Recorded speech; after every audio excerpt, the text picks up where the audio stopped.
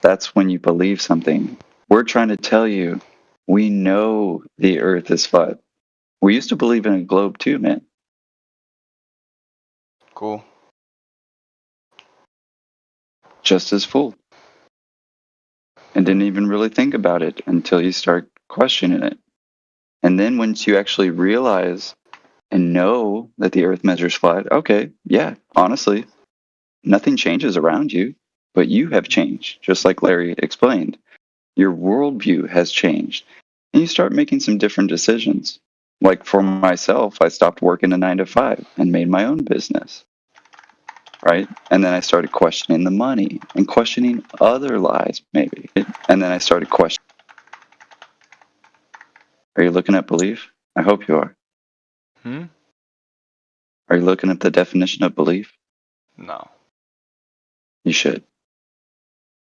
I don't So need one to. thing that caught me off guard is once you find out that 95% of the universe is theoretical dark I'm not matter and dark energy. stupid. Hold on, bro. Hold on. Nobody said you're stupid. I know, but you said I What? should look up the meaning of belief. I said I'm not stupid. It's not stupid to look up the words to understand what they mean. But my Belief point is was kind of is like a that simple word to understand, though. philosophically it's a pretty deep word. But It's pretty my simple. point was once you understand that 95% of the standard model of cosmology is dark matter and dark energy, and only 5% of the theoretical model is based on observable reality. Less than 5%. That would make me question the standard model that most people believe. And if you still have no skepticism whatsoever of the standard model after learning that, I would say you might need to retool the way that you think about things. Because skepticism is how scientists believe, how they work, how they act. Like, if someone just told you, like, hey, it's totally legal to do X, Y, and Z, I would be like, let me see the law, right? Like, before I do this X, Y, and Z thing, right? So scientists are like that. They're skeptical. So people that aren't skeptical, they're not scientifically minded. They have a religious based mind where they just follow the leader and do what they're told. Fair.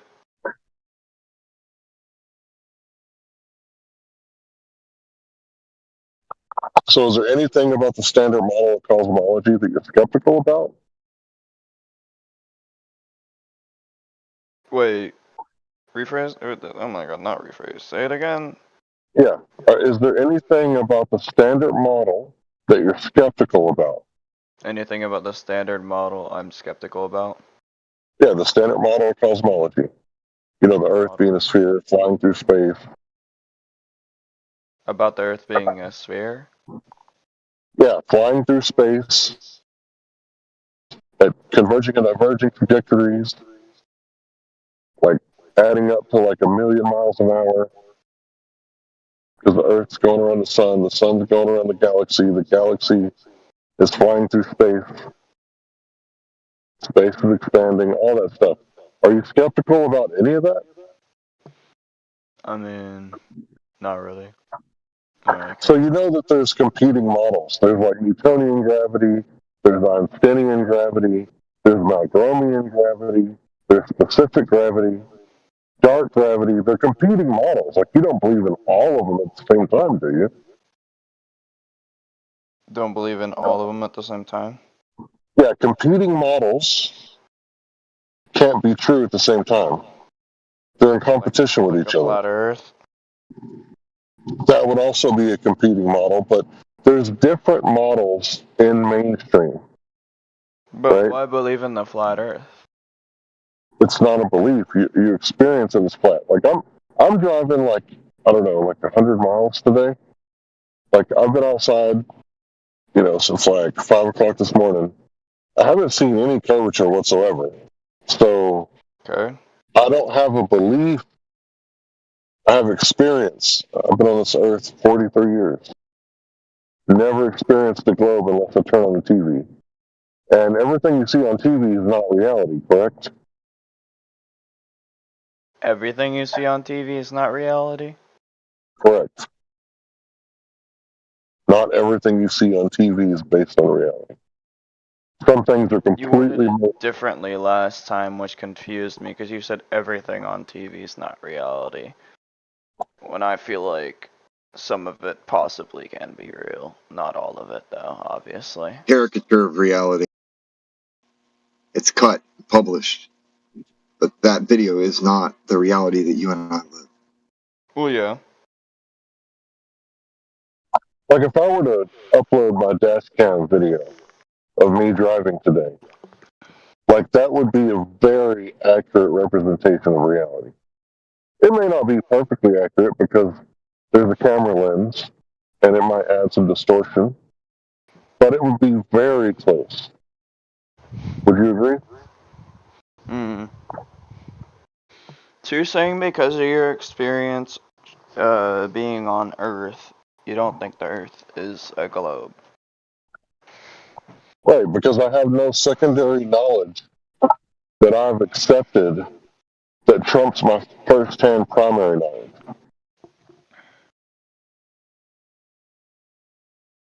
So because you're saying you have no proof for a globe Earth, you don't believe in it? Right. You have a belief. I lack the belief. So you're the religious one. So I'm not the religious one. I'm not religious at all, actually. Well, you said you believe the Earth's a globe. I mean, I never said I believed the Earth was a globe. I said I know the Earth is a globe. Well, actually, yeah, I did. Yeah, you believe I'm in half the solar asleep. system. You believe in the solar system model, right? The solar system model? Yeah. Where the Earth is a globe, the fucking the moon orbiting around the fucking Earth, and the fucking Earth is orbiting around the fucking sun with all the like other planets. Right. Right. I mean, Yeah, that's what you believe, right? there was no other information that would be able to, disprove it. So yeah. Okay, so from my experience, you're no different than the sun worshippers of the ancient. Oh shit, bruh, Daniel. Sun worshippers. Yeah, the sun worshippers. But what Like, they think beliefs the do they have sun- besides the Earth being round or whatever, or globe, not round, a globe, whatever the fuck. Jesus Christ.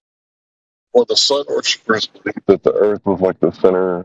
I'm sorry, the sun was like the center and most important thing. So you have a belief similar to theirs, whereas I don't, have that belief. I don't carry. I don't care about the importance of the sun. That's the main difference. Okay, you ever went like really far up north and it was really cold? Hmm? You ever been really far up north where it's really cold? I mean, I'm already far up north where I live. Okay, the sun's pretty important, but I'm not a heliocentric model believer, right? Hmm. I don't think the sun is the center. In fact, most scientists don't either. They think there is no center in the universe. In the lambda dash CDM model, there is no center of the universe. But if you Last time I did research on it, it was that the fucking universe, we have like a fucking observable length of the universe, and that's not even, we don't even know if that's like the end or not. It's like something billion light years. It's really important to understand that this is all extremely theoretical, and there's no way to scientifically prove or disprove a lot of these claims about cosmology. All of cosmology, astronomy, and theoretical astrophysics is not derived from natural science. Mm. So in order to have natural science, if you're in high school, you probably remember that you have to have the independent, dependent control variable. You remember that? Mm-hmm. Yeah, you can't do that with space because you can't manipulate the sun, moon, and stars, or whatever your presumed cause is in the sky. Because you're here on Earth. You can't put gravity in the lab and Do you scientifically believe in gravity? validate. Well, depends on what you mean by gravity, because it's a very ambiguous word, right? So, do I believe that, there's an objective observation, a natural phenomenon, that if I drop my cell phone, it's going to hit the ground? Like, yeah, I believe that. Obviously, I experience that every day. But what's causing it? That's where the question is. What causes your cell phone to hit the ground? Do you know? The gravity of the fucking planet. Okay, so how do I verify that? How do you verify that? Yeah, you said the gravity of the fucking planet is what causes the cell phone to go down. I mean, So how do I how would the moon rotate around the fucking planet if there was no gravity to it, or no gravitational pull? Okay, It would just make no sense. Are you what we're saying there's talking no about? moon to this planet? No, I never said that, and that's a loaded question. But Then the that point means that is, the planet has a gravitational pull. okay, the point is, how do you know what's causing it? You said gravitational pull, we have a moon, therefore it's true. I'm saying the planet's causing it How do you know that? How do you prove that? because it It's has a just an assertion. gravitational pull. Yeah, but you're just asserting it, right? Like a mantra, right? You're just asserting it. You're saying it over and over again. How do I scientifically verify it? By dropping your fucking phone on the floor.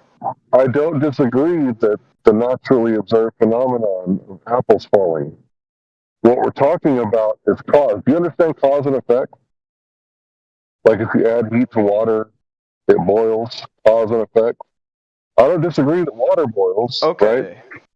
Think of like, how do I explain it? Let's say you stretch out a piece of rubber, right? And then you put the most heavy object in the middle, right? And then have all the other objects that are like lighter. What's gonna happen to all the other objects? They're gonna get closer, obviously. They're going to smash into the heavier object in the middle. So how come the moon? Now what happens when you bring force to it and move it a bit? It starts rotating around the big object. And then it crashes into it seconds later. I mean, what would happen if the force kept staying in the fucking directions? It would never crash into the said object. Why not? I mean, I've never been able to put a bowling ball. I said if in you the middle kept of a this. trip. I'm saying if you were to push something at a certain force, and it had the gravitational pull, and it stayed at that same force, it would never crash into the object because it stays the same speed and has the same force as it had when you pushed it. You're talking about the balance of forces. Right. Never mind, dude. Well, I'm just clarifying because you're talking about balls on a trampoline, and then you said if you push it away from the center, that would balance the force to keep it from crashing into it. No. Okay, never mind. So what causes the water to boil? What causes the water to what? What causes water to boil? Boil? Yeah. Heat? To evaporate. Right. So you can scientifically validate that in a laboratory, in your kitchen, pretty much anywhere in the world, right? So you're saying because are you saying because you, I'm not assuming. Are you saying because you can scientifically validate that you can like fucking heat up water and it will like turn into steam that you can go outside and observe and say that the earth is flat? No. That's not what I'm Okay, saying at all. I didn't say anything like that. I was just Right. asking. What I'm saying is that you can scientifically validate through systematic experimentation that heat causes water to boil, right?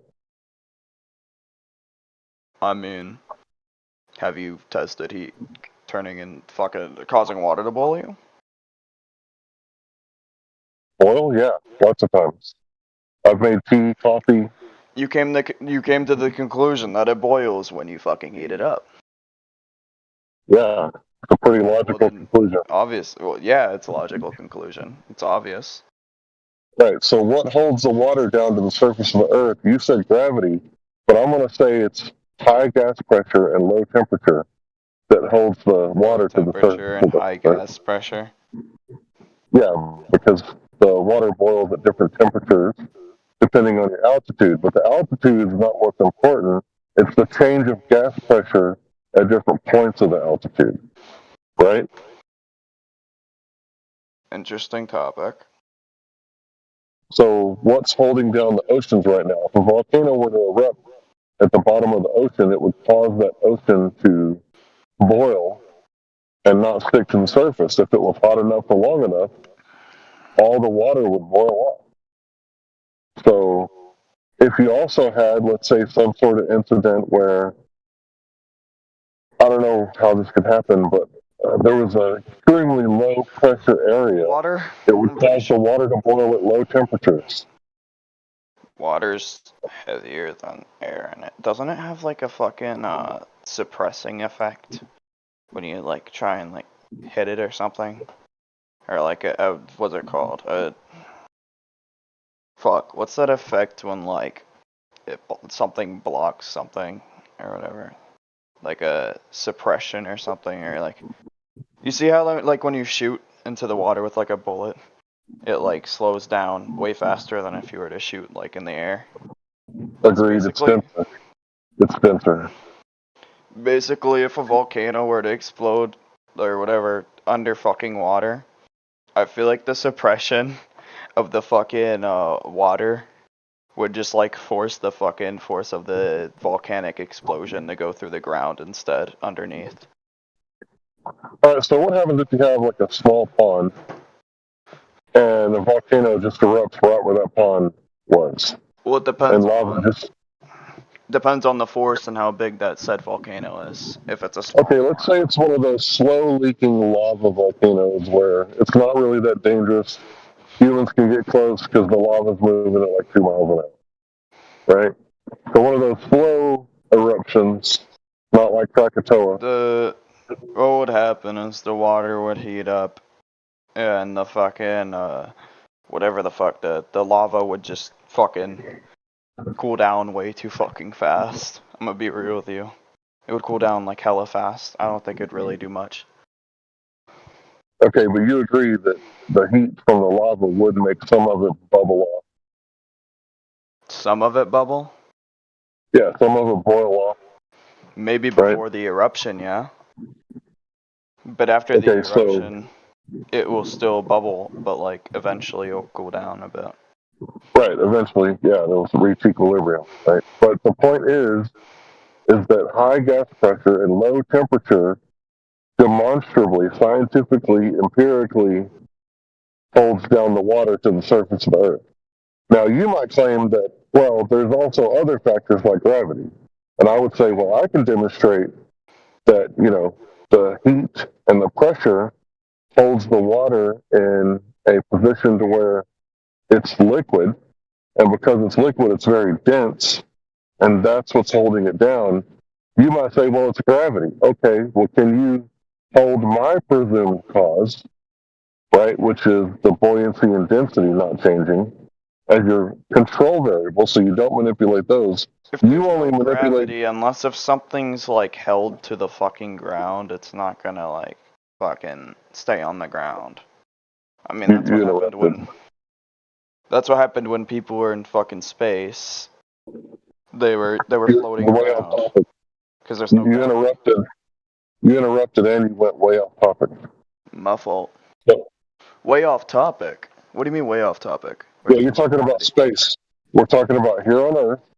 Yeah, Can you exactly. manipulate And I was gravity? explaining. Wait, I was explaining. Actually, I was talking and asking a question, and you interrupted. I Can you was saying, manipulate? or whatever. Keep going. Jesus Can you Christ. manipulate? Yeah, it was my turn. Can you manipulate gravity and show the water going up or down? Do you manipulate gravity and show the water going up or down? Yes. Can you do that? I'm sorry? It's yes or no. Can you manipulate your presumed cause and make the water go up or down like I can? I Can you can make the water manipulate? go up. Can you manipulate gravity? Is what you're asking? Yes. Can you scientifically demonstrate your presumed cause? Scientifically demonstrate your presumed cause. Right, like I can. I can make the water go up. Right? Like telekinetically is what you're asking? No, boiling it in a tea kettle. Oh, Jesus. I Boiling can make it the in a water tea go kettle? up. Yeah, I can make the water go up and not stick to the surface of the earth. It just bubbles. And it goes into the atmosphere and turns into clouds. Right? That's the fucking, what's it called? The rain cycle. Yeah. So the rain cycle demonstrates that it's all about buoyancy and density. Instead of it being only about mass attracting mass, it's about mass over volume. So water is very dense in a liquid state, but in the gaseous state, it's quite buoyant compared to the rest of the atmosphere, correct? It's like quite... 95% of the time the clouds are way up in the sky, right? The clouds are way up in the sky? Yeah, they're not usually on the surface of the earth, what we call fog. Usually they're like hundreds of feet in the air. Isn't that because they have like less density or whatever? Right, that's what we're talking about. I'm demonstrating that it's about buoyancy and density. It's about volume and mass, not just mass and mass. So what I'm talking about is specific gravity. Remember I said there's a bunch of different ones? You said, do you believe in gravity? I said, well, it depends on what you mean. So I know there's a thing called specific gravity. It's also known as relative density. So if Newton would have saw the apple and it would have landed in a pail of water, it would have floated. And he would have realized that, wait a minute, The water is apple... denser than the apple, right? Right, it has nothing to do with mass attracting mass. It has to do with mass over volume. Well, I feel like the denser shit is obviously gonna be like more attractive to like the, what's it called? The surface of the earth till it reaches equilibrium. Yeah, that's the gravity that I believe in. Because you can demonstrate it. If you put an egg in water, it'll sink. But if you add a lot of salt to that water, it'll float. So you can make things go up or down by manipulating the relative density between the object and the medium that it's in. But in school, they only taught you mass attracts mass.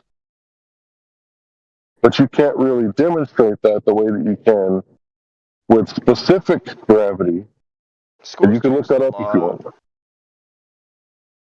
So did they teach you about specific gravity in school?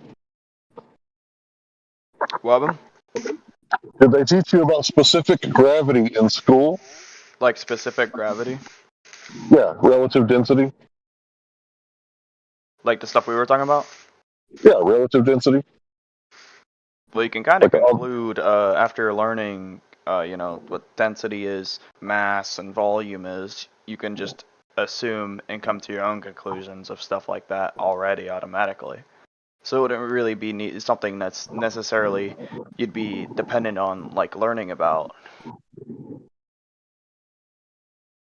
Well, my claim is that I can scientifically demonstrate a causal mechanism of why things go up or down. And it's mass over volume. So the study of physics is often defined as the study of particles in motion, right? And because there's no such thing as a vacuum, like a vacuum doesn't exist. A vacuum doesn't exist. Yeah, there's no place where there's no material. or have a completely empty space. It doesn't exist. Like, even if you try to put, What the fuck does a black hole do in your fucking Wait, explanation? mass over volume applies. That's literally what. Yeah, that's what things are. That's the Higgs mechanism. Even that's not a new thing. I never claimed it to be new.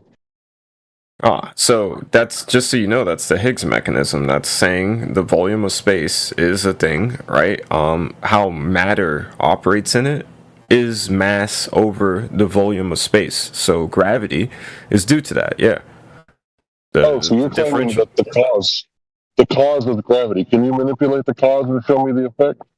You can't, because they claim that was the condition from the beginning. So even flat earthers get to claim that too and use it, and Christians and many other people. Yeah, in the beginning the conditions were set. So here it's, if you go into your bathroom and fill up your bathtub with water, right? The surface is flat or whatever, and you throw like a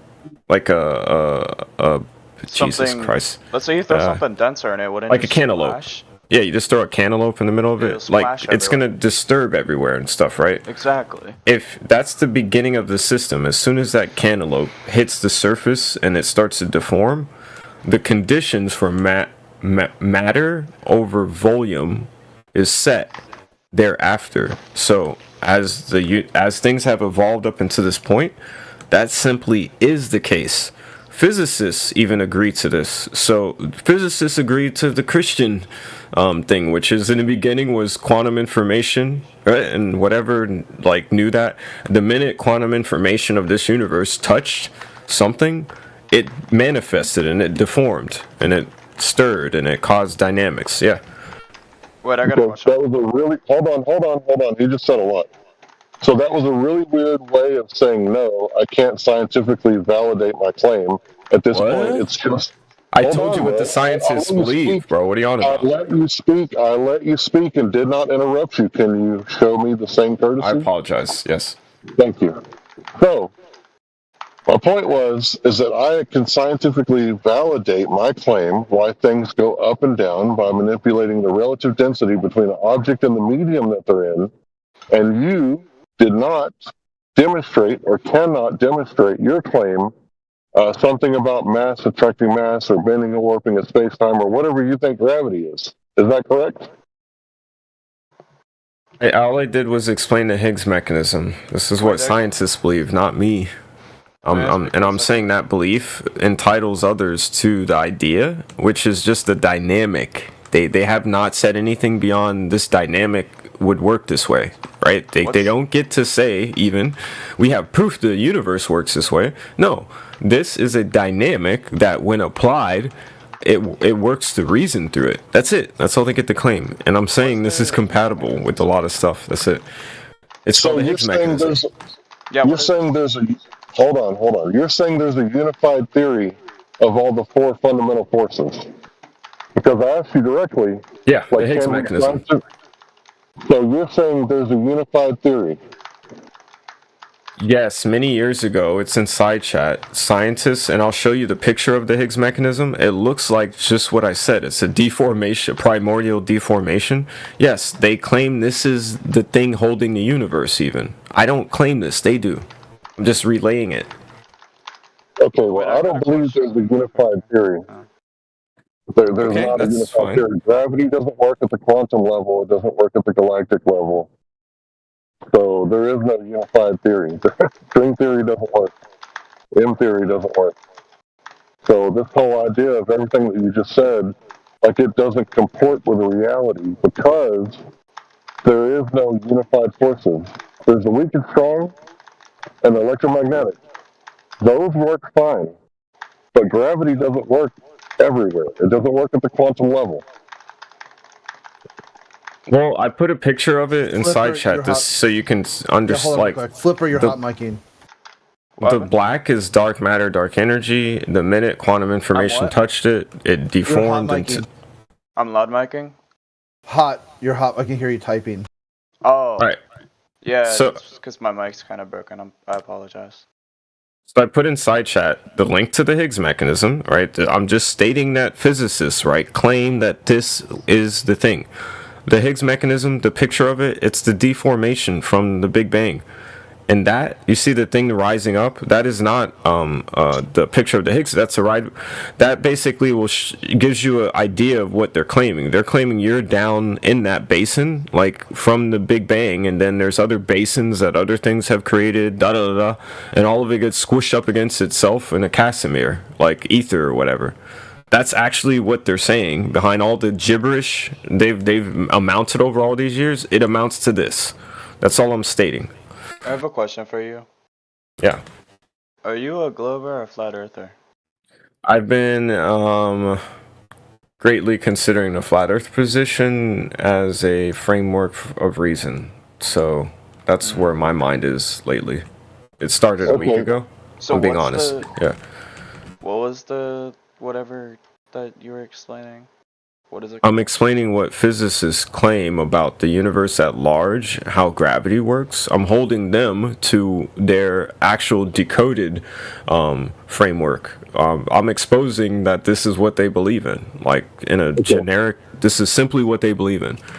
Let me get a one-on-one What with was this guy the- real fast. Hold on, let me get a one-on-one. Let me get a one-on-one real fast. So please look up unified field theory, right? The quantum field theory. There's foliated field theory. Like these, they're not working with gravity. Just so you know. Like there is, quite a few theories, but quantum field theory is not gelling with gravity at all. Leonard Susskind. Give me a second. Just remember the name of the paper. And I'll explain what it. Models of subatomic particles. I'll explain what it is. Leonard Susskind was a guy who was even one of the fathers of string theory. He abandoned it many decades ago. Little do people know that keep referring to it. What did he move on to? QM equals GR. He wrote a paper with that as the title, dude. Right? Gravity is nothing more, he claimed over and over, heading towards a Nobel Prize in his death, that all gravity is the mechanics of the universe twisting up aspects of itself, right, into a lattice, causal lattice that's just around you, right? And it could have the causal effect of having uniform movement. It could have a non-uniform, depending upon forces. That's it. The Earth we sit on, what we experience, is due to structured uniformity that's complex as hell. Like, it's the planets, it's all sorts of stuff going on. So he actually is making a more he's making a lesser statement in terms of weight, but he's trying to cover more, right, by saying that. So he's trying to put to rest this like religion that physicists have with gravity. He is the one who was one of the crucial people to create string theory. So he's almost saying, guys, like, enough of this stupid gravity thing, man. It's this. I'm dead. I'm gone. Figure out the mechanics if you care about it. Jesus, shut up. That's it. So what experiment? First of all, KP or whatever my name. Yeah, where's his experiment proving this theory? Where has he explored this idea? Where's the experiment proving the theory is in reality? Okay, when it comes to gravity, the thing about it, it's this phenomenon. Like, everybody can admit to that, right? It's hard to understand. Everybody can admit to that. So if you want to start trying to piece it apart, right?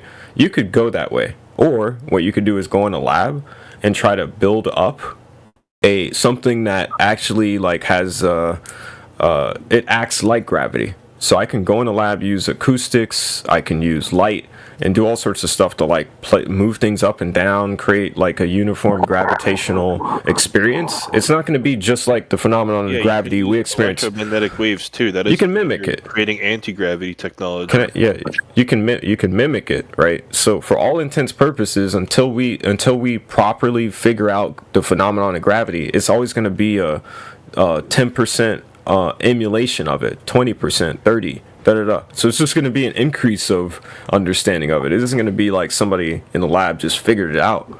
You're piecing apart the components of it over time. Okay, and what is gravity? It's a phenomenon, bro. I just said it, man. It's not say that is to not What is respect the phenomenon? Bro, here I pick up my vape, let it go, it hits the ground, bro. Come on, man. Just keep it simple, stupid if it's not obvious. And what is causing said vape to hit the floor? That's the pursuit of science, man, where it's 20% unraveled, Right, 30%. What would you do to figure it out, bro? Would you try to get it all I would say discovered I in don't one know. go? I hope you wouldn't do it all in one go. That's not how you approach anything No, I'd say respectfully I that's don't know complicated. why this happens. I think the man who says, I'll try to figure it out and begins doing so is going to have more to say about it than you over time. Yeah, Newton did a great job of that, right? He started. That's it. See? You chose not to, because you just said it's complicated and He stopped. started it and then said what he started was idiotic. Yeah, because if you get to the end of it, you've never done something. because- I'm not stumbling over my words. Don't try to like parrot my mouth. What are you doing? Okay, I'm sorry. Yeah. So if you've never tried something and realized halfway through your approach was garbage, you messed up, just return it to the store. The project's over, and admitted it. Been a man who admitted it too. That's what Newton did. Yeah.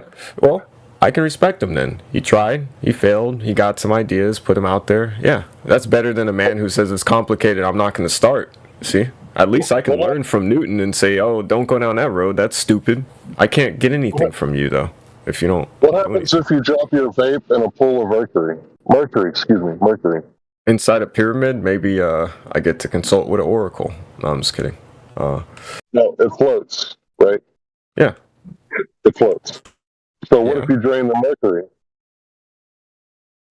If it's in a container that's vacuum sealed or pressure, like what? See, all sorts of other questions are going to play. Just draining the mercury, it's gone. The mercury's gone.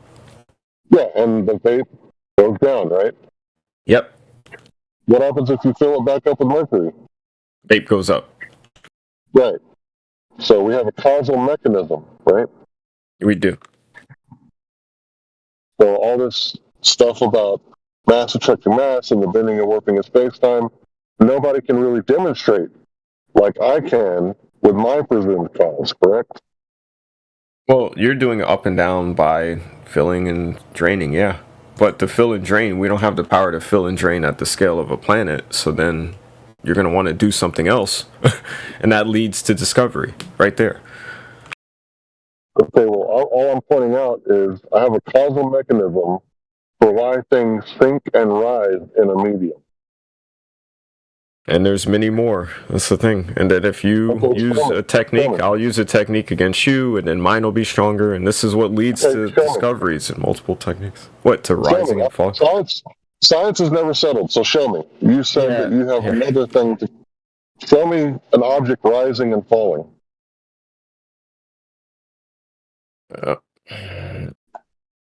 With your presumed cause, while not manipulating buoyancy and density, because that's my presumed cause. So that's going to be your control variables, because if you just manipulate buoyancy and density, you're only proving my theory, right?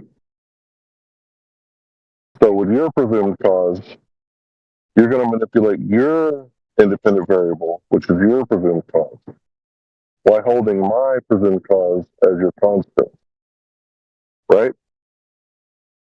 So what is your presumed cause?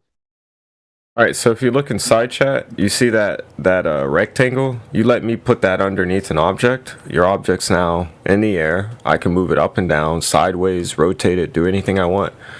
You're asking me how I do it now, I guess. What's the object? What rectangle? I'm driving. Side chat. Yeah, so it's a special rectangle. It's my special sauce. Basically, I'm claiming if you put a object in the middle of it, I can do anything to it. Move it up, down, rotate it, and you can even put your hand underneath and run it underneath it while I'm doing it. Is this guy okay, man? Are you? The problem you're gonna have soon is you see that image inside chat that you think you need to ask me that question from. That's a real thing. And I'm gonna show you how it works after. So yeah, you think it's crazy. What's it called? What's I'm not gonna tell you yet. Not gonna tell you yet. Okay, that's honest. So that's the Oh, you cause. want me to just tell you? Little It's I could just yeah. The conversation is just going to be over. It's the thing I was telling you about before. Conversation Using isn't over. yeah, You're it's the just, thing. you're just diluted into You a sodium. can you just stop? Thanks. Now, could That you thing. stop? Here, I'll post a YouTube video. It exists. So all of this like yammering you're doing is for naught. Give me a second, bro. Well, you could just answer the question, what's the rectangular thing? Well, I'm definitely going to answer it now. It's a metamaterial. It has electromagnetic little wells in it, and they can manipulate the electromagnetic field above it, and they can focus the different zones of it, and they can levitate objects and rotate them and do all the stuff I told you. It's real.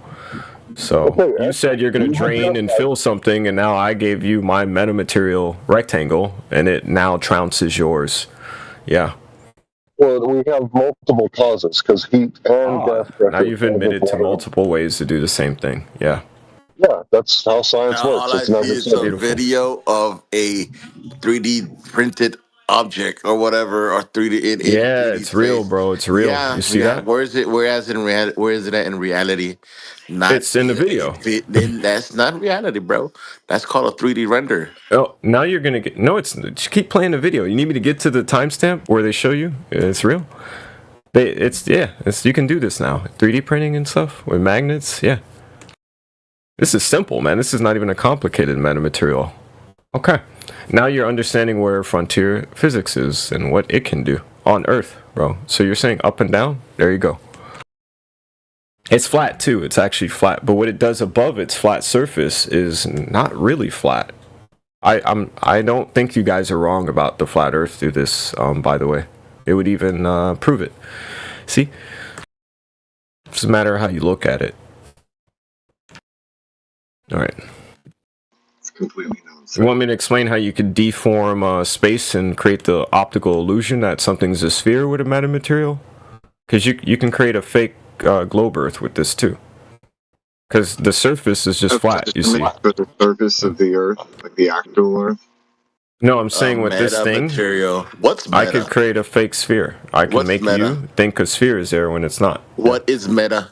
What is meta about it? You're asking why they call it a metamaterial. Is that the question? Elbow?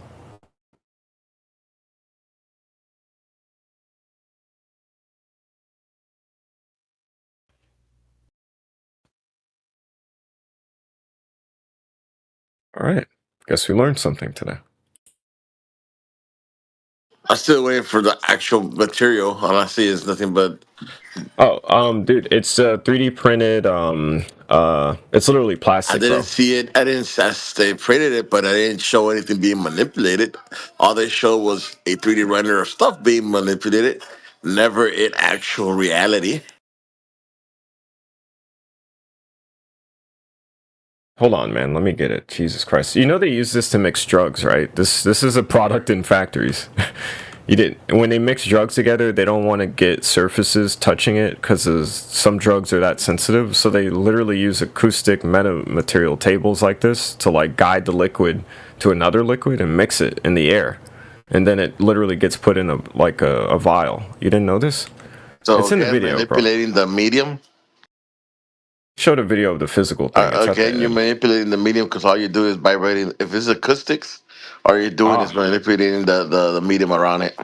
Yeah, you can do this with magnetic fields so too. Not gravity though, right? Buddy, you're mimicking. Yeah, so the phenomenon of gravity. Causal mechanism was gravity. Yeah, why don't you tell me where the gravity is around you? How does it works? You can't, right? So you can't hold me to it. I believe in gravity. You're missing the point. You can't hold me to. No, I'm not missing the point. You're missing the point. Tell me what I'm missing then. You say your causal mechanism is gravity. No, I said it's a mimicking of it. I told you this before, bro. Mimicking gravity. That was the whole point of saying that. You know how I can easily do this? Oh my God, you just have verbal diarrhea.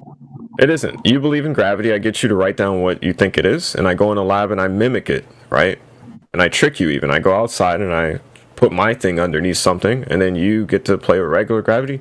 And I'll keep doing this until I figure out how to really trick you up to 90th percentile.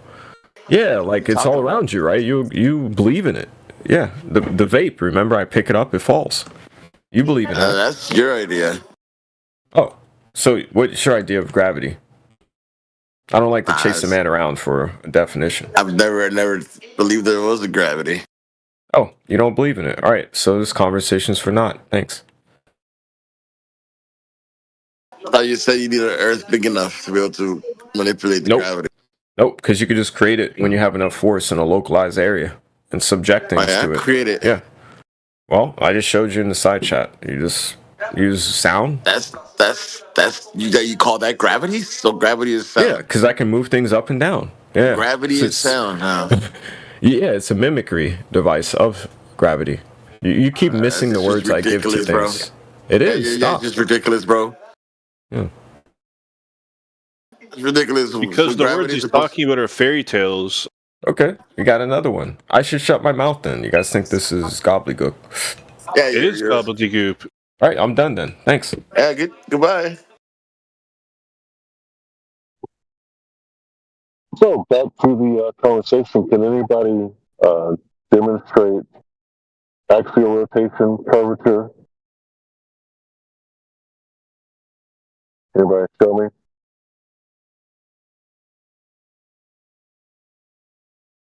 Talk over distance.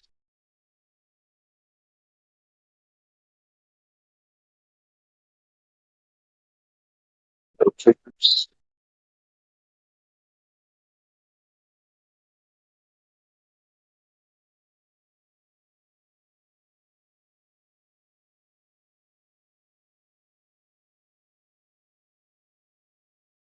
But you didn't ever really tell me what was he trying to show?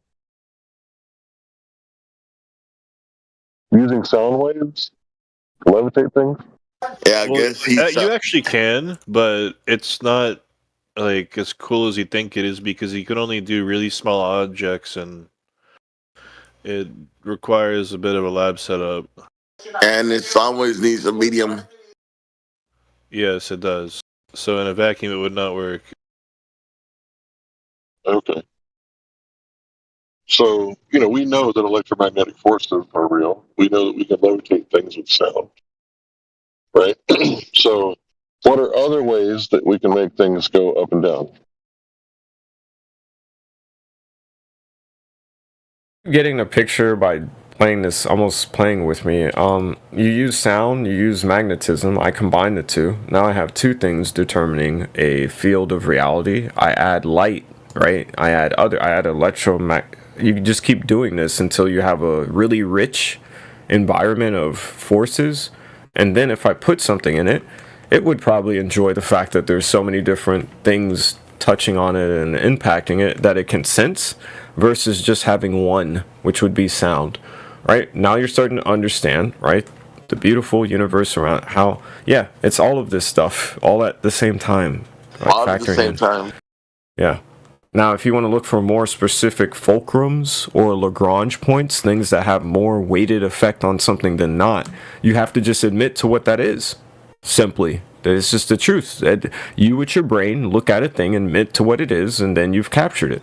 When you lie or BS, you're not going to do that. Okay? What the fuck was that, man? I don't know if what was what? Where did somebody lose you? Why do people ask a question like that? Why can't you answer a question, dude? I did. Who lied? Where did I lose you? That's the only question I have for you. Where did I lose you? When you started babbling and fucking going you should have stopped me then. Imagination and you should have stopped me then. I don't think I lost you. I just think you're dumb and you didn't understand me. You should have stopped me then. That's definitely it, dude. Yeah, you should have stopped me then. Because I'm not going to go back and explain the whole thing to you, moron.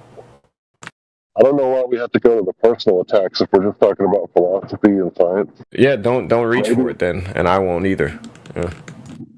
You're calling us morons for things you don't have. No, just him, because he addressed me like that, so I have every right to address him back. That's just him. That's it. We're done with him. How did I address you, dude? Hey, what's this babbling? And you didn't say, yeah, you addressed me like that. I don't think I said anything. You did so by suggesting it. Yeah, I don't know if you caught that part. You see what I mean about your intelligence? Yeah.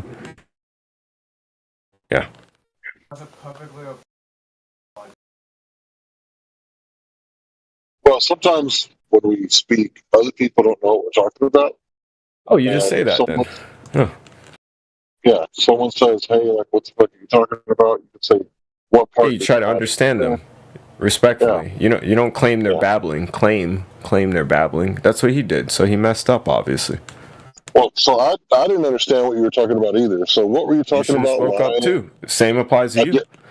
I did. So what were you talking about when you said when people lie or whatever? What were you Yeah. talking about? Okay, Who's so lying? if you use your brain and you look at the universe and you observe a phenomenon, right? Your brain allows you to lie to yourself. We can see the phenomenon all the time, right? So if you choose that, it seems like your brain would render that versus another person looking at the same phenomenon being more truthful. Thus, their brain releases the details to them and they just say it, right? So we've been on this earth for a while. When humans say words, they could be lies or truth, right? You don't trust humans. They're the least trustworthy beings. Okay, so the idea is, yeah, this conversation then, no offense, take a hint, even. Yeah, I'm going to leave Yeah, it we're there. all Take a hint liars. about the conversation then. Yeah, man, I trust mankind isn't trustworthy. I agree. Hmm. So what was the name of the device that you're using for the levitation? Or metamaterial. They're everywhere. I can get a metamaterial heat radiator, like the little $80 ones. You can get them made of metamaterials now. Why do they call them metamaterials?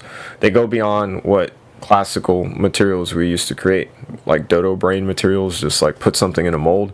These, right, are crafted to achieve causal effects by their mere existence, right? So just by physically being an object, this thing will perturb the environment because they're designed to do so. So this changes everything about what people used to play with physics and the floor of reality, because what it does, why they gave it the bold name of a metamaterial, it refloors reality, which means that when you're above my metamaterial, I can change the very laws of physics right then and there, because the material underneath your feet will do it. See? You didn't know we had that capability. Don't play with physics then, over the years.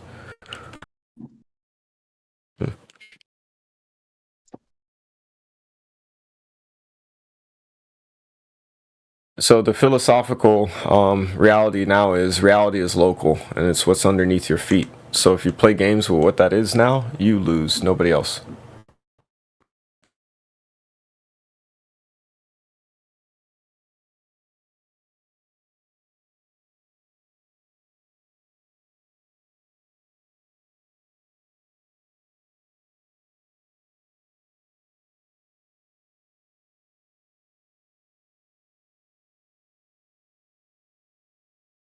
So I guess I have to go home and do research on metamaterials. If you want to see real ones, look for those. Ignore the graphical depictions of them. They're very real. They have them for every aspect of the EM field, even. So every aspect of your reality can be manipulated, and there's devices you can print out and engineer to do that. You could even do atomic stacking now. Stack atoms on top of each other like Lego blocks. So if you wanted to create a new alloy for the surface of a really hot thing, you can do this with the AI even. It'll tell you what atomic lattice to stack if you have the machine to do it.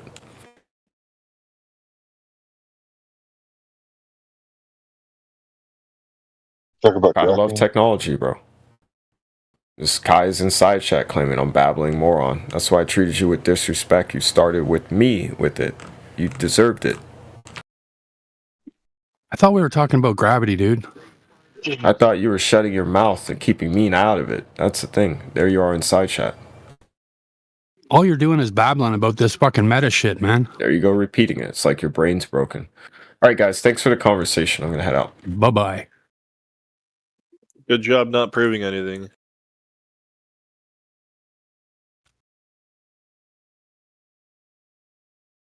Very long goodbyes. Oh, I DM'd Robert v. Utah, and I said the Earth is not a ball, and he replied to me back saying, "You're right. It's not a ball. It's spherical."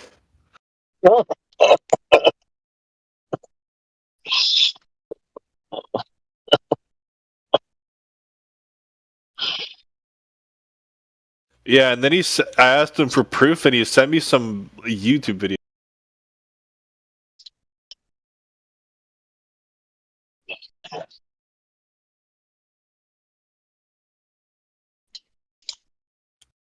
The video is called "When Skeptics Meet Deniers." CFI Investigations Group tests flat Earth. Oh, that's a good one, because that has I think Dan the Waterman in it. He comes around here still. It's basically the scientists start off the discussion or debate or event. We have all the answers. We can answer your questions perfect, down to the last detail. And then the first thing they do is say, hey, how many of you are religious? And like all the flat earthers raise their hand. And all of a sudden they're like, fuck, okay, we give up. So they just demonstrated that if anyone's religious, it doesn't matter what their point of view is, these scientists are unable to answer questions. Their answers become completely vacuous as soon as they're inside a society that vehemently accepts a creator. It's so contradictory. You're like, hey, look at these flat earthers talk to these scientists, and the scientists run away from just objective reality. They live in a society that vehemently accepts a God, one nation under God. We hold these truths to be self-evident, that all men are created equal, endowed by their creator with certain unalienable rights.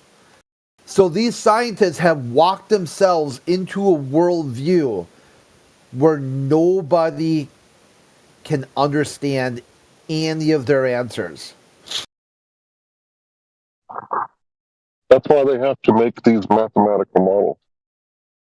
And that's created science. And it's actually pseudoscience. Yeah, they have to make it almost inapproachable. Like what they tried to do is the same way the Catholic Church did in the Middle Ages.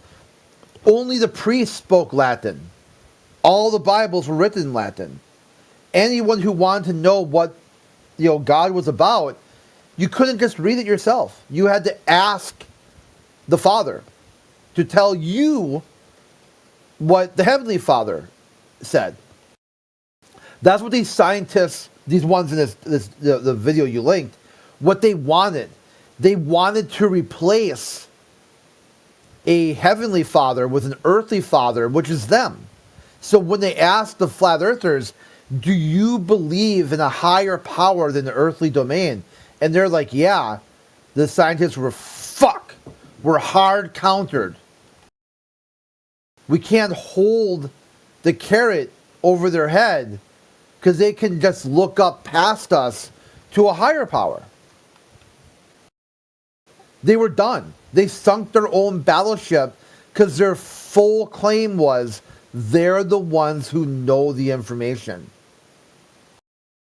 And the flat earthers like, well, demonstrate.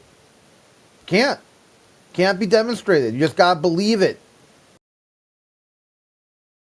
You're like, okay, really? So just believe something when you think you don't believe in something, and your evidence is unverifiable. It's just it's a big trust you, bro. Well, you better make sure you maintain on the right side of trust. As soon as you start spouting any level of bullshit and you erode your trust, you just sunk your battleship again.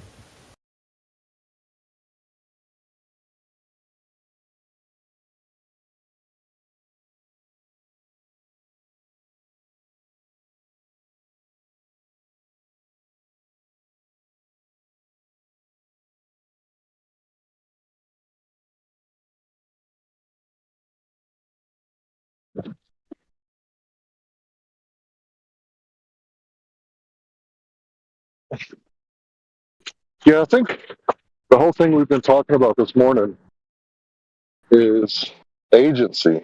the young man in high school. You know, he's talking about how he trusts and believes his mom, and he's going to believe what she believes. Which that's fine. He's a young man, and of course he's going to look after his caregiver because she steered him straight so far. But at a certain point, you know, when we become independent and start adulting, you know, we have to lean on our own understanding, which is fallible at best. But you have to have your own agency.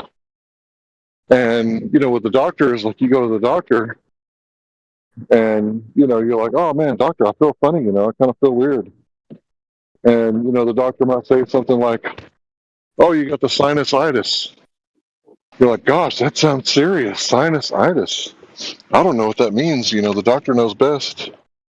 So, you know, you're not going to look it up. You're not going to go, well, what is itis? And you find out that it's Latin. So this priestly language, you're not going to understand. So you just go lean on someone else's understanding when itis just means swollen. So you got swollen sinuses. And, you know, you're not going to look it up. You're just going to take the antibiotics or whatever he gives you and take your medicine. And that's what happens when you give away your agency and you go to a priest and lean on the priesthood understanding.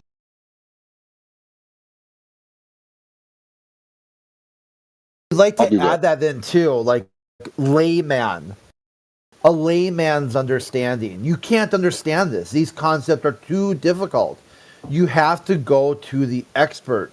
Only the expert really understands this stuff. They do? Okay, so what was the cause? Wow. Is my mic fixed? Yeah, you sound good. Alright. Yeah, I had some settings off. I forgot I was in a call with my friends earlier. But it doesn't have the loud sounds of like my keyboard or anything. Yeah, that's the main issue was earlier when the two guys are, you know, the two people are talking. There's a lot of clicking, keyboard clicking. Yeah, let me know if you hear this. Do you hear that? No, it sounds good. Alright, we're chilling them. Because I was just spamming my keyboard for a second, seeing if you could hear it. Yeah, I do look things up online, but I mostly just trust what my mom says, because she usually knows best. It's a good framework. And it worked for the vast majority of human history. It worked for Jesus. I mean, Jesus listened to his mom too. Fair. I believe my mom because she knows better than me.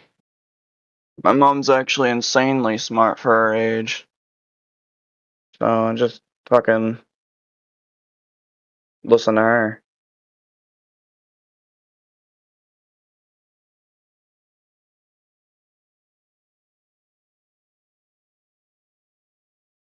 I'm surprised she knows a lot of shit and has a lot of knowledge on this stuff. And everything.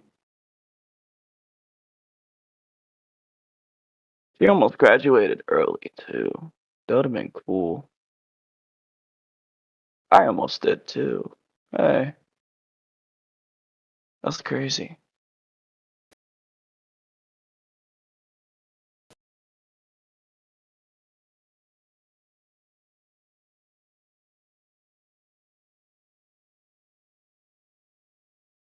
I got a question for you. Where'd everyone go? Damn.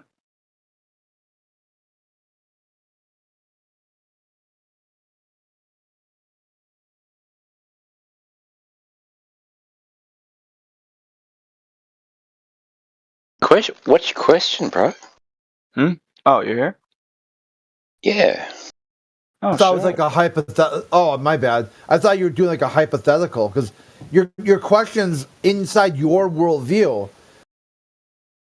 directed towards me or anyone else in this call. They would be directly directed, okay, like an arrow, like a straight line, right to your mother, not us. Okay. all things that the best I could ever give you inside your own worldview is talk to your mom. I do talk to my mom about a Yeah, lot so of I don't things. know why you would bother asking anyone here any questions when the best answer they could give you, from if I trust you at your word, so in my worldview, that you haven't lied to me yet, and Fair. your own worldview, the best answer I could ever give you for any question, past, present, or future, Oh no, would be I just talk to ask your questions because I talk want to to your mom. understand other people's point of views. My point of view would be, hey, I like what you said. Yeah, listen to Fair. your mother. Good advice. It's so good advice that even Jesus followed it.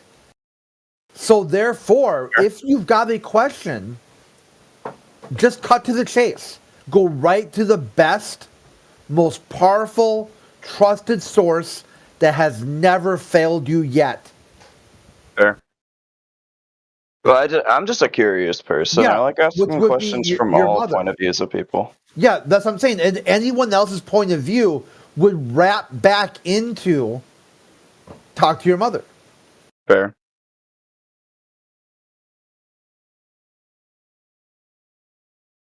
So it's not a bad thing to talk to my mom about shit. No, dude, that's where you go. You go to that. That would be your go-to thing right there. All right. That's awesome then.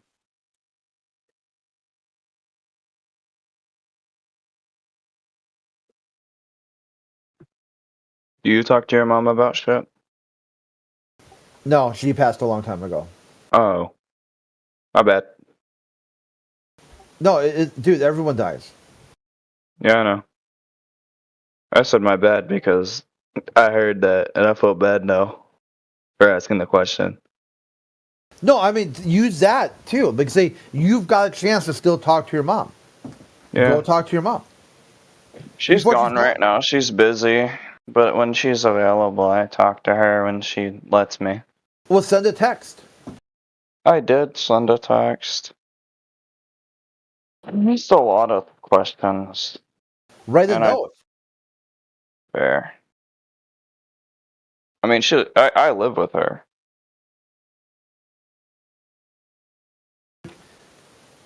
So I can People always like just to go and find talk to her. notes. Mm. Like write a surprise note, like and put it in a sock or something. And then one day she'll open up the sock and there'll be like a little question in there. Hey, mom, thinking of you. You weren't home, and here's a surprise for the future. Oh,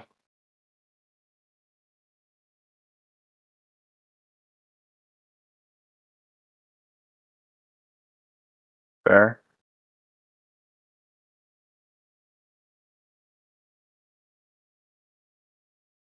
She's gone right now, so I'm just chilling. Plus, I hang out with her a lot. I've been getting off my games lately and just hanging out with family. I think that's the best action to do right now, especially because I'm about to be an adult.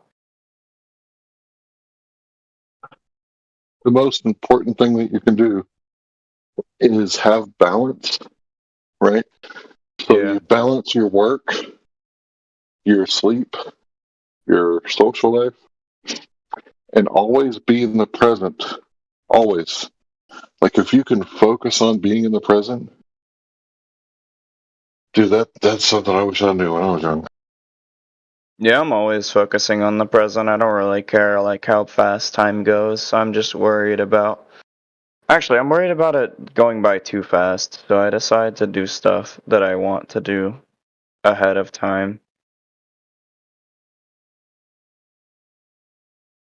Like everything I want to do that's on my mind, I make a list and I tell my mom before, and then I'm like, this is the list of stuff I want to do before I grow up. Is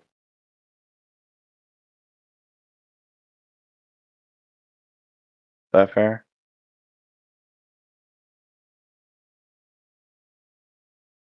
Or maybe I won't grow up. I don't fucking know. Who knows? Education is important. Yeah, I know. I gotta get my fucking life together. Holy shit. My mom was definitely right. That's why I'm trying to focus more. Right now. What are you? What are you, 5? Hmm? You'll be alright, man. Trust me. It ain't Totally. bad until you're 35 saying that. Don't worry. You'll be alright. I'm not 5. I'm fucking. I'm You're a pretty baby. fucking. You're a baby. You still remember your high school friends' names, probably. I'm still in high school. That's the thing, and I never really had friends. Well, there you go. I'm just telling you, as a man from the future, as a 35-year-old. Yeah, I thought, shit, I'm fucking up literally every year. Yeah, you didn't fuck up yet, bro. You got a lot of time, is what I'm saying. I was told by my mom if I keep going down the path I'm going down, I'm gonna fuck up. So I started fucking listening to her. I'm like, okay, fine. Well, I will try as my long best as to you be don't cool. get arrested and don't get any felonies under your belt, you can always bounce back. Okay, well, maybe you won't be valedictorian. Sure, whatever. I've never been arrested, but I've had cops looking for me before. So is every child. You'll be So alright. I quite literally went somewhere for like hours, didn't show up home. Mom called the cops. That's what happened.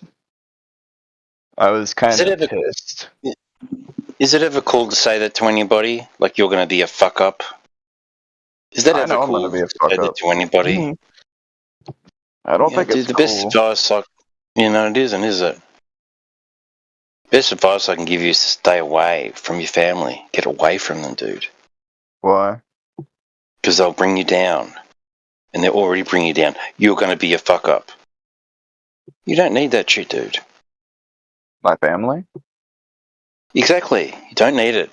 Get away I from love them. my mother. That's the best advice I can get.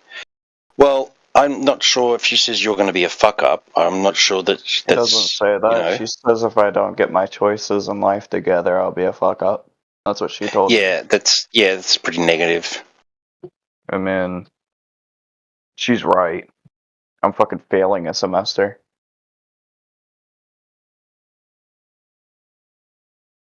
She's What do you want to completely do? right. What do I you wanna want to do?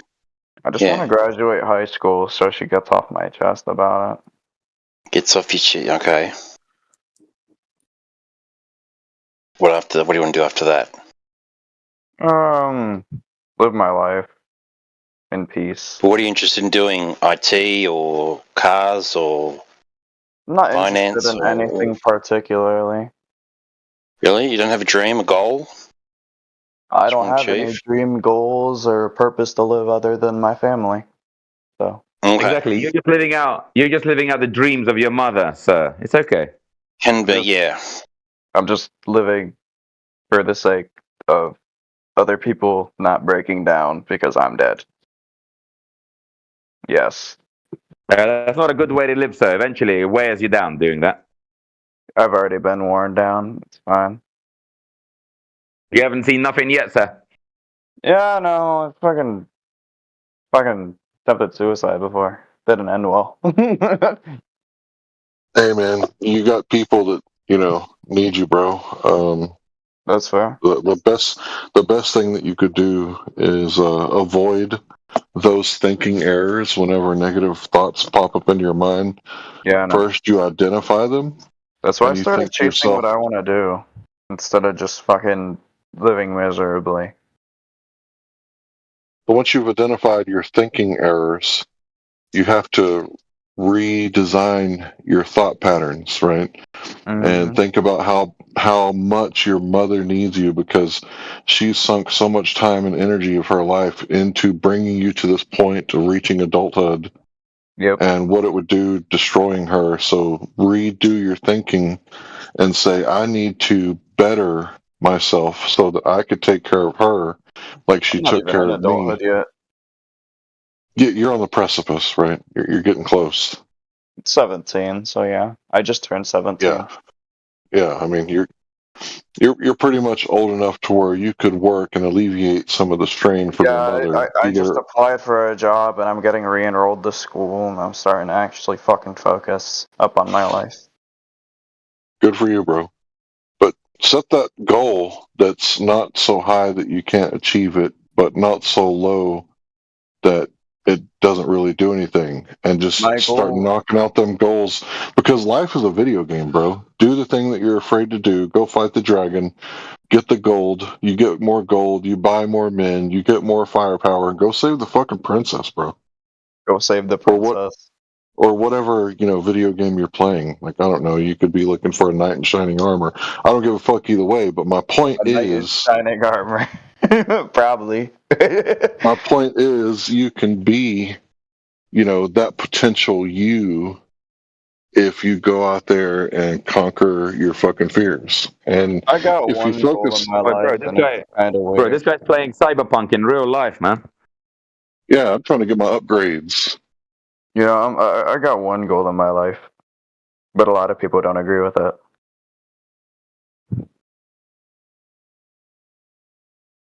Educate yourself. That should be your goal. Yeah, that's one of them, but I got like a main goal that a lot of people will not agree with. Like, most definitely. Find out if the earth is flat. Huh? You've decided to be a bank robber? No. Just kidding. Nothing illegal, it's just something nobody would agree with. Especially considering all the stuff going on in the fucking US. That's fine, dude. Just do what you want. Fuck everyone else. What everyone else is thinking. Just do what you want to do. If you want to do ballet or something, then just do it. Not exactly that. That's along the topic. He wants to join the military. Nope. Oh, okay. I have heart disease. I can't join the military. I Okay, actually what do have you a want to do? lifespan. Fucking hard to 77 age. Jeez. You see, I'm not gonna live to be old. So, like, if I'm gonna live to be, however old, I'd like to live with comfortable with my body. So, I'm probably gonna switch. Oh, you want to? Say You want fuck it. to? Wait a You wanna minute. Is this come a off- transformer? Is this a transformer Yeah. coming down the pipe? Yeah. Oh, No. God. I don't really care. I mean, I'm gonna die young, so I'm gonna live my life however I want to. What, you mean as a woman? However I want. I don't really care. You can't do that. Fair enough. But then I'm going to live my life as a dog. Fair enough. Go for it. You can't do that either, bro. You can't I do. be. You can't be a dog. No. This guy can be a woman. I can be a dog. Okay, go He for it. can't. He can't. It's genetically programmed. It's like, you can try to put Apple operating system on a non-Apple product, but that's not going to make it an Apple product, because the hardware is hardwared. And like I have. Wait, if this guy wants me to treat him like a woman, okay, but he's got to treat me like a dog. And if he does that, I'll treat him like a woman. No problem. I mean, if you want to be treated like a dog, I don't really care. I mean, that's your preference. Well, that's fine. Just be careful what you're getting yourself in for, sir, because when I come around your house, I might just piss on everything, take your food, and bite you, and I don't expect any complaints. Is that clear? I mean, am I gonna hurt anyone if I want to be a certain way? No, I'm just saying women don't hurt people, but dogs piss everywhere and they eat everything without permission. So, you've got to have the right expectations for what we're dealing with, right? Yeah, he won't be hurting anybody pissing on your property and taking all your food and biting you. That's just him being Exactly. a dog. Exactly. That's what dogs do, man. Come on, you can't blame a dog. Can't blame a dog. Yes, sir. If a dog comes and pisses on your bicycle, are you going to blame the dog? Really? That's a pretty weird comparison. It's a fairly logical comparison, to be honest. I mean, what's wrong with my choice, though? Well, you want to be a never woman. said there is one. The difference is Hold I'm on, not you want to be a pissing on woman, right? something. The difference is Hold I'm on, not hold on. You pissing want on to be a woman. Hold on. You want to be a woman, so you want to be treated with, like a woman. So pronoun usage, etc., etc. Right? Well, I want to be a dog, so I don't care about pronoun usage. Like dogs don't care what people say.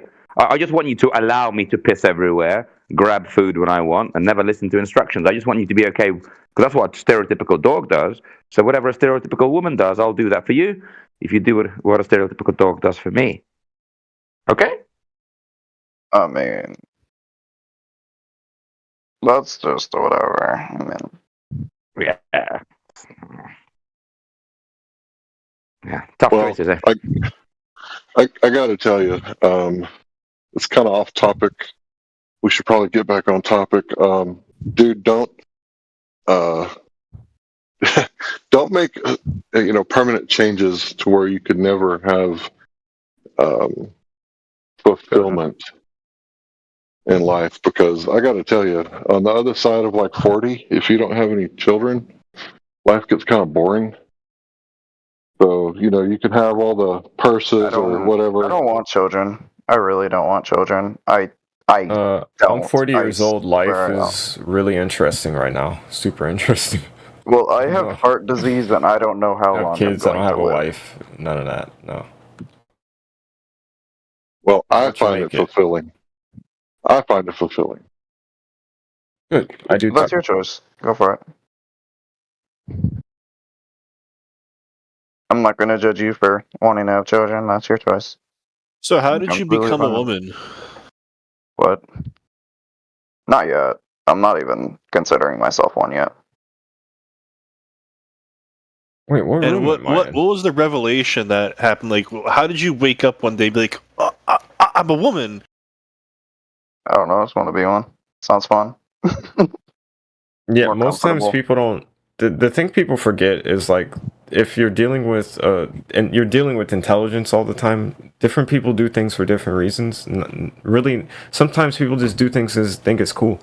I won't actually say my reasoning on it, obviously, but you can put it that way, I guess. I don't care. Yeah. And if you put too much thought into it, you lose because they didn't see. Fair.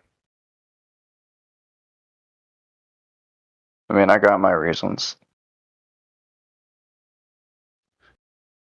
I like Grizzly Gorilla's reasons. Mm.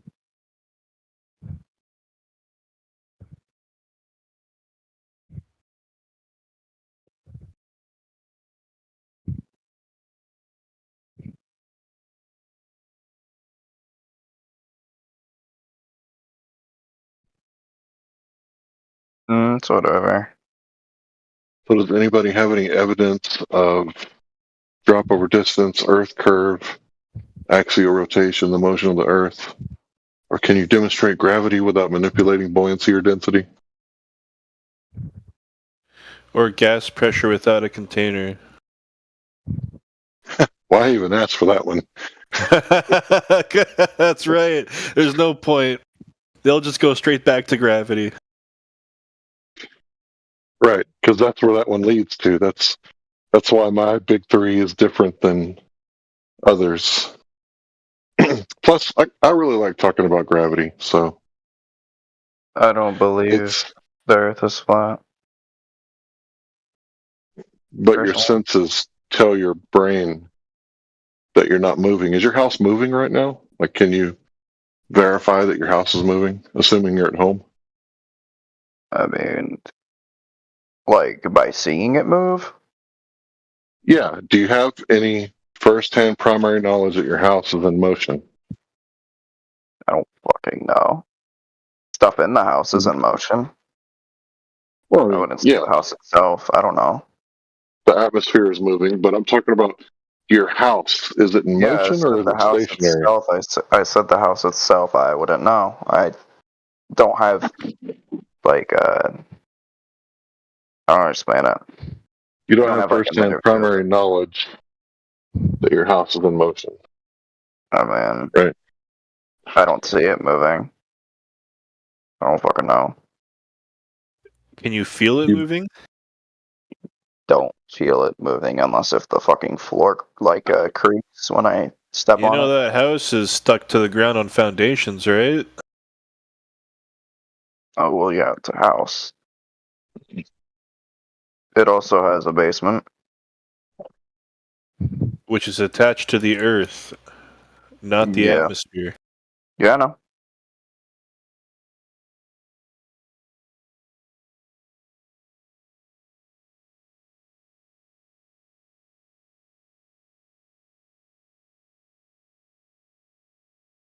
I'm just doing Ooh. something right now. Me too. I'm trying to make stuff so I can fucking edit.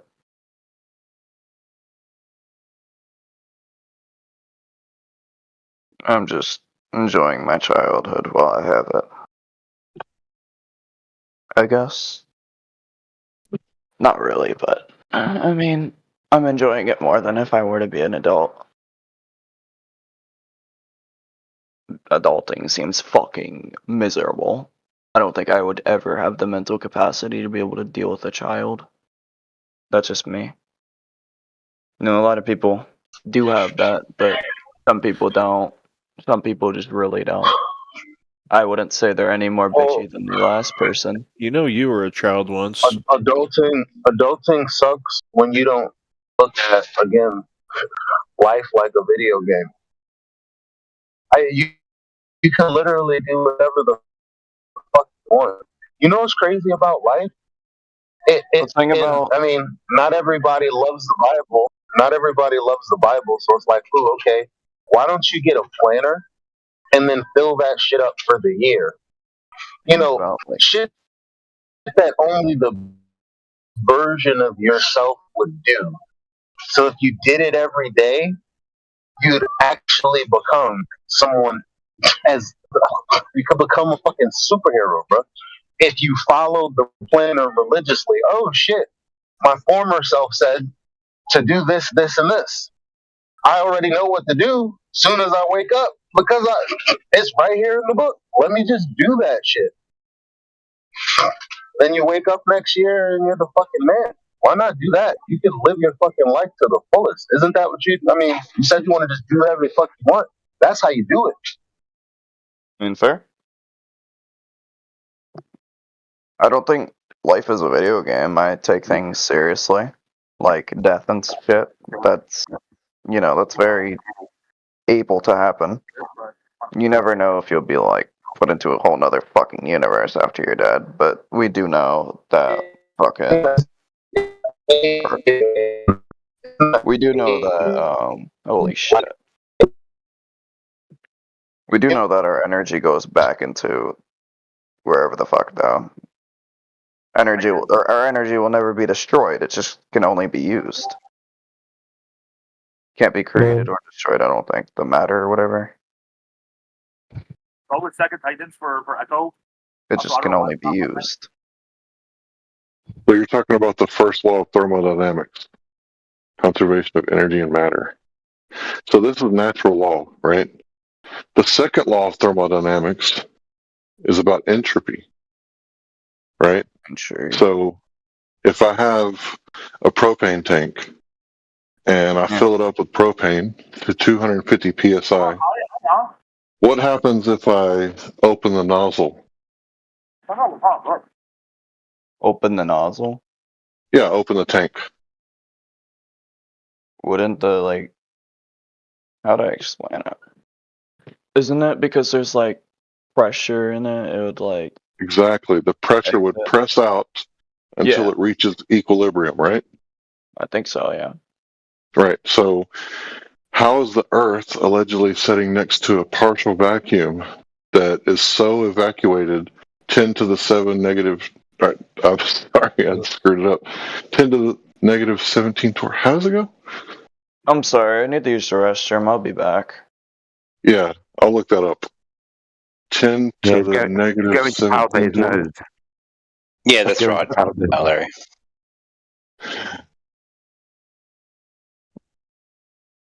How do you know, sir?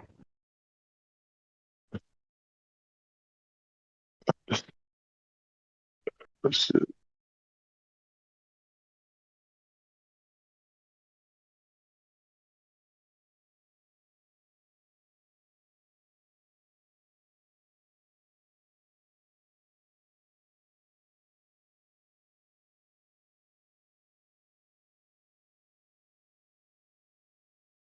So, guys, recently I've been putting different stuff in my coffee pot. So there's this, it's like cacao or cacao. How do you say it? The chocolate before it's chocolate. I'm putting that in there. I've also put moringa in there. It's like the tree of life, superfood. So I've been putting all kinds of weird stuff in my coffee. How's it been working out? Excuse me.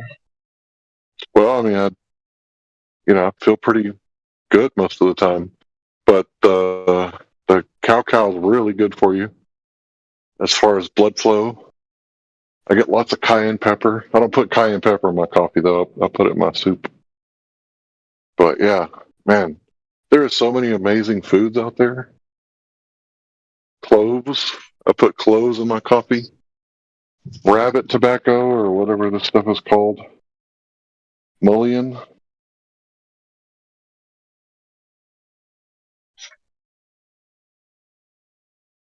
So yeah, I'm trying a bunch of different herbs, not all at once, obviously, but trying a bunch of different things in my coffee.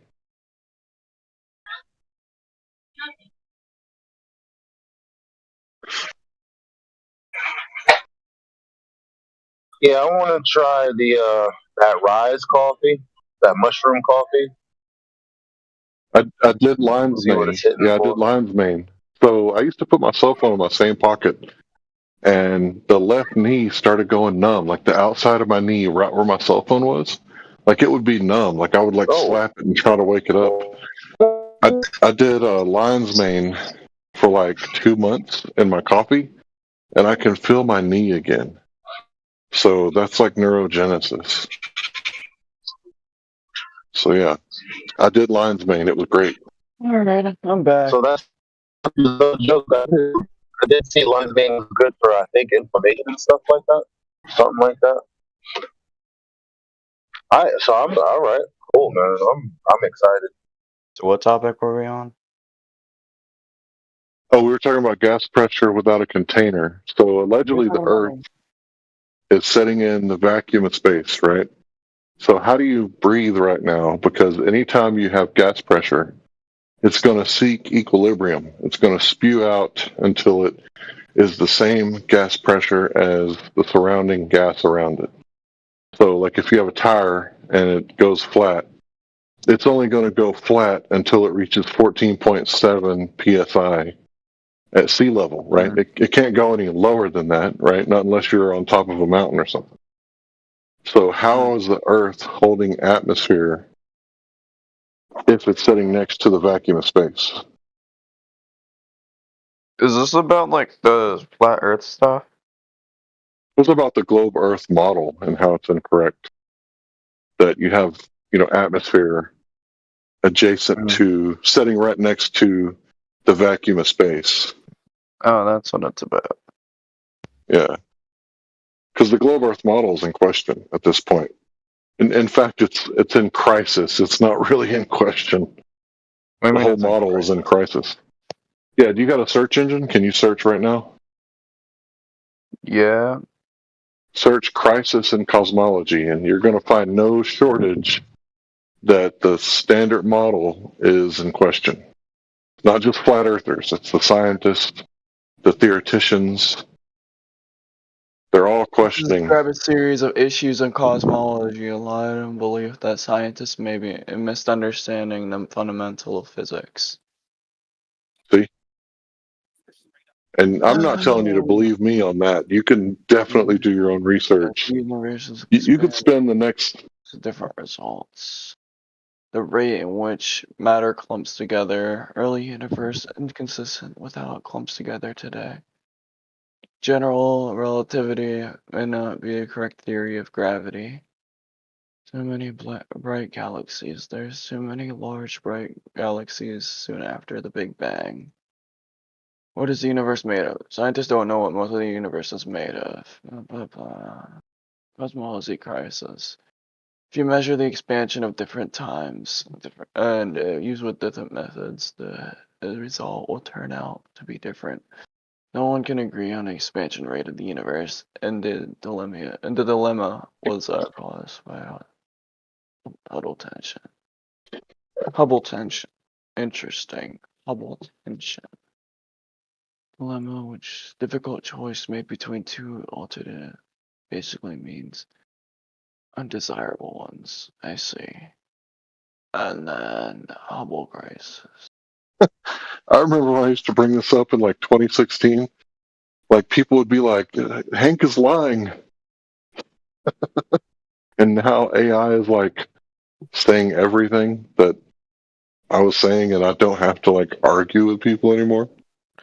It's like, yeah, your cosmology is in crisis right now. It's circling the drain. Theory describes the discrepancy between observed rate of the universe expansion and what is predicted by theory. Hubble tension is interesting. That's what Hubble tension means. Tension is a result of different measurements of the universe expansion rate. One method uses the cosmological model. You don't hear my keyboard, right? No. I hear you talking and reading. So now that you got like a little bit of information on that, remember earlier when I said 96% or over 95% of the universe is theoretical particles that we can't directly observe? Remember that? That's because they're trying to make gravity work. Make gravity work for what? Einstein himself said that his constant was his greatest blunder. So the crisis in cosmology, or the cosmological constant crisis, is Einstein's gravity falling apart. That's why 80% of the model, the lambda-CDM, CDM standing for cold dark matter, is dark matter. 80% of the matter in the universe is dark matter. And it's dark because we can't see it, we can't detect it. But it has to be there to make gravity work at the galactic level, or the level of the galaxy. Interesting. So that's the crisis. Now I posted a link about Thomas Kuhn, and he's a professor, and he talks about the Kuhn cycle. And basically the Kuhn cycle says that science goes through like these cycles of pre-science, normal science, model drift, model crisis, model revolution, and paradigm change. In fact, he coined the word paradigm. So this is where your model is right now, somewhere between crisis and paradigm change. So that's the standard model that we are questioning. Cool.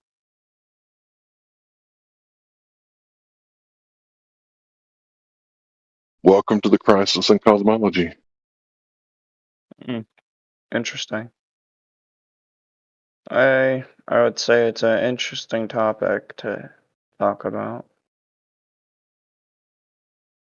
It is, because when you leave public school, you think that like Einstein's theory of relativity is the most scientifically validated theory in all of science, but it turns out it's never been scientifically validated.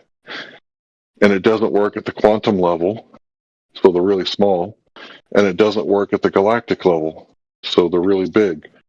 But it is useful in describing the patterns of the sun and the planets and the moons. Interesting to think about. So it's a useful tool to mathematically describe things, but that doesn't necessarily mean that it relates to reality. Also interesting to think about.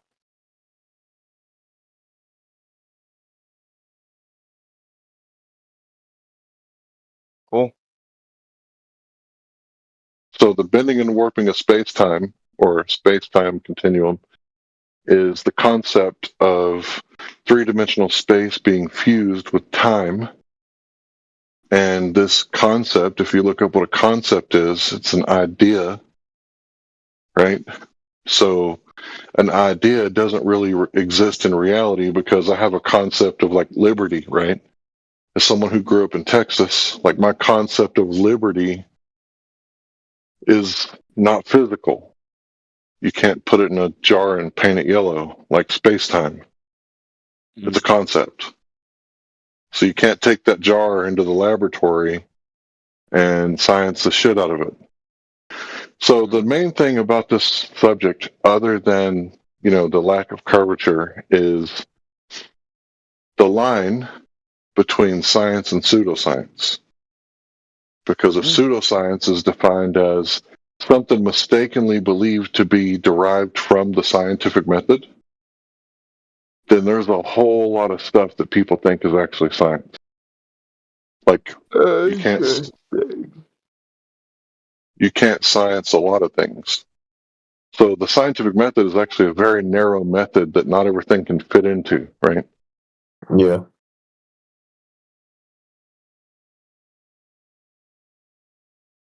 I don't know. I'm just listening.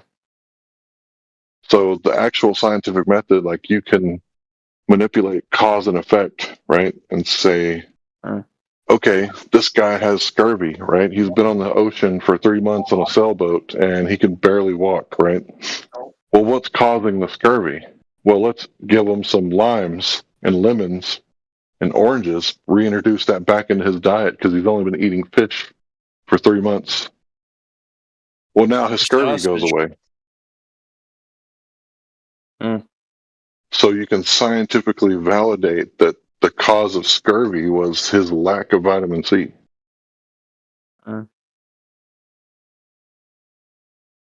Cool. So when it comes to space and galaxies and black holes and dark matter and dark energy, you can't manipulate the cause of anything. You can only observe things. So if you look at the definition of science, it's, observing things and manipulating variables. It's not just observing things. So bird watching is not a natural science. Neither is sky watching. So even if you got like a $10 million telescope, watching the sky is not a science. Even if you come up with the best theories, if you can't scientifically validate those theories, then it's just a postulation. So speculation is not experimentation. Actually, speculation is not experimentation. I don't know what that means. Suggest or assume existence, fact or truth. Something's based on reality. Reasoning, discussion, or belief. A segment that can be drawn by connecting 2 points. To assume the existence, fact, or truth. Right, so I could postulate the reason that my mother was standing on the corner of Harry Hines Boulevard is because she's tricking, right? She's out there prostituting. But that would be a postulation. But what if she's leaving Parkland Hospital and she's actually waiting on an Uber? That would explain why she's standing on the corner of Harry Hines Boulevard, right? Especially if she had a hospital band on her wrist, dated the same day that I saw her there. So postulations aren't always good, right? It's like assuming something. Fair. So that's what a lot of pseudoscience is, but people mistakenly think that it's derived from the scientific method. Mm. So right now we're in a revolution. Remember I said the Kuhn cycle? Like that's where we're at. We're in the middle of a paradigm shift and a revolution. And a lot of people are still stuck behind in the old paradigm. Mm. So that's where flat earthers are. This is kind of like the Renaissance. We're in the middle of making history because we're reformulating what is science and what is not. Mm. So do you have any scientific evidence of Earth curvature, axial rotation, gas pressure without a container? Oh, we're talking about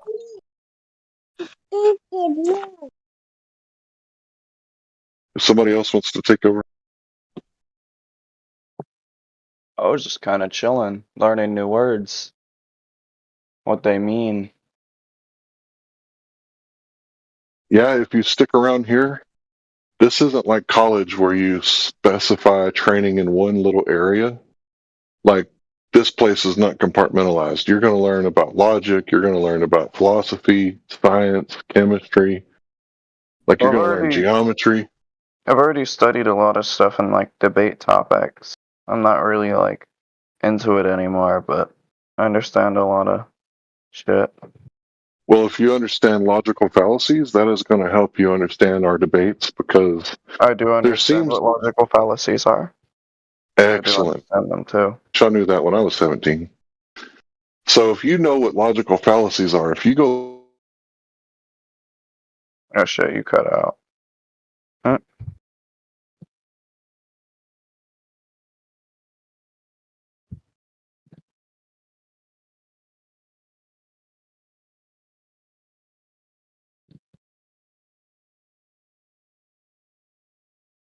affirming the consequent, that's what the Globers like to do. Oh, you're finally talking again. Yeah, what's up? Oh, I'm going to go turn on my computer and get my headphones. Gotcha. I'm at home now. Oh hell no. That's crazy.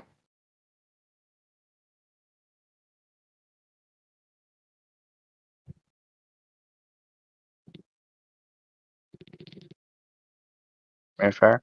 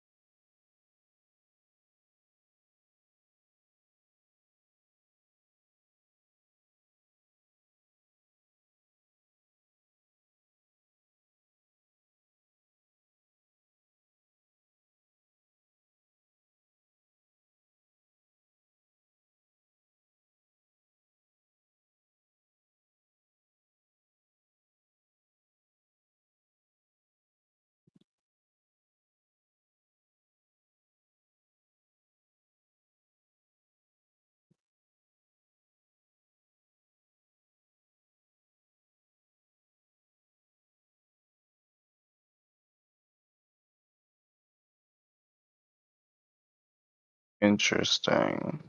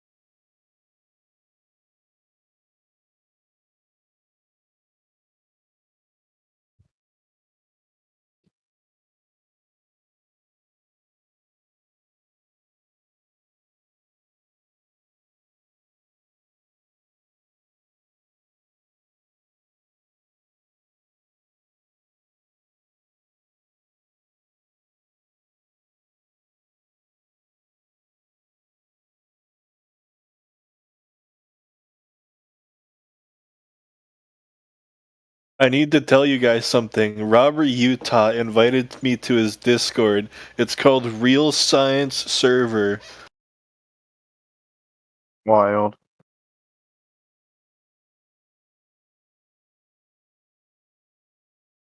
Who's Robert Utah?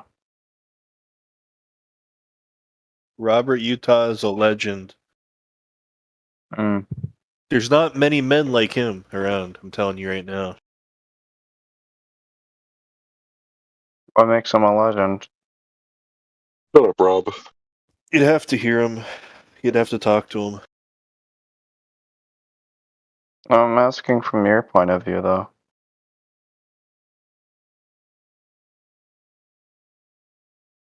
He really is a nice guy, though. Like a nice guy? He's cool. Sure.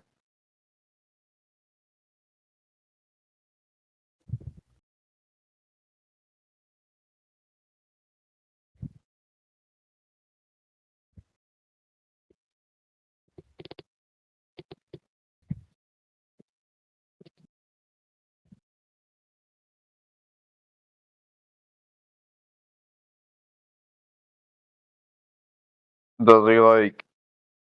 What topics does he talk about?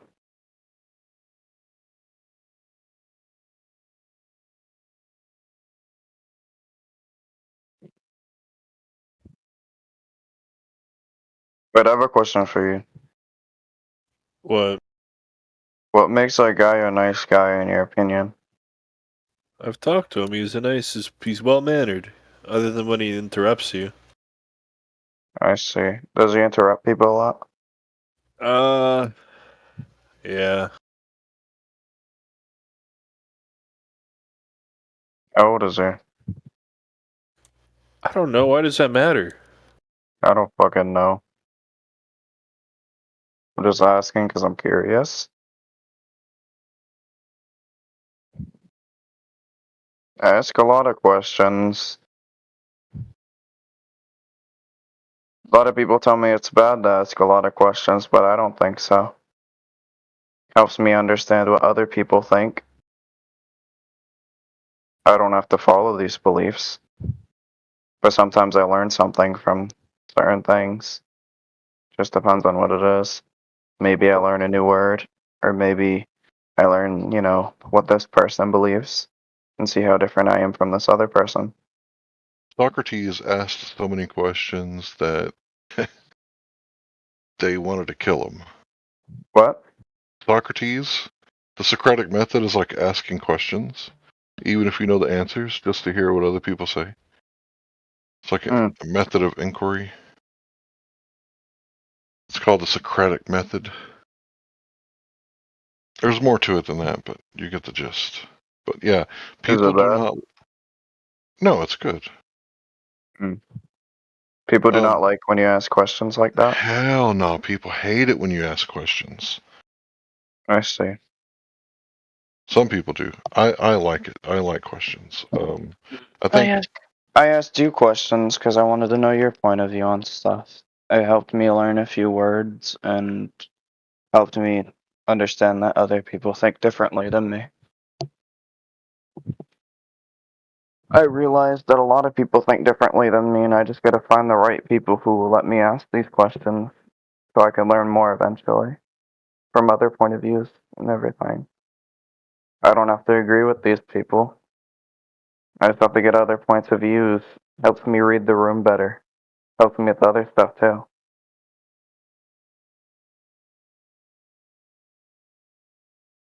Really helped with me getting a hang of autism, because then I can fucking understand other things, what other people think, and stuff like that.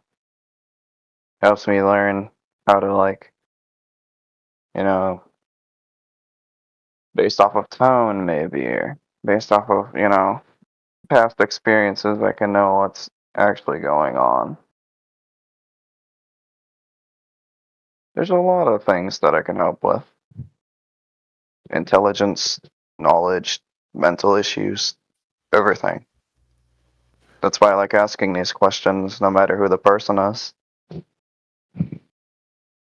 It's not like I have to be, people have to know who I am. I can stay anonymous. Yeah, stay anonymous for sure. That's what I've been doing. Unless if someone I really trust, I'd stay anonymous. I still wouldn't give away your government name. Are you still as ugly as you ever were? Me? Yeah. I'm not ugly. I don't Oh, think I okay, but am. you're anonymous though. I mean, staying anonymous doesn't really correlate to being ugly. Can I was correlate just to wondering if comfort. you were still ugly. That's all. I didn't know if you changed or. Still ugly. Yeah, I was wondering if you still were ugly. Well, nobody's ever really ugly at a point unless if their personality is ugly. I'm hearing it right now. What? An ugly personality. An ugly personality? Shut the fuck up, dude. You can't take a joke. God damn. Oh, You're talking like a robot. You're like, what do you mean the door is ajar? Like, calm down, brother. Well, they say Oh that no. gravity is a fictitious force. I apologize. I'm autistic. Sometimes I can't understand what people mean. I didn't know that until you told me, but they say gravity is a fictitious force, but at the same time, centrifugal force is a fictitious force. But I can demonstrate centrifugal force. Like it's demonstrable. Like anybody who's ever grabbed a wheel off a bicycle and spun it really fast. Right? You can make people stick to the wall of a gravitron if you spin it really fast. Right. But gravity, just the mass attracting mass or whatever, bending and warping of space-time, like that's a fictitious force. That's what they say. And we know what fictitious means, right? What does it mean? Well, anytime you have a grammatical qualifier, it changes the word, right? So if I say, I'm a man, you know what that means, right? But if I say a good man, well, that grammatical qualifier has changed the definition of the word man. So what's a good man? That's the deeper, different meaning, right? Than just man. What would you call a good man? Well, that's what I'm saying. That's a different meaning than just man, right? I mean, because I qualified it, right? What would you describe a man to be? An adult male Fair. Homo sapien sapien. Yeah, I think that's what it's called.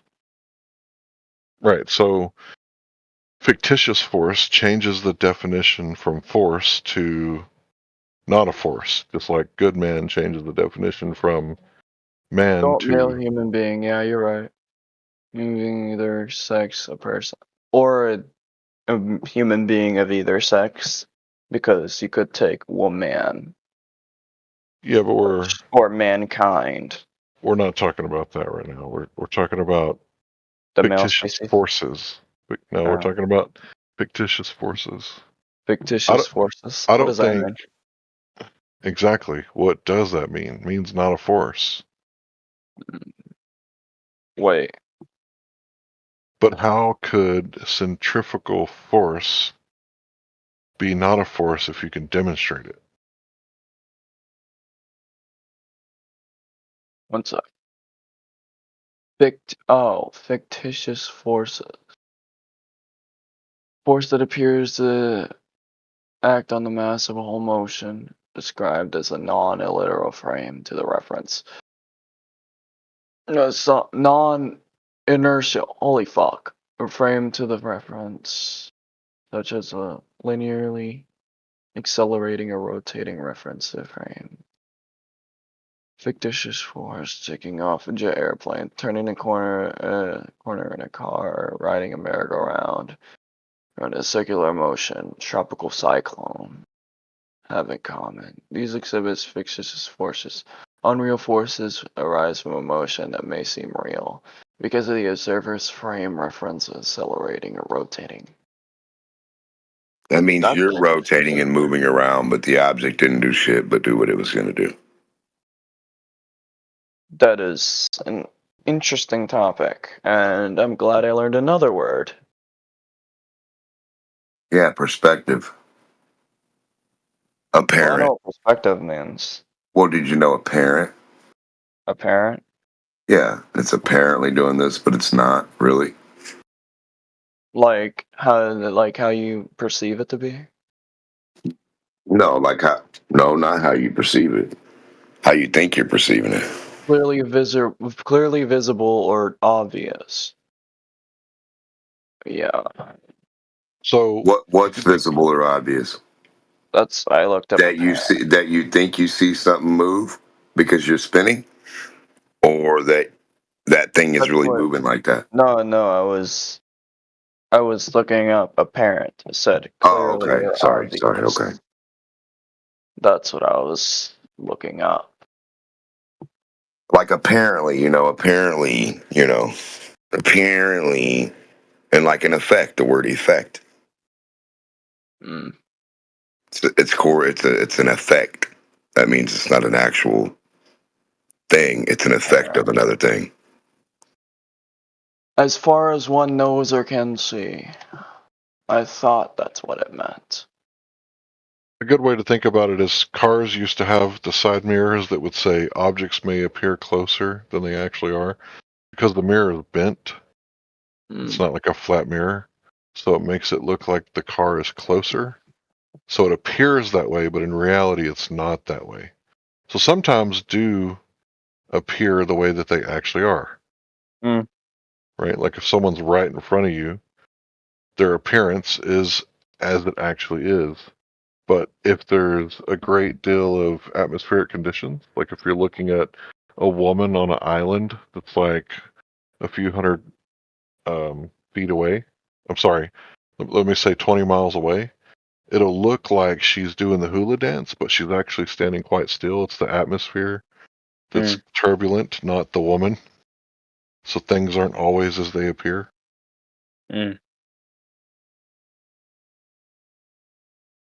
Fair. Interesting topic to go about. So I can post something for you to give you an example. Where am I? Where would you post it, General? The side chat. Just Side chat. yeah. Okay. So here's a good example of that. This is a time lapse of Skunk Bay. You can look it up on YouTube if you like. But this GIF is a pretty good example of what's going on. So you can see that this time lapse is going from like 8 o'clock in the morning to like 8 o'clock at night very quickly. And during this time, the sun perturbs the atmosphere, causing what I call atmospheric turbulence, but the maker of this GIF calls it atmospheric refraction. But it's more of a turbulence. Atmospheric refraction. Now that's a topic that is the crux of the flat Earth argument, because when we see too far, the people that we've been arguing with like a decade, some of these people. Refraction is the bending light or other electromagnetic waves as they pass through the Earth's atmosphere. It happens because the air density varies with the altitude, causing light to change direction. Air density. Atmospheric layers have different densities because they have different temperatures. Hotter air, less dense than colder air. Optical density of molecules, different. You got to put yourself on mute when you're reading. Dust part. Dude, yeah, you can't read to yourself? My fault. Should I? So it sounded like he was just worried about reading what that term was instead of listening to you, Larry, because he was reading in between. I know it's all right. I'm just pointing out what we hear. I'm just learning what these topics mean. Yeah, he's in high school.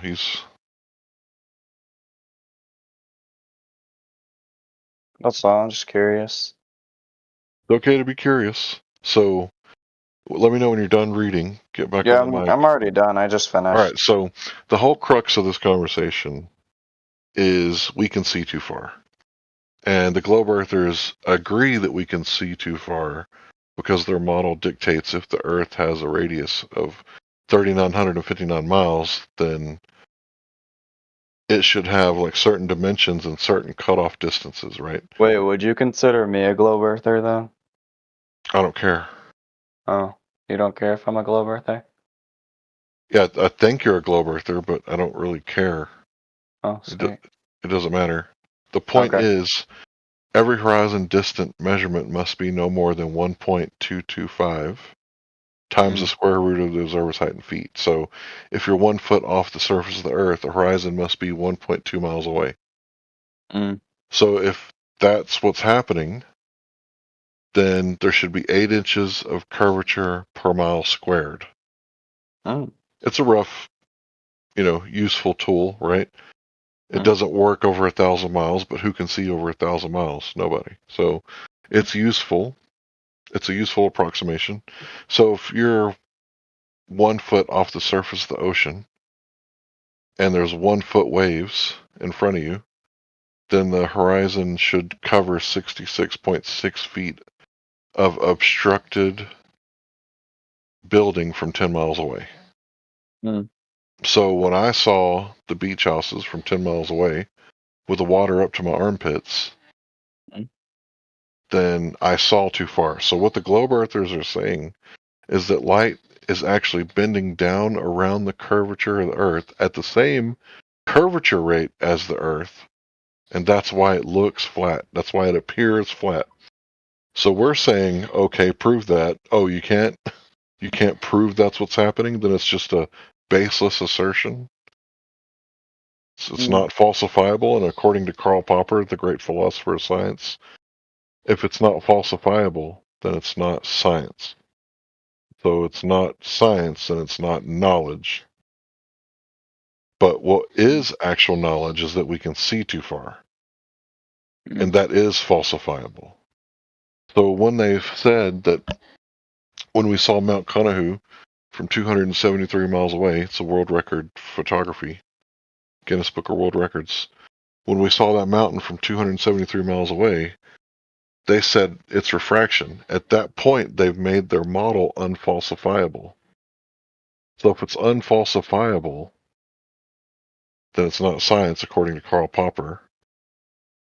And if it's not a scientific model that can be falsified, then it's like saying fairy dust is the reason that things fall down. Prove me wrong.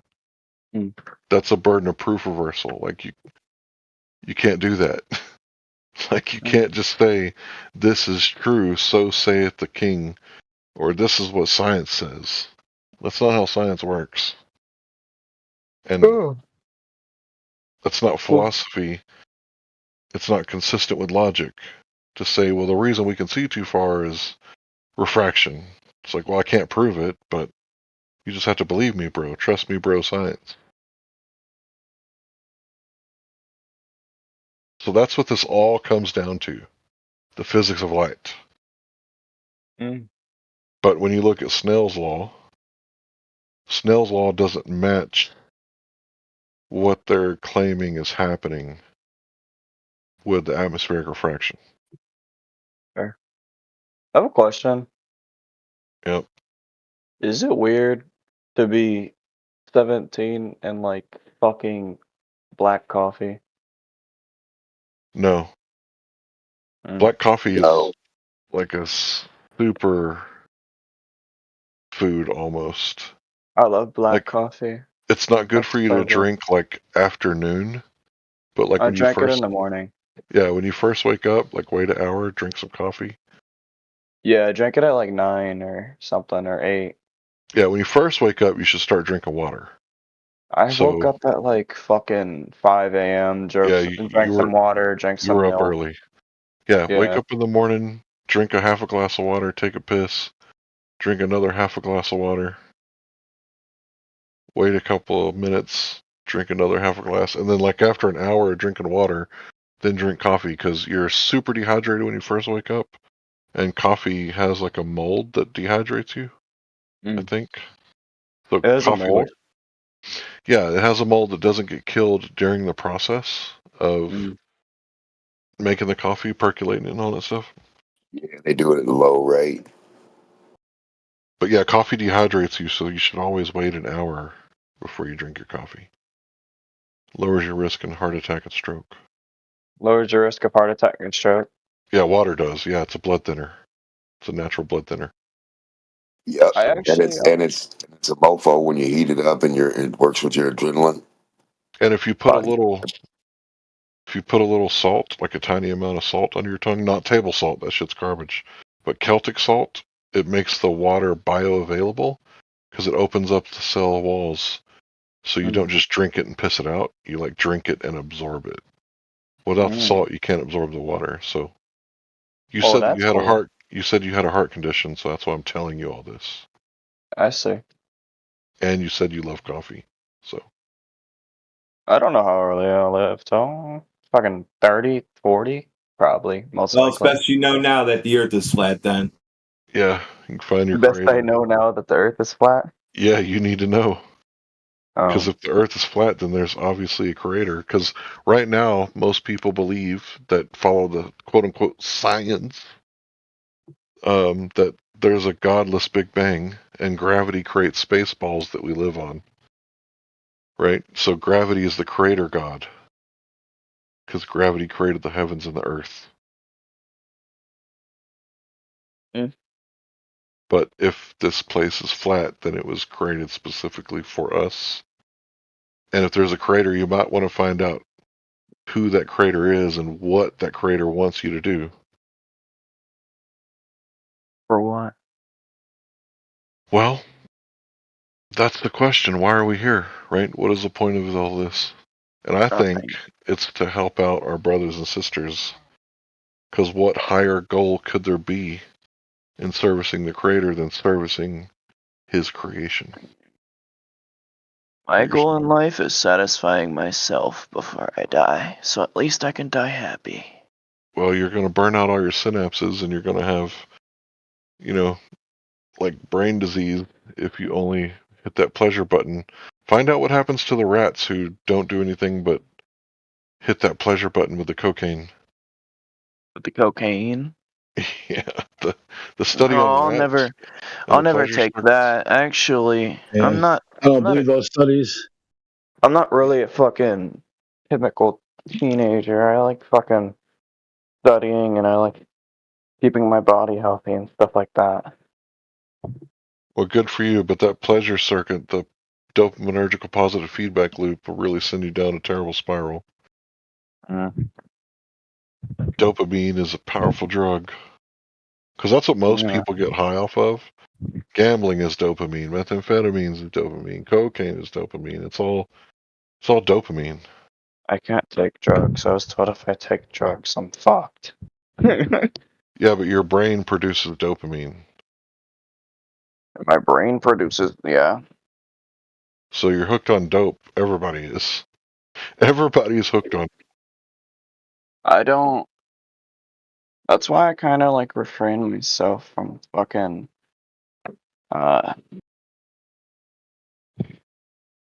doing you know what. Like I only do it like once a week or two. Yeah, don't do that. Yeah, I don't much. There's a lot of benefits to retention. So yeah, moving on because you're too young to talk about that with me. I'm gonna talk about what? I don't want to talk with you about retention, but moving on. The fuck is retention? I don't know what you're talking about. Wait. What does retention mean? Like for real? I don't know. Moving on.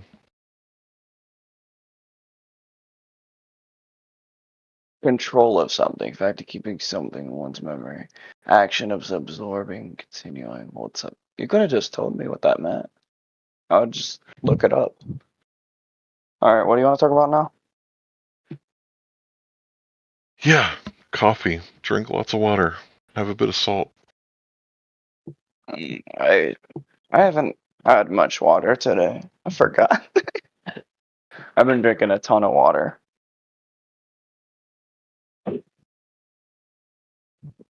But you can't absorb it without the salt. Fair.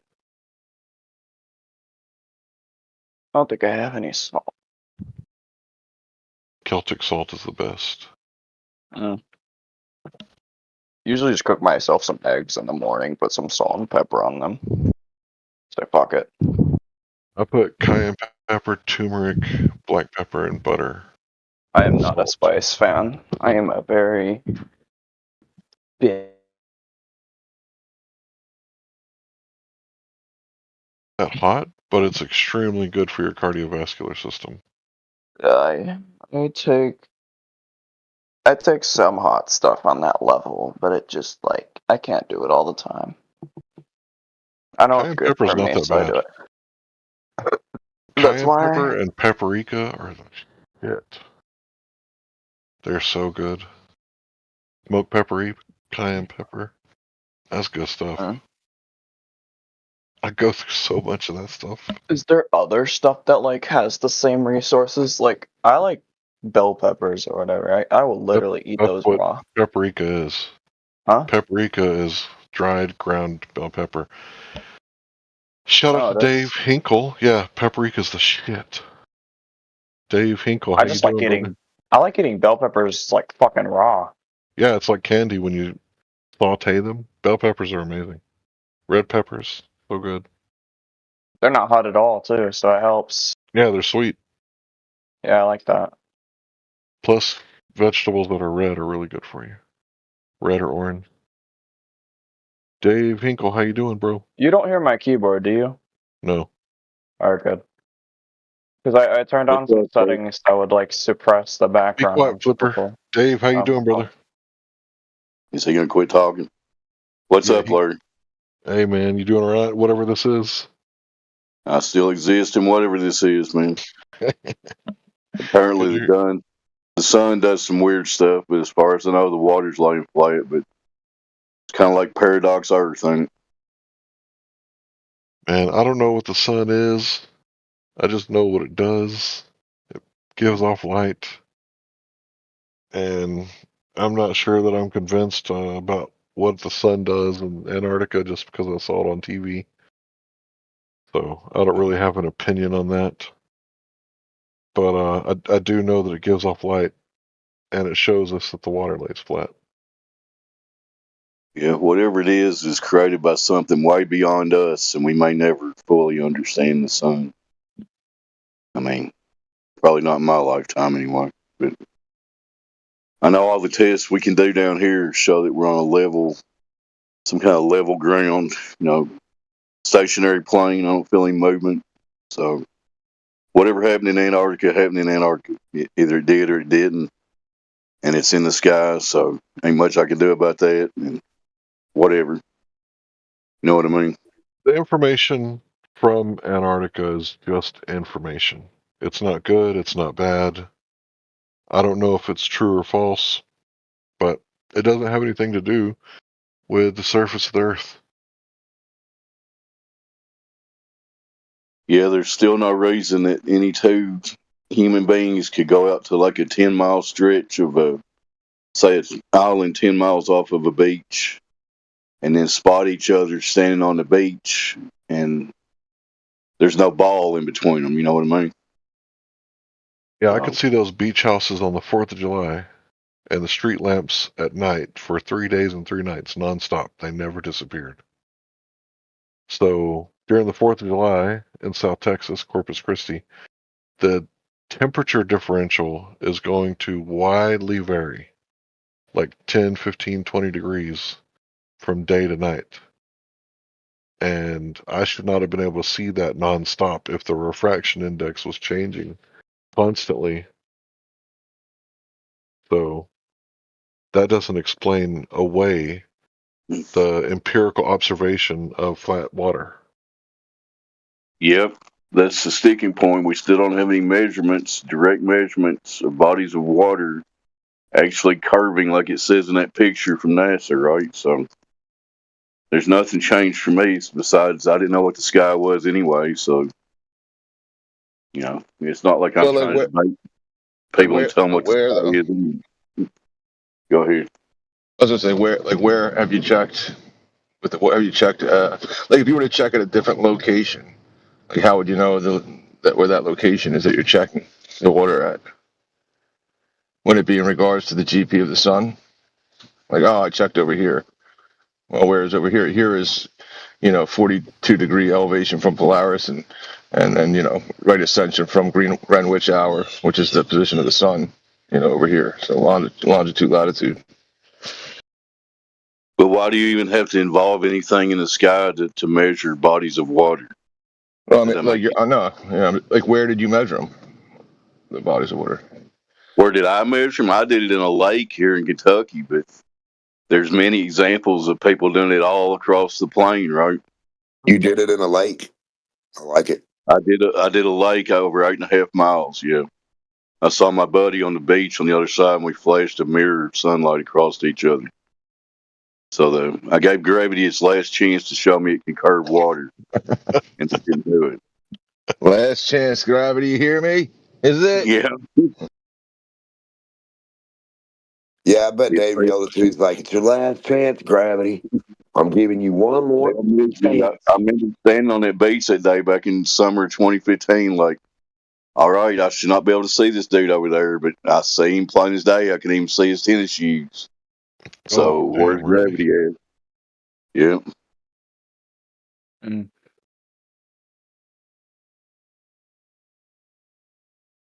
8.5 miles should have been approximately like 55, 60 feet of curvature, and my buddy was 6 foot tall.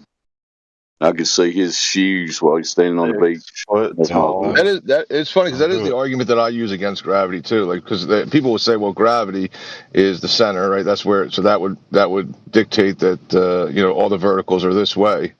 So then all you got to do to find out which way gravity is just measure the water. Then, so yeah, just measure the water, and then it'll tell you which way down. It'll tell you which way down is. You don't need to find out the mechanism, the source, the cause, the effect, any of it. You just measure the water, and that tells you the vector of down. That's it. But I got a question. You get a lot of background noise, but go ahead. Does height matter? What? Yeah, when you're trying to calculate the curvature, distance off the surface is definitely a variable or factor that you have to take into consideration. What did he say? Does height matter? Yes, you have to have your height above the surface. Your height above mean sea level is what you want to go with. You got to do a test. Go ahead, Larry. So if someone's 6 feet tall, So the horizon should be roughly, 3 miles away? Yeah. But if you're asking, like, does height above sea level, like, should I put that in my calculations because you're on the top, you're at a higher elevation where you live than mean sea level or lower? You can. It doesn't make any kind of recognizable difference because it would be like the radius they give you is 3959, so you'd be at like 3960 or 62, which would only change like a fraction of that. Damn.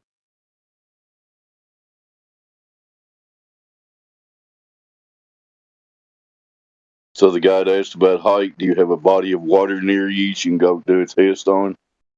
I would suggest that highly. If you see it with your own eyeballs, you might start thinking about this stuff. So did you see what's happening in chat?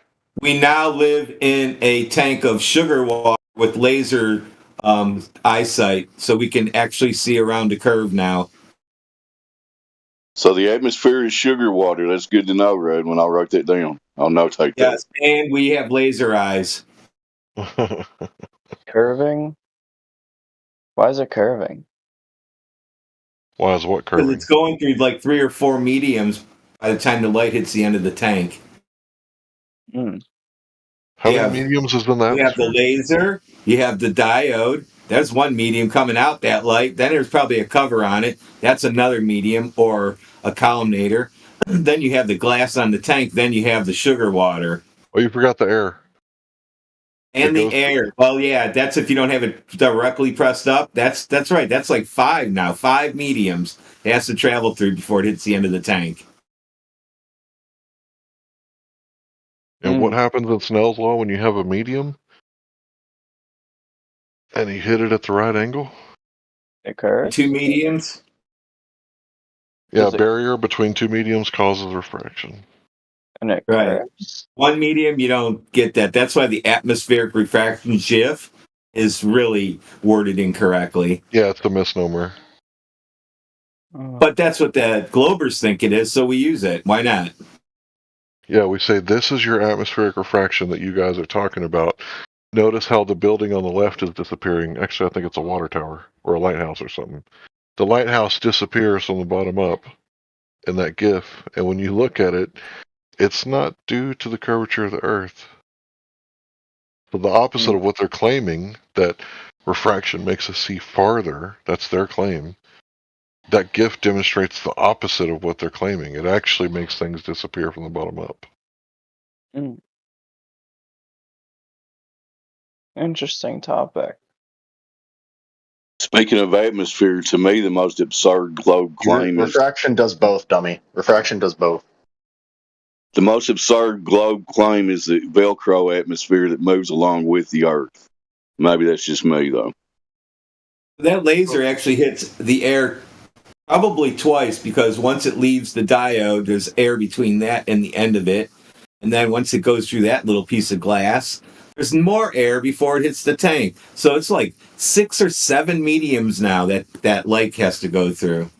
I'm going to have to set that up and count how many different mediums it goes through just to shut these guys up. Because you have to have one medium. You can only have one medium, like air, one medium of air that you can curve light through. Not sugar water. We don't live in sugar water. So someone said refraction makes both happen? Who said that? You idiot, by the way. Yes. Go You Superman. idiot? Who's you idiot? Is that somebody's screen name? Well, that was the full quote. Yeah. Go, Proxima Superman. Go Oh, ahead. you offended that I called you a mean name? Oh, poor baby. Oh, and he talks like a weirdo, too. You've never heard a baby voice like that before? Bro, you're sheltered as hell. Holy shit. So why does refraction go both ways? Just decides to, or is there a call? That's how refraction works. It bends light, bro. It bends light in crazy ways. It goes all over the place. It's literally not refraction, bro. What do you mean it's literally not refraction? I thought you were saying that thing was showing refraction. It's refraction requires two mediums divided by a hard boundary or the surface of another medium. You don't have that just looking out at the fucking water. I don't believe that's the actual definition of refraction, given that No, it's the law of refraction from Snell's law, so you don't believe Snell's law, that's your problem. Are you a flat earther? You don't know what Snell's law is for refraction. Okay, so I don't believe anything you say scientifically because you're that's a genetic fallacy. It has nothing to do with science. Oh, this dude's making genetic fallacy. Sir, would you like to reformulate your argument and not be fallacious? Can you use good logic, please? Flat earthers are fucking retarded, and everything they say is fucking retarded and either a lie or misinformed. Your mom's not a whore. Is that the baby voice you were talking about? You're so funny. Oh, you're so triggered already. It's crazy. You went straight to my mother. That's awesome. Oh, you are triggered, you weirdo. Hey, I said a good thing about your mom. You weirdo. You are triggered, you weirdo. You don't You believe stuttering me. there? You having trouble getting it out? It's not my fault you don't believe me when I say your mom's not a whore. Just have him read Snell's law of refraction. She's allowed to be a whore. She's her own woman. Wait, what's the law of refraction? Snell's law. Yeah, look up Snell's law and read it. You just don't know how to deal with me. It's crazy. Like someone comes in with actual social skills and you're like, What are your social skills? I can't read it to What are you. your social skills? Is it the baby talk part? Hey, Proxima, can you give us your best empirical evidence for the Earth being a globe, please? We'll wait. Go ahead. Hey, motherfucker. Hey. Oh, well. Empirical evidence of the Earth. Is he gone? Alright, I'm gonna mute myself. My fault. Is that guy gone? Oh, well. He just came in to spiral out a little bit. It's good for our YouTube listeners. You get to hear what they sound like when they come in here and act like that. That's funny. Larry asked him to actually use reason and logic, and his first response was, "We're all retarded." So Interesting topic. that's good. I learned a new Whoever law. mentioned Velcro air to the Earth, that's a good. I like that. The Glober's still claiming that? Well, they have to. They claim it when It depends on the situation you're asking them about. Sometimes they'll claim it, sometimes they won't. Glover's I know. Well, if they do claim it, just remind them nicely that that's a first law of thermodynamics violation. If the air at the surface is Velcro to the rotation of the oblate spheroid, the higher up from the surface the air gets, the faster it moves. Therefore, that air is adding energy for no reason. That's a first law violation. Oh, I see what Energy being created out of nowhere. Yep. I see what you're saying. Yeah, first law is simple. But, I mean, what do I know? I'm new and I'm a rookie and I'm also a global. All right, mute this guy. Somebody mute this guy. He's on my nerves. Be quiet, no thanks. I'm just playing. Yeah. Well done. Is it bad for me to not care what people believe in? No. It's Okay. actually healthy. I honestly don't really care about the beliefs between flat and globe Earth. I just have my own belief of what I Flat think. Earth's not a belief, it's just a fact. I mean, I respect your It's opinion. objective. It's not something that can be debated, really. I told him that for like an hour this morning. I just don't really care enough to look into it. You're in a flat Earth server. We told him that too. But you're in a flat Earth, so. I mean, I'm just asking for other people's responses on stuff, saying everything about it, learning. Hey, Flipperism, you want to hear a fun fact about flat Earth? Large bodies of water, excuse me, do not maintain or display convexity on the surface, rendering the globe idea impossible. What do you think about that one? Interesting. Yeah, literally goes against the physics of water. It's an interesting thing to, I guess, think about. I don't know. We've been asking the globe believers to prove bendy water for 10 years, and we're still here asking them to prove it. They can't do it. It doesn't happen. I'm just kind of chill, I'm like, I don't really like arguing. Yeah, you're full of shit. You sound like you had like contradictions in your statements that you don't care what people think. It doesn't really matter what they think. That you don't really care, and you just really care about what people think. You just want to hear what everybody thinks. You sound wrong. You sound like you have like some struggle going on inside. I don't care in a sense as in like I'm bothered by it. I care in a sense that like I want to, I guess, how do I explain it? It's fine. You care. Know other people's point of views. I guess. Yeah, you care. We get it. It's fine. You got a big heart, Flipper. Apparently. If you actually, I know you're a young man, but if you actually care about the truth of your reality, you've landed in a good place if you actually pay attention. Now I'll shut up. But I get it. Listen, man, it's like, listen, I'm going to go hit on this girl, and I don't even care if she says no, and then she says no. I didn't even care to begin with, if she said yes, it would have been great, but, I didn't even care. I get it, man. You don't care. You have to fake it till you make it. Not even that. What I meant by a sense of like not caring, I meant like as in I'm not bothered by what other people think, but at the same time, how do I explain it? I'd like to at least I get it. What other people think about. On the piece with it, yeah. On the piece with it. Yeah, sort of, I guess. I mean, I have my own thoughts and thought processes, just like you have your own thoughts and thought processes. Do I though? If I were to be put into like a deprivation tank, right, from birth, would I have any? Where would the thoughts come from? I don't know.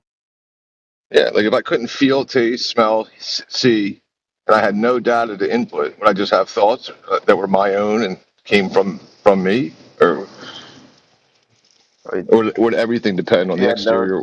External world. Does it count as not having intelligence either? What do you mean? Like, When you said I have I have no information. I have the capability. I was a baby. You know, if you're a baby, and I have the ability, right? But if I'm put into like a no friction, no light deprivation tank to just breathe, you can't feel anything, smells, right? So I have I would have no information coming in. So can't where would I feel get these anything, thoughts over smell my own? anything. Can you think stuff? What am I going to think about? What information am I going to think about? I don't know, whatever comes to mind. Even the simplest things you think about could still create a thought process. I would need some kind of information input through my senses to think about it. So all I'm pointing out is you're claiming that your thoughts are your own, but it's really just all exterior inputs. Yeah, these thoughts are not yours. I am molding you as we speak right now into the ultimate being. Eh? That might be a little too far, but my point stands.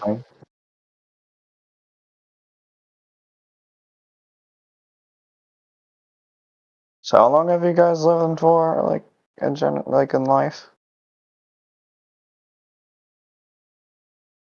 Like how long have you guys lived for? 43. Yeah, I know you've lived for 42 years. Talk about Weird way to ask how old we are. That sure is. Well, I How guess long have you lived for? technically, That it'd sounds be like about something a 3-year-old would say. like 44. His brain is fried. Well, he's My asking about brain's the not gestation. fried. I'm just kind of. Oh yeah, it is, bro. Oh man. If you don't think your brain is fried, that's something interesting for you to think about. That's something interesting for me to think about. Now you're repeating shit. You're fried in the brain, bro. No, I was just asking, is that Yeah, remember earlier when we were talking, Dave brought up water to you? Yeah. And how that would be impossible on a water ball, and you go, that's something interesting to think about. I mean, not exactly. I mean, your brain is fried, bro. My brain is whatever. My brain. Whatever, bro.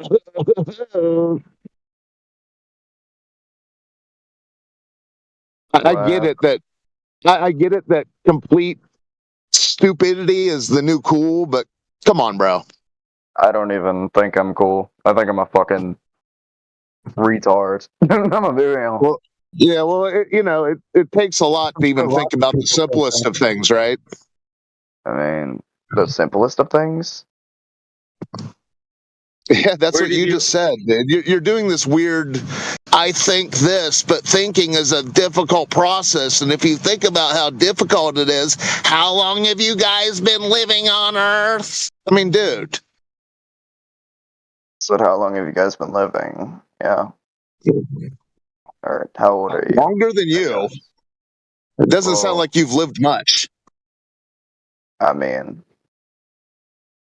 does my profile say I've lived much? You have the voice of someone lacking experience in this world. Yeah, it is actually kind of correlative, right? Like if you're saying like, listen, if everything's becoming mundane and like everything's kind of just you can't differentiate yesterday from today from the morning, right? That's indicative. They did a study that lack of experience will cause memory loss, which will cause cognitive, decrease, right, in cognition, and it's due to just going through the same motions every day. You need to go out and get a little bit. Your memory will get better. Your cognitive functions will get improved, and it is the case. I'm just kind of tired today because I woke up at 5 a.m. That's good. That's good. So I'm not really trying to like think today. I'm just. This is the wrong room to pick for that. I mean, I'm just listening to what other people think about. I find other opinions and what other people think about to be an interesting topic. So I'll go anywhere. Well, yeah, the nature of water isn't opinion based though. That's why it's so interesting to think about. Well, the opinions you're going to hear are global opinions. They all have opinions and beliefs. Water's just a fact, and flatness is a fact. We can't opinionate it. I mean, a fact is go for just what you believe in, man. I'm not gonna judge. Do you believe in water? Yeah, you're doing an awful lot to attempt to water this whole conversation down. Pun intended. Water the conversation down? Yeah, dude, stop repeating me, please. I get it, you're not using your own brain today, but it's like the third time. I struggle. I don't think you're mean at all. I think you're rather nice. Relax. It's I wasn't. I was trying to explain something. Sometimes I subconsciously. Yeah, but you're half awake. You told us you're half asleep, half awake. So. I mean, yeah, sort of. I gotta get up eventually though, because it's fucking 12. So you woke up at 5 and you haven't even got out of your bed yet? Oh, I've gotten out of my bed. I'm just It's a lot to think of. A lot to think about right there. I'm just sitting at my desk, listening to what people think about. Well, what do you think is so interesting about that? You said that's a lot to think about the nature of water and how that doesn't really add up on a water ball. What do you find that interesting and to think about in which way? I think anything's interesting, like when it comes to other people's thoughts. What about your own Yeah, I thoughts? get it. So what about that my was own thoughts? interesting? Just the part of it, like every part of it's just interesting. I don't know. I find an interest in learning what people think about. What about your own thoughts? My own thoughts? Yeah, that's interesting. I guess so. I build my own thoughts based off of, my experiences myself, but, if someone else's thoughts on stuff, it's also interesting to listen in on what people think about. Yeah, everything's interesting to you. And then when you say what's interesting about it, well, what's interesting about it is it's interesting. Check back in at 5 p.m. Maybe you'll be awake. I'm fine right now. I'm chilling. Don't worry.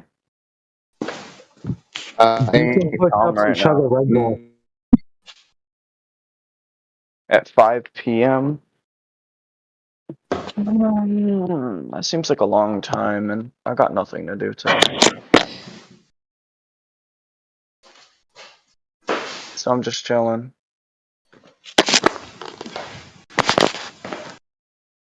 Listening to an example of kids who had to stay home and work from school from home for like 3 or 4 years. We were talking about that today at work. There was somebody that was like 19 or 20, a sister-in-law and a brother-in-law. They had no sense of humor, like to sarcasm, because they didn't get used to it from their older ones.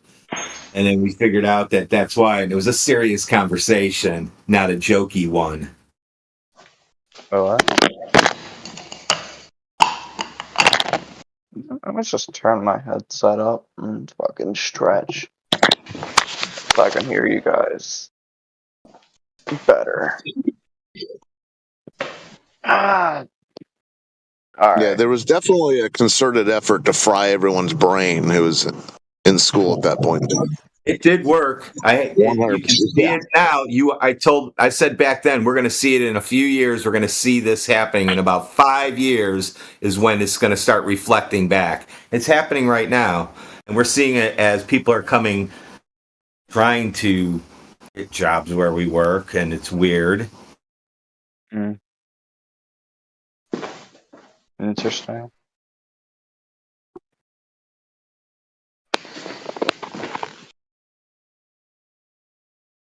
Not only do we have Globers, but we have people that don't even know that they live on a globe. They just don't even know that part. They just assume that's right. They see a picture and they never thought about it ever.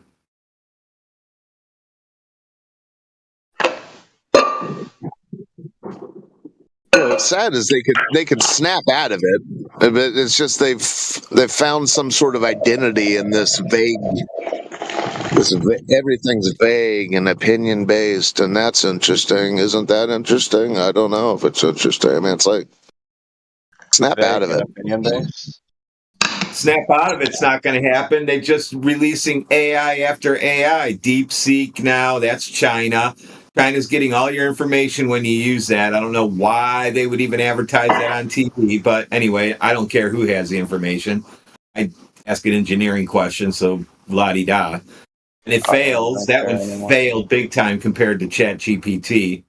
So I'm looking for new ones, but good old reliable works every day. Why would anybody question if they live on a globe or not? I mean, why would you question it? The only reason you'd question it is because somebody told you that you don't live on a globe. I questioned it because I live on Lake Erie my whole life. Every time you go to the beach, it's just flat. And I used to look to see if it was curving left and right because that's what you would expect, and it's not there.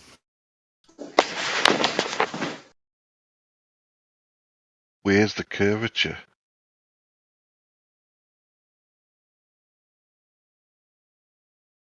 Interesting. Yeah, well, you don't think you live on a globe because you looked for it. You think you live on a globe because you were told it. So there's no reason to, like, not think you live on a globe unless somebody were to, like, tell you, hey, they lied. I was doing it at like 5-6 years old after being told I live on a ball, and I was like, oh, cool, I'm going to go look at it. And I was a little smart kid, and I did that myself. And from that time on, I used to think, that's just weird how you don't see curve until way longer. And then I realized that after hearing other people, they're seeing the same shit, that maybe the earth is flat and those people aren't crazy. Moon landings didn't help them much either. That just made it that I knew long before anything else. I was like, that's all fake.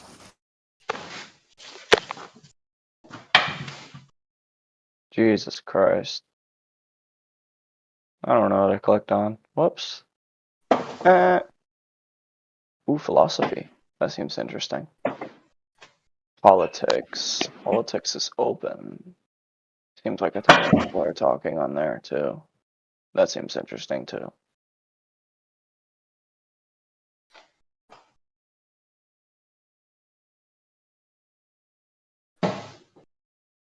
Breaking news. Interesting.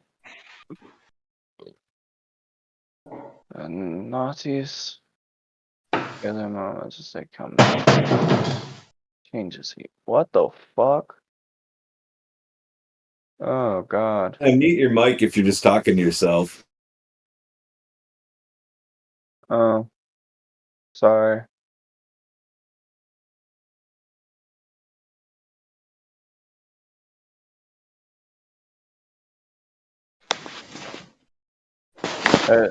How many of you guys have had children?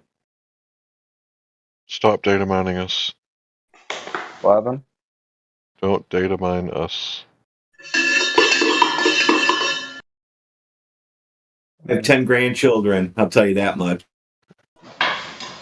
How much do you like do you like enjoy talking to them? I enjoy talking to my kids? Like your grandchildren, do you enjoy talking to them? Of course. Is it fun having children?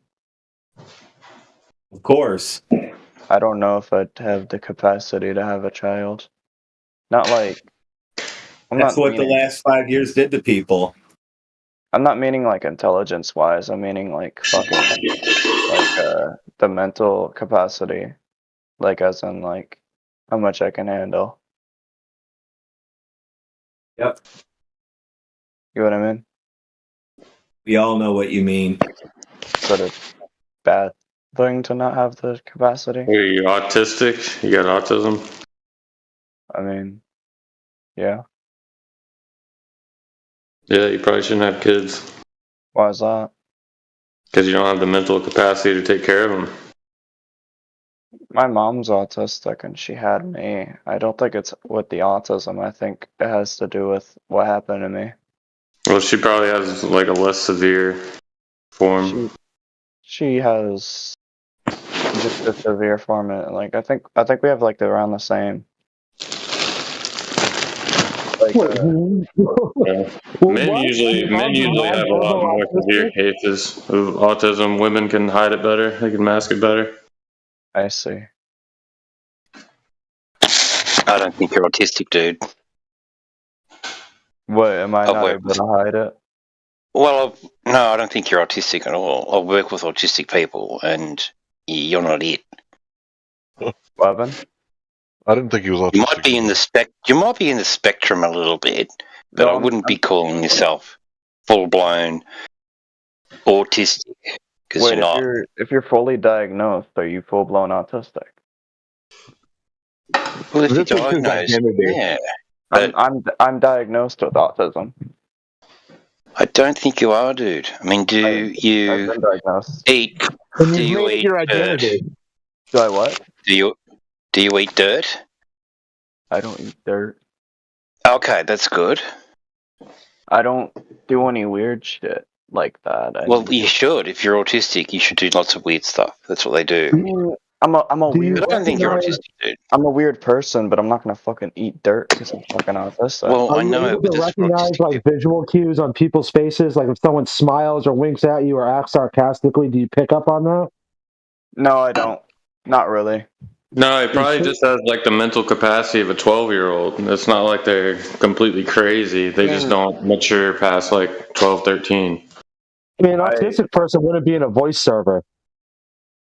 Kind of goes against, and someone with autism would not be able to be in a voice server. I mean, my sister-in-law, she's mildly autistic. She has Asperger's syndrome, and just because you're autistic, you're not going to know. You think? Yeah, I'm pretty I thought you were diagnosed. I'm diagnosed. So now you're just a liar. You're not autistic. Is that on a flat Earth or on a globe Earth? What happened? It's flat. I was told I was high on the spectrum for fucking whatever it's called, like high functionality autism, whatever. Should have said nah. I don't know what the fuck it is. That's what I was told.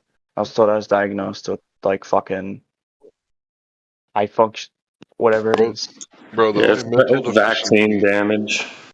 The only mental Alright, who's getting muted? Who's getting muted? Somebody's getting muted. The only mental deficiency that you've said so far is that you wanted to amputate a part of your body. That's the only thing I've heard that was weird so far. Huh? Didn't you say that you wanted to transform? Let's not talk about that. Right, that was the only thing that I heard that was, weird so far. Like, if you wouldn't have said that you were autistic, I never would have known. Like, not even the slightest clue. Really? So. Damn. High functioning autism. Yeah, so he does pick up on social clues. Yeah, I have high functioning autism. Dude. Have you ever heard of Stephen? Have you ever heard of Stephen Wright? What's that? It's a person. No. You're stealing his act. Yeah, I remember Stephen Wright. He was really low key comedian. I see. Oh, really? That's what this guy reminds me of. I'm high functioning retarded. Well, Yeah, dude, you're fine. You're just fine. I'm just what? You're just fine. You're just fine. There's nothing wrong with you. Oh, I'm sorry. You're good, but it's like when people come in here and say that we went to the moon, it's like they identify as like astronauts. Like, you shouldn't identify as autism. Like, I have a big nose because I broke it 3 times. I don't identify as a guy with a big nose. I see. Like, I just, sometimes it takes me a little longer to breathe in. Deviated septum. Maybe I should get it fixed. But I don't identify as a guy with a big nose. I apologize. I just made sure. I was told I was diagnosed with. It sounds like your doctor was low functioning. Why is that? Or high functioning? No, I said it sounds like your doctor was low functioning. Did you ever think of that? I don't know. Well, that's something to think about. Interesting. Is high functionality autism like a bad thing? It's a made up thing. I see. So the thing with, I can't really get into medical. High functioning autism. Yeah. So doctors and scientists, they get their stuff from journals, right? They learn from medical journals. Experience. So there's the publishing crisis. Do you know about that? Like a great deal of research. What is it, like 90% of stuff that gets published is not repeatable? So there's the publishing crisis. Do you know about that? No. I Okay, don't. so just, remember to question your priest even if they wear, lab coats and goggles. I'll tell you an interesting story. This is something. I'm not a religious. new word. A new word. Yeah, you are.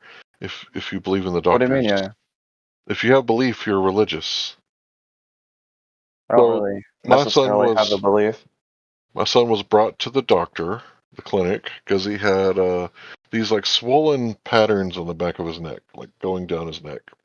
And the first doctor said, "Oh, he has swollen lymph nodes. Take these antibiotics and everything will be fine." So Never went away. Never went away. I take him back to a second doctor to get a second opinion. Like a week or two later. It's been a long time. I can't really remember. I think it was maybe. What did it have to be like cancer or something? He had precursor B-cell acute lymphoplastic leukemia. So yeah, he had leukemia, he had cancer. Oh shit. So the doctor was like, "Pack your bags. You're going to Children's Hospital. He has cancer." So I go back after he was in remission and everything. By the way, he's fine now. He's a black belt in Taekwondo. He'll kick your ass. Literally, kick your head. But he's I can't do stuff like that. I so badly wanted to do martial arts. Let me finish, bro. All right. So my son, he's in remission. I go back to the second doctor and I said, "Hey, I got a question for you." I said, "You saw his blood work, right?" I said, "Did you immediately know that he had leukemia when you looked at his first results from the test 2 weeks prior to our initial visit with you?" He said, "The first doctor should have known that he had leukemia. His white blood cell count was off the charts." I see. So if I would have listened to that first doctor and just took her word for it, you know what happens when the leukemia is in the lymph nodes? It spreads. Don't you die after that then? That's when you start getting tumors. Like it spreads really fast. Oh damn. So don't trust people in general. I see. So there's a level of skepticism that's like healthy, where it's like you're skeptical of things, and then there's like unhealthy skepticism. I see. So that's also a spectrum. Yeah. And may I go pee real quick? Yeah, go for it. My son was diagnosed. Go for it. You're good, bro. Go ahead. My son was diagnosed with ADHD, and the doctor said in her 12 years of doing diagnosis of ADHD, she had never seen a child that had it as bad as him.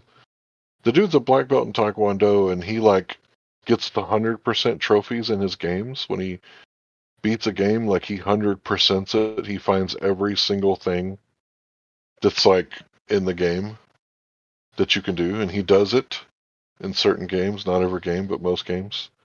So when he's like focused on something, he really is interested.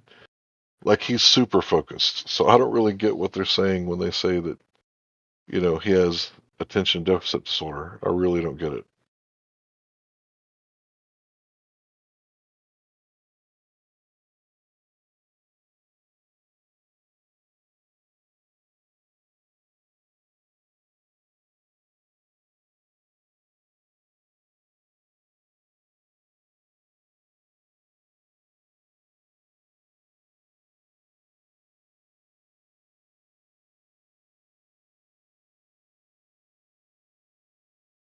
I mean, you can't go to a vet nowadays without them insisting that there's something wrong with your dog. It's crazy. It's true. I mean, they'll just, well, how about this? Maybe we can pull some teeth. I'm like, the dog's 2 years old. It's a bunch of people with degrees that are low functioning morons. bookworms. Well, it's a business. You got to remember you're going into a business. Most doctors run to Google after they talk to a patient. I mean, if they say nothing's wrong with you, then they don't make any money. You got to remember that. You guys remember restless leg syndrome? That was all the rage. You can get a degree in astrobiology. Go ahead and look those words up separately.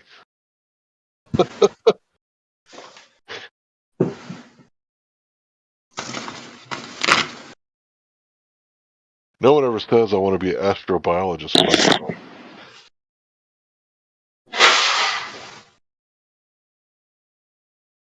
I'm back. What's up? We're talking about astrobiology, like you can go to college to be an astrobiologist. Astrobiology. Right, the study of alien life. Oh, that's cool. That is really cool. Talk about a worthless degree. There's no such thing as alien life. It doesn't exist. There are no aliens. Who said that was really cool? Who said that? That's really cool. Who said that? Cool to think about. Yeah, you finding that really cool is something to think about. Interesting.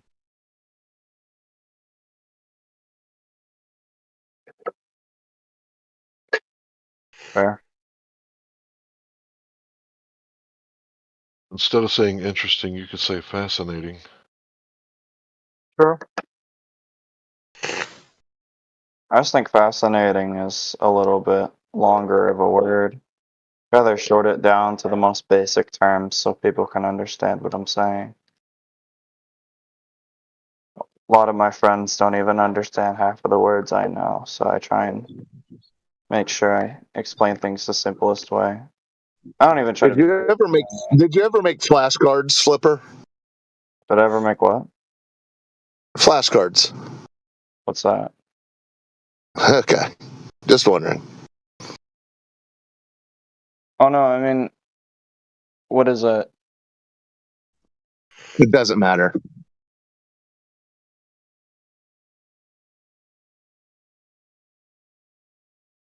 Are there any birds that migrate over the southern pole, supposedly?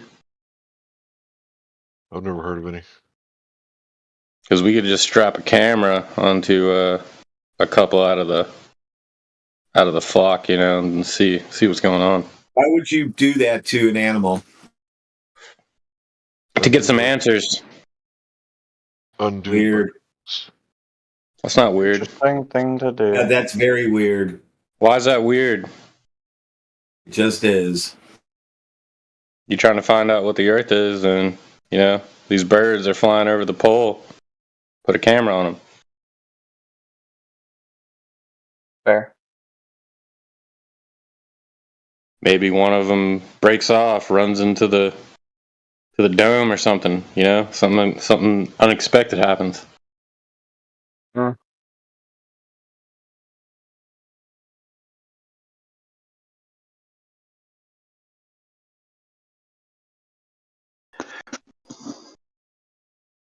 Saw this video of this dude, and he was a researcher, and they'd spent thousands of dollars developing this fake polar bear that takes photos and stuff. So they put this fake polar bear out, and apparently the polar bears kind of walk around and they can take photos and video of the polar bears, sort of thing.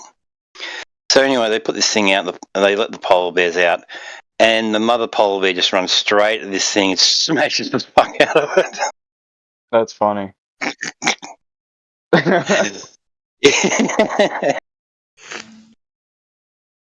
All that work for nothing. It was like, I guess that didn't work. They can detect if there's robots. Oh, They well, I can guess smell. not. You know, they can They're not smell the stupid. thing. Yeah, they know it's dodgy. Yeah, they'd smell it, or it's really good. That'd be funny to watch someone put in that much work just for it to be destroyed like that by an animal. I mean, that's part of the research. You know, the mama bear noticed. Real.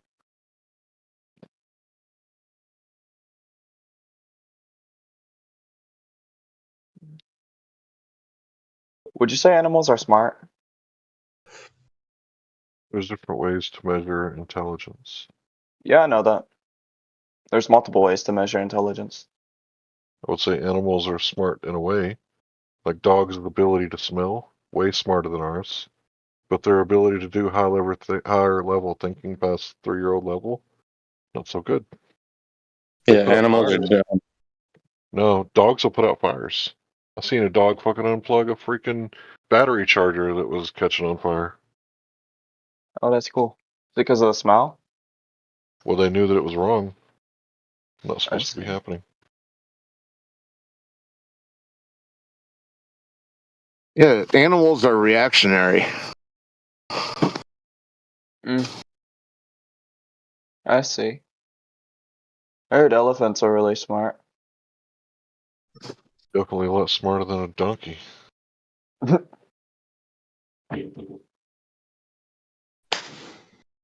Yeah, they had trackers on whatever you call it, whatever you call a group of great white sharks, but they had trackers on them. This is something that was on some documentary a decade ago, and they were getting attacked by orcas or killer whales or whatever. And they found out once one of the pod was attacked, they would all take off swimming for about 2,000 miles at top speed. They wouldn't stop. A group of great white So sharks is called a shiver. that smart? Yeah, I mean it's sort of smart, but it's they're overdoing it a little bit. And then they wouldn't come back until the next feeding season. So I mean, is that smart? I mean, the one got killed by the orca, the rest of them took off. I mean, they're surviving. Yeah, but none of them peeled back and said, I wonder if we're being chased. They just thoughtlessly all just swam until they couldn't swim anymore. 2,000 miles. That's a long way. Yeah, I might have been exaggerating, but it was at least like 1,500 miles. How do they navigate? How do you know which direction you're going in the water, in the ocean? I don't know. The wonders of nature. It has something to do with magnetics.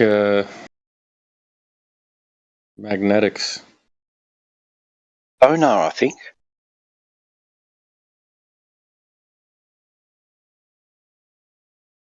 Sonar doesn't tell you if you're going north, south, east, or west.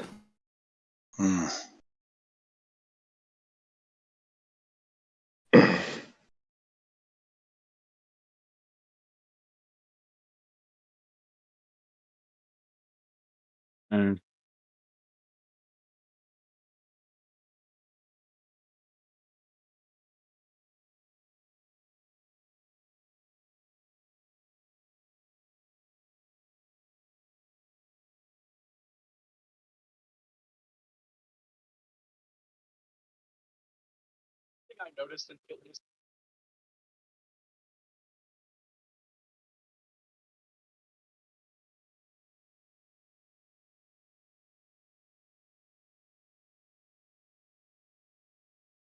What are the top 5 smartest animals? Dolphin, orca. Ant smartest. So there's videos of dolphins going up to surfers and going, help, I need some help. And then the surfers follow them and they find their baby dolphin in the octopi, in the nets. Orcas, pigeons. Ants don't need any help. Ants will never need help. Ants? Interesting. Yeah, ants, I saw stuff on how ants are pretty smart. Ants are cool.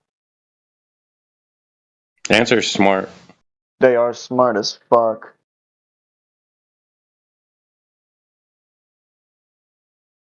Goldfish is probably one of the dumbest creatures. I'm gonna be real.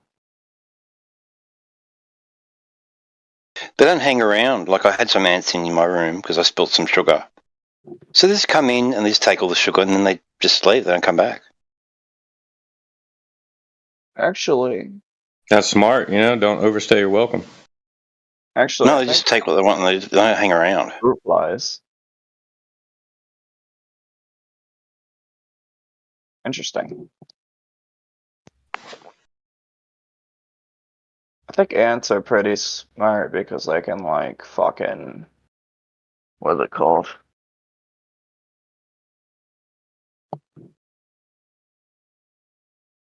How do I explain it? They take care of shit. They aerate the ground, make it more nutrient dense. They clean everything up. They also know how to Okay. form an army and shit. I think that's pretty caretakers. impressive. If you think about it.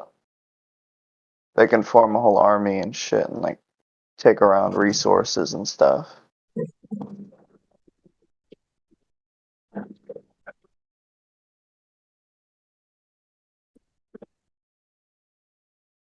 They can quite literally create shelters too. Yeah, they sacrifice individuals for the sake of the whole. So That's Yeah, they're born into the roles. It's not like they're sorted by. Okay, we need some smart guys to go get this Dorito we found on a sidewalk. No, they're born into their. Some of them are warriors. Some of them are tending the eggs. Some of them are adventurers. I don't know. It's weird. Am I a weirdo? I like spiders and snakes. No, that's common. Oh, it is? That's not what makes you a weirdo. What makes me a weirdo? Thinking you were in bed all day when you were sitting at your desk. That's kind of weird. I didn't think I was in bed all day. I just said I haven't. No, you told it. You haven't woke up. You haven't got up out of bed, but you were at your desk. No, I never sat out of bed. Yeah, you're pretty normal, bro. Yeah, snakes and spiders, pretty common. They're at pet stores. Fair. I like spiders. I mean, I like even house spiders. I don't kill them. If they look like friendly little spiders, I let them live. If they look like they're up to no good, I put them outside. That's what I try and do. But if one like jumps on me, I'm not gonna freak out or anything. I'll just laugh. Yeah, I don't like them jumping spiders. Huh? Jumping spiders. Cool. Not cool. What do you mean? I forget what they're called, but the jumping spiders in Texas.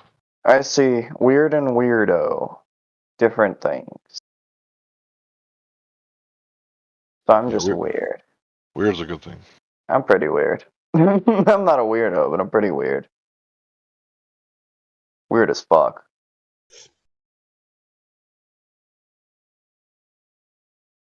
do you think that the Earth is a globe, or do you think it's flat? Yeah. No, his thoughts about that are completely normal. Flipperism? I don't really care what it is. So you think it's a globe? Okay. Not what he asked you. That's the answer to the question, though. I don't have to really answer if I think it's a globe or not. I just have to answer what I think. But you do agree that was the question. I mean, the question is, do you? Yeah, well, yeah. What do you like better, Almond Joys or Mounds? Purple. Yep. Or there's always a third answer. I don't really care. I mean, like our fucking. Or yeah, that's weird. I don't know. I mean, that's the same as saying you think it's a globe, because if you don't really care, then you're just, well, this is what they tell us. This is what I see from NASA. So, I mean, it's basically the same thing. Yeah, there's no shame in it. I mean, that was just the modern day conditioning. Fair.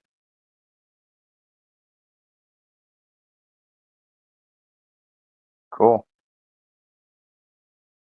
Because to go flat, then that kind of automatically you care, because you're going against what, establishment. So Excuse me, sir, do you have a moment to talk about flat earth? This is funny.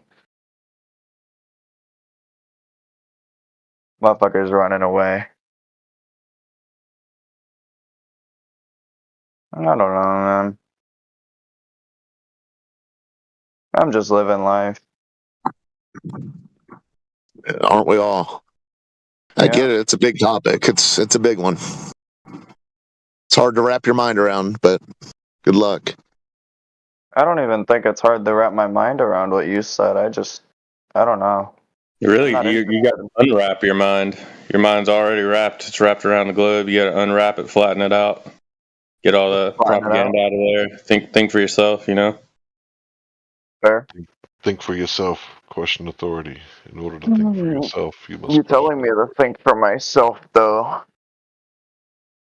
I mean, that's fair. Yeah, we're trying to brainwash you to think for yourself. Brainwash me to think for myself? Yep. Mm. As opposed to brainwash you into think what we think. I mean, remember, I've been talking about logical fallacies and how to tell if you're being deceived and not to trust people and go check things out for yourself.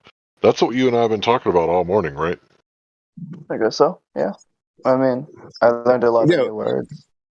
Yeah, when you said that's something interesting to think about, that was you thinking. I like thinking about and stuff and learning new words. I don't really like arguing stuff though or anything like that. I just like chilling, having a good time, learning words, learning new things, learning about things, I guess. You own a dictionary? Do you own a dictionary? No. Yeah. That's why they have them at flea markets and thrift stores.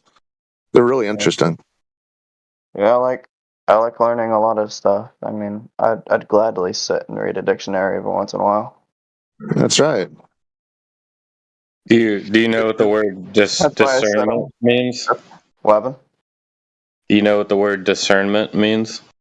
Discernment? Yeah. I'm gonna be real with you. I think I have an idea of it. Yeah, you should learn about discernment. Discernment.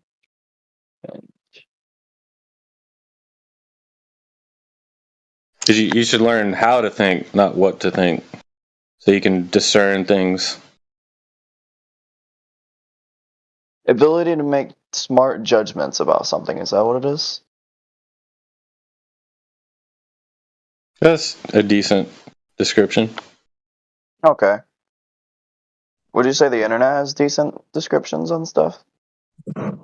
Descriptions? No, discernment is like if I tell you something, are you able to apply your previous knowledge to the new information that just came in and suss out whether there might be some validity to the claim that I made? Well, yeah, that would just be a smart, what's it called? This, how do I explain it? It would be what this just explained, a smart judgment. Yeah, smart judgment to what you just learned.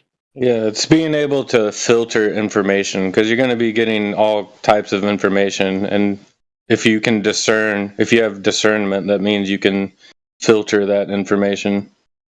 Fair. And apply it properly. I see.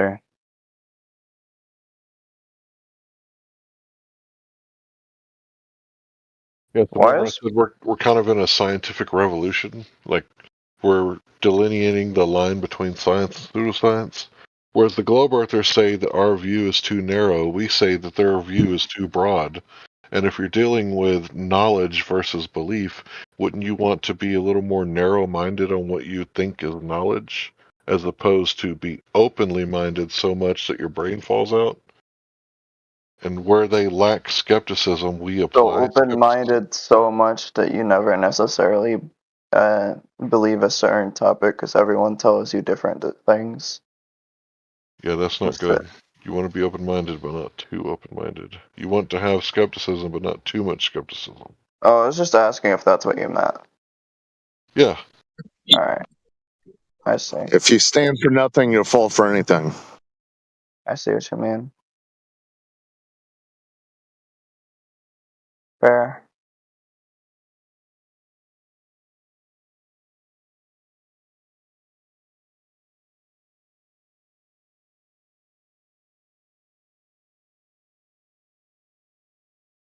They're counting on people lacking discernment to keep this outer space water ball mythology alive. It's fascinating seeing how everyone thinks about things. So interesting. Yeah. And they have, whatever the number of people on Earth, they have billions thinking they live on a water ball because they saw it on TV and the movies and on their textbooks. It's wild.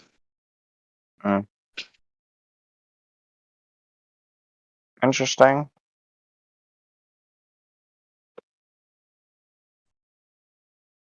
People could look to the nature of water to solve this, but they lack discernment. They can't connect the dots. Ah. Cool. Something to think about.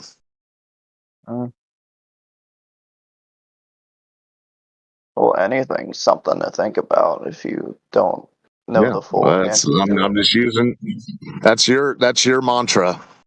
Everything is something to think about. Is that a bad thing to look at? Like, is that a bad way to look at everything? Look, it's something to think about for sure. See.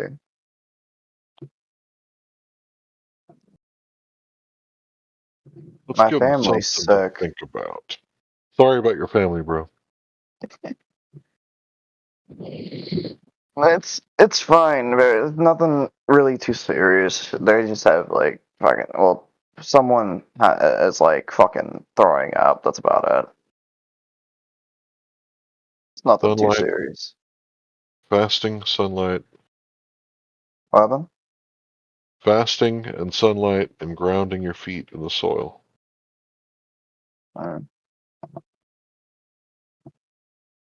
When you get sick, don't you like not want to eat? What does the hospital do? Like, no, you need 3 meals a day plus snacks. Real. I only need 2 meals a day and I'm chilling. When you fast for 3 days in a row, your body goes into hyperdrive with your immune system. Like, completely like kickstarts your immune system. You want to know something? I want to know a lot of things.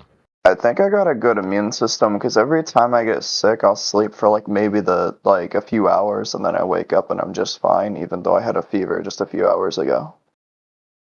Do you get lots of sunlight? Do I get lots of sunlight? Yeah, do you get lots of sunlight? Eat fruits and vegetables? Yeah. There you go. I have naturally darker skin than white. Is that a bad thing? No. I have like I don't know how to explain it because like people say tan isn't necessarily something, but my skin color literally is the same tint as if you were to tan your skin. Like naturally. You get what I mean? Yep.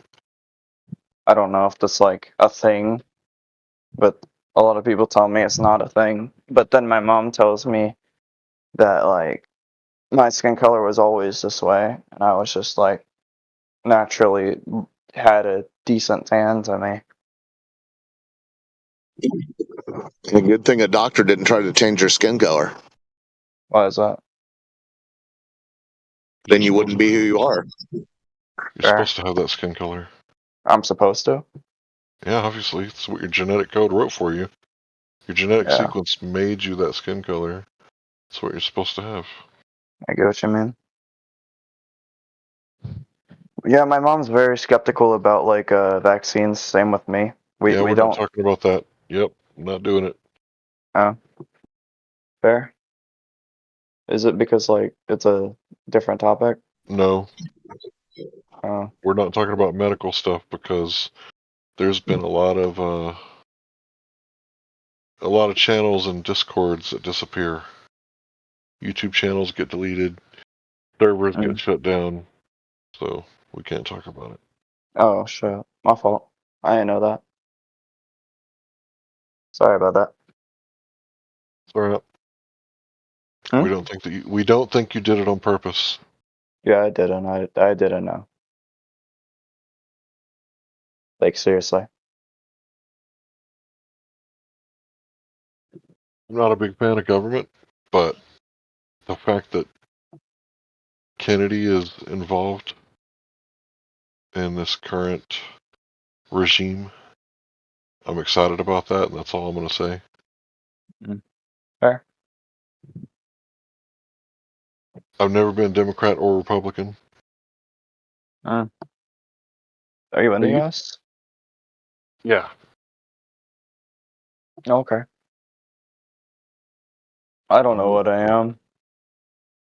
Do you want the government's boot on the back of people's necks, holding them down? What does that mean? You know, do you want the strong government using force on its citizens? No.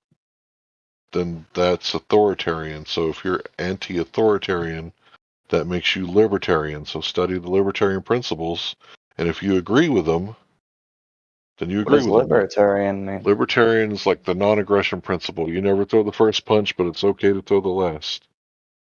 Voluntarism, where everybody agrees to do something, who cares what they're doing as long as they have a contract private between two people, two consenting adults.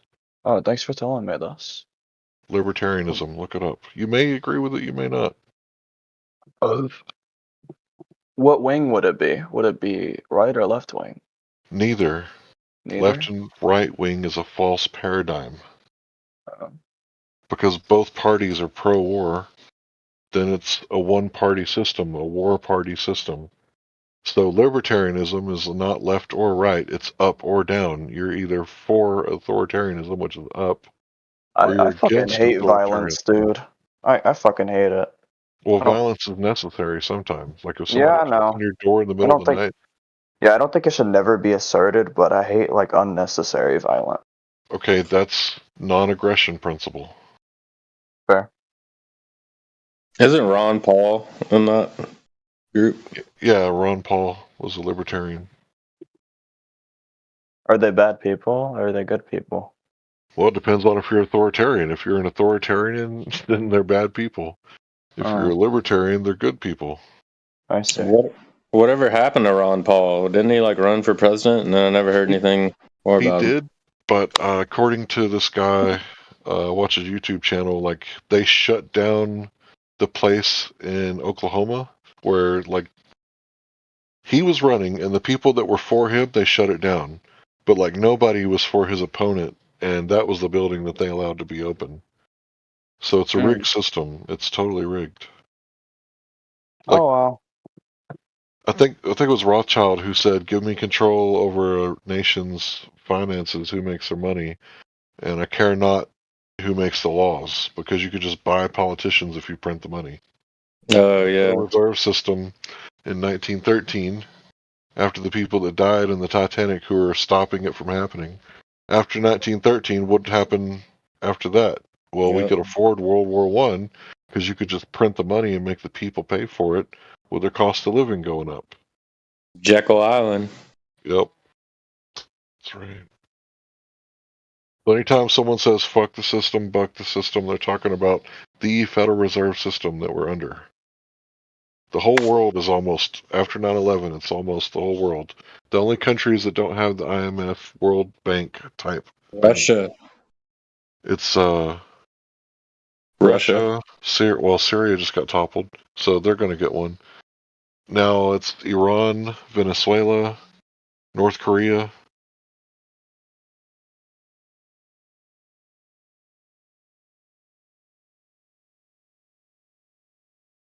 But we're almost under a one world system. It's almost complete. Yeah, there's a quote from Woodrow Wilson after he signed that Jekyll Island, the Federal Reserve thing, and he's like, "I have so much regret, like I've sold my country out." It's fucked up what he said. Yeah. Because that's what our founding fathers were against, like a centralized banking system. Think about the Golden Calf. The Israelites took all their money and put it in one spot, made a centralized bank. Not good.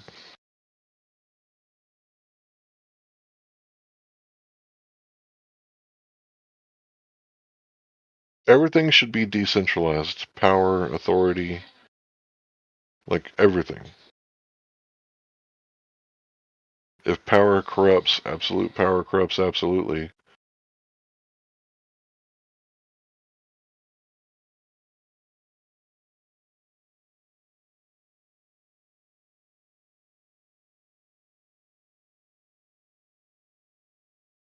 I'm even a little more less libertarian. The more it goes on, I'm more anarcho-capitalist. As time goes on, the older I get, like I don't really see a point in government. If everybody was properly educated, they would govern themselves. The ants govern themselves. The lions govern themselves. Well, I think that kind of goes against human nature. I think humans want to be governed. It's just that the government that we have, and corruption is kind of built into the system too. So it's like it's always going to be a shifting thing. We're just like way shifted down corruption right now. Because most people they would rather give up some autonomy for just, rules.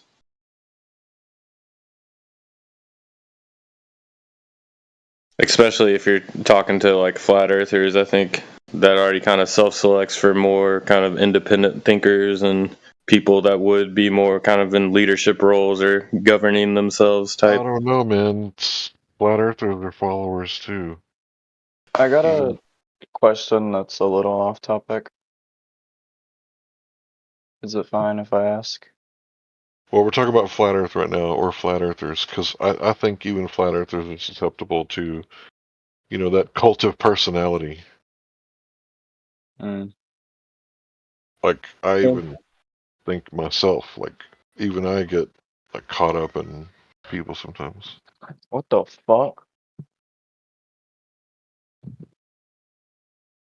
Do you guys agree? Gotta What's watch that? out for that. Cult of personality. Ah.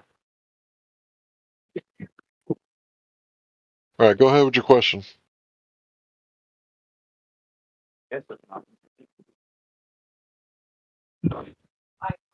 I could see the car. I can see the car too. Huh? I can see the car. What car? I don't know, what car are you talking about? Put yourself on mute. On my fault. I just want to open the door real quick. That's alright. I could have to mute.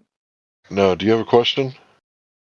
I was gonna ask is it better to like get in like the best possible shape, or is it better to just like stay average? You can't overdo it with working out. I see what you mean. I don't want to be like. You don't want to fuck super- up your knees from jogging too much, right? But I the don't wanna be body is extremely self-healing muscular. and self-regulating. Yeah, you can become muscle-bound.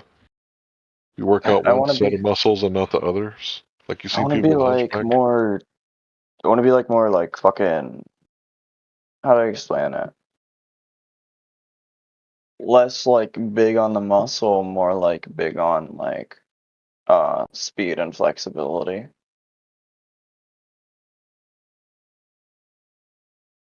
I think that'd be cool. There's trade-offs, right? So if you're extremely Yeah. lean, you're going to have incredible stamina, Yeah, I get but you. you're not going to be very strong. Yeah. If you're like really fat, you're going to have incredible strength but low stamina. I want to have not too incredible strength, but good stamina. I need better stamina because it'd be You better. ever think of jumping rope? You ever jump rope?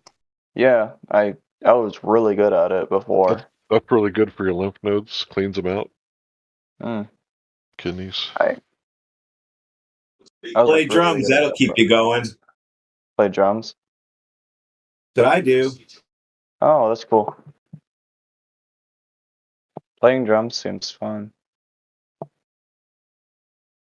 I wouldn't like to be like super big. I can't get fat. I was told that if I get fat, it could undo my surgery. So I gotta really watch my weight. I have heart issues and shit that I kind of gotta watch over. Maybe you shouldn't be jumping rope then. I can jump rope. That's the thing. I was encouraged to start exercising, just not overdo it. Yeah, don't get carried away. Don't try to break any world records jumping rope. Yeah, I know. A jumping rope will give you a workout. Yeah, I get what you mean. I decided to take walks and stuff because it's a basic exercise, but it does really help. Get what I mean? Yeah, walking is good, but if you do it on like flat level ground, it's not as good for you because Yeah, I you're get not what you just mean. exercising your muscles, you're exercising your brain. So you Yeah, I want to know. walk on dirt, grass, rocks, unlevel ground because you're not just walking to exercise your muscles. When you have like changing patterns of terrain, like your brain reacts to how you walk over it, like actually exercising your nervous system. I see what you mean. So I walk in the park, not around the park. You walk in the park, yeah. Yeah, in the I grass. sometimes go to the park since I have a park right down the road. Sometimes I go to the park just to swing for like an hour or two, and it really helps my leg muscles and shit. Because I have to like fucking use my legs and my body force to fucking swing. If you get what I mean? Yep. That's what I really enjoy. Like if there was one thing I would enjoy like so much if I was like really like upset or something, I'd go to the park like once or twice a week and I'd just swing for like hours. I used to punch the punching bag. Oh yeah, I used to do that too, The but it heavy didn't bag. work. Oh man, it was so much fun. I would carry it in and out every night, so I'd I have a start the punching day bag downstairs. I sometimes go down and punch. by like wrapping your wrist, grab the bag, carry it out there, hook it up, start out kind of slow, get warmed up, then start moving your feet. Lean means like more skinny, right? On the skinnier Lean side. means less fat. Yeah, I want to get more lean. See what I mean? Keto fast. I gotta. Keto with intermittent fasting will make you lean as fuck. I really gotta get fucking into shape soon. My doctor told me if I go anywhere over 180 pounds, I'm fucked. What's your diagnosis? Tetralogy of Fallot. Say it again. Tetralogy of Fallot. What is that? You can look it up actually. I don't know how I to have spell 4 it. defects with it. But you can look it up. It's. You want me to type in the name? Yeah. A lot of people don't think it's a real thing, but it is. It definitely is. Tetralogy. Well, Yeah, it's a very serious heart abnormality. That is definitely true. I survived it. Does that mean I'm special?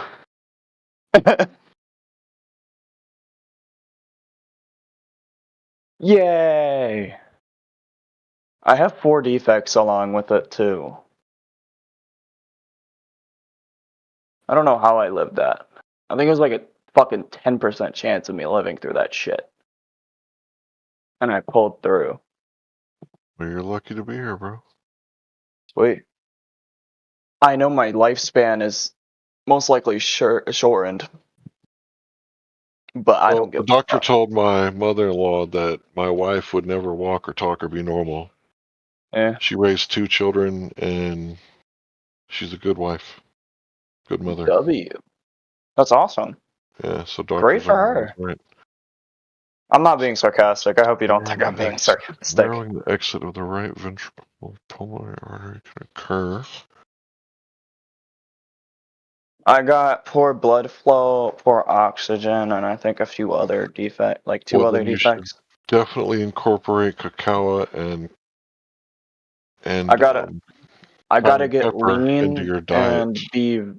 Yeah, I gotta get in a good diet, be like more lean, and have like a better build. Look at the benefits of cacao and cayenne pepper.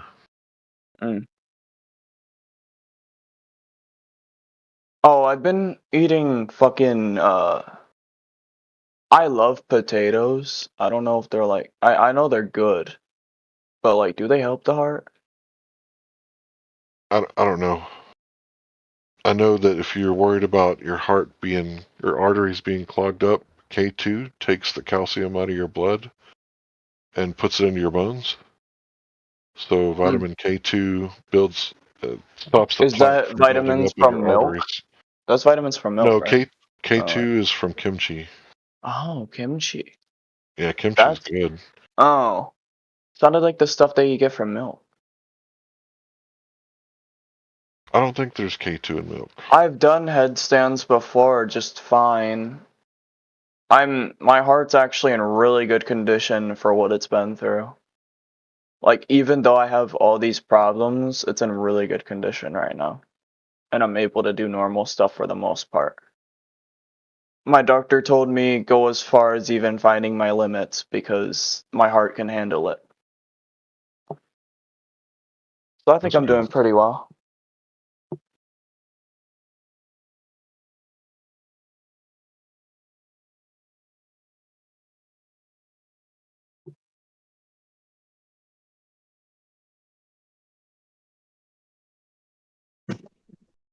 Yeah, I don't know, but it bums me out to hear that the person who's making you healthy is also giving you the idea that your time is going to be limited.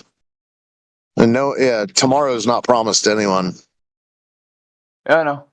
And the more you say it, the more you speak it into reality. The law of attraction makes it your reality. You know what I do though? I I would live defy to it. my fullest. I don't give a fuck. I want to enjoy life in case if I actually have that shortened life. Because at least I lived and enjoyed it. Yeah, but you should definitely stop affirming that you are going to have a short life. I'm not saying, like, I'm not affirming it. I'm just saying it's most likely the case. Do you know about the Japanese water experiment where they freeze the water? No. So this Japanese scientist, I can't ever pronounce his name or remember it. He froze water, and what he would do is he would write love on one bottle and hate on the other bottle. And as they froze, the one that said hate, the crystals were all like crazy warped and distorted and not asymmetrical. And then the one that had love, like it was like more beautiful and symmetrical and the crystals formed naturally. Well, you can repeat this experiment with like the rice experiment. And every day you walk by the rice, you have one that you don't say anything to, one that you say, I hate you, you're disgusting, you're nasty. And then the other one's like, I love you, you're beautiful. Like it decays differently because rice is decaying if it got wet, right? It's like decaying. Well, the one that you write hate on the jar, like it's all nasty and moldy and stuff and disgusting. So, like you just speaking or writing things down, it like affects reality. I see. So, do you know about the double slit experiment? What's that? It's the experiment they do in quantum physics where they I'm have sorry, I don't know a lot of things. It's all right, you're young. In quantum physics, they have two slits, right? And they shine the light through it. And the results from it is the knower of the which path information collapses the wave function. Right, so the experiment's over. Now the scientists go and they start drinking a beer and smoking a cigar and they say, why does it do that? So when they try to figure out which slit the light went through, it makes the light appear differently. Right? So just looking and observing at the experiment makes the results different. So this is the observer effect in science, I think is what it's called. So a lot of people argue, is it a particle? Is it a wave? Like that's not important to me. The part that's important to me is just us observing the experiment makes it act differently. The light acts differently. Wait, back to the other topic. Do yoga. It'll make you flexible and strong, and it's great for reducing stress and blood pressure. Yeah, I yoga actually, is good. I actually really naturally, I actually got a really flexible body if I'm like in shape. I don't explain it. When I was little, I was always able to do like splits and shit, and even like with a bit of weight on, I could still do them. So I'm guessing I'm just naturally like flexible. Yeah, if you Is that do a good thing? yoga and plyometrics, the yoga will make you flexible and have good core strength, and the plyometrics will make you have explosive strength. I'm already naturally like really flexible. I'm just like a weaker person though. But yeah, definitely look up. Let me see if I can find that Morimoto or something is his name. I can't remember. I want to be flexible. That's the thing. That's cool. I find being flexible and like get like fucking what is it called? Masaru Like Emoto. what is this shit called when you like do flips and like handsprings and shit like acrobatics or some shit? I don't fucking know what it is. Find that shit really fucking cool though. Gymnastics. Yeah, gymnastics. Oh Dr. fuck. Emoto's water experiment. I love flexibility shit and gymnastics. That's like my favorite fucking sport. I'm gonna be real. Like out of every sport, I've never found more enjoyment than in that. You talking about gymnastics? Those dudes are strong. Yeah, I like gymnastics. I Those love dudes are strong as fuck. gymnastics. Like as me growing up playing football, like I look at a gymnast, and you know, like your first look, you're like, oh, look at these pansies. But then you like your second look is like, oh damn, I don't want to fight that dude. My doctor like was fucking measuring my speed when I was like fucking little. He said I was like too like I was running too fast for my body to be able to handle it. So I'd like slow down. Cuz I naturally had good speed when running and shit and like good flexibility and I was able to do like fucking back handsprings and shit. I don't think there's such thing as running too fast. If Apparently you're running there from is. lions or megafauna. What happened? If you're running from lions in Africa or megafauna in America, like you want to be able to run fast. For real. Apparently I was always like just really fucking fast until I fucking gained weight.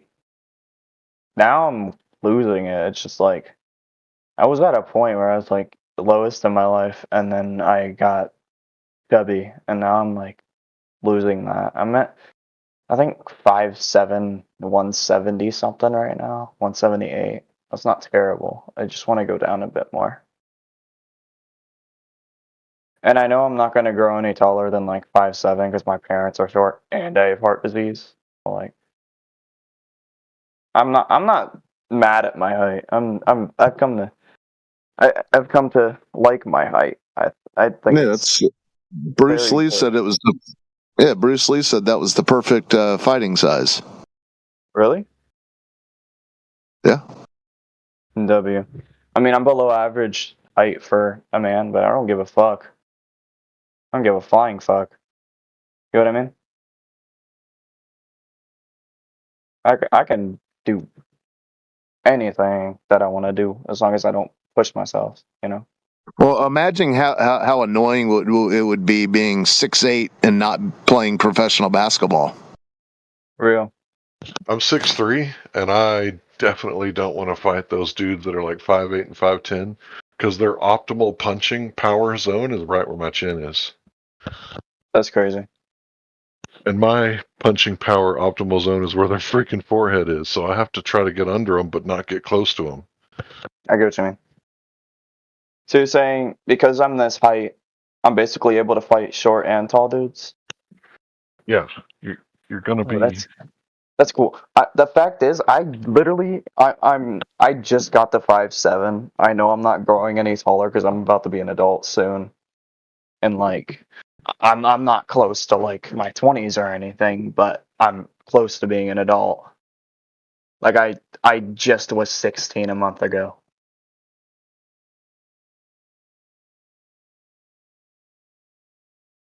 I mean, I don't really care if people know my age. I just don't tell my name on Yeah, this, don't dox anything else. Yeah, I don't dox anything but my age because my age, I think age is like fucking almost irrelevant. Yeah, I mean, you know how many it's not like. 17-year-old dudes there are? Do you think There's probably like a billion 17-year-old dudes in this world. bro? Do you think I'm like fucking weird for my age? No, I don't know you that well. I don't think you're weird, though. To me, people that are weird are people that, like, you know, this person isn't doing what I want. I want to call the cops and bring men with, you know, like force them to do what I want them to do. Like, to me, that's weird, right? Fair. But if you don't want to cause any man, woman, or child harm, injury, or loss, like, to me, that's normal. I don't. I honestly want to focus on myself. That's what I've been thinking about since Imagine we that, started. minding your own business. There's a novel idea. No, not even joking. There's like a lot of people who call me a bitch because I don't want to lose my fucking virginity so early, and I'd rather just focus on myself. You know, because I don't see a rush in life. I'd rather just like get to where my like the point is where my body, like I'm comfortable with it the most, and I like my body the most before I do anything, and I'm most confident. Is that a good lifestyle? Yeah, I think that's definitely a lost art because, like, people Like want a to lot of talk people. bad about one woman, one man marriage, like, for life, but, like, to me, it's the best. Like, having one person that's got your back, like, no matter what. I And, think it's fucking like weird when people call me a bitch because I don't want to fucking marry this the dude or the fuck not holy shit if because I don't want to fucking date this dude or girl or whatever, lose my virginity to them or whatever. I'm just like, nigga, I'm gonna be honest. Oh wait, am I allowed to say that? probably Huh? not. My fault. I didn't mean to say that. Yeah, we that's don't want right. to talk about your Fuck. private life either because you're under 18, so let's keep it Oh shit. moving. All right, we can get But it moving that's then. weird, right? People that want to talk to, you know, underage people about their private life. Fair. That's weird. Fair. I mean, I don't really care. I just think other people are weird. You know what I mean?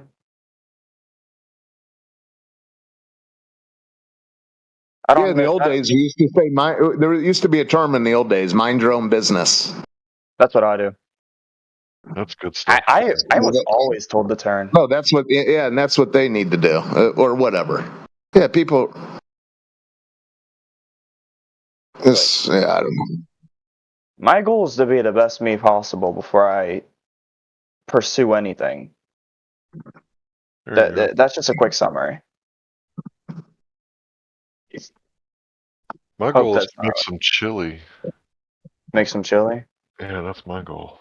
Oh damn. Cool.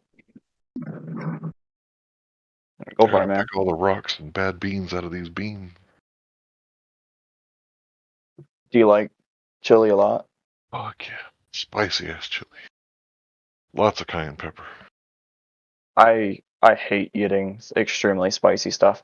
I don't mind, like I would do anything if it meant I got like a huge benefit out of it. Like obviously not like to a insane extent, but I'd endure almost anything to like get my fucking body back in shape and be healthy. So I'm like really unhappy with where I'm at. I don't think you did any research on cayenne pepper or cacao, what it does to your body. Oh yeah, I did on cayenne pepper. How do you spell cacao? COCOA? Wait. Oh yeah, I was thinking that's what it was. I just didn't know if that's how you pronounce I it. think that's how you spell it. Powder beverage made from seeds and cacao tree.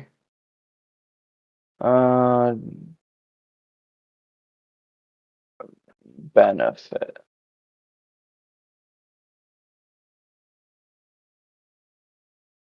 Here, I'll look it up right now. All right, I got you. Rich in flavonoids, polyphenols, and Procyanidins, which act as antioxidants, protect Antioxidants. cells from damage caused by free radicals. Interesting. Free radicals is what makes you age. Oh. People call me weird because I like dark chocolate more than normal, like chocolate, like milk Yeah, chocolate. dark chocolate is the shit, bro. I fucking hate milk chocolate. I don't like it prefer either. I prefer dark chocolate. I don't know why people don't like it, but I like bitter stuff like black coffee and dark chocolate. I'm just weird like Yeah, that, I you'll love the guess. cocoa then. Yeah, bitters are really good for you. I love bitter shit. Yep, you'll love this stuff then. I eat a lot of dark chocolate when I can. I would quite literally snack on that shit if I could. I make dark chocolate covered peanuts, and I cover them with cayenne pepper. Mmm. That shit's good. W. Spicy and bitter For and most salty. people, keep in mind that it contains caffeine-related chemicals, heavy metals like lead. When eating large amounts may cause caffeine-related effects and nervousness increase, urination, sleepiness, fast heartbeat. Yeah, so just Oh, a little bit that's- every day then. Like, it's not something you want to take large amounts of. Yeah, I know. But a little bit every day is like really good for you. Yeah, they say that eating like tiny amounts of dark chocolate every day is good for you. The problem is people want to scarf down the whole chocolate bar. And it's got too much sugar in it. I see. There was every once in a while, like I don't know if this is healthy, but like every like fucking few months or so, I'll just eat a chocolate bar of dark chocolate instead of just like saving it throughout the days and days. I just eat one every like few months or so. I don't know if that's good enough moderation for dark chocolate. Yeah, you got to do your research. I can't give you nutritional advice. I'm not a nutritionist. But I fucking love dark chocolate. So good. I agree. Probably my favorite sweet. Other than suckers. I don't know why I like suckers. Yeah, dark chocolate with a bit of red wine is really nice. Ooh. Actually, that's pretty healthy to have a little bit of wine with your meal every night. Apparently, that's really good for you. Bit of red wine. To drink wine. A little bit with your meal. I'm not really gonna say anything on that because I know it's illegal for minors to drink shit like that. Yeah, you should probably avoid that topic.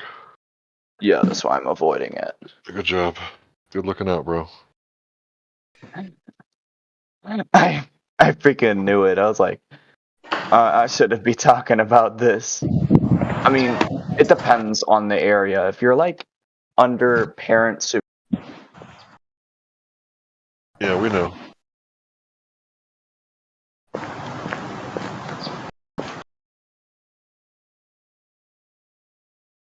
My children definitely tried alcohol before they were adults in the privacy of my own home. And it's so you know about the chemistry. Because learning it on the books is one thing, but like actually, taking 4 shots of Loco, Yeah, Europe handles alcohol much better than America. Really? a lot Yeah. of Native American blood in a American. Fair. Native Americans can't process their alcohol like Europeans can. I Because I don't before know if it's coffee, true, alcohol but was like shit. I don't know if it's true, but like when I looked up something, it was like I don't know, bro. Actually, I'm not gonna get to that because that's not something I should You talk know about. they used to remove people's heads for drinking coffee? What? Yeah, they used to put people in. They would take a cow skin and they would sew you up in a cow skin and drop you off in the ocean for drinking coffee. Why? Who did? Authoritarians, because they didn't want people getting together in coffee shops and common ground. And coffee was a stimulant, so it like made you think and talk, right? Like it was a drug. Oh man. They didn't want people getting together and like talking about politics and stuff. Is it just me, or do a lot of people like just like love fucking sugaring up their coffee, like to the point where it's just like you can't even Yeah. taste the actual coffee itself? Sugar is a slow poison.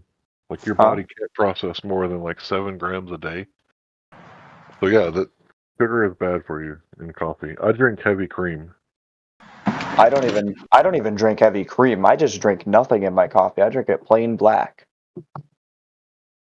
I love me some plain black coffee. Some mornings, I'll wake up and we go to somewhere to, get breakfast or whatever. And I'll it only happens every once in a while. I'll go and I'll fucking eat and I'll get plain black coffee. I'll drink like 3 or so cups of it and I'm good for the rest of the day. And I just love black coffee for some reason. I don't know why I do, but I love black coffee.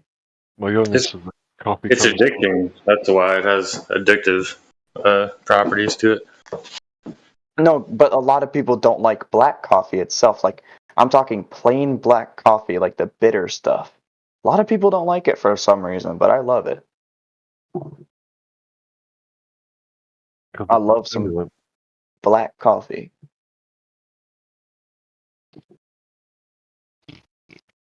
I chugged mine this morning. I don't know why, bro. I like it. I don't get addicted to stuff. I take stuff every once in a while, Like I'm not really. I don't explain it. I'm good at saying not addicted to stuff, if that makes sense. Because a lot of stuff I take. You don't have an addictive personality. So if you wake up in the morning and for some reason your coffee's gone, freaking be like, all right, I guess I don't have coffee today. What'd you say? Like if you wake up in the morning and for some reason you can't get your normal coffee, you're not going to be like real upset about it. I don't freak out. No, I would ask, and if my mom says no, then I'm be like, okay, that's fine. You ain't drinking Starbucks, are you? No. Good. Jesus Christ. Yeah, if you're a coffee guy, there's a guy that comes in here, Paraplegic. I actually bought some coffee from him because that's what he does for a living, and it was really high quality coffee, really good stuff. My wife and everybody who drank it was like, "This is good." That's W. I don't drink Starbucks because I don't like super sugary stuff. I'm not a sweet tooth guy. I don't know why. I'm just not. I like bitter stuff. You know what I mean? I just don't have a sweet tooth. Definitely get you some cacao, bro. Be good for your cardiovascular system. I swear, every Good evening, gentlemen. Good evening to everything that everyone. people calls disgusting, like bitter stuff, apparently is like so good for you. All right, we get it. Hello, how you doing, sir? Wow, flipperism. What happened? Somebody came in and said hello, and you didn't acknowledge them. Hello, how you doing, sir? That was Beaks. Hi, sir. Oh, no. Sorry, I was just saying good evening. I had a question, but not when other people are talking.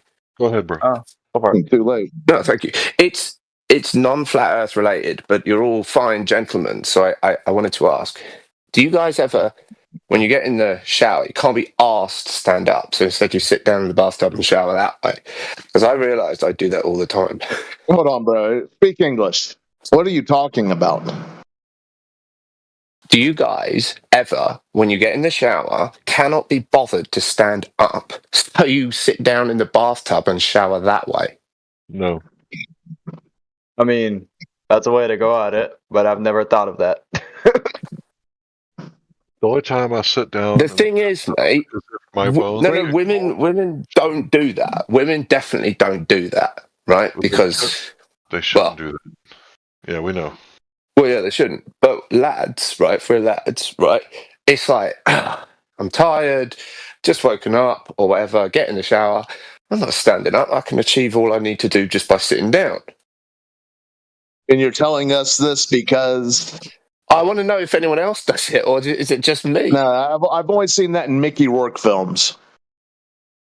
Well, people men sit in the bathtub and shower Hey man, that way. I don't do it, but you do you. I don't really care. You know? Yeah, I don't think it should be So, illegal. I was just asking if it should be illegal. I mean, it's none of my Oh, business and I what you don't do. think it I'm should gonna be be. real. Sorry, I didn't hear you say again. Wait, what happened? Yeah, go on. You said it shouldn't be. It shouldn't be illegal. But Shouldn't I be don't do illegal. it. Yeah, I don't do it. Then. The reason why, right, is because I think this should be good. Yeah, this should be good. This is going to be just as relevant as what I said before.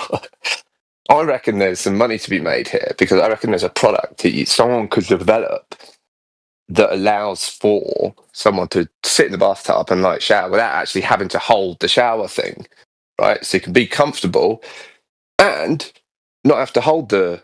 Yeah, it's what old people use. How old are you, bro? You sound like you're in your 30s. Nice. I'm 40 years old, so yeah, maybe it's an age thing. 40 years old. God damn. Yeah, I know. I'm getting. I should get one of those stair lifts to like take me into the shower as well. I suppose. That's right. People are Yeah, old. I mean, if you're thinking about inventing some chair to put underneath the shower, you're probably going to have a class action lawsuit. All these people are going to be drowning while they're so relaxed sitting in the shower. No. Oh yeah, No, because the It'll sink happen. would be open. The sink would still be open. It's not like you're in the I bath. know, but maybe as you've fallen asleep in your shower chair, the water goes right into your mouth. But then if they're dead, how are they going to sue me? It'll be a family member suing your corporation. Anyways, really? I've only crumpled down into the shower to sit maybe a couple times in my life. I can't imagine something like that Was it happening. nice? At least, did you like it? I was severely hungover. It was wretched. Exactly. That's exactly my point. You were severely hungover. You couldn't be asked to stand up, so it was more comfortable. You had to shower, right? But you didn't want to stand up. And it was horrible. And it was nicer to It's sit not down. something I would recommend on the regular. You know, put a pot of coffee on and then just go sit in your shower. No, I don't recommend that. Okay. But you liked the idea of sitting down and showering like that because you were hungover, yeah? I didn't like it. It was just what I did. More pleasant than misery. That's like saying, "Oh, you liked clutching the porcelain throne," and no, it was just what I had to do. Clutching the porcelain throne. Is that like having a really, really bad, bowel movement? Is that what you mean? No, it's the opposite of that. Puking. Oh, puking. Oh, right. Okay. Oh, we call that on the phone, on the big white telephone to God, because you're like, God. Yeah, no one likes making that phone call on the big white telephone to God. No one likes that. But it's nice hanging up. No one enjoys it. You don't enjoy the phone call, but the hanging up is quite pleasant. I can't drink. I get the Asian glow. Right. I don't have the enzymes. Fair enough. Well, I mean, thanks, gentlemen, for giving me your insight into it. I wondered if it was something that I did or if anyone, it's just me. But it sounds like, in certain circumstances, other people do. All right, curvature. I don't see it hurting anyone as long as you're like, yourself are doing it. So yeah, unless you're drowned in the shower gel. If you want to do it, go for it. I don't judge. I hear they don't put fluoride in the water where you live, so it might be okay to absorb whatever's in that water. They put what? Fluoride? Yeah, in America, they put toxic waste products in the water supply. Okay. Well, yeah, haven't you ever seen Dr. Strangelove? Oh, that's a movie that I downloaded, actually. I haven't watched it yet. It's like the really funny one. It's like, yeah, it's got its moments. Yeah, it's an important film. Yeah, but it's like there's lots of kind of like random sort of lines in it. I watched the trailer and I was like, "Is this a film or is this?" That. Yeah, I've got it downloaded. I will do actually. I haven't watched it yet because my fiance wanted me to download it and we forgot about it. So, all right, I'll give that a shot. Actually, thanks for that. Yeah, but in America, the Dental Association has dictated to us that fluoride is good if we use it topically on our teeth. Yeah. Even though fluoride acidosis is a thing. So what our governments, municipalities have decided to do is just dump it in the water supply and give everybody like unknown doses of this, medication that we're supposed to use topically, and we cook with it, we bathe in it, we, do all these things, wash our clothes with it, and fluoride is a known carcinogen. Is a bad Ask thing. your Yeah. doctor. Ask your doctor if neurotoxins are right for you. Well, I mean, bear in mind as well, like, I'm in England, so it's not quite the same thing Yeah, here. no, I don't. you don't have it in your water. They dump it Yeah. in our water. And also, with Trump in the White House now, I think if anything's going on, he's probably going to end up making sure that that's no longer the case, wouldn't you say? I hope so. I hope Yeah. Yeah. I think you lads are. I think. What do you mean? Lads, one thing that I'm actually really excited about for you lot is that, finally, right, people aren't going to be automatically, when you ask them about like flat earth stuff, they're not automatically going to start calling you idiots or calling you stupid or blah, blah, blah, blah, blah. Because, right, what we are now moving into is a world full of common sense and listening to each other. So it means I'm actually excited for you lot, because it means that when you start speaking to people about what, you've discovered and what you've found out and what you've concluded and how you've got there, which is probably one of the most important thing, is the how you got there. People, I think, are going to be a little bit more receptive to your methods and you can. What? I don't know. I just shot down your shower chair idea. No, I mean about flat Earth. Oh, yeah. To get the shower, I'm talking about flat Earth. People are going to be a lot more like. Yeah, I think people are realizing. I think people are realizing that we've figured something out that they're not able to figure it out. Yeah. Yes. Nobody's realized that. Well, not everybody yet. You sound triggered, Grandpa. Back to your bingo game. I've got something important to say about this, and it has to do with something me talking to a woman about flat Earth a few days ago, someone who accepted the truth relatively well. It's just a reminder that what we need to remind ourselves is that we need to make sure to get to the people that can accept the truth, that have not been told the truth. Because I think if we can get them to see the light, then maybe these globers and zealots might not matter so much. Tell me the truth, Orion. What is the truth? That It's nature Orion, is as by the way. it presents itself. Like a globe? Flat Is that what you're earthers are saying? making the rest of us Nature, conspiracists look Orion bad. sounds like the nature Brawlhalla. does not present itself as a globe. Your TV presents you a Yes, it model, does. and wait a minute. How's you there a telling me 24-hour sun experience? in Antarctica? Yeah. Hold What on. does that The have to guy do who with the surface of the Earth? Because that's how nature's presenting itself. No, what does that So have to do hold with the on. surface of the Earth? You told me how nature presents itself. Presents The itself guy who globulous. hold on, Grandpa. How is it, Gramps? You can't pronounce Orion, yet you're concerned with figuring out what the truth is. Well, I'm asking what the truth is. Well, I not asked a question. Orion. No, it's Orion. Yeah, I asked the question too. What Do does you it have think to do with the Orion? surface of the Earth? Do you think Orion is the correct pronunciation of that? Yeah. No, dude, you're wrong. Well, you pronounce my name Grandpa, but it's really Grandpa. Well, you need to. Have you ever read a list of constellations before? It's Grandpappy. What the fuck? Can someone tell me what Antarctica and what the sun is doing has to do with the surface of the Earth? Yeah, because it can't work on a flat Earth. It can't work. So what the sun is doing in the sky tells you how. Yeah. Like, how did you make that leap? Yeah, because there's models that predicted it, which is the reason they went down there in the first place. But Grandpa, stop being so vague. You're the same people. You're the same people that said if the Earth were flat, the sun would never set. What? Why did they go down? Huh? What? Who? What? Wasn't the flat Earth prediction that it wouldn't be shown for 24 hours? No, it has nothing to do with the surface of the Earth. I don't understand. So, Can you so please? why did the people who make claims about the surface of the Earth say it would set? Well, we asked It has for nothing to evidence do with of the 24-hour sun for years. Well, It why took- are you changing topics? Hold on, bro. I asked you a question. Listen, you're asking. I'm trying to answer. You asked why did people that talk about the shape of the Earth predict that it wouldn't happen. It's not that we predicted it wouldn't happen. What happened was bro, can you let me answer your question? Yeah, let him finish, man. You're just What's saying wrong with fake you, things. They did Grandpa? predict that Let it him wouldn't finish. happen. No, we didn't predict Yeah, that it you wouldn't did. be That's there. why they went down there. Bro, I've been doing this for 10 years. How long have you been here? I've been here about 1 day, 2 days, 3 days. Okay, so if you're asking a flat earther like the history, maybe you might want to listen to what he Go on says. and tell me. What did Whitsitt say? Right. So I'm not talking about Whitsitt. We were I'm talking asking about the for ones who went down there. bro, if you Are you can't talking govern for him? yourself, you're going to be I'm governed listening. from without.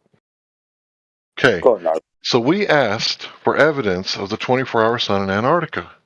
For 10 years, we did not get that evidence. So apparently everybody who was on Antarctica couldn't be bothered to make a 24-hour sun video like we've seen in the Arctic Circle. So when these flat earthers went down there, this is what they saw. Okay, what does that have to do with the surface of the Earth? Do you often look at your ceiling fan to check if your shoes are tied? Why did you want to see the video of the 24-hour sun if it has nothing to do with flat Earth? Because it was an interesting topic that there was no 24-hour sun video after people Unrelated in to Antarctica. flat Earth? It's an interesting topic. Unrelated to flat Earth? Is that Yeah, what it's you're saying? unrelated to flat Earth. That's right. Oh, The now it's Antarctic unrelated. Treaty. I got you. It's flat Earth adjacent, so it's not related. Completely unrelated. Yeah, it's unrelated because Okay, yeah. the surface of the Earth can be measured Fair enough, directly. because I could have sworn flat earthers were saying that it was impossible on the flat Earth. But okay, if you're No, we were saying saying there's it's no completely evidence. unrelated, I completely believe you. Yeah, You're because not spreading lies at all. you make the connection. How's it related to the flat Earth? No, I'm saying you're not lying at all. You're 100% truthful. Right, because you can go I measure believe the you. surface of the water anywhere in the world. You don't have to go to Antarctica. Right. And if you Completely went to unrelated Antarctica and flat you're Earth. trying to measure curvature, you're only measuring the topography of the ice on top of the continent. So Now, that's do not the going to other be. flat earthers in here believe it's completely unrelated? Some flat Larry, earthers do bring it up, but I'm not one of them. I've Some do, never but you're talked about different. You're a Antarctica. special snowflake. Larry's correct. What No do the real- other flat earthers think? Completely How could it Yeah, be it's completely related? unrelated. Yeah. Yeah. Yes, Larry is correct because the celestial bodies are not the ground below your feet. Those are two different things. So how is there a 24-hour sun on a flat Earth?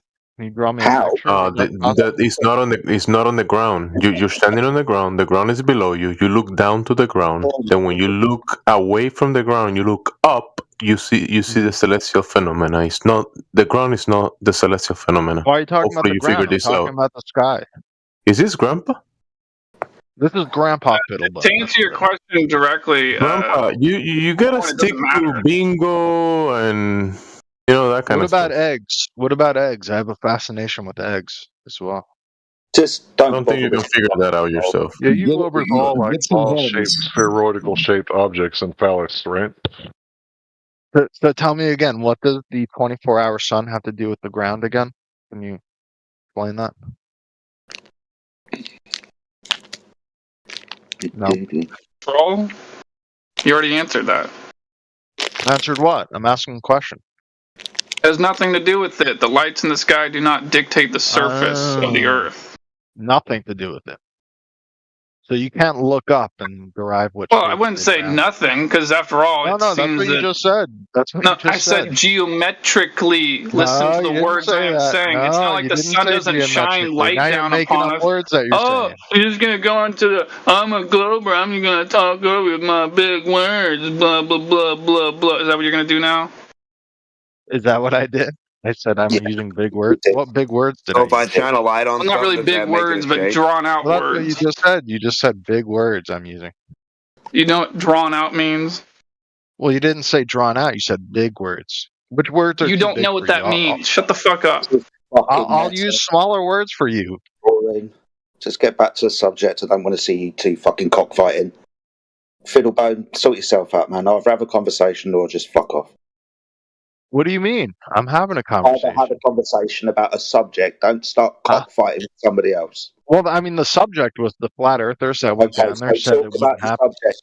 24-hour sun. Talk about that. Not So interested why in you did cocks Whitsitt not in say this there life. wouldn't be a 24-hour sun? Why did Well, Whitsitt along with everyone else, Jaren Well, I and tell you all what. You those have people? to ask them. Why don't you go Oh, and I have ask to him? ask them. So you Dude, yeah, go and ask him. completely disregard their opinions? Mate, Is that what you're Grandpa, can I say, Yeah. Whitsitt was obviously wrong. You, Oh my sir, God. haven't explained to these guys why it is relevant. They're telling you it's Yeah. not, and you haven't explained why it is relevant. You just keep saying that it is, but you haven't Because explained. in science, you make a Prematurely senile. prediction. That's why he goes by Grandpa. Sir, You make a Whitsitt prediction, was and then they went obviously down there to incorrect. validate that Sir, prediction, and it was So if you you're not correct. make listening to stuff me. up, that's You're good not to listening go. to me, are you? You haven't explained to these guys why it's related. Whitsitt could I be just wrong. did. Whitsitt's not in here. So ask these guys Because there's or the tell globe them model why that they're... predicted this Oh, to for God's sake. happen. I said it How about did it do it? Where did you predict it? From what? There's a globe model that predicts that this would Grandpa, happen. stop being so vague, you old senile man. Yeah, what predicted the sun's going to do what on what? Like, I'll show you. narrow it down for us. Okay. He's not going to give us any coherent answer. Grandpa, let's just cut to the chase of this. What would falsify the globe for you? Wait, hold on. You asked me a question. You said what model predicted this. I'm going to send it. Yeah, like you're going to give us any kind of a relevant answer Because I in want any the sun's form. path on the ground. I want unlike whatever you, I globe answer map. questions. Listen, yeah, my question is the globe map that you Well, you pick. didn't What's ask your the first favorite question. one? You didn't ask the first question. It's the only thing that's relevant right now. The sun. No. We need to know the answer sun's the other path. question. No, this is the question. Where is the I'm sun? going to answer the other Where's the question sun on first. your globe map? I'm On the going to dirt. answer the other question first. So you don't know where the sun Remember, ends up guys, on the this is globe. therapy. This is therapy for you, Grandpa. Do you realize that? That's why you're stalling. Well, I got an hour to kill. It's a prolonged therapy session. The difference is you don't actually have to pay us money, which is unfortunate This would because we narrow really it down, should. brother. Look, this will shut me up. Grandpa, look. Grandpa, people are supposed to be asking questions to you. You are Grandpa. You're not supposed to be asking questions. You should be answering the questions. I'm answering questions. Pick your favorite map. Just pick your favorite map that the globe produces. Because they're all globe maps, right? We'll pick the globe map that has the sun on the map. The sun's path on the fucking map. Where the sun's at on the map. On Antarctica, for Antarctica. The path, the whole year. Trying to find my favorite map. Hold on. Yeah, find your with the sun on it. Make sure you include the map of the heavens above and how that worked completely. No, I just want the sun's path on the fucking ground. Where it's going. Yeah, the heaven map on the ground. Yeah. Yeah, I wasn't. Yeah, That's just the my sun, answer not in the the word chat. heaven, not any shit like that. Just the sun's path on the fucking globe map you have for North Pole to Antarctica. Like how that I just works. answered it. Yeah, I just answered it. It's in the chat. It's probably a cartoon from Hollywood or Disney. Oh yeah, Probably not yeah, even what I'm it asking was for. created by Disney. It's a Pixar movie. I put in the chat. Your globe's a Pixar movie. We Yeah, figured the one that. in the chat. So do you have a real fucking map? Yeah, I just posted it in the chat. Actually, And it's got the sun's path in Antarctica on the map. Yep. Somehow I don't believe you. No, we posted a computer program. As opposed to what? Posting the Earth in the chat. A map of the Earth. Oh, you wanted a map? Oh, okay. It's Yeah, in I the want chat. your favorite map of Antarctica. Yeah, and it's show in us the how chat, the sun actually. works on the map. Oh, is that what you around want? the Oh, cool. Antarctica It's in the chat. landform on the map? Oh, around Antarctica. Oh, Yeah, how okay. the globe it's in the predicts chat. it. Oh, you mean the one in the chat? Yeah. Oh, okay. Yeah, it's in the chat. Little just circle the Tropic of Capricorn. I guess he's gone now. Like It's a time waster. Yeah, no map. All you have to do is ask them for their map and what relevance it is and where the sun is on it for the whole year's path. And then if they don't produce it, then where the fuck is their map and how do they know what the sun's doing? They don't have a model that predicted anything. Don't have a model. Right. You got to have a ball and a sun source to predict anything with a ball and a sun source. Last time I fucking checked. Not It's just say hilarious. stuff. It's hilarious to me that they come in here with such bravado, but their model is in crisis. Like they literally had to make up like 95% of the matter in the universe out of thin air, literally, to make their model work. And they come in here like they're winning. Same with the maps. They have to make 99% of the maps flat to show their globe works. and they think they're winning. It's just crazy. It's crazy.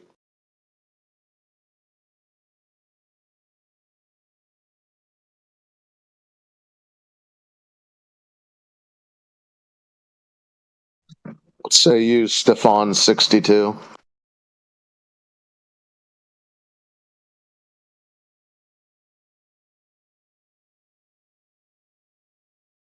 May I ask, actually, the guy mentioned Whitsit a few times.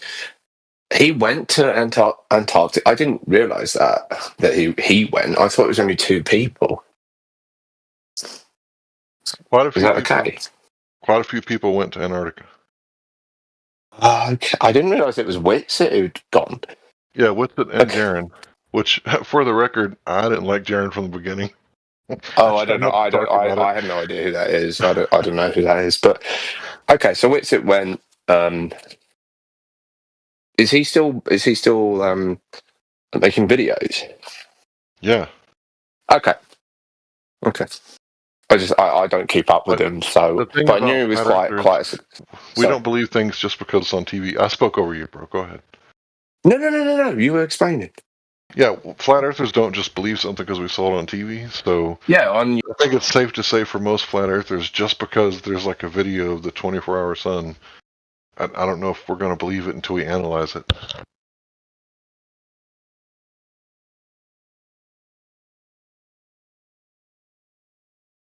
It's a shame tourism in Antarctica isn't like a bigger thing.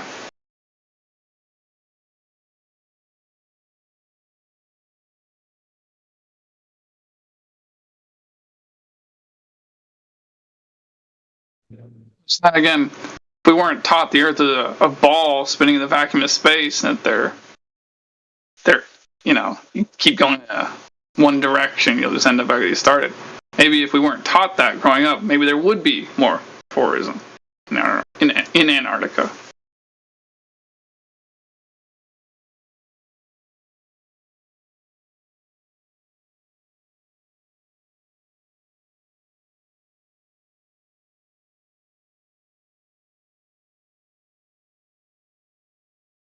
Yeah, so I haven't had a chance to fully examine the alleged 24-hour sun.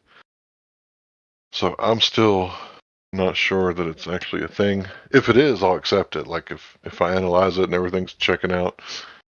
I've seen some people that analyzed it and said that it had a seam, but I think there would be a seam in a 360 camera.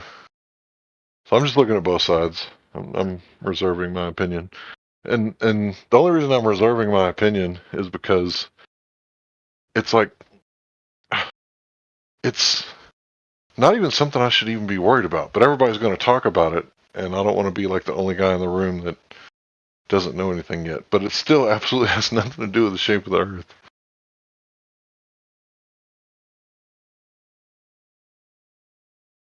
Or the lack thereof.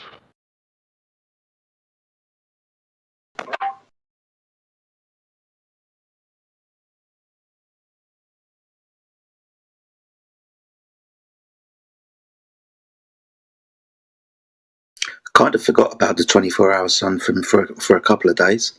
Went a bit quiet. People are always going to bring it up, though. What do you flat earthers say about the 24-hour sun? Whitsit predicted that you should be able to see one, or you shouldn't be able to see one. Don't care what Whitsit says. I'm just indifferent. If there is a 24-hour sun, if there isn't one, who cares? Like, you're absolutely right. Whatever it does, who cares? It's not the floor. It doesn't change the floor. I mean, if it's there, then we'll acknowledge it. If we're being honest, right? If it's there. Yeah, absolutely. I'm definitely not afraid of it. Like what you were saying earlier, for like the last 10 years, this observation in Antarctica is, as far as we've been concerned, and I've been concerned, is being really unverified. You go around looking for stuff on YouTube to find a 24-hour sun in Antarctica, and we found 2 videos in 10 years, and they were spurious at best. So it's been an interesting ride, but for us, we're not making any predictions. We just understand that there's things that we don't know. When we don't know, and when we're restricted from finding out, then we're going to ask questions about it. But what it does, 24-hour sun, beautiful. I think it's awesome. I'm quite happy to accept it at face value. Doesn't change the measurement of the surface of the Earth, though. But I'll accept it at face value. It's got no problems for me. Hey, I got something to say about this. So, in the scenario where there is 24-hour sun in Antarctica, but no one there over the last 10 or 20 years has been competent enough to record it, if that's the scenario that's true, then I think that says something about the differences between globers and flat earthers. Flat earthers are competent enough to ask real questions and accept the truth for what it is, and globers are so incompetent, they're too incompetent to even ask real questions.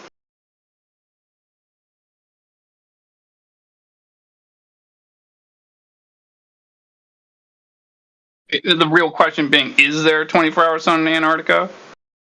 I mean, like, people might that or wonder that when researching the Earth or the luminaries.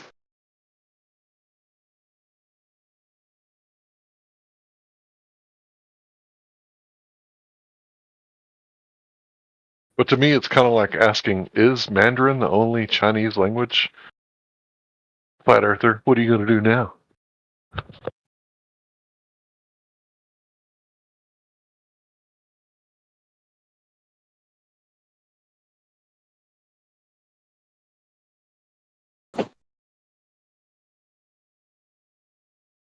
Maybe competence wasn't the right word.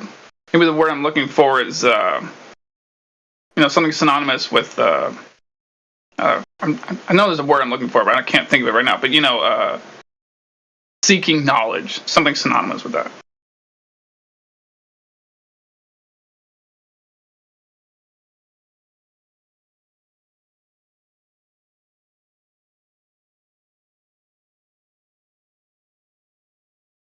I'm just saying, like, if I was a researcher, just doing any research job, X, Y, or Z research job in Antarctica over the last 20 years, and I went there and I witnessed 24-hour sun, I wouldn't just be like, oh, that's cool, and then just forget about it and tuck it in the back of my mind and not say a damn thing about it ever again. I'd be like, oh, yeah, you know what?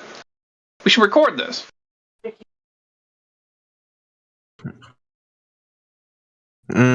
I don't know if this. I mean, yeah, everybody has opinions about it, but there was videos before this trip of the 24-hour sun, and there was even, I think it was a skydiving company that had one of those videos, and also other videos that were in question, but I never saw the big deal. I mentioned many times the 24-hour sun phenomena. It's not it's not a thing that should trigger people into, claiming obviously the Earth is a globe or whatever. Many people know that. So there was, I think, in my opinion, there was videos and many reports about the 24-hour sun. So this is not the breaking evidence. I don't think. To them it is, because Jaren has completely flipped and become a globe earther again somehow. But, what do you expect? I really don't want to talk bad about people. Never mind. Even though he knew in 2016 when they did the observations that the AE map didn't work. Yeah, I figured that out in the debate room. That the AE map. So he knew, and then he held it till now to drop it. Well, I don't trust Jesuits. I don't trust Trump. I don't trust Jaren. Wait, I just realized something. Something about the geography of this. So I think the actual land mass, where again this is in the scenario where there's 24-hour sun north and south. I think the land mass where you can view such a thing is so limited and restricted and hard to get to in the south in this scenario, and so much easier and much more populous in the north. Like, take for instance, even people live 300,000 people live in Iceland. Not sure if that's far enough north to get that, but it's close. And people still live in Alaska, in the northern half of Alaska. That's far enough north to see this. So I think maybe it's just geography. Like maybe that's why it's been for so many years so easy to find 24-hour sun in the north and so hard to find. So suspiciously few videos in the south is because it's just so few opportunities for people on a regular basis.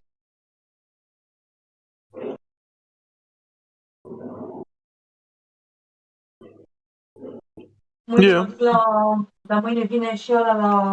Less people down there, less content. More people up here, more content.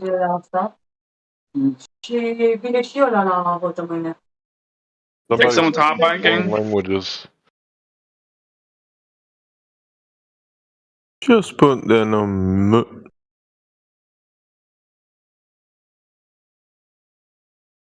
I don't even recognize that language.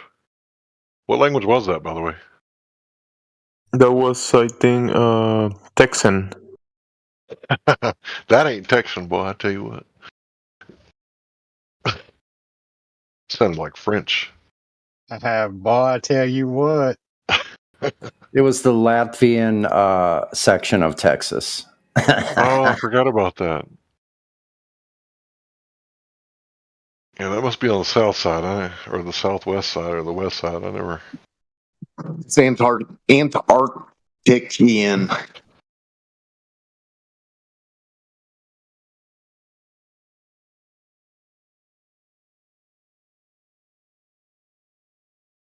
Yeah, I've had so many moments where I've been watching Jaren's show in the past and Russian Vid show in the past and just thought to myself, damn, why can't there just be someone on YouTube with a show that's talking about flat Earth and is like really like actually smart, not one of these fucking guys.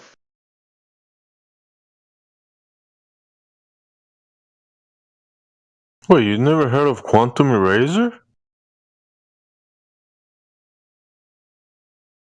Yeah, I guess I just never bothered to listen to the show because I listened to him here.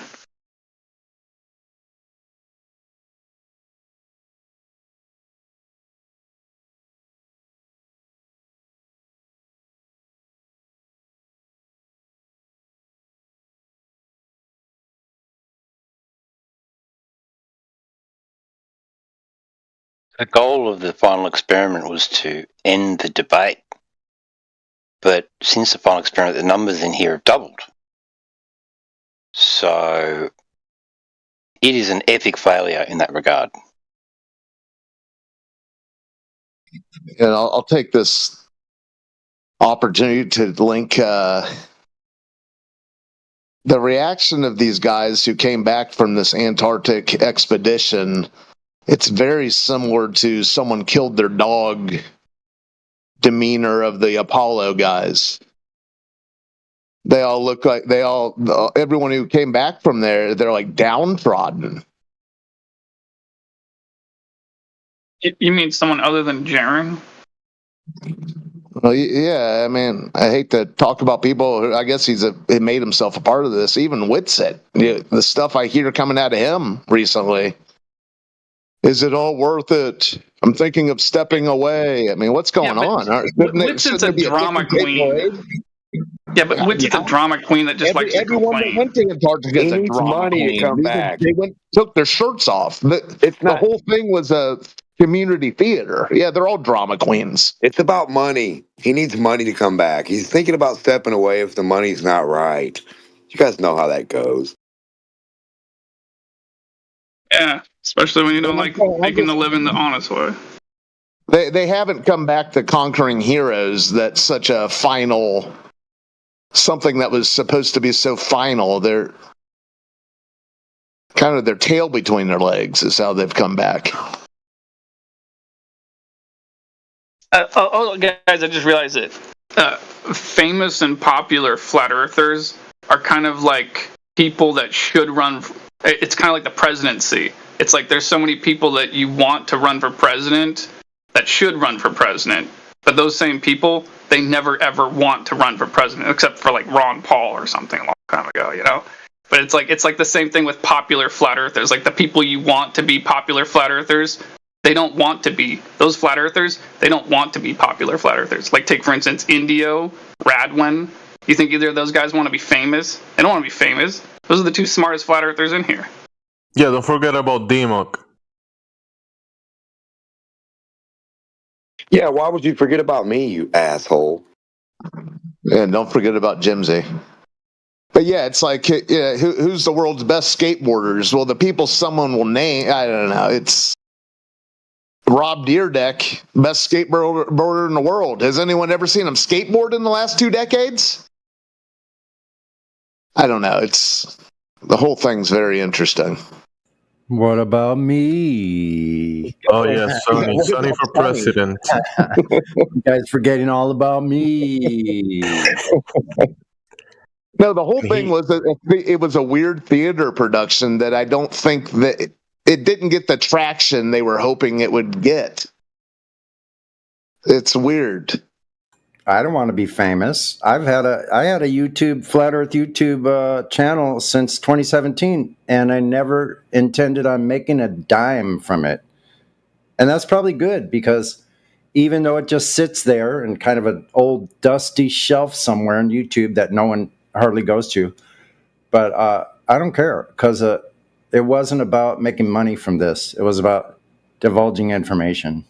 And then as far as that goes, Sonny, as far as the cause goes, as far as divulging information, I would prefer you to be famous than Jaren or Whitson. I'd rather my grandma be famous than either one of those two. But she's not here right now. Rest in peace. You know, I'm just saying. You got a thing for your grandma? What the hell? That's what you got from that? Yeah, great job, Aurelian Nova. I was just about to. That was weird. Yeah, I was just about to see if you had anything to say. Why? But yeah, Why? Tell me. You want to start over? Just start over. Aurelian Nova, start over. Tell me what flat earther has ever seen the flat Earth with their own eyes. Well, I haven't seen it with someone else's eyes. That's right. So shut the fuck up. So we're supposed to see with other people's eyes, is what you're saying. I'm back. Yeah, he said that comment and then just dipped. What a coward. Great contribution, Aurelian Nova. Thank you for that. Yeah, awesome stuff, man. Is that how you operate in regular day life? Make a comment and then just jet? Hey, it didn't even make any sense. So well done, Aurelian Nova. He's probably one of these people. Well, you can't rely on your senses to determine what the world is. So how did they determine there was a globe then?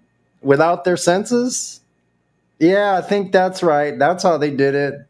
Without their senses. But with NASA's senses. No, Sonny, you gotta go in the opposite of your senses. Remember, when they say you don't, with the vestibular system, you wouldn't feel the 15-degree rotation of the Earth, is because with their other senses, they're looking at the sky, the stars that are moving at 15 degrees per hour, right? So they're visually observing the 15 degrees. Even the sun moves at 15 degrees, or 13.7, I think it is, up to 15 degrees. And when they see that phenomenon with their senses, their eyes, their vision, they say it's the thing under the ground that they don't feel moving. So they're inverting the senses into nonsense and saying the nonsense makes sense. Yeah, so exactly. So they're looking up at the sky and they're sensing motion of the sky, but at the same time, they're divorcing themselves from their other senses, like you said, like our sense of motion and balance. Like they have no explanation for any of that. But yeah, they've totally divorced themselves from all their other senses. The vestibular system will detect rotation in an axis.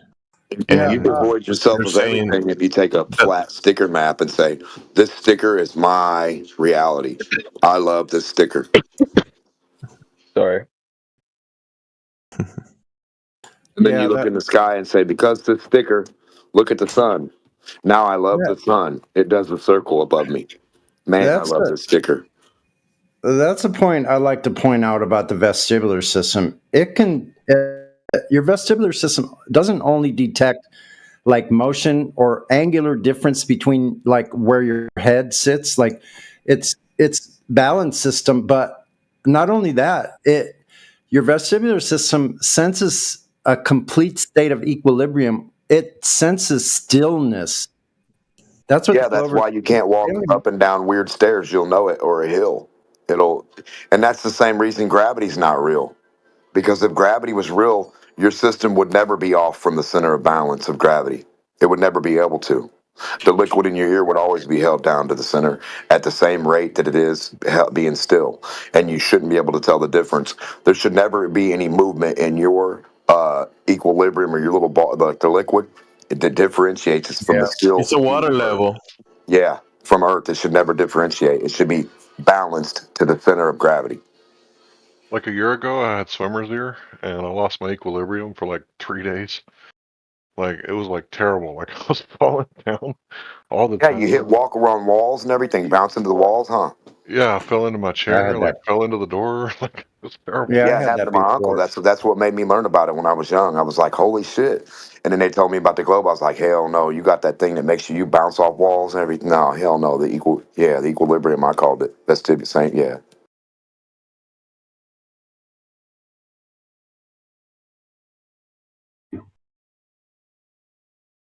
Yeah, I definitely recommend warm olive oil in the ear once in the morning and once at night, stuffed with a cotton ball.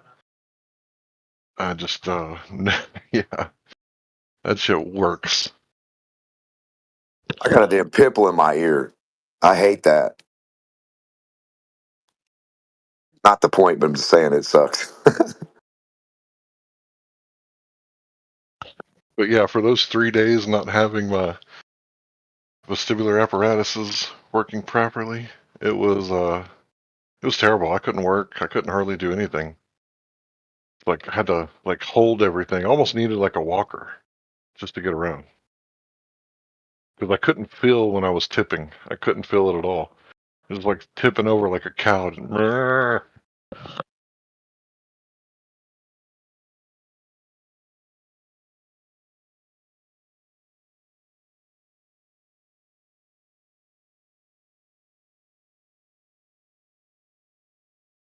I'll catch you guys a little later. Have a good one.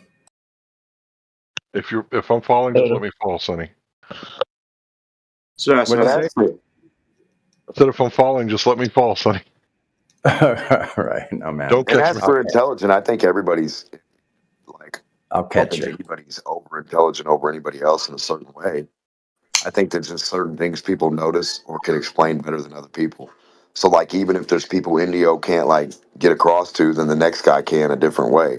So it's each person's attribute of intelligence works on its for its own way. It does its own thing, right? Yeah, to say there's somebody that's the best flat earther in the world, that would be kind of weird because I think all of them make the best flat earther. Even the worst ones make the best ones be what they are because you have to go through those bastards. Some of us are We great have at to debating. experience it. Some of us are great at making videos. Right. And some of us are better at using technical terms and make it sound better in a technical way. And some of us can just talk to you in a street format of knowledge and you get it that way. And you don't get the technical stuff. So it depends on the person you're talking to also. Because I've seen a lot of smart people frustrated with certain people, like, and they're like, this. And I talk to them and they're like, oh, I get that. And I'm like, oh, okay. It's just, I guess it's the delivery.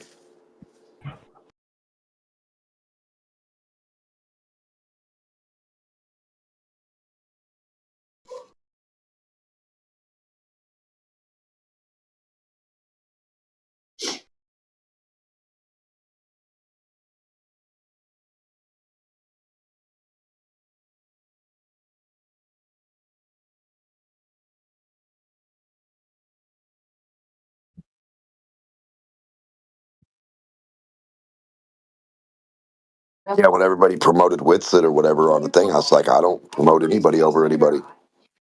I think it should be a group of people. It should be a panel of 20 flat earthers debating a panel of 20 anybody else, or pick who you want to debate, which one you want. And then if that didn't work, pick another one.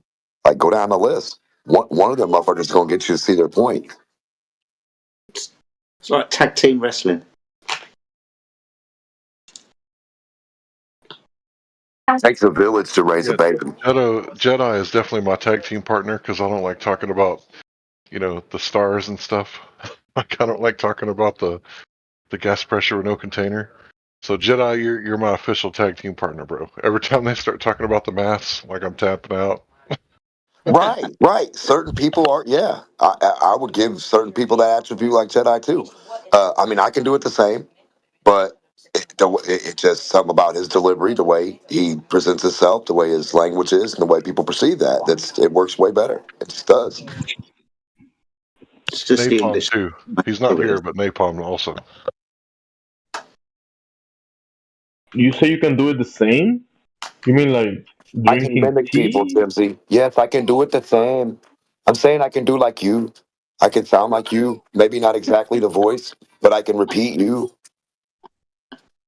Nah. Jamak, are you saying? What are you saying? King Louis, I want to be like you. I'm just Hold saying on, Gamon. When you start doing Jimsy, you sound like Robert. Yeah, I can't do his.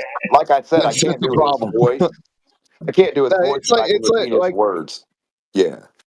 Like when Jedi said it's like tag team wrestling, where it's I was thinking it's sort of like a baseball team with a bullpen, an unlimited amount of people in the bullpen. So you have a starting pitcher, and then you get some guy. The starting pitcher gets tired or can't get through to the guy or has to do something else. The bullpen, someone runs in from the bullpen. Yeah, that's what I'm saying. Yeah, that's what I'm just saying. I wasn't saying I can be him. I think he took it the wrong way. I'm saying if he says a sentence, I can repeat that sentence. That's cool. You know what I mean? I have a memory. I think you could too. But his delivery is better than mine. I've also agreed with that. So yeah, even me mimicking him wouldn't work. I'm just stating But it. you do it like in a kamikaze way. Yeah, I'm doing it in a comedy way. You know what I mean? I'm not really. So if I mimic somebody, it's not a bad thing. It means I like that usually. Now if I No, mimic no comedy. Kamikaze. what is it? I didn't hear you. I got a cotton ball in my ear, brother.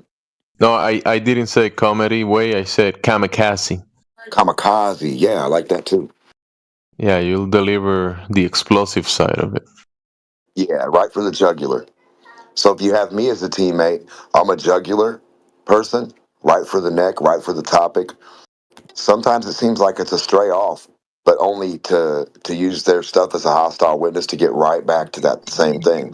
Trust me, I'm always going to go right back to that same thing. It might not sound like it, but it's going to get there. Honestly, there is a lot of shock and awe into telling someone they're a retard. It does get through to them sometimes.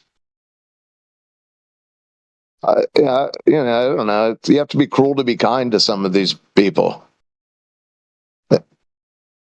I admit that once upon the whole idea that I used to look up at the stars and think I was looking at a star that could have exploded 250 million years ago. I mean, I was retarded. Yeah, you were you were retarded because that already happened 250 million ago, and you just catching up to it. Yeah, you're way behind. Completely retarded. Couldn't have been any more retarded. And no one said to me, "Hey, you're retarded." I said, "Gee, aren't I so smart?" I remember people saying you might be looking at some stars, but they're not there anymore. It's just as the light is taking so long to reach you. You're looking at it, but it's not there. I look back at that anytime. Yeah, I didn't do it a lot, but I remember getting into conversations and how retarded the things I was saying were so retarded, and I was so proud of saying them. It's insane. Yeah, I think you do need someone. Someone does need to come out of the bullpen every once in a while and just tell the person they're retarded. Kind of shock you? Yeah, shock and awe. Come back down to your senses, my friend, my brother. Yeah, I remember talking about the sun. Yes, well, it's actually our closest star. If someone would say that's fucking retarded, and then told me it was retarded 12 more times, I might have. There is a chance I would have said, "Huh, maybe that is retarded." But yeah, there was no one there. Hey, if the sun is a ball of fire and it's curving, a ball of fire is curving, but then Earth is not made out of fire, therefore it's not curving.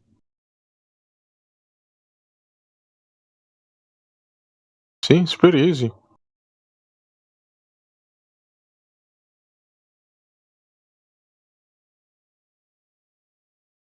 Fire curves. Sure. You can see it on the stove. Fire curving. One hell of a fire they've got going on up there. I mean, yeah, the whole story is sort of it's insulting. They've made it all nuanced and technical, and you have to, you have to give them one miracle and then everything's sorted out. But yeah, the story is sort of insulting. That's what they've got people thinking. Fireball in sky will one day engulf Earth as it dies. That's crazy. It's retarded. We're all retarded if you think about it. Every single one of us. We've been taught that you can't. It's nothing. It's nothing that you should take like personal.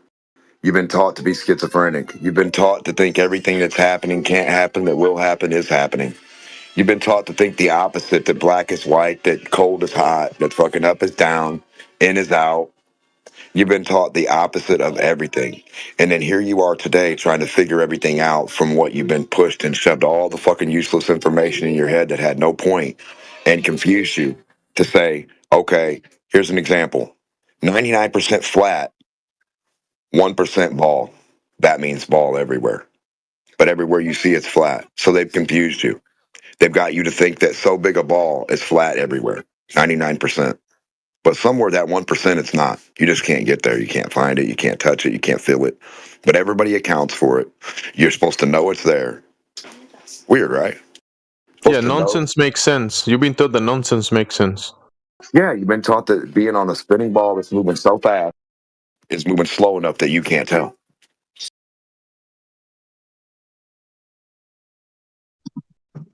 The fact that you're telling us that you I don't know, it's a weird thing to just say, hey, everyone's retarded. He said we. Don't take it personally. We're all retarded. That's nonsense. No, we've been taught retarded thoughts. Well, not you, D-Mock. Oh, I'm sorry. Flipperism said, well, if you think about it, we're all retarded. No, I wasn't saying that. No, I know. I was talking to, flipperism. That's nonsensical. I'm saying the information we got was retarded. And then here we are today trying to fight through all this shit. Trying to cipher through all of it. We're the filter.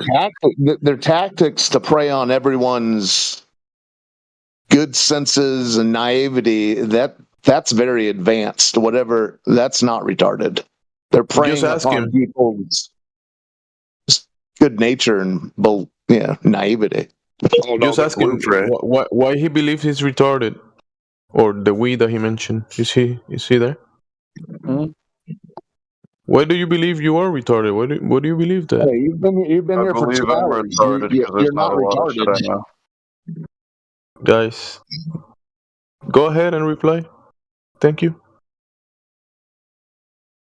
Well, You said you are retarded or something like that? I said I believe I'm retarded because there's not a lot I know. First step is admitting it.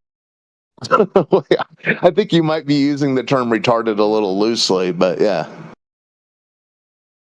Fair. I acknowledge I'm a dumbass. I don't really care though. Yeah, but then you said we're all retarded. Yeah. Anyways, you haven't been showing signs of retardism. I haven't. No, I don't think so. No, no one knows everything. You learn something new every day. If someone learns something new that day, does that make them retarded up until that point? Not really.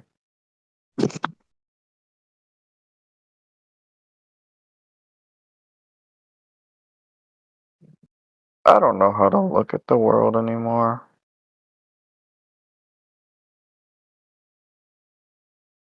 What do you mean? You open your eyes. Not that way. Yes, that way. Oh, that's not what I mean. Well, what do you mean? I don't mean hyper literally. You mean like some other way looking at it? Like, I don't know what to think about it anymore. That would be a better explanation. What's the explanation again? The better explanation I should have said is I don't know what to think about the world anymore. Oh, there's many things to think because there's many things happening all around across, right?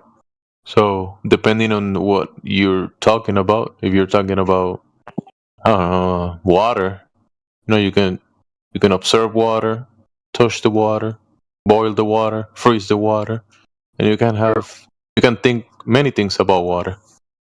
Yeah. I guess there's a lot of things to think about. So yeah, if you grab water and then you grab a bowl and then you put the bowl in the water, do you think the bowl is gonna hold the water once you take it out of the water and then you spin the bowl and the water is gonna stay attached to it? You can think about it, but is it gonna happen in reality? I don't know. You don't know? I wasn't thinking for a second. I'm sorry. What were you saying? I'm just saying that when you think about water, but then you add because you say you don't know what to think about anymore, but you can think about a lot of things. So one thing is water. You know how water kind of behaves certain ways, but then you grab a bowl and then you pour water on the bowl. Well, you spin the bowl and then pour water on it. Do you think the water is gonna stay on the bowl while the bowl is spinning? No, right? If you think about it, the water is gonna fly off the ball when it's spinning, isn't it? I see. Well, it's gonna, what's it called? It's gonna become less dense, right? But I'm just saying that the water is not gonna stick to the ball, to the spinning ball. I'm just saying you can think about that. I see. When they claim you're standing on a ball that is spinning at multiple vectors, multiple speeds, all at the same time, and it's a spinning water ball. Interesting. But then you know how water behaves and doesn't do that, and especially on balls. It goes splash splash to the ground. Go ahead. Yeah, there's all these endless things to think about when you're living your life, and for some reason there's some entity or some concerted effort to get everyone thinking that they live on a ball. That's something to think about. Why is that thought so important to whoever for everyone to have? I don't know either.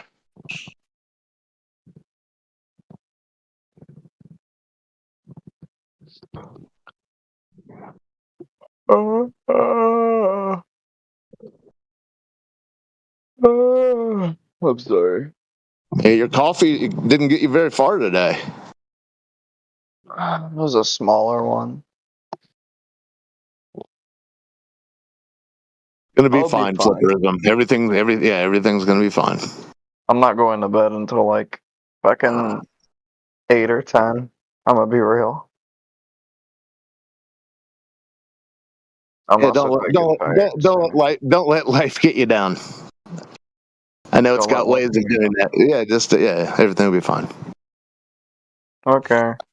He just got up and he's thinking about going to bed already. Chilling, dude's chilling. He's listening to the radio and talking to the radio. He's having a great day. Sure. What do you guys know about Einstein? I don't know. He was retarded. He was. I think he smoked a little bit too much. He had a really funny haircut. He was buddies with a Belgian priest. He liked to make funny faces and steal people's inventions. He married his cousin. He's on a lot of posters for college. He might have had people buried in his basement. He was an old man. He was a clerk. German, you know you can't trust those people. What is that? He was Jewish, wasn't he? You can't trust Germans. He did a lot of things.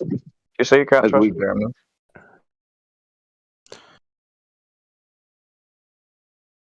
He made stuff up in his mind and said, therefore reality. Wait, I got a question. Wait, Someone don't we all kind of make stuff up in our mind and say therefore reality? I only trust people that bail me out. He never demonstrated his space time. Yeah, you grab some space right here in your mind, and then you grab some time, and you warp reality. Yeah, I don't think I need more coffee because the other guy's yawning and it's making me tired. I don't get, and then the coffee appears. I have to make the coffee. I think you need a satellite connection. You need a satellite connection now. Fuck. Wake it up. I'm not trying to go to sleep. Alright, I'm good. Sorry, Ross, you broke out. You broke your connection, kind of like satellite connection. Einstein's warping space and time. Crazy. Happened. Well, Einstein warping space. Yeah, how'd he do Did that? it in his mind. Where did he see space warp?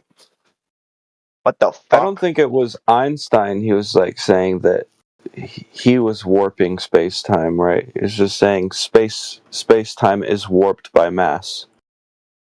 Where did you see that happen? Well, I'm just saying that's what he said. Why did he say that? Where did he see it happen? Well, I think he said that because it's the only way Newtonian physics makes any sense. So making shit up and then making more shit up and then that makes sense because you made shit up. I got you. It wasn't exactly shit made up like Newtonian physics. How do you use them? Where do you hold on a second? Where do we use these physics at with what thing? Where do we use what physics at? Newtonian physics or like Newtonian. Okay. Like calculating the path of a ball if you throw it in the air. The path of a ball in the air? Yeah, calculating the path of like how much time Vertical, it's going to take the vertical ball. up, vertical down. What are you calculating? It doesn't have to be vertical. No, how are we? Where's it? Huh? How does it fall? You see balls falling horizontal? Like if you What are throw you talking about? if you throw the ball. Yeah, it's gonna fall down to the ground. Yeah. Yeah. So what's that? What's that got to do with? But the path that it'll take is slightly horizontal as well. What's that, brother? Does that have anything? So you get the physics of balls from being on a flat planet and dropping a ball to it? What's that? What are you talking about? That's Newtonian physics? I was trying to answer your question. No, so where are the other balls at? Shouldn't there be like 8 or 9 of them? I was only talking about one ball. So Newtonian physics is drop one ball. And what do we see? What kind of physics are we No, seeing? that's just one part of it. One part of what? What's the rest? One part of... I don't know all of Newtonian physics. Well, what's it good for? Like, what do we use it for? I told you one thing that we use it drop for. a ball. To calculate the path of a ball that's been dropped or that's going to be dropped. or even that is being dropped.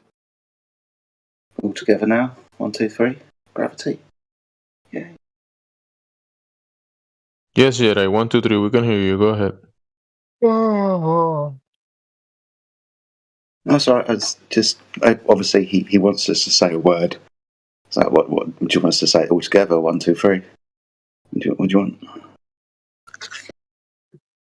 Just say it. Oh. Because he was asking about Einstein, and then Einstein made a concept, or was saying a concept, mass, was warping other concepts, space and time. And then he went to Newtonian physics. Well, you had asked me about Newtonian physics. Well, like, how do we learn ball physics? Like, what does that mean? When can we see balls fall another way? Like, what do you mean? Brother, are you slow? When can we see balls fall another way than down? Brother, I don't understand what you mean. Am I supposed to just read your mind? Okay, you're talking about ball physics, right? Balls out in space falling around each other horizontally. Where do we see that? Have you ever saw that's imagined, right? It's imagined that balls in space, 9 or 8 of them go around each other a certain way, right? Called orbits and stuff in ball physics. So I'm saying, where can we learn those physics on Earth, and where do we see those? Where have we ever saw this happen anywhere in reality, that a ball horizontally goes around another ball like that? In Einstein's mind. If you give it enough force, so like imagine if I threw a ball. No, stop. We're not going to imagine. Can I respond to your question? No, we're not going to imagine. We want to know where we see this happen. You're not responding. We don't want to know what you imagine. We want to know where we see this happen. That's the whole point of it. So imagine stuff happens that's not happening. That's the physics you go by. It's not something that's not happening. What the fuck? Then where's it happening? You didn't let me finish. You don't even know what I'm talking about. You're not going to show us where it's happening. You don't know that. You didn't let me finish. Okay, go ahead. Go ahead. So if you have a ball and you throw it, right, it's going to be falling the whole time, but it is also moving at a horizontal direction, right?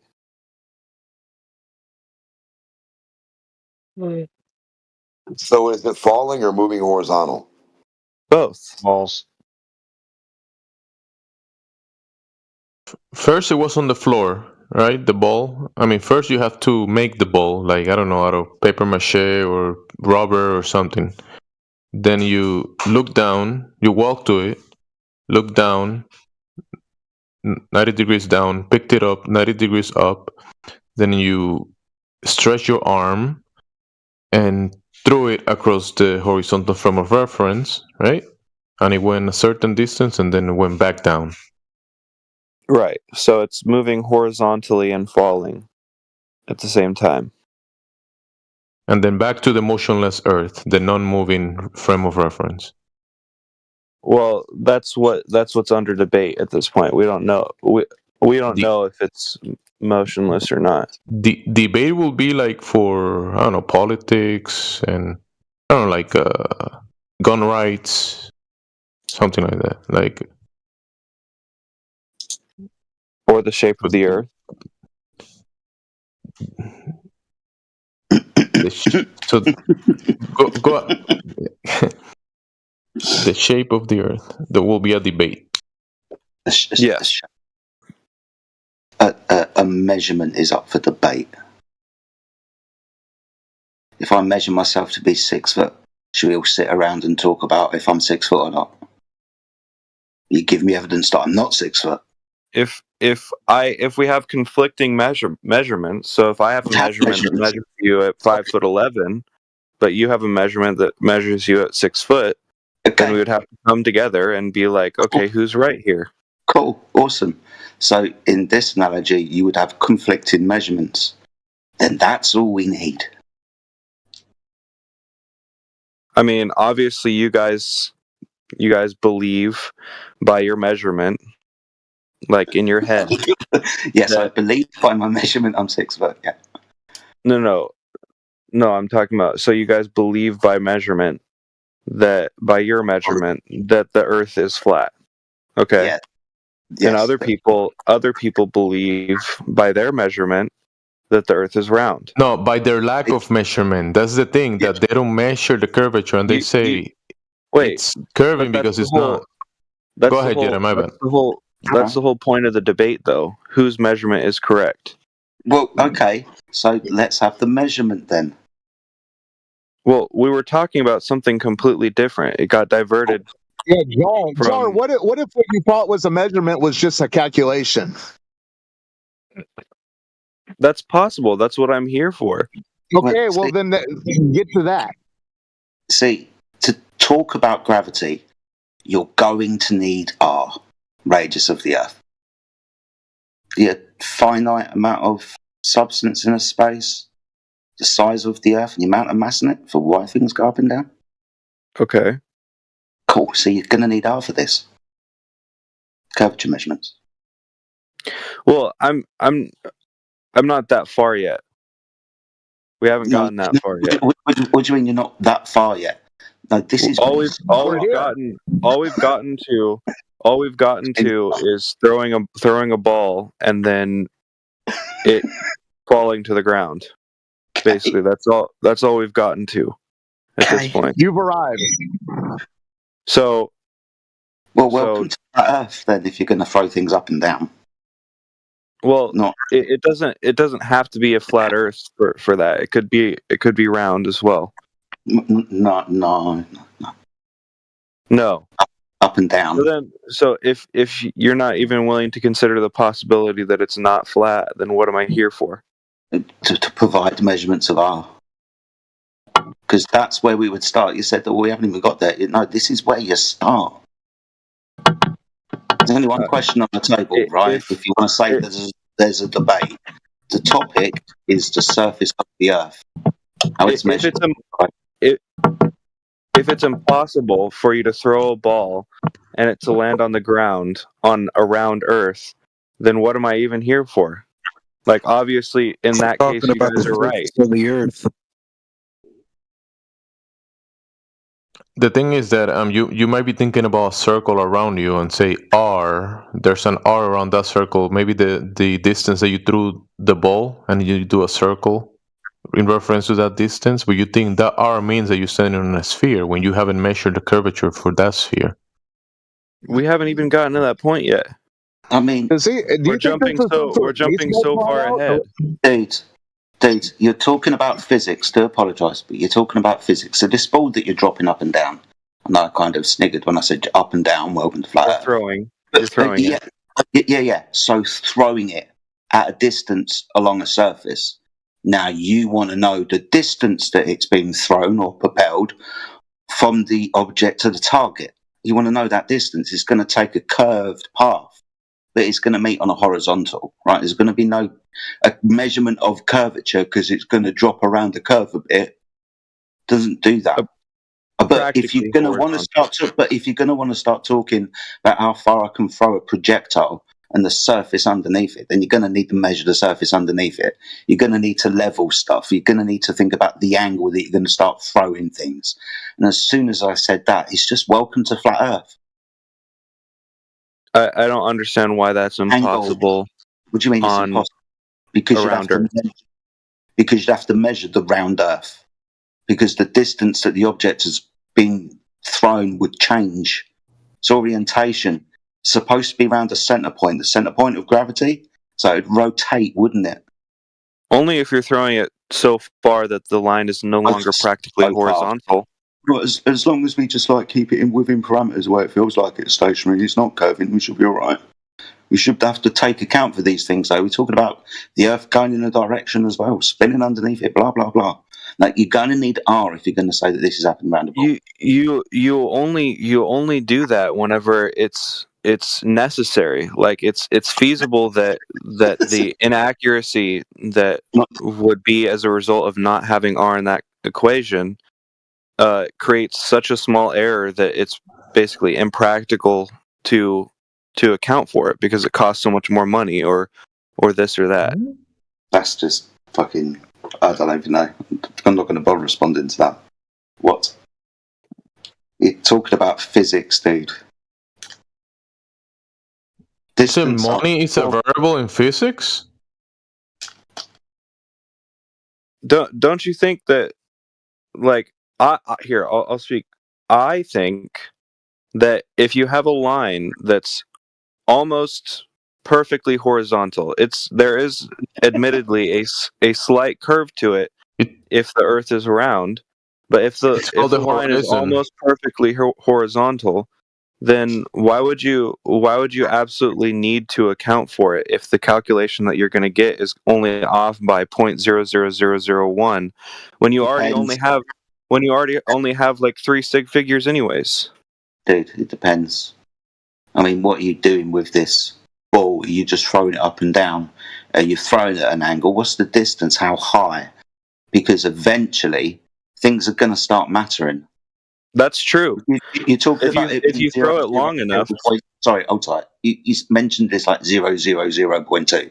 Yeah, it's increasing over distance, right? Yeah, I completely agree with you.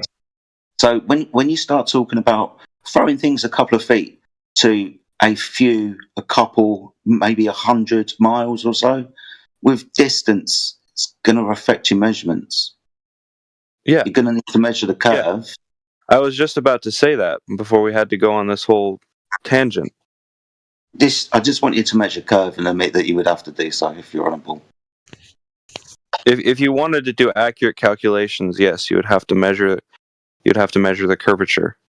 Good, because all of this throwing stuff is going to be relevant to horizontal, right? Up and down.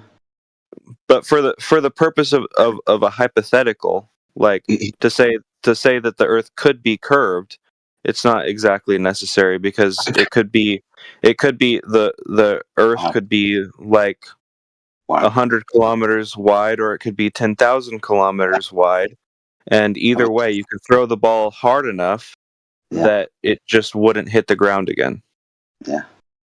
I mean, that's lovely. We could sit around all day thinking about, well, it could be curved. Let's do this. It could be curved. Let's do that. It could be moving now. But all of these could be's, we're still gonna want to find out at the end of the day, aren't we? Because these could be's are just going to be right now until they're unanswered. But right now we're not. Right now we're not making super accurate measurements, are we? Just wants to talk through me. You're throwing things up and down, dude. Relevant. That's vertical, perpendicular to horizontal. But are we making any like measurements that need to be super accurate right now? Like I said, what we did. Yeah, what right now? We're just shooting. Right now. Eventually, I just want to get to the end. Yes, we're throwing things up. You want to make claims that it was because of the amount of Earth that's beneath us. But we're not actually making those calculations right now. All we're doing right now is we're saying, is the Earth flat or is it round? That's all we're doing right now. Yeah, so if the Earth is flat... And for that, we don't need to make any super... For that, we don't need to make any super detailed calculations, do we? No, we just need to make some measurements. Sure. And it's up and down, which is relative, perpendicular to horizontal. Everything that you're going to do is going to be flat until you measure curvature. All I'm trying to say is that either model, or like, I don't know what word you want to use for flat Earth, but either way of seeing the world, could be correct. That's all I'm trying to say. I'm not saying that mine is the right way or any of that. I'm just saying one of them could be correct. Not both of them. Yeah. So it's measured flat. So it's flat. I don't see how it's measured flat. It's measured flat, so that's it. You said it can only be one or the other. Measured flat. It's flat. Sure, but I don't see how it's been measured flat. That's all I'm saying. Because of the lack of the curvature. It's not curving. Yeah, it wasn't relevant, apparently. How have you measured that there's no curvature? Are we still living in the room? Are we still in... Say that again. How do I get camera turns? Lady, go make a sandwich. Hey, suck a dick, faggot. I'll have a sandwich. I mean, a Oh, that was sandwich just would a be. boy. That wasn't a chick. I thought she was hot, I don't think Mikey. a chick would say that. Hey, chicks will surprise you. Get closer to your mic, because I mean, she jumped in the middle of a conversation, but I don't know what she said because I couldn't hear her.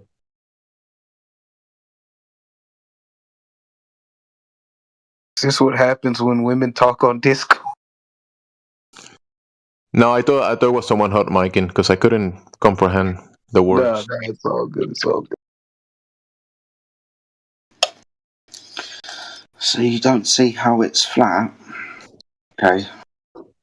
So you know what horizontal is. You know that all horizontals are parallel to the plane of the horizon. The plane of the horizon, one out to sea, is a circle of equal altitude around the observer. Within that circle is treated as a horizontal reference frame because it's water. That distance can expand up to 5,000 miles for horizontal reference frame known as mean sea level to start making measurements from, like vertical and horizontal angles. So it's a prerequisite for us to do charting, mapping, cartography, aviate and navigate across the Earth. It's a prerequisite that mean sea level is that horizontal frame of reference. That horizontal frame of reference, like I said, within aviation, at 32,000 feet is still the plane of the horizon. So it's, in all intents and purposes, it's practically used as a horizontal stationary plane. Stationary. Well, if you're talking non-Euclidean geometry, then it could still appear curved, and it still is a horizontal plane. That's lovely, but you didn't listen to what I said. I'll say it again. For a practical distance measurement of 5,000 miles, the surface of the water for one individual making a minimum elevation angle of 15 degrees above the horizon to the star is that distance. That's treated as a horizontal flat surface. To make this measurement, to get a distance, to navigate across the Earth that we map and chart using the same methodology as measuring angles and treating mean sea level, that's the waters of the Earth, 70% of it, as the zero, where all elevation and depth is taken from. That's exactly what I'm saying. So, like, if we're assuming if we're assuming Euclidean geometry, then yeah, it has to be flat. But if we're talking non-Euclidean geometry, it doesn't. No, it could appear curved. We always do this. We always try to invoke some kind of special geometry. I'm telling you what we measure, i.e., we don't measure your geometry. I haven't seen that. Sorry, it's horizontal, not curved. I haven't seen that it's been measured. I haven't seen. You haven't seen what water? No. The horizon? Huh? The horizon? You haven't seen the horizon? Not at the scales that I would need to. What do you mean not at scales that you would need to? What scales would you need to? A much, much larger scale than just walking around. No, 1.225 times the square root of the observer's height in feet. 8 inches per mile squared. First calculation based on your observer eye height. So, yeah, distances that you think you would need, no, practically at all distances from point A to point B, water is used as a horizontal reference. You can put point B anywhere. I wouldn't be able to see the horizon curving. Because first you have to put into account the claim geometry of the ball that you're trying to demonstrate or falsify. First, you have to say, the radius of the ball is 3,159 miles, and as Jedi point out, he's trying to point out that if you're standing on that ball, it should be dropping away from you 8 inches per mile square. You see that? Okay, so you're not talking about like the curve of the horizon. You're talking about like it curving down away from me as I look out. Talking about both. Well, I mean, what you actually observe and the lack of the claim. Let's just get this clear. I haven't been at the heights that I would need to be able to be at to see the horizon curving. But being able, I would be like just standing around. If I went to the ocean then I would be able to see if the Earth was a sphere, I would be able to see the horizon curving down away, or not the horizon, but I would be able to see the land or the water curving down away from me, but not whether or not. What if the you see horizon. a black swan far away from the geometrical horizon? If you see a black swan beyond that, go ahead, Jenna. My bad. Say it again. Gave a description of what you would expect to see on the ball, and I started laughing because we don't see what you expect to see in the first instance, because the water rises up from your feet to the midpoint of your view if you're 6 foot, so it goes up, doesn't go down. Well, I mean, it goes up and then it goes down.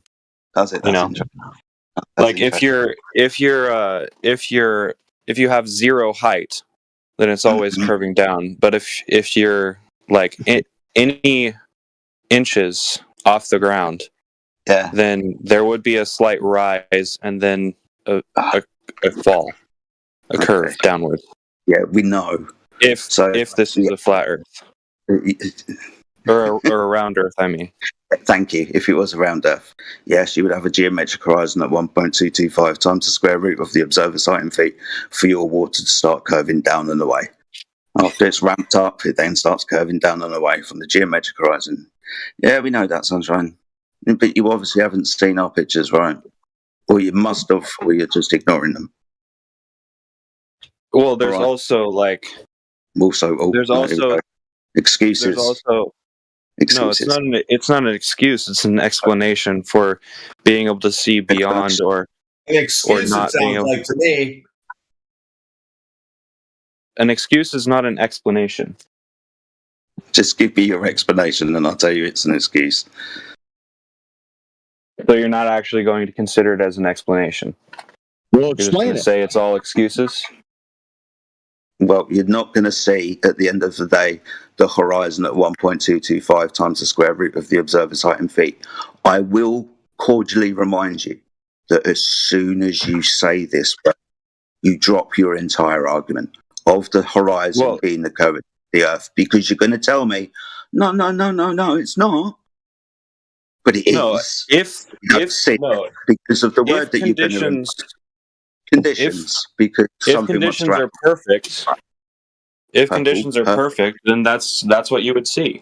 But conditions aren't always perfect. Excuse me. What are perfect conditions? Like if there's no refraction in the horizon. Sorry. Like it's just a nice. You're not giving me what I want. So you're halfway down the road. You've just said refraction. So what conditions do we need? You said on a clear day. So good conditions.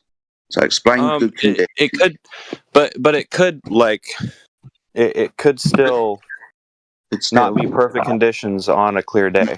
It could still not be perfect. You haven't even defined what fucking perfect conditions are yet. Listen, I don't know what perfect conditions are. Oh, why are you making the fucking claim then? Just rambling at this point. Listen, I'm not trying to say that round Earth is the way that it is. Okay, I'm just saying that it could be round or it could be flat, and neither of us really know. No, we do, because we know it's measured flat. Okay, then could you show me how it's measured flat? Yeah, I just explained it to you. Well, I still don't understand. For example, I can figure out my distance to the ground position of Polaris, that's the North Pole, by measuring an elevation angle to it. If the measurement is 45 degrees, and all I have to do is times 45 by 60. 60 nautical miles per degree, right? Based on an angle measurement to it. Ipso facto, there it is. We do the same thing with terrestrial objects. So distances to mountains. Do you see how just like throwing numbers at me isn't going to be satisfactory to me? So you know what a triangle is, right? Yeah. Good. You understand that using mathematics, you can figure out if you've measured angles, sides, and distances, you can figure out the extra angles, sides, and distances that you can't measure, right? Yeah, So if you for- have enough information about the triangle, then you can figure out the whole triangle. Yeah, exactly. So using what we know about measuring angles, we measure the world like this. Measuring angles. Now, the horizontal baseline between you, the observer at mean sea level, and the ground position that's on mean sea level at altitude, whatever it is, even the star's ground position or the bottom of a mountain where it would meet mean sea level, that's a horizontal reference for you to measure an angle up to. The ground position of that object, just like you, has a vertical, it's perpendicular to the horizontal at 90 degrees. This is how we Sorry, measure I'm not following this. I need like diagrams or something like that, or like you know what a triangle is.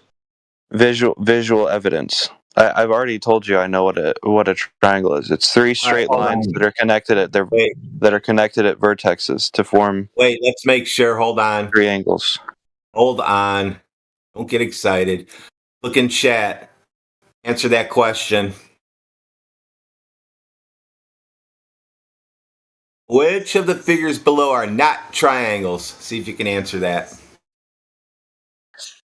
I feel like I've been through this. I'm getting deja vu, but it's B and D. B and D aren't triangles. Okay, perfect. So now Jedi can continue. Now you know what triangles are and what they are not. Good. So you understand that B's got a curved line in it and not a triangle. Yes. You can't measure these angles when the curve. Wait. So hold on. It's important to clarify that this is assuming Euclidean geometry. Yeah, this is what we measure. Yeah. In non-Euclidean geometry,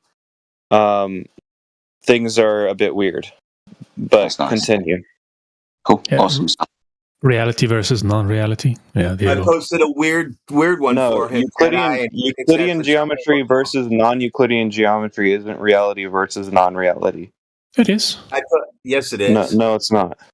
Oh my god. Because there are non-Euclidean geometries out there. Why didn't you include B then? Like if the Earth is round, then we're living on a non-Euclidean geometry. Yeah, which would mean that we would measure the curvature, which would express itself as non-Euclidean geometry.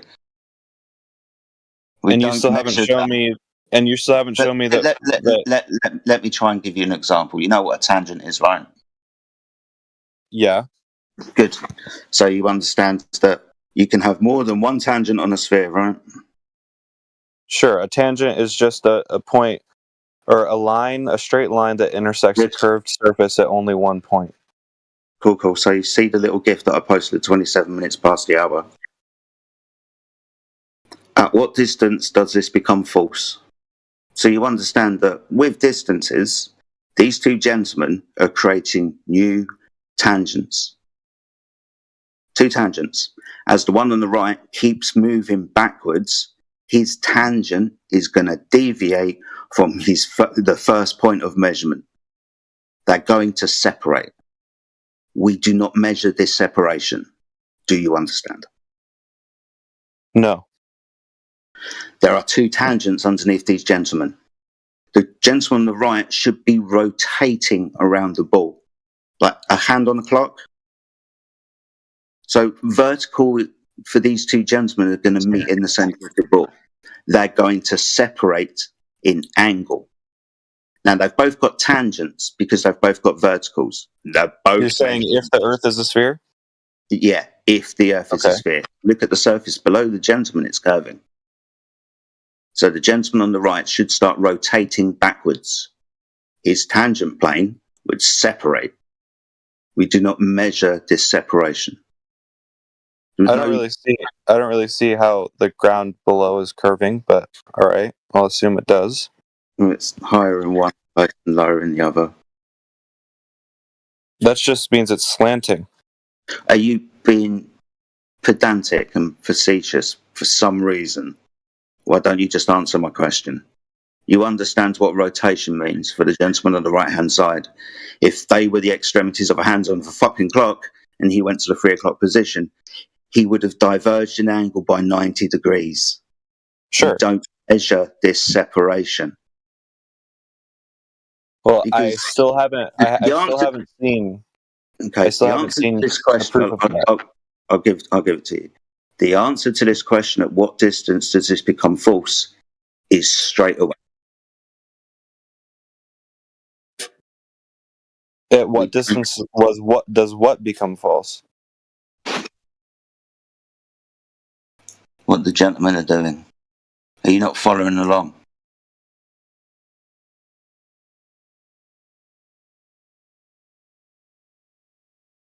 Oh yeah, that's fine. But that's because it's slanting, right? They're not going to be shown at the same level. Yeah, I'm trying to point this out to you being on a ball. So curving, rotating. They would rotate away from each other. If he was to continue rotating 360 degrees, he'd end up behind his friend facing the other direction. That's not true though. If gravity is real.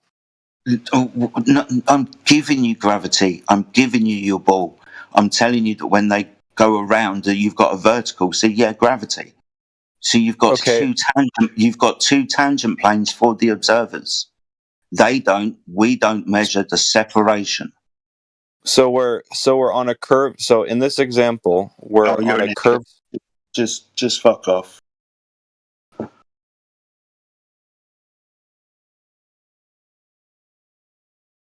All right, brother. I don't understand, but have a good one. Okay, you understand what a tangent plane is? He understands. He just left though. Turned yellow. Good. The fuck? He hurt his feelings. Oh.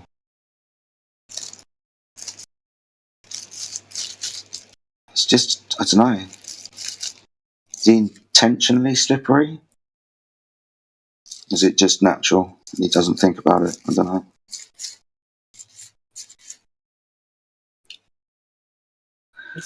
That's the fun of coming in here is anything triggers these people. As soon as you say no curve, no space, no gravity, holy crap, it's a shit show.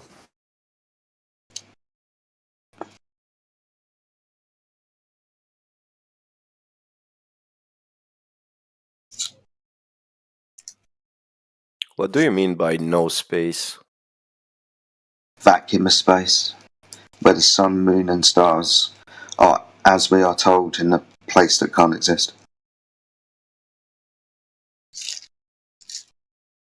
So the void up there in the sky and stars. So you say it's a void? That's what you're saying? No, I'm not saying anything. I'm trying to help you understand what you're saying and why we don't believe what you're saying. If you say that the vacuum of space is real.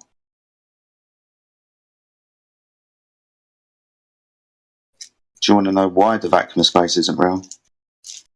Yeah. Cool. So do you understand entropy, the second law of thermodynamics, gas behavior? Yes, no? No. No. Okay. Have you ever popped a tire? Sure, yeah. Awesome. You understand that the reaction is the law of nature that I'm talking about.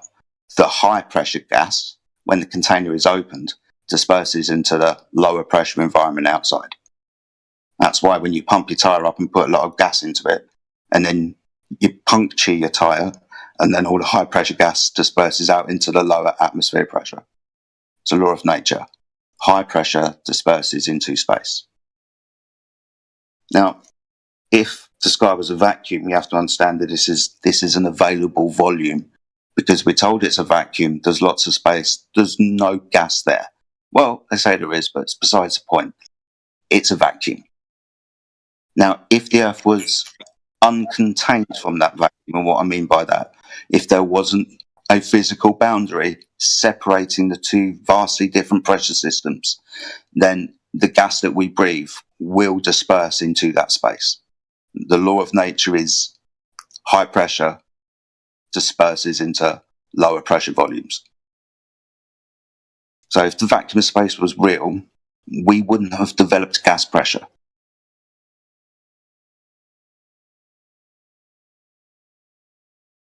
Okay, thanks.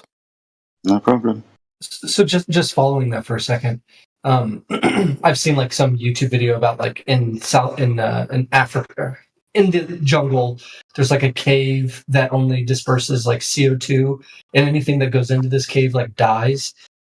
Following kind of what you're saying, why wouldn't that cave disperse into the rest of the jungle? Why does the gas stay in said cave? Is it being produced in that cave? Yeah. Yeah, I looked I think into so. this. Yeah, it's got like some sort of like geothermal area that's kind of like burning. Yeah, it's like leaking from the rocks underneath. I'm sure. Cool. But the cave is open, yeah. Yes. Okay, cool. Is the pressure increasing? No. Well, yeah, he might not know what he's talking about. Sometimes a cave clears out, and people go into it, and they bring torches and stuff, and keep the torches, like low to the ground or whatever, to see how much CO2 is in there, and they back out. So it varies depending on the day. So wind could affect. That's the what cave, you look at. That's what the Earth would be like inside heliocentric. You wouldn't have a constant, continuous, pressure like 14.7. Every day, every second, it would be constantly different as gases were created and leaked away. That's a perfect example of how the Earth is a closed system, because it acts exactly different than that cave does. Okay, I'm following. But we have barometers, and barometers change on the daily, on the minute. Yeah. So that means that the pressure around us is changing continuously, just like in this cave. Yet the cave exists. There's layers, there's density, etc., etc. I guess I'm not following the whole. I get like the idea, like you need air, you need a container to have like air pressure, but the typical sorry, go on. No, you're fine. We're talking about a cave, so we've obviously got small entry and exit access for the gas, right? It's not an open container. This isn't just fucking sitting on the floor. We're already invoking a fucking cave. We're talking about something that's produced down at surface level and its ability to move into the already existing gas pressure environment outside the cave. Now, there's obviously lots of shit going on inside and outside of the cave. Over time, though, the gas is leaving the cave. It is dispersing over time. So I don't see the problem here. It's open. Well, I think I'm following. But so, like, if we were to pour a shit ton of concrete into, let's say, it's a smaller cave, and we sealed up where this CO2 is coming from, eventually that cave is going to equalize with the outside world, and we're going to be able to breathe in said cave. Correct? Yeah, if we start manipulating containers and stuff and doing whatever, yeah. Well, I'm just trying to get rid of the source of the CO2, so no more is being created. Eventually, that CO2 is going to leak into the outside world, and maybe the outside world is going to have a 0.0001 increase in CO2, but at least that cave that we're referencing is going to have enough breathable air that we can go down there. Whereas today we can't. And I guess is the understanding we cannot go in there because that cave is always producing said CO2. But if it stopped in enough time, we could be able to go down there. I mean, it's being produced there, so don't be surprised that that's where it fucking is. It's being released into the environment around it over time. It's doing this in the already existing gas pressure. It's in an environment that we're going to call open, but it's a cave, so it's small entranceways and so on. So it's not completely open. It's going to take time, but the entropy is that change over time. It's being produced there. Let's remember that. So, of course, it's going to be more there where it's produced before it disperses into the environment around it.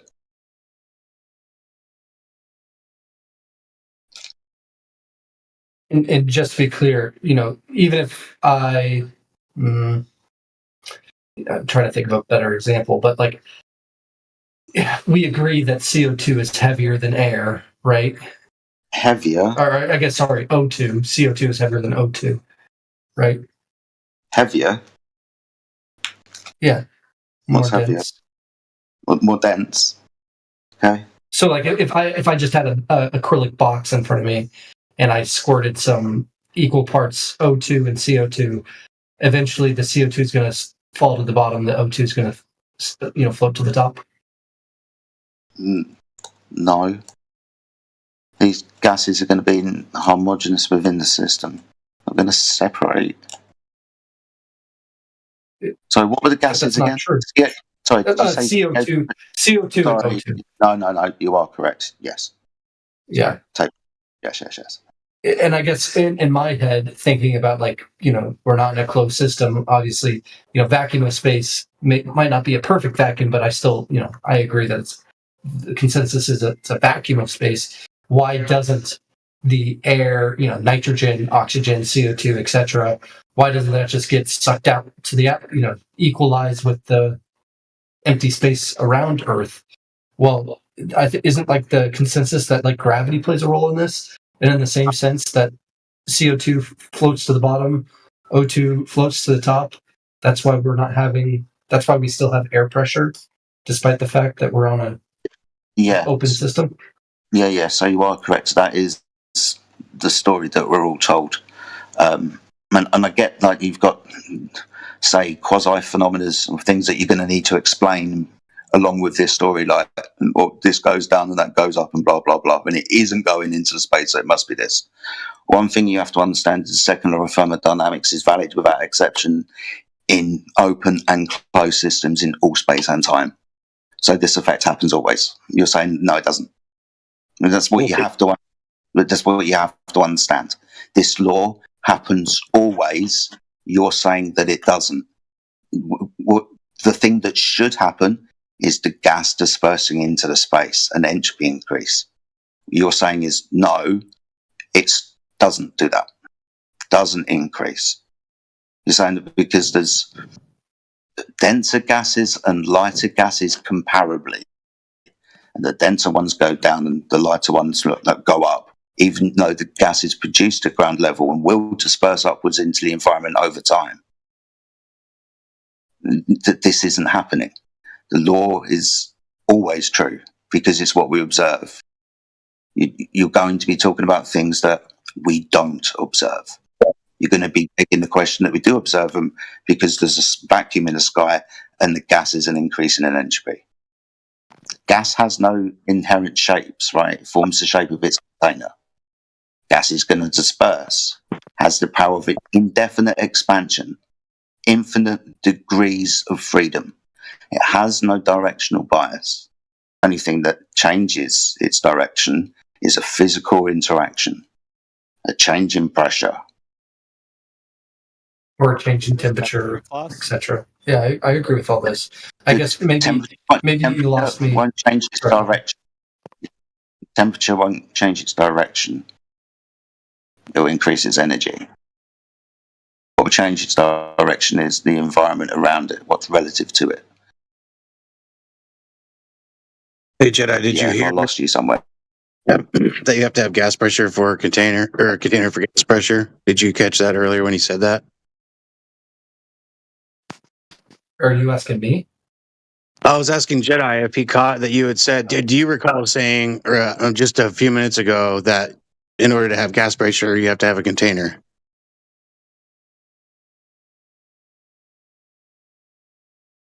Did anybody else hear that? Yeah. Okay, Jedi, did you hear that?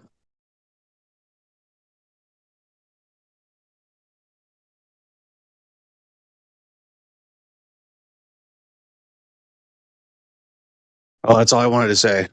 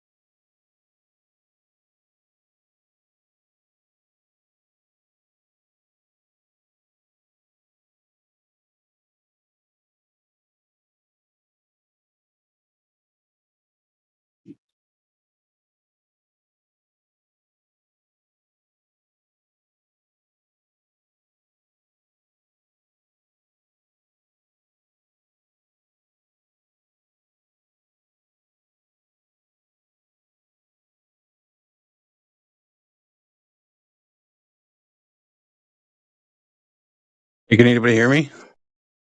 Yeah. Mic check. Good. Yeah, yeah. Yeah. Hey, I really was not trying to kill the conversation there. I was just trying to point out and ask Jedi if he had heard the gentleman concede that in order to have gas pressure, you have to have a container. So, I apologize. I wasn't trying to derail. Apologize harder, you train robber. Well, I waited for a while until Still isn't going to make it in his head mean that gases don't stay around the ball because of gravity, just because you said that. So it's all up to him to figure it out. Yeah, I was gonna get in there earlier when he has like a soda pop, like a 2-liter, and he cracks that motherfucker open. Which way does the gas go? Everywhere. Right out that bitch. How Yeah, far is north are you of the Mesa-Dixon line? You said soda pop. Yeah. Yeah, isn't that CO2? So isn't that heavier? Well, it's pressurized. Uh-oh. So gas pressure requires a container? Yeah, I mean, even if the O2 is at the very top, like the gentleman was saying, if it's up against a vacuum, that O2 is going to get sucked right out. I mean, yeah, this whole gravity notion is just fairy tale.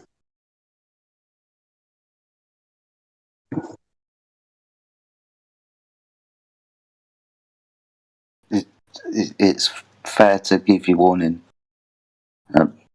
A few people have said this. Sir Arthur Eddington said this like 100 years ago. If your theory is against the second law of thermodynamics, then I can offer you nothing but to collapse in the deepest humiliation. Gravity, this claim that is causing pressure to gas, is a violation of that law. We don't observe the phenomena that you speak of. When you say that the sky is a vacuum and gas is an increase in entropy into space, you would be begging the question. And that would be the violation of that law. You would need scientific experimental evidence to demonstrate that the law was invalid, being as it's observed always in open and closed systems in all space and time. And it's just fair to give you warning, there's just no point. One of the globalists tried, his name was like Blue Marble Science, and they say, hey, can you demonstrate gas pressure without a container? And he says, certainly. And he showed up with 2 containers instead of 1. You're like, no, it was no container. Not take 1 container and put it into a second container. Start with no containers and show the gas pressure. And somehow he thought that the containers would cancel each other out. Or something on those lines. But yeah, he ended up retreating into complete humiliation and defeat. You don't see him around anymore. Something to remember too is that we don't live in a static system. I mean, this entire world that we live in is a dynamic system. So, the cave and the all this pressurized containment and all this stuff, all this talk, it all requires containers. So there's just no getting around that.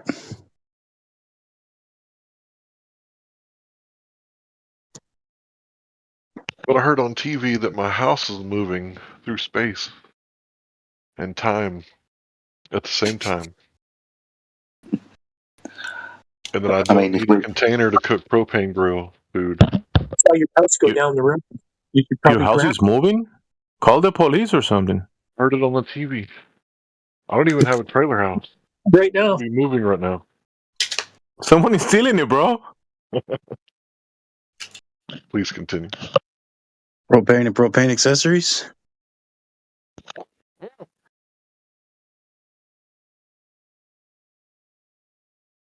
Yeah, they told us on TV, all this stuff about the Earth being a sphere, floating through space, going around the sun, going around the galaxy, but man, it just isn't true.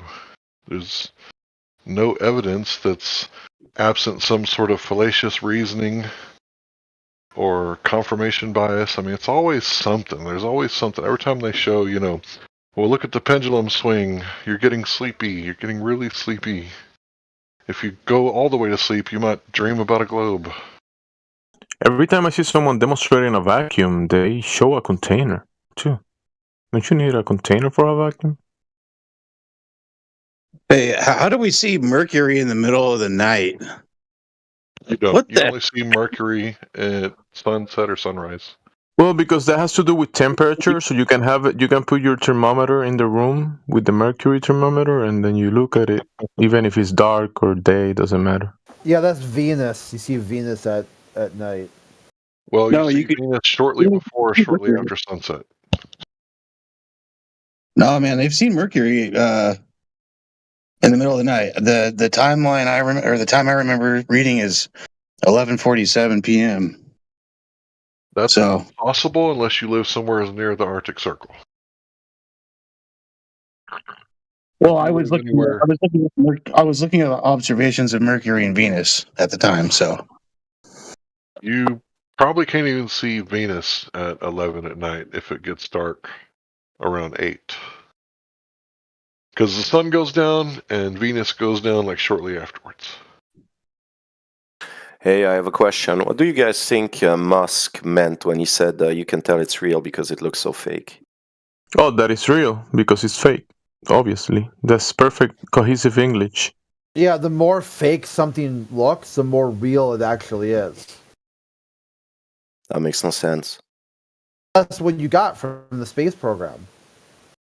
That's what you got from India. India, when they landed on the moon, it looked fake, but it looked really fake. That's how you knew it was so real. Yeah, the moon landings it looked like a really low budget, bad Hollywood production. That's how you know it's real.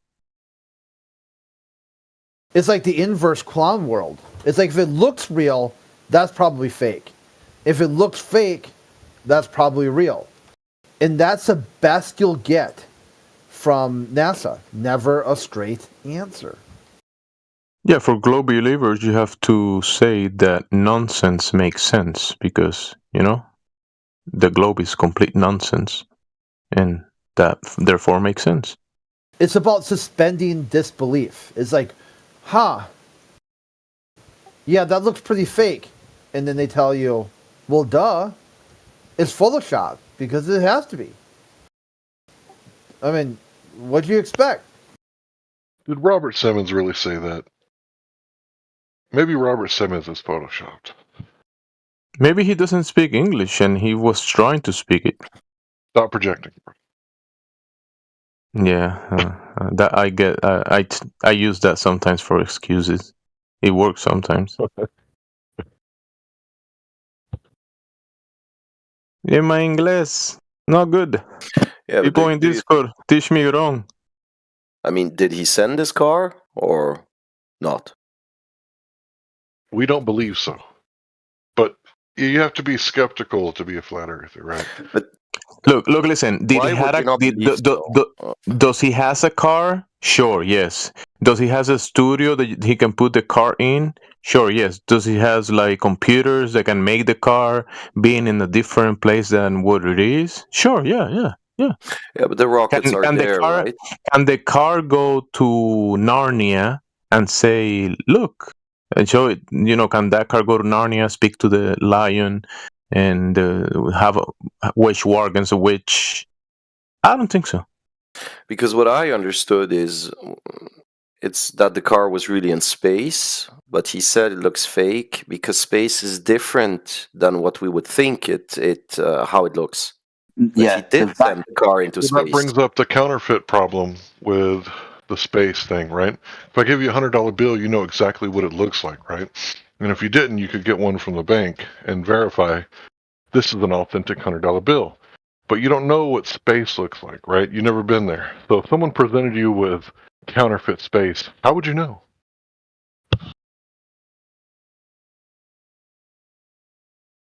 Go ahead. That's your cue to reply.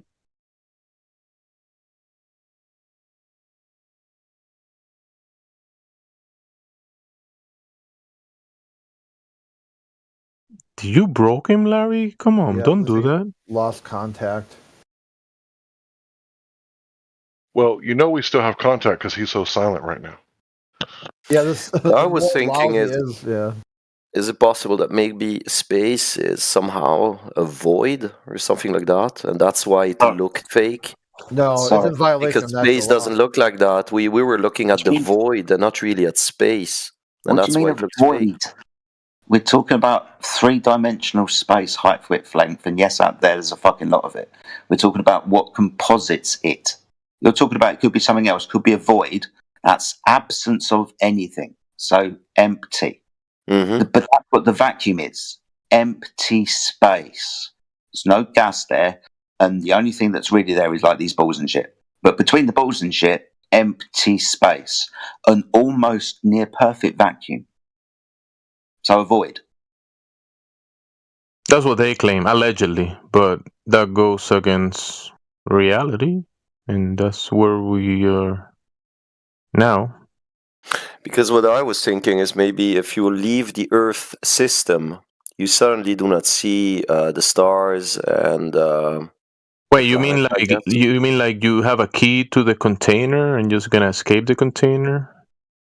Well, that's if you believe that's a container, but that it is a container. But let's say you can indeed go into space, what we call space, but in fact you do not really go into space. You go into some sort of void. Hold on, you go into some sort of void, which would mean that you could travel to infinity and there would never be anything. Infinity? Oh my gosh, you're stack claiming, bro, right now. Because you said believe in the container. Do you believe you're breathing air right now? Is that what you believe, that you're breathing air?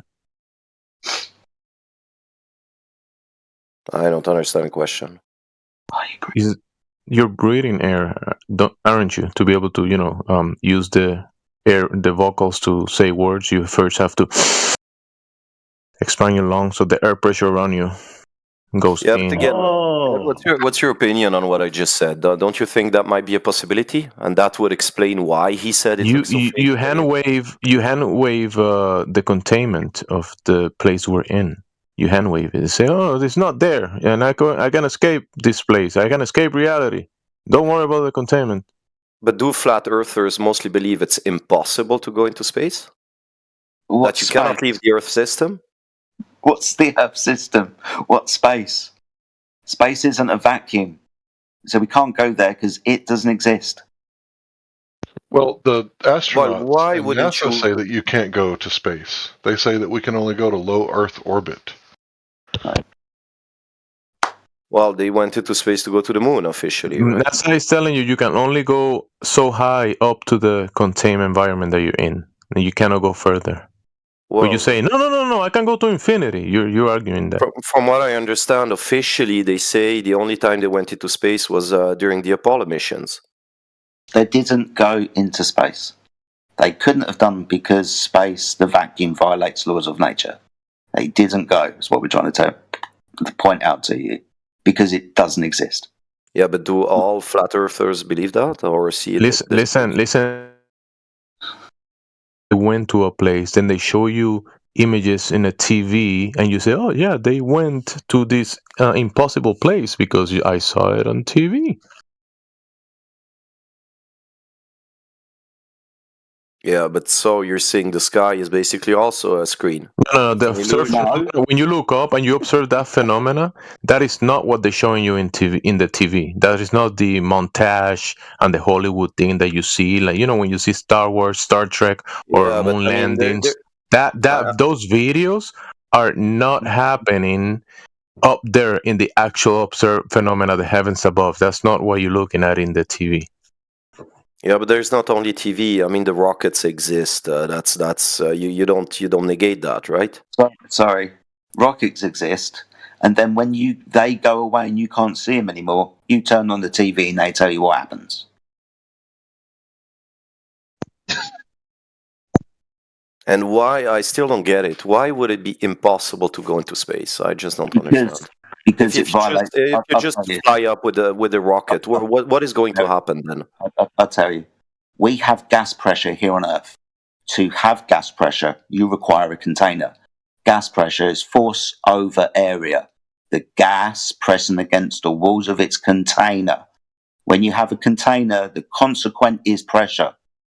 If you open your container and there's an available volume to fill of a lower pressure differential, entropy will increase. The second law of thermodynamics dictates that the obvious will happen and the gas will fill the available volume. So if up there's a vacuum and the Earth is an open system, one, we wouldn't have developed gas pressure because there's nothing physical to press against, and two, the gas would have fucked off. And you wouldn't be able to breathe air. You wouldn't be able to speak and ask the question that you're asking right now. And let's say you fly up with a rocket. What would happen concretely if you did that? You come back down again. Why? Why? Because that's what it happens. Did not explode or get against something? Why could you not just fly up? What goes up must come down. Apart from gas. Yeah, if you have no more fuel. But let's say you have plenty of fuel. Sorry, are you aware of the problems with weight ratio? The more fuel that you use, the more power that you're going to need to lift it. If you start making bigger, you're fucked. You need another way to do this without something that's going to take up so much weight. That's not true what he said. What goes up must come down. Yeah, we said apart from gas. And your age.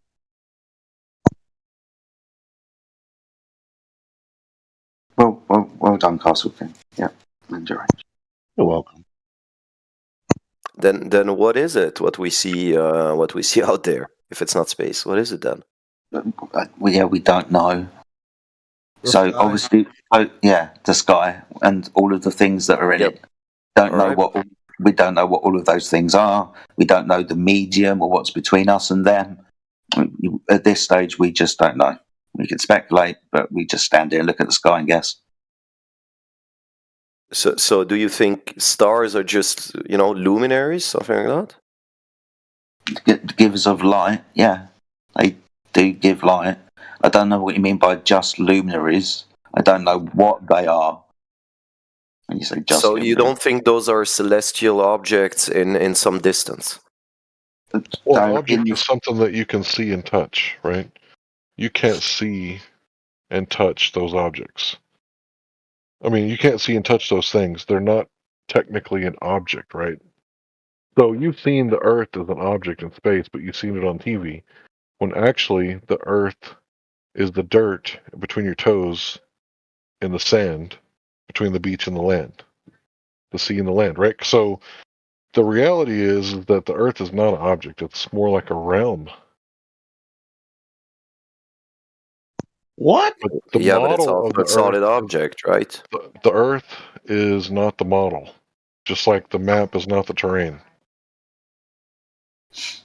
Oh, that's Korzybski, or who was it? The map is not the terrain. But the Earth is an object, right? I mean, it's a solid object. Only on TV. No, you walk on it, or I mean, we can touch it. An egg is an object. No, the Earth is an object. It's a solid object. There's lots of water around. There's lots of gas around. Understand, we stand on the floor and we build on the floor and dig into the floor. But that's not just the environment around us, right? Lots of stuff, physical matter. Comes in all shapes and sizes. Does lots of different things. So the Earth is the environment around you. The gas that you breathe, the water that you swim and sail in and drink. The caves that we explore. Three-dimensional reality is composed of a lot of things. It's not just solid stuff. Well, what about the stuff in the sky? Just decoration? So this is what Larry's pointing out. We can observe them, but they're intangible to us. All right, we can't go there and poke it. Can't quote unquote land on it or get closer to it where something happens like we start burning. They're intangible. We can just look at them a lot because that's all we do. All right, we stick maybe other devices and point them upwards, and we'll get different signals from them, radio signals, different frequencies, blah, blah, blah, whatever. So the sky does a lot, but it's still untangible to us because we're all on the floor looking up at it and we can't get up into it. Just because something's intangible doesn't make it not real. Yeah, but we're not making claims to what it is. And what do you mean by real? It might be real, we see it as real, but until we go there, it's still intangible. What I'm We're saying not is, questioning whether or not the moon is existing, right?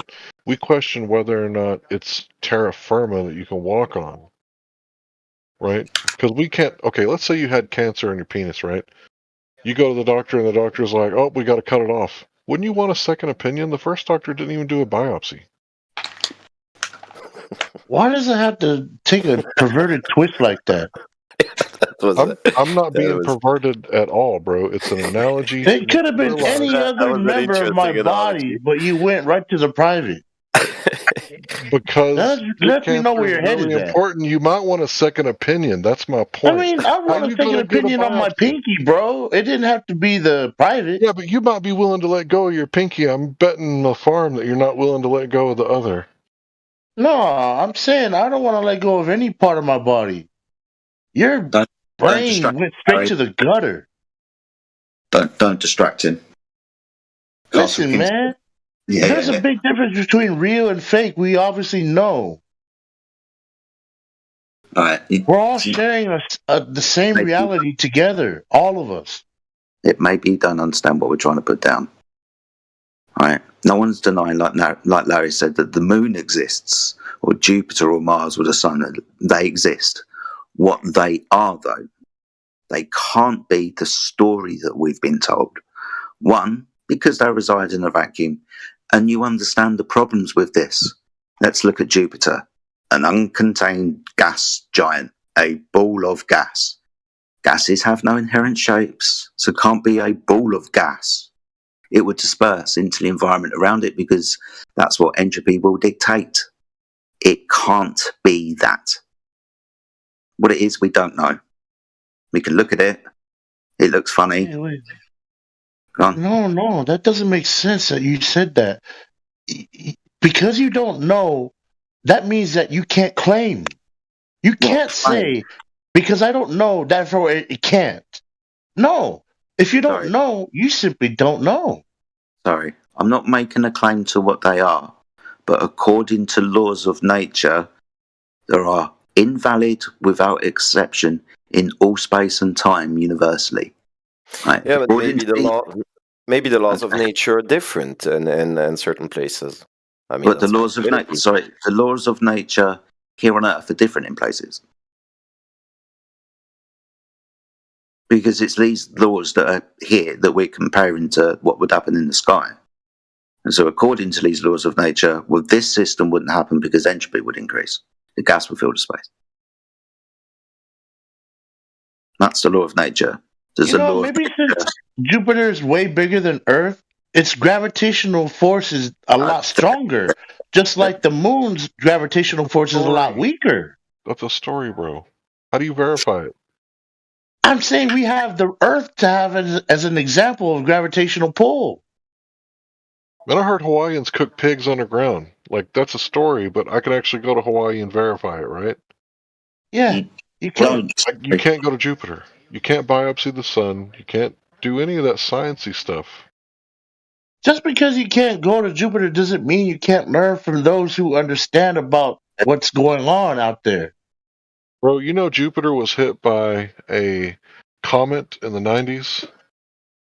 Do you know about that? Is that a story you heard, or what is it? Right, it's a story I heard, but amateur astronomers saw it. Well, guess what? The scars on Jupiter were there for months. Jupiter is made of gas, right?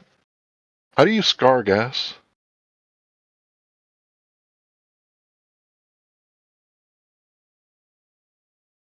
Maybe it's very dense gas. We don't need gravity. But focus on what I'm saying. The comet hit Jupiter. Yeah. Uh-huh. Jupiter's a gas giant. It doesn't have a face like your face where if you get scratched, it'll be scarred for years. Right. It's gas, like out of your exhaust. So if it's cold outside, right, and I kick your exhaust gas that's coming out, it's going to dissipate. Yeah. And then the gas will replace where I kicked. Uh-huh. So how do you scar Jupiter for months on end? Maybe it's really thick. He's not listening. Gas doesn't have a surface that wouldn't scar for time. The gas would fill the space after the thing fell into it. I posted an image.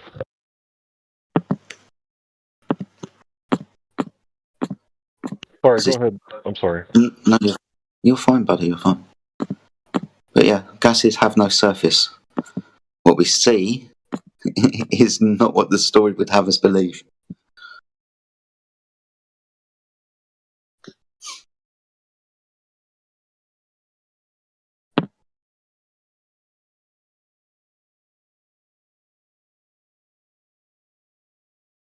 I just think it's interesting. You say you don't know what that stuff is in the sky, but you know what it can't be. Yes. Right, I'll try and explain this to you one more time, and I'm going to go and do something else for 10 minutes. We know it can't be because this is what the law of nature specifies. This is what the law says. It's a law because it happens all the time. It is an irreversible change. Right? It's like, for example, you boiling a kettle or heating up water, going away for 20 minutes, and you coming back and it's still being boiling hot. You going away for a year and coming back, and it's still being boiling hot. Because the law of nature will tell you that if you put no more energy into the system, the high energy will disperse with the ambient energy around it. Hot will go cold. Very simple, right? High pressure goes to lower pressure environments. Gas fills space. So these laws of nature, which, like I said, valid without exception in all space and time, right? It doesn't start like not happening. In one very special example where you say, well, the entropy doesn't increase. It's a law of nature. You don't have the observation of it not happening because it always does. And just real fast, to give you an example of how you can know what something is not, if you hand me a rock and I say, what is this? And you say it's hydrogen. Like, I can know for a fact that rock is not hydrogen, even though I don't know the molecular makeup of the rock.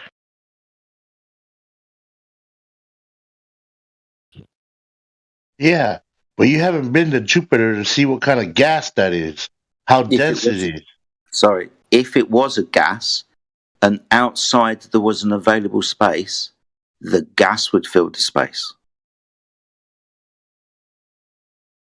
You still believe? Oh, that's right. You believe that Earth is contained in some kind of container. Yeah, You Jupiter believe in would lumpy gas in a vacuum, bro. Jupiter would fart in your face. Can you show us the shape of gases in a vacuum? Show us. If you can't show us, then that is your belief. I'm saying that there could be a ball of gas out there. Yeah, they're showing you that Jupiter is a Who's big showing ball us? of gas. Who is? The scientists. In what People who vacuum? have taken rockets out to outer space and satellites out there. No. The Stop. people who have looked at it with telescopes. Looking at stuff doesn't tell you what it is, dummy. That's why you don't know what they are. I'd rather take the advice of scientists and people who are actually studying or experts in this field than the people who don't even. You don't even have a science degree, man. You can't take Jupiter and biopsy it and test it in a lab to see what it is. They're just observing it. Science. Yeah, How do you prove that it's happening? How do you prove that thing you think you're fucking observing in your thought of nature, space, is happening? How do you prove that can really happen, what you think is going down? How do you demonstrate that? I can't fly out there to test for myself. Well, I'm not asking you to fly. Exactly. Peter Pan. I'm asking you to get a vacuum chamber, Peter Pan, and then right, think happy thoughts when you put your gas in there and hold it into a fucking shape, Peter Pan. If the government's telling you they can hold shapes in a vacuum of gases, then they need to demonstrate that to you right here on Earth somehow. And if they can't do that, then they should stop saying that Peter Pan gas is happening. You don't need to fly to it. You need to see if that can really exist somehow, right here where you're at. If it can't, then stop believing it. It's Peter Pan. So we should just stop believing in the sun because we can't do like in Spider-Man 2 where Doc Ock made his own little sun over here on Earth, right? Bro, nobody said stop believing in the sun. We just said stop believing in stories that you can't verify. Like, what if I told you that I'm a scientist? You can't verify that, but I can use sciencey words, right? All you have to do is turn on the camera and show us the degree. You can forge degrees. Things. Do you not know that things can be counterfeited? Very easily. God. A picture of a degree with my name on it. Wow, that'd be hard to print out. Somebody gave me a bag of oregano one time. You believe that shit? Man, those bastards. I thought that was some good I stuff. wasn't even cooking spaghetti. You heard? Yeah, but the degree doesn't matter. It's the quality of the work you do. I mean, if with what work with what? If it's done with a serious scientific methodology, it's you can immediately see if it's serious work or not.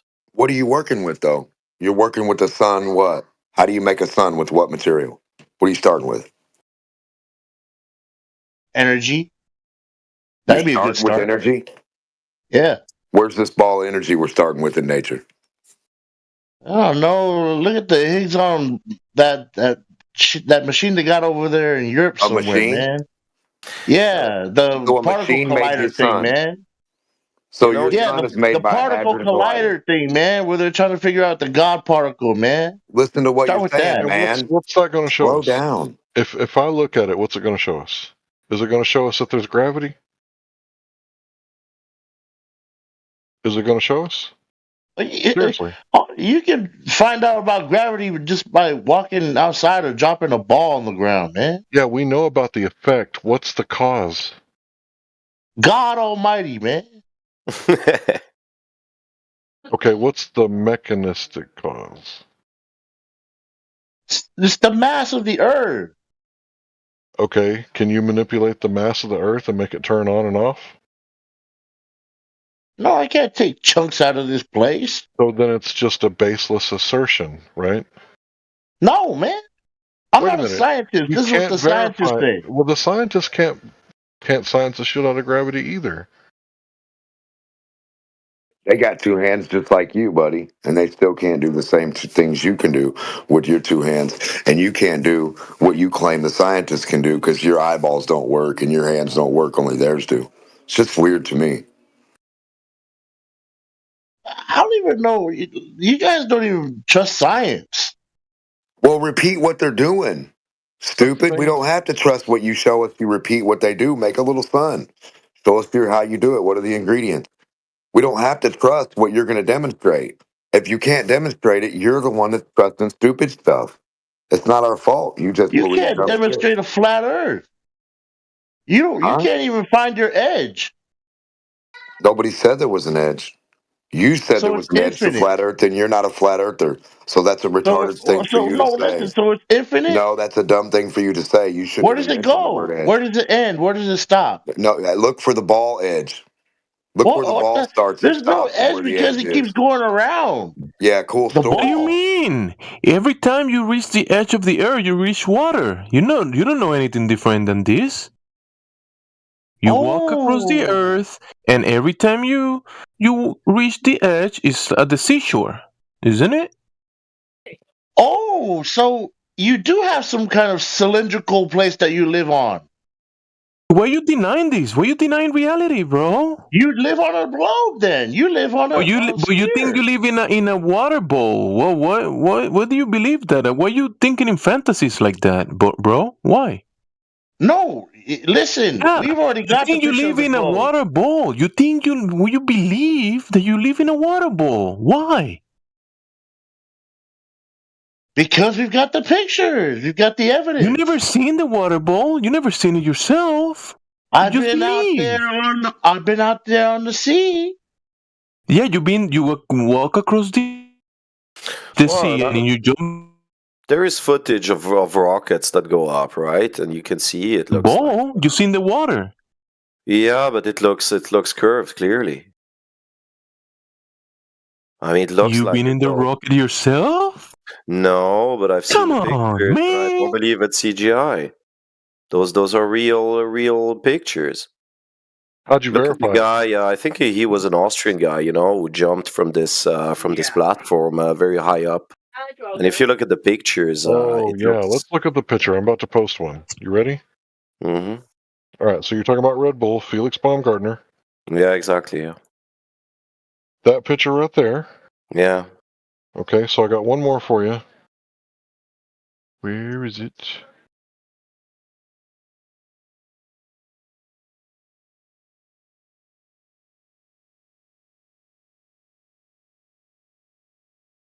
All right. So give me a second.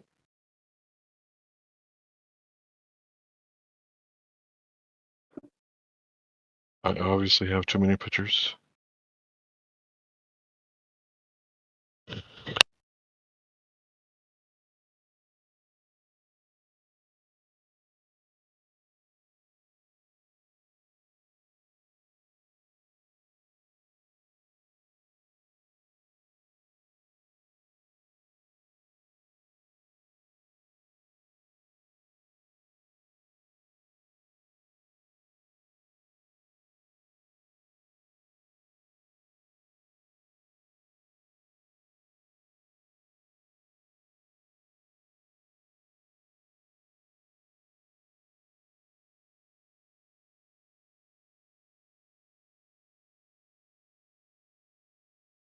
And I also see a problem with this claim of law of nature. When I hear nature, I see something that applies to our realm, on planet Earth.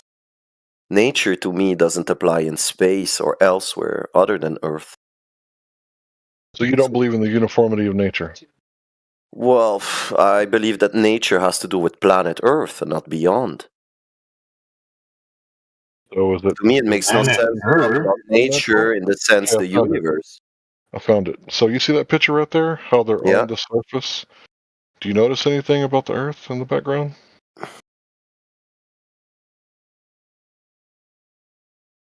Yeah, but I don't know. He's not up here on this picture. He's still on the ground. Yeah, he's on the ground. Why is it curved? Oh, yeah, okay. So you're saying it's an effect by what? By the camera? Yeah, it's a wide angle lens. The fisheye lens, this concept? Right. Even Neil deGrasse Tyson talked about Felix Baumgartner didn't go to space because you're not high enough to see the curvature of the Earth at 128,000 feet. But people come in here all the time and tell us they saw the curve of the Earth from an airplane at 28, 40,000 feet. Does that make sense to you? When Okay, but we have seen when also he seen goes to pictures his of highest rockets that go altitude, higher. when he goes to his highest altitude, all you see is like land, like Nevada, Arizona, those states below him. And is that the size of the Earth? Is like Nevada planet or? Okay, fair enough. Maybe that wasn't the best example, but there are rockets that went much higher, right? And we have the pictures of these How did rockets. you verify that? No, they go up, not right. They go like up and then down. No, they do turn right or left, but that depending on which side you're looking from, right?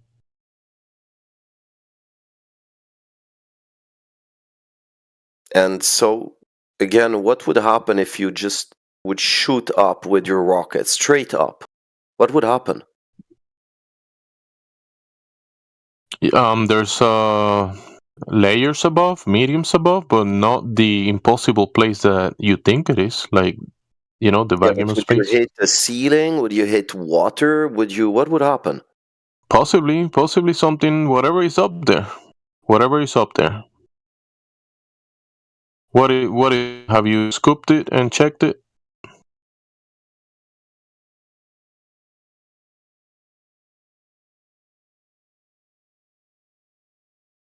No, but there's plenty of stuff I haven't checked myself, and I still accept it. Yeah, that's the thing, that there is mediums. You're in a medium. There might be some mediums above us, and we can send devices up there. Electromagnetic tethering. NASA use a bunch of balloons to send their technology up there, right? So yeah, you can send stuff up.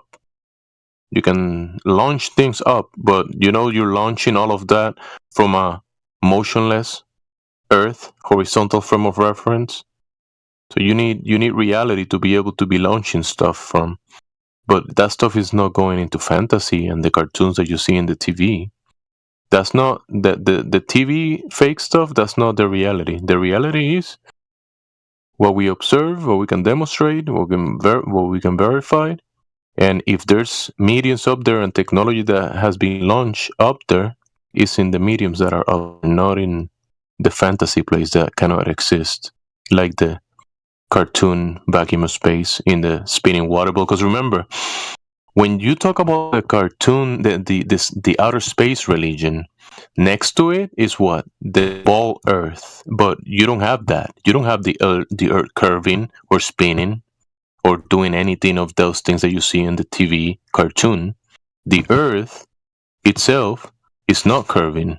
So how can you turn on the TV and see curving Earth in an impossible vacuum of space? That's not reality, because when you check reality, the Earth is not that. The Earth is not a ball. So how come in the TV is a ball? Oh, the Earth is a ball in the TV, therefore I'm standing on a ball. When you turn off the TV and you check the Earth, the real one, the one that you walk across or the waters across that you can navigate and swim in, that stuff is not what you saw on the TV. All right, so okay. Now, if we look at it differently, why would they lie on that? What would be the goal behind it? Why do liars lie? Why would they say it's a globe when it's not? What would the goal be of this lie? Question. What if people aren't lying? What if they just accept what their parents taught them, what their dad taught them, what their dad taught them? So you think it's a mistake? Well, I don't believe in mistakes in this world. I believe in lies and more lies. Well, it's mostly a belief. You don't. Your teacher wasn't lying to you when she told you, "Hey, look at the book, little Timmy, and the Earth, the cartoon that we see here. That's the Earth, the cartoon." She wasn't lying to you. She believed it just like you. And your neighbor, when he's watching Star Wars, and he tells you, "Hey, one day I want to go outer space," he believes in the globe. And the guy at NASA, the janitor, when he cleans the toilets, and you go to NASA and the toilet is clean, he's not lying to you. He cleaned the toilet, and he's getting paid for it. And the guy that made the screw, I don't believe it's a mistake that happened organically, and everybody just repeated the same stuff. If it's indeed fake, then they lie about it. So now again, my question: why? Some people might be lying, but not your teacher, nor your dad, nor your mom. No, they're not lying. They believe it, just like you. Yeah, but let's say some people know that it's not the shape they tell the public it is. Why would these people lie to the public? Well, what if they don't even? They're lying about a shape. What if they don't even know the shape? It's not that they're lying about the real shape. I believe there are people out there who know very well. No, listen. They don't know the shape because they're inside the container just like you. They're contained, but they're drawing cartoons and drawing movies and presenting that and saying, "Hey, this is where you live in this fantasy place." But that's not the reality you're in, bro. That's what you say. There are plenty of people who will try to check that, and they agree with that. So-called scientists again. Go ahead, Larry. The easiest speculation that we can make is that NASA gets $68 million a day. It's like 80 something a day right now. So, yeah, but the globe was there before NASA, right? So it has to be a lie that precedes. No, there's no globe. I mean, the globe is something that you go to a store and you go to the fiction section and you ask the lady, "Where's the globes at?" And you're going to find it on top of a table, and that table is in reference to the structure of the building, which is a horizontal frame of reference that was leveled with water, right? And that globe that you're talking about is not used for educational purposes. It's only for decoration. It's not where you cannot stand on it, pour water and have the water on it. That you can basically do nothing with it. It's just like a toy that you can. That's the only thing that you can do with it. Play with it.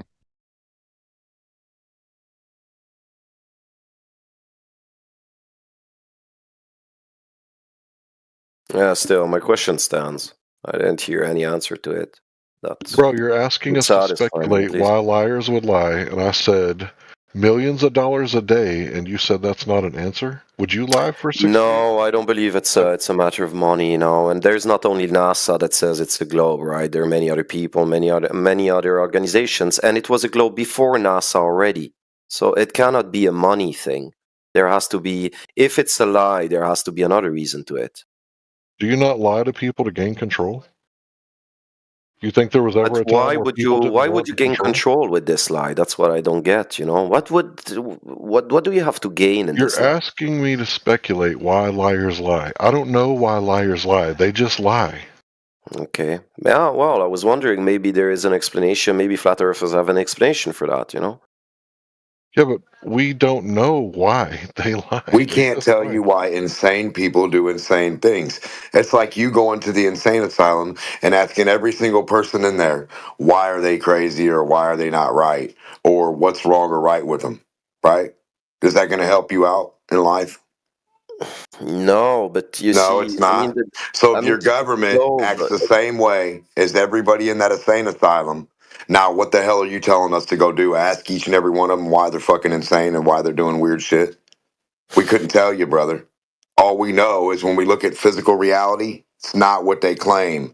You and I can do everything in reality right now and do physical stuff, and it's not going to match fucking balls orbiting anything. It's not going to match balls of gas holding shapes in the air. It's not nothing that we do is going to match anything they claim on how stuff is working. Do you understand that? Yes, I do. Yes, I do. But that means. So this is where we're at. You have Okay, I reality. get that. But that means that for generations, millions of people, call them scientists or not, just ignored what you just said. So there has to be a reason for that. You've been taught to ignore reality. Oh, hey, don't trust your senses, little Timmy. Yeah, but and you're most like, people do not want to ignore reality. Most people are honest and want really to discover reality. then how could you be a That's what most glober? scientists do. If you're honest and you're looking for demonstrations and proof of globe physics and ball physics and planet physics and vacuum gas planets and stuff like that, where can we get the demonstrations to see if that's honestly happening somehow? If on our Earth, the only thing we can experience is not that happening, why would you say that is? It's not. I mean, That's I don't precisely my understand. question. Why would you do it? That's precisely my question.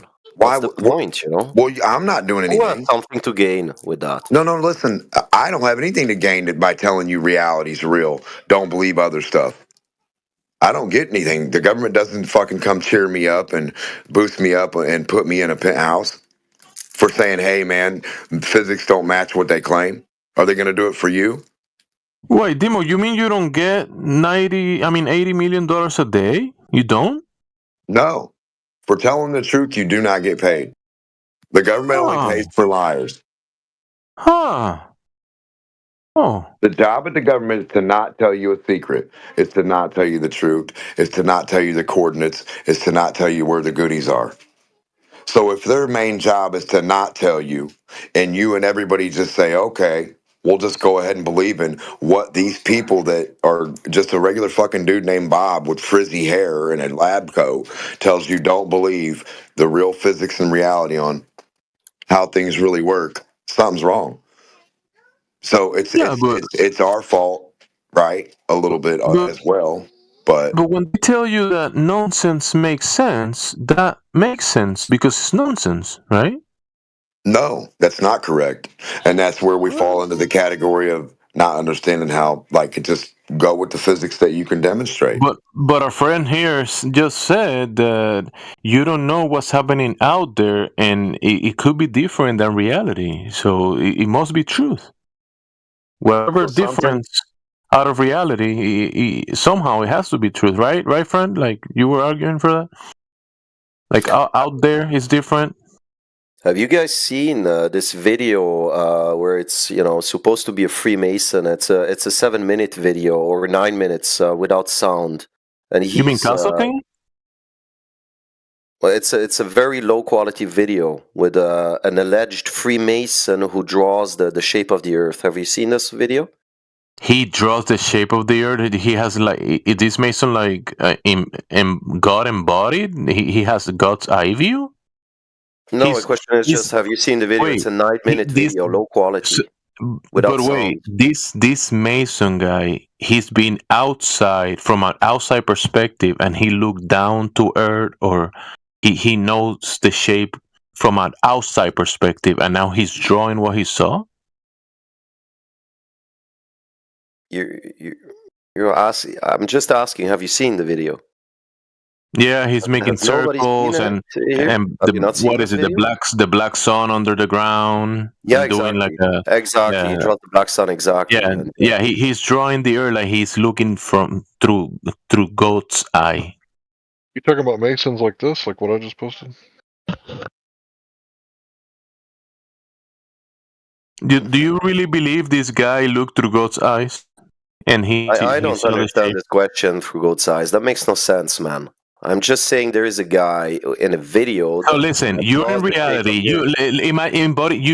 When you look in through your eyes, you see the walls of your room, the ceiling. You look down, you see the floor. You're holding your phone, or you're looking at the screen at the computer, right? That's your perspective. You're looking like that, right? Then you go outside, you see the landscapes, the valleys, the mountains, right? You see the waters, the lakes, the ocean, the horizon. You look up, you see the heavenly bodies, the sun, the moon, the stars, right? You see all that. You're inside, you're standing on the floor, and you're in a contained environment because you're breathing air, right? We already know this. But then you're saying that this guy is drawing you. You're gonna draw. You yourself can draw what you see, right? You can draw the landscape. You can draw the mountain. You can do drawings about that, like this guy is doing, right? You can look up. You can draw the circle of the sun. You can draw the moon. You can do those things, right? You from your perspective, right? You can do a perspective drawing. Have you ever seen people drawing perspective buildings, houses, cars? You've seen this stuff. You look at this stuff with your eyes, right? But then this guy is giving you a perspective, drawing the whole of existence that you're in, but he went outside of it, and he's drawing it from the outside. How do you know? Why is he drawing it from the outside? How do you know? Isn't that what you're saying? Outside. He's drawing the shape. Did you just I'm not say saying that he drew the anything. I shape just of the asked earth? if you've seen the freaking video, that's all. And you go on a 3-minute discourse. 3 minutes? It wasn't. It was like 30 seconds, bro. Yeah, Come on. it You have seemed like 3 minutes. Yeah, but it's It weird that seemed you would you ask. saw 3 minutes. How do you see 3 isn't minutes? it interesting that in this video it starts with the oblate spheroid, right? But then he draws the Earth like a disc. Wow. So there's both in it. So Isn't that have you or do you think him has seen the Earth as a disc? He's seen this with his eyes. You know, I don't. The eyes, the biological eyes, his are not the most reference? important. There What's are his people out there in this world who see stuff without their biological eyes. You should know that. What? Yes. So God's eye. If you're able only to look with your biological eyes, you look like you're looking like an animal. No, if you actually no, I'm not claiming that. Because we have optical equipment, we have infrared, we have. That's all your eyes. Optical. That's all biological eyes. It's exactly the same. No, listen, bro. Your eyes observe certain things, a certain spectrum of the light, right?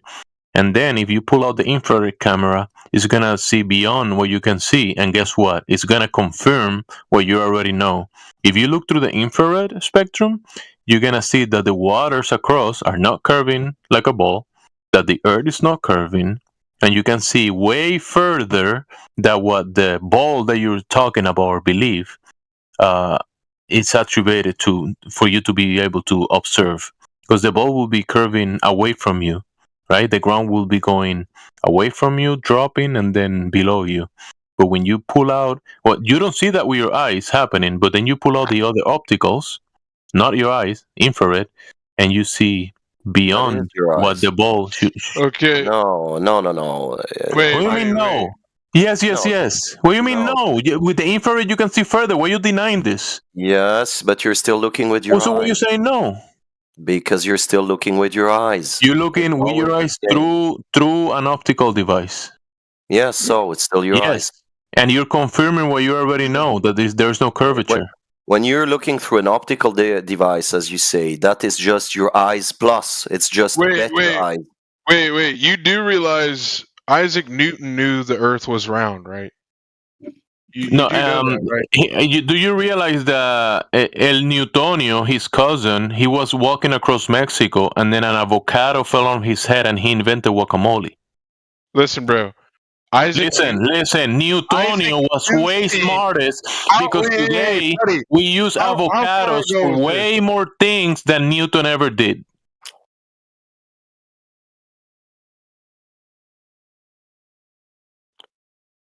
Do you realize that, right? What year was Isaac Newton born?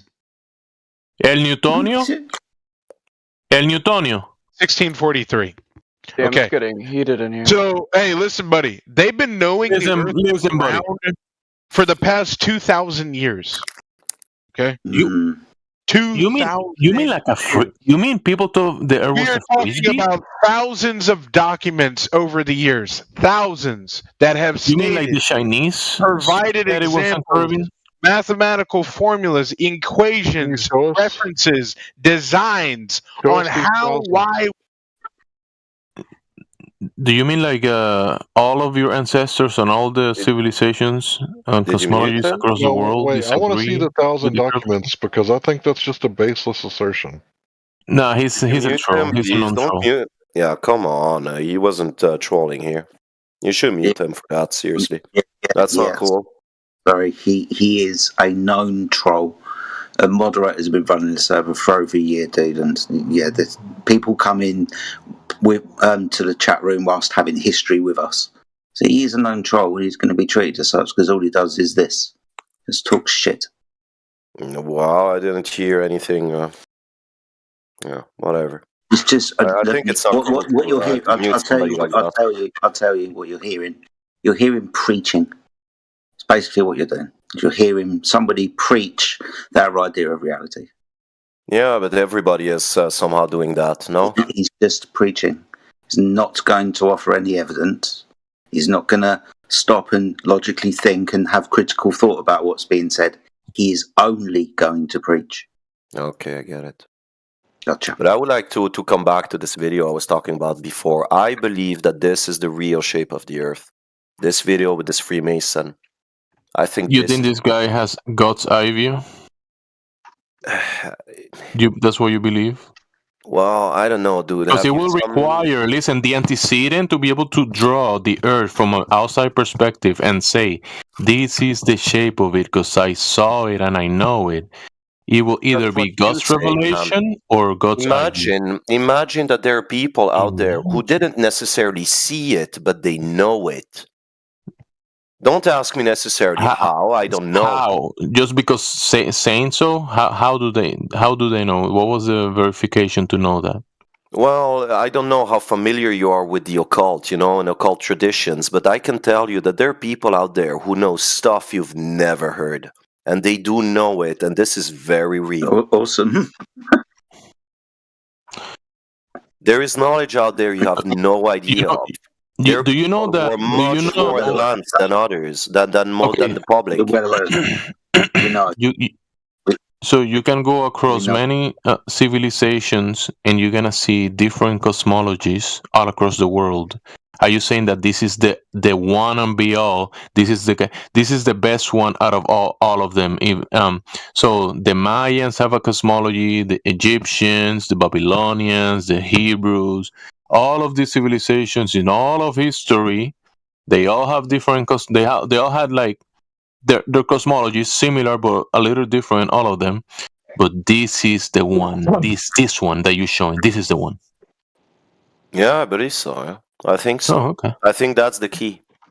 I It's a think belief this that you guy have. in this video is showing the key.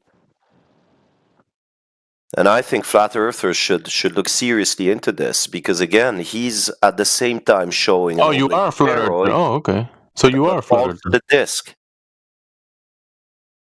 I think it's both, to be honest. I think it's both. Oh, we got a He's a married fall. bachelor. And I think It's it's a it's it's a exactly flat ball. how this guy draws it. Ball Simply, shaped in disc. order to see that, you need to not only look with your physical eyes, but also with your so-called third eye, right, or your spiritual eye. Wow. All shaped Bro, if discs, you're everybody. if you're So listen, based on this logic, you're gonna grab this drawing and you're gonna go out there in reality, close your eyes, and just with the third eye, just imagine this thing that he drew, and just navigate across the world and do everything practically, just imagining what he drew. Just blindfold yourself and use what he drew, and you'll be fine. Crossing the street. That is my urethra, and my second brain is behind it. Well, again, I believe this is the key, but you certainly also have seen the Illuminati card game, right? The beginning of the 90s that came out in the US, I believe. And there is the Flat Earth card. And there is this sentence where it's written, people laugh, but flat earthers know something. Right? Yep. Now, if you look at this presentation of the Freemason and you deeply try to understand it, suddenly this card in the Illuminati card game begins to make sense. Yeah, it's a psychological operation. Yep. Yeah, the nonsense makes sense. Yeah. Because how do you explain this Illuminati card? You know, you could say, well, it's just a guy who invented that and it's unimportant. I don't believe that. I think that there's some truth on this card. But how do you explain that they say flat earthers you grab know this something? card and then you navigate the world with it. You operate. And whenever you have any questions, you grab that card and you have the answers. I mean, let's assume that this card is correct, that it's telling the truth, so to speak. Yeah. Whenever you're gonna do your taxes, just pull out the card. Yeah, you're digressing, man. So let's say the card is telling the truth, quote unquote, telling The truth about what? Like how to They know something. how to construct. that they know a something building. exactly. Thank you. Then it cannot be directly flat Earth as such, because the sentence would make no sense. When they say flat Earthers know something, it cannot be that the Earth is flat, because the sentence wouldn't make sense, right? But you know, there's flat earthers that don't know how to tie their shoes, I also right? believe it cannot What's be. the question you're asking? All right, are you asking what Earth is Wait. No, because Are you a flat earther because of Illuminati cards? Wait, my friend. You're jumping in the middle of a sentence. Can you wait? So what's the something that flat earthers know? Yeah, that's my question. I think I have the answer. We know the Earth is measured flat. If they want to add, if you're talking about they want to add Yeah, some but kind plenty of other people say we know the Earth is measured round. You know, it's one affirmation against another. No. There are no measurements of the curvature of the Earth. The Earth is measured flat. There are plenty of measurements. You might say those are wrong, but they exist, right? Why doesn't the card says round earthers know something? The Earth measures as a sphere. Why the card doesn't say that?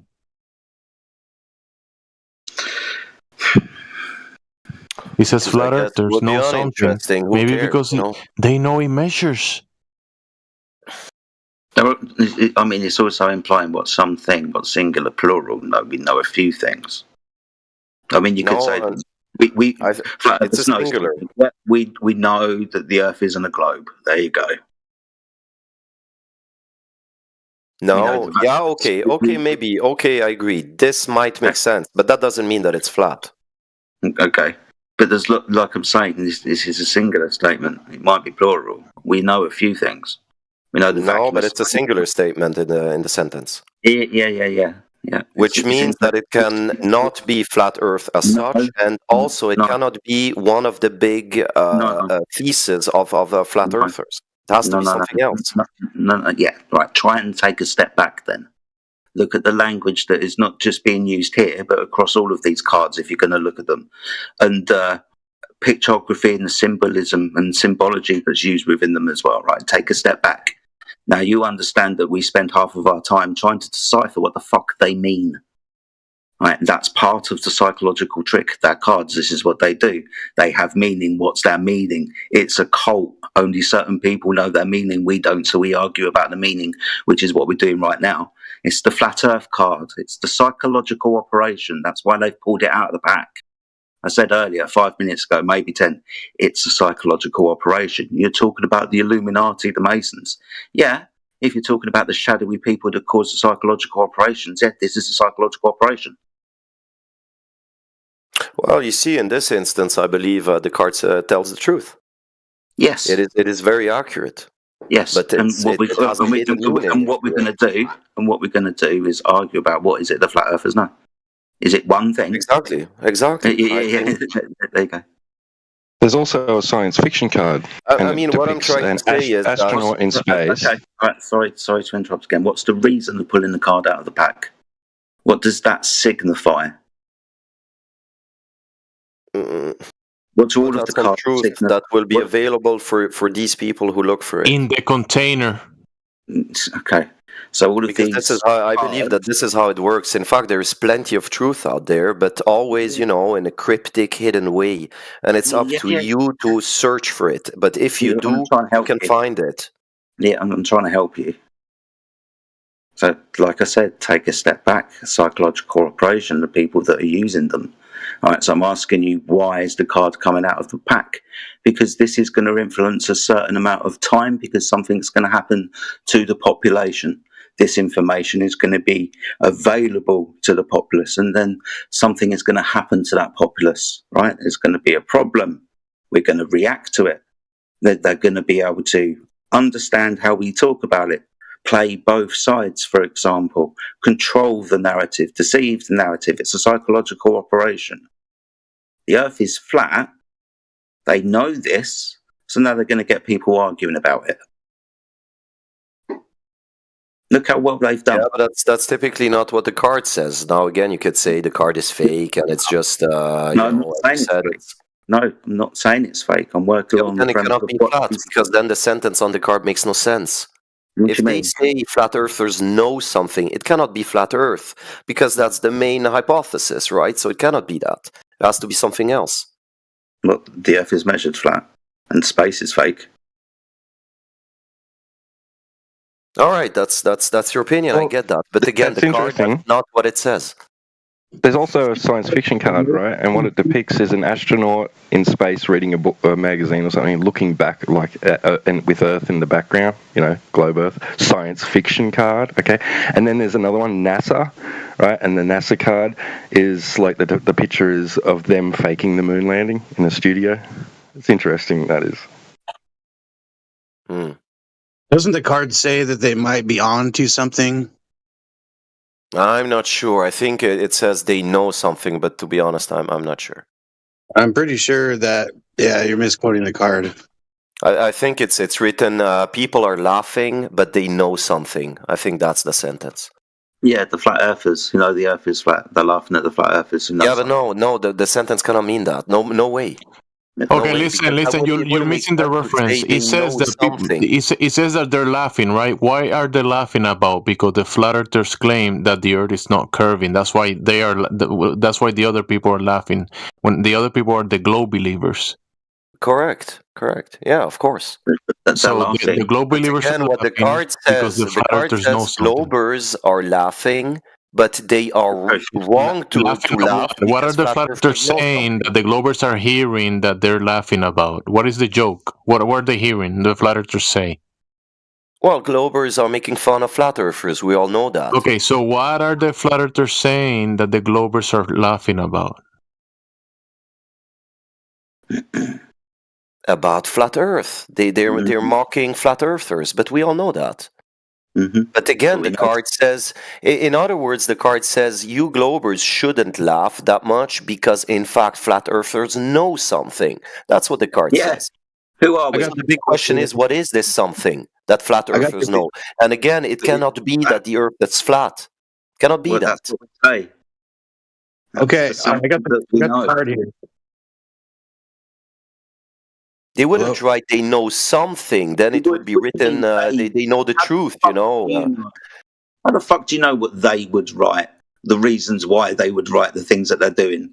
I'm trying to break it fucking down to you, and you seem to be repulsed by the opinion. He doesn't know, neither do we. That's why we should move on. I got the card right here. It says, people laugh, but the flat earthers know something. There we go. Okay. For their action, you may roll 2 dice. If you roll exactly what I said. Exactly what I said. You were correct. Exactly what I said. Now again, let's make sense of this phrase. Okay, Jedi, did you finish the point that you're trying to bring? Because Jedi has been kind of interrupted. Jedi. I'm trying to read the card here, guys. Give me 2 seconds, okay? It's like so. It says the flat earthers' weird alternate geology has led them to a gold strike. That's the last part of it. That matters. A gold strike. Yeah. Yep. Gold is a euphemism for knowledge. So it's saying it's on the money because gold is money, so it's on the money. Correct. And from what I understand, this card is quite powerful in the game. Of course it is. Truth is powerful. You know what I understand in this phrase is, in fact, flat earthers know something, but in fact they don't even know that they know. If we're done with this, I got a real question for this. So it's English, but not cohesive English. No, it's perfectly coherent. Yeah, where you're inferring something that's not there, so I think it is. No, it says flat earthers know something. This is not speculation. It's saying flat earthers know something, and therefore their alternative geology has led to a gold strike. You can choose any number of plot cards as you roll. As you had rolled. So listen, let's put it. Hello, before that, because we're still discussing the card before we move on from it. So when it says that people are laughing, when people join the VCs and try to talk to the flat earthers about what they know, right? You have many examples in here. New people join, and they say, "Hi, flat earthers. Why do you believe the Earth is flat?" And then the flat earthers tell them, with a reply, what they know about the Earth's measurements, right? And they laugh about it. Some laugh. So it's like it's basically what. So when the flat earther gets asked, "What do you know?" You know, the people are asking Jedi or the flat earthers in here, "What do you know about this?" And they tell them, "Hey, the Earth measures flat, water, horizontal." You know, talk about laser tests. Tell them about all of these things that point out that there is no curvature. Some of these people do laugh about it. So it's in reference to the that's card. not what the card says. You might say the card is a joke and it's just a game and it's unimportant. Oh my God! I'm telling you what happens here with the flat earthers. It happens. No, that was wrong what you just said. It cannot be that. It cannot be that the Earth is flat because the sentence would make no sense. No, they know something. The something is not that the Earth is flat. Of course, measurements. I'm not speaking, bro. You're thinking that when I said the Earth is flat, I'm talking about a whole geometry of the Earth. If you're just talking about a measurement, about non-curvature, horizontal. Yeah, that's something that we all know, and you laugh about it. Yeah, and it says people are laughing. It says people are laughing at flat earthers' weird geology that they have, but it doesn't say that people are laughing and they came up with something that counters flat Earth. They did not say that. They didn't say, "Oh, and flat Earth, we're laughing at flat earthers because of their weird geology, that ideas they have." But we know that that's an archaic idea that's been scientifically disproven. They didn't say that. No, quite the contrary, indeed. They say that flat earthers know something, but it cannot be that the earth is flat. Who says? The horizontal frame of reference. Because when you think, when you say the earth, it cannot be the earth is flat. What do you picture as the flat earth? What is the image that you see in your mind? No. When I'm saying that, I'm simply referring to the When you card. say flat earth, what does that mean? Card says. What does that mean? The card clearly implies that what flat earthers know is not that it's not the fact that the earth is flat. They know something. Maybe they don't even understand that they know it. Where are you getting this information? You're adding that. Right here. You're adding flat it earthers know something. Flat earth is the very central thesis of flat earthers. What do people laugh about? What is people... Sonny, okay, let's ask Sonny. Sonny, when people ask you, when people join and laugh at you, the flat earther, what are they laughing about? What did you say that they're laughing at? They're laughing at the actual facts that we have about the horizontal, the level plane of existence we live on that is actually measurable. They're laughing at that because I think they're laughing out of fear that the things that they hold true to their heart about what they believe and they were taught what Earth is, that is completely false. And they're up against their own bias and they don't know how to counter it because there's nothing you can counter to water being level. You can't counter that. Like, what are you going to counter that with? You would have to deny natural law. And they don't have anything to counter. You see what Sonny said? They're laughing at that, what Sonny said. It's the only fucking claim we make. They're laughing. What was that, Jedi? They're laughing because the globers are convinced that there is nothing to be discussed. It's of course it's a globe, blah blah blah, and that's why they make fun of flat earthers. That's why they laugh. That's all. Yeah. Bro, you laugh at something that someone says. You laugh when you go to the comedy show and this comedy guy on top with the microphone. You're laughing at what he's saying, right? And what is he saying? So now Sonny, the flat earther, said measurements horizontal, right? And you're laughing at that. The glober is laughing at that. No. He doesn't even know about that. Just say do because that's what we say. I mean, 99% of people out there are globers. Okay, and that's why they laugh at you got a survey? Did you take a survey? Can I see the survey, or is that just a basic? Let's say, come on, man, 95% plus. You know that. No, I got a real survey for you. 1 in 3 people believe the Earth was geocentric, and that was several years ago. At one time, flat Earth was the #1 searched thing on Google. They had to change the way that they do the analytics. All right, but it's not more than 5% of the public. Come on, no way. Did you cite your source for that, or is that something you just pulled out of your arse? Okay, I have no source. Okay, how many then do you think? You think there are 30% flat earthers out there? No way. I've never met any flat earthers in my real life. Come on, man. There are not many out there. I understand it's millions worldwide, but it's still a small percentage. I don't understand why he's not listening. 36%. I can show you the interview where Neil deGrasse Tyson was told this, and this is just the American population. 36%. Are flat earthers? I don't believe that. Yeah, I don't believe that either. Okay. No way. What difference does it make? Can we ask him like the real questions? Like, buddy, what would falsify the globe for you? What would prove wrong the globe for you? Or are you a cult belief? Is it a cult belief for you? That's not a real question. No, the globe is not a core belief for me. No. I'm open to any suggestion. I know that we're being lied to 24/7, so I'm open to any suggestion. Well, all right. Well, then, along those lines, what would prove wrong the globe for you? What globe? The one in his head. Well, to be honest, in my case, not calculations, because I'm just too lazy to look into them, and probably I wouldn't understand them anyway. So you cannot prove to me with geometry that the Earth is flat, because I'm not interested in it. Okay, but that's what we know, the geometry. And it's funny that you're not interested in that. Yeah, but man, we know the measurements, the geometry of the Earth It is measured flat. I understand that, but you also know that there are millions of people out there, many of them calling themselves scientists, who are going to laugh at you if you tell them that it's flat.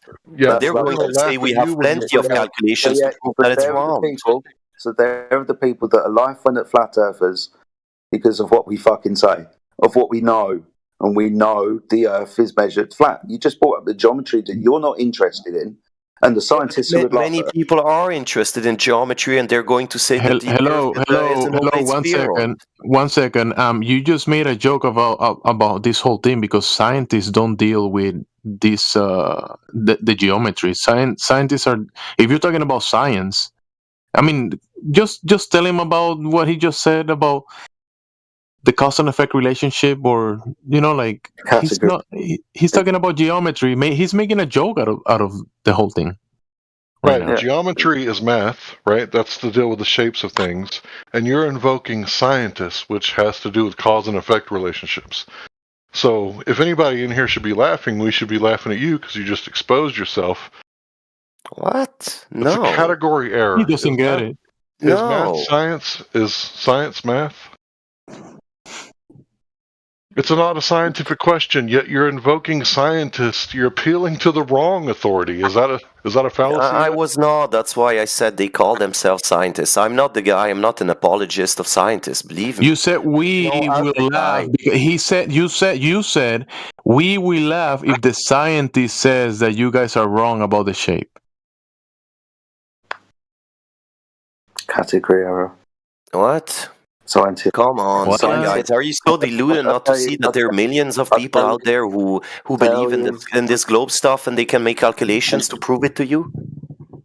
You think nobody out there is able to show you a serious calculation to prove that you're not listening, dude? You're not listening. It's not. So calculations. Okay, we're not looking for calculations. We're looking for measurements.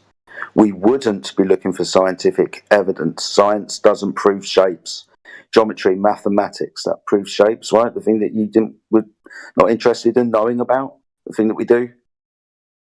Science, category error. It's too technical for me. But hold on. I get it's too technical for you. Excuse me. But you appear to be someone who has some type of critical thought. So it's in the fine details that the wall gets pulled over your eyes. We're trying to pull the wall from your eyes so you can see for yourself. So the trick is within the geometry, how the Earth is measured. Science doesn't deal with this. So when you come along and say, the scientists would laugh at you, why?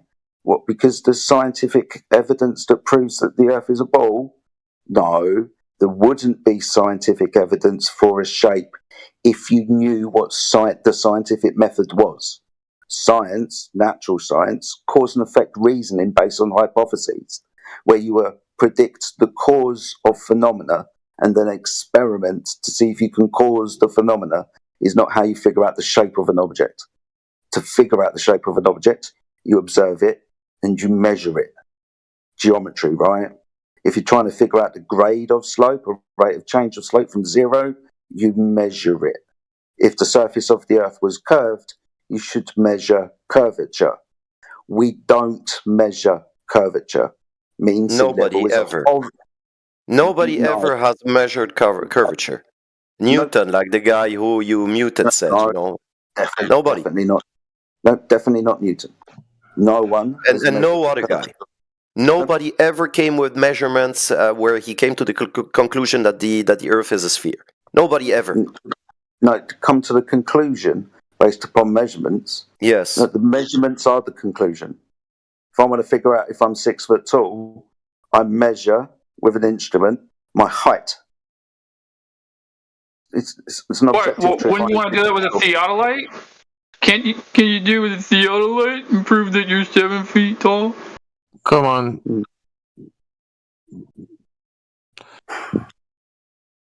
So we understand, if you want to understand how the wall's pulled over your eyes, science doesn't prove this shape of the Earth plane. Doesn't deal with it. You might think it does. Sorry, go ahead. On any given topic, you will find scientists who say something and scientists who say the opposite, basically. On any given topic. Category error. We're not dealing with science when we want to figure out the shape of an object. Do you understand this yet? No. Why would you not call it science? It can be called science. Why not? Can be called because natural science, cause and effect reasoning, based upon the scientific method, it deals with causes of phenomena. It also deals with observation. That's only the first step. Hold on. That's the first step of the scientific method. Observing phenomena, that's something happening. A shape isn't something happening. Not necessarily. You can observe a shape and describe it. Okay, tell us, theory. tell us what the cause. Tell us the cause of a shape. No, wait, Sonny. Jedi's taking him step by step. Hopefully, he can make it because I think he might. Hopefully. I don't Look, believe there's a square going on. Look, guys, look over there. There's a square going on over there. Got him. So you observe a shape. What do you do next when you observe a shape? You describe it. Okay, now you describe your observation. You use words and language. What do you see? Let's say I give you a ball. What do you see? Well, you would see the ball. Okay, and what is a ball? Geometrical shape? Shape. What is it? I don't know, but you're going to use... How would you describe it to me? Well, I don't know. That's where you need the theory that goes with the observation. I mean, science is based on that. No. It's a shape. There are many shapes. They're different from each other. Yeah.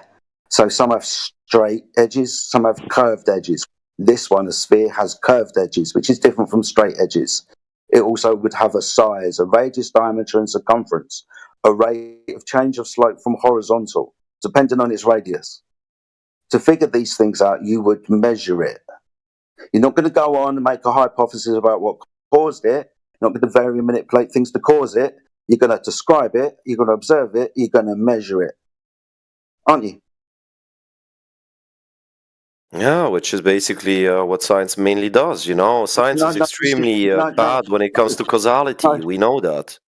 Sorry. What branch of knowledge deals with shapes? Well, it would be geometry in this case. Yeah, geometry. So let's do that then. That's what we're doing. Yeah, by the way, geometry means measuring the earth, huh? The word itself. Measuring. Keyword measuring. So we have frames of science. We have frames of reference, don't we? For an observer. We know what vertical is. We know what horizontal is. Right? Up and down.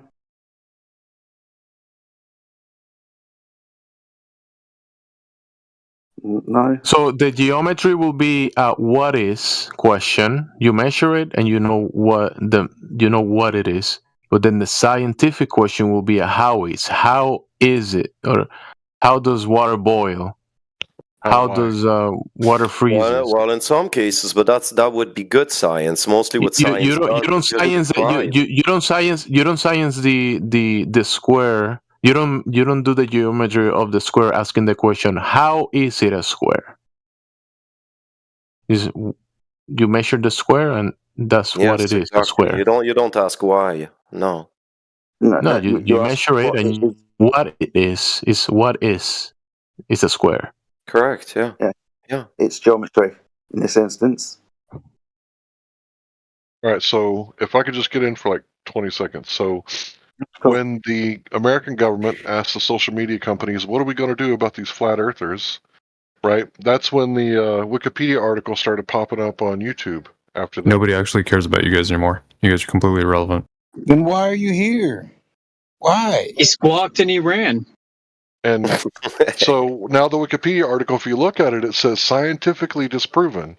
Now that we've gone over that, every time you type in flat earth, that article on Wikipedia pops up on YouTube. And it's giving out disinformation because people know that you can't scientifically prove the shape of something, right? And that article has been worded like that for a very long time, years. Almost a decade. Okay, I might be retarded, but I seriously do not understand how you couldn't scientifically prove the shape of something. I really don't see that. It's a category error. It's like, hey, grab that tape measure and tell me how much water is in this glass. It's the wrong tool. No, it's not. Yes, it is. It's the wrong No, tool. it's not. It's the wrong tool. Science deals with cause and effect relationships of natural phenomenons, naturally observed phenomenons, first step, and then the hypothesis to what's causing it. That's the independent variable. That's what you manipulate on and off to see the cause and effect go on and off. Once you establish a relationship, then you come up with different testing, different way to test it out. So heat causes water to boil, but science has never settled. So low gas pressure causes water to boil. Now, what does that have to do with testing shapes? Has nothing to do with it. So it's the wrong tool. The shape is what humans describe things to be. Right, but that would be geometry. What shape is blue? No, that's a color. That's a category error. Exactly. That doesn't make sense. Just like using the scientific method to measure a shape. It doesn't make sense. Which shape is orange? Get it? What shape is your brain? It must be smooth. Oh my God. It is. That's the best globe proof you have, Castle King. So my point is, if you look at the Wikipedia article that pops up on YouTube, it says archaic, scientifically disproven. Wasn't someone in here not even an hour ago talking about how they knew that the Earth was a globe for 2,000 years? Wait a minute, that was like around the time of Christ. In fact, Eratosthenes lived before Christ. Isn't that archaic? Isn't that archaic cosmology, globe earthers? Yes, sir. Oh, so they're putting out bad information on purpose. Would you guys mind going to Wikipedia? That's not it. They're just saying that people way back in the day were smart enough to figure out this place is a globe. But they're calling flat Earth an archaic cosmology. Isn't the globe calling the kettle black on that one? No, because they did the experiments. No, they did the experiments to prove that there's curvature. You can't experiment with a shape. Well, then why do you call it flat? That's a description. Because it's measured.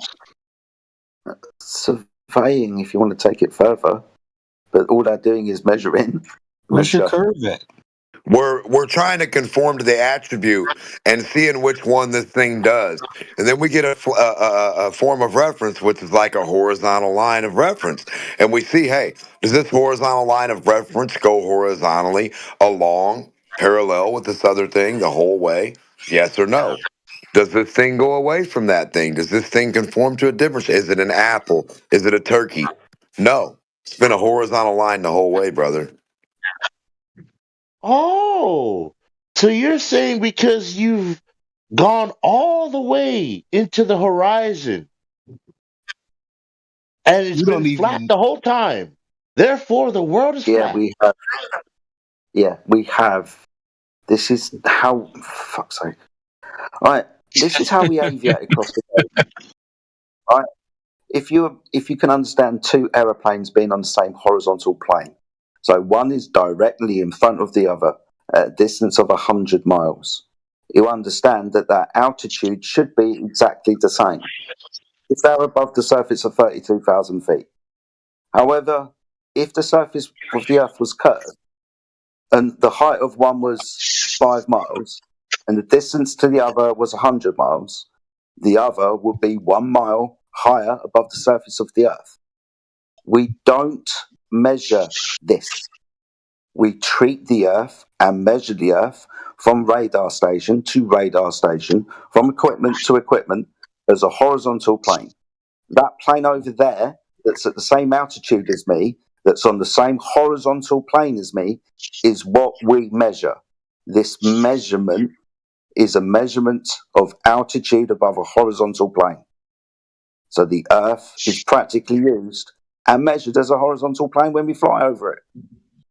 Isn't that why they call it a horizon? Castle King, check this out. If you go to the beach and you point at the island that you're from, and you have one of your friends point back at the beach that you're on in California, you guys would be basically the same height pointing at each other. You idiot! So you guys don't mute this guy for spewing the same nonsense example, but you'll mute me for being quiet? Wow! Shut up. That's how you know what? flat your brains are in here. No, shut the fuck up. Does that trigger you every time I say that to you? Yeah, it's ridiculous. All you have to do, Castle King, is disprove the nature of water, and we'll be done. We'll close the server down. Castle Clean, why are you denying water? What the heck? Yeah. Don't you like water? Pretty sure Samoan sailors knew that the Earth was flat because we can pull up the Carolinian and Polynesian sidereal compass method and examine it. So yeah, your Samoan brothers and sisters were flat earthers. Castle Clean, you're denying your ancestors. Why? Why are you denying your ancestors? Look, he can't help it, bro. They were conquered by the fucking Dole family, piece of shits. Fuck that Dole family. Oh, so Castle Clean will be the guy welcoming the invaders and say, "Yeah, come, take everything, take our wives, take our children." Hawaiian people you're talking about. So Queen, yeah, we want you to go back to your ancestors. We want you to respect what they knew and observed and used to sail the entire world. Your people were some of the greatest sailors, equivalent, if not better, to the Vikings, the Norsemen, and the Phoenicians. That's right. Your people are a awesome group of people. Very hardy, very sturdy, durable people. Like, I have a lot of respect for those people. Yeah, your ancestors were flat earthers, Castle Clean. No, they weren't, man. Everybody's ancestors were flat earthers. They were measuring elevation angles of luminary bodies. That was part of Apparently the way they navigated. Well, apparently they thought Samoa was the whole Earth. No. So, Castle Clean, why you denying your ancestors, disavowing your ancestors? Why? We obviously knew that Samoa wasn't the only place on Earth because we landed on different islands. They knew it wasn't a globe. They knew it wasn't a globe, that's for sure. Well, it wasn't even about whether it's flat or a globe. We just knew how to navigate the seas. Yeah, on the flat plane. Yeah, on the flat plane that you're actually navigating across, the flat plane, that's the only way you can get elevation angles and use the sextant in the first place. Or whatever they used, the cross staff. They used all different kinds of things. Yeah. Use the stars. Yeah, elevation angles. How do you measure that? How do you measure the angle to stars? They had their ways, their methods. Yeah, how do you think they did it? I know. Why don't you know? I've watched Moana too, okay, buddy? You're bringing it up. No, we're talking about real shit. You're bringing it up and you don't know how Don't you have to have a triangle to get the elevation angle? Ooh. Triangle over a flat circle? When you... Okay, Who's Megatron. Yeah, let me know when you're back from Cybertron, all right? Who was that cutting out? It was your buddy over there, Starscream. I heard somebody cutting out. I don't think it was me.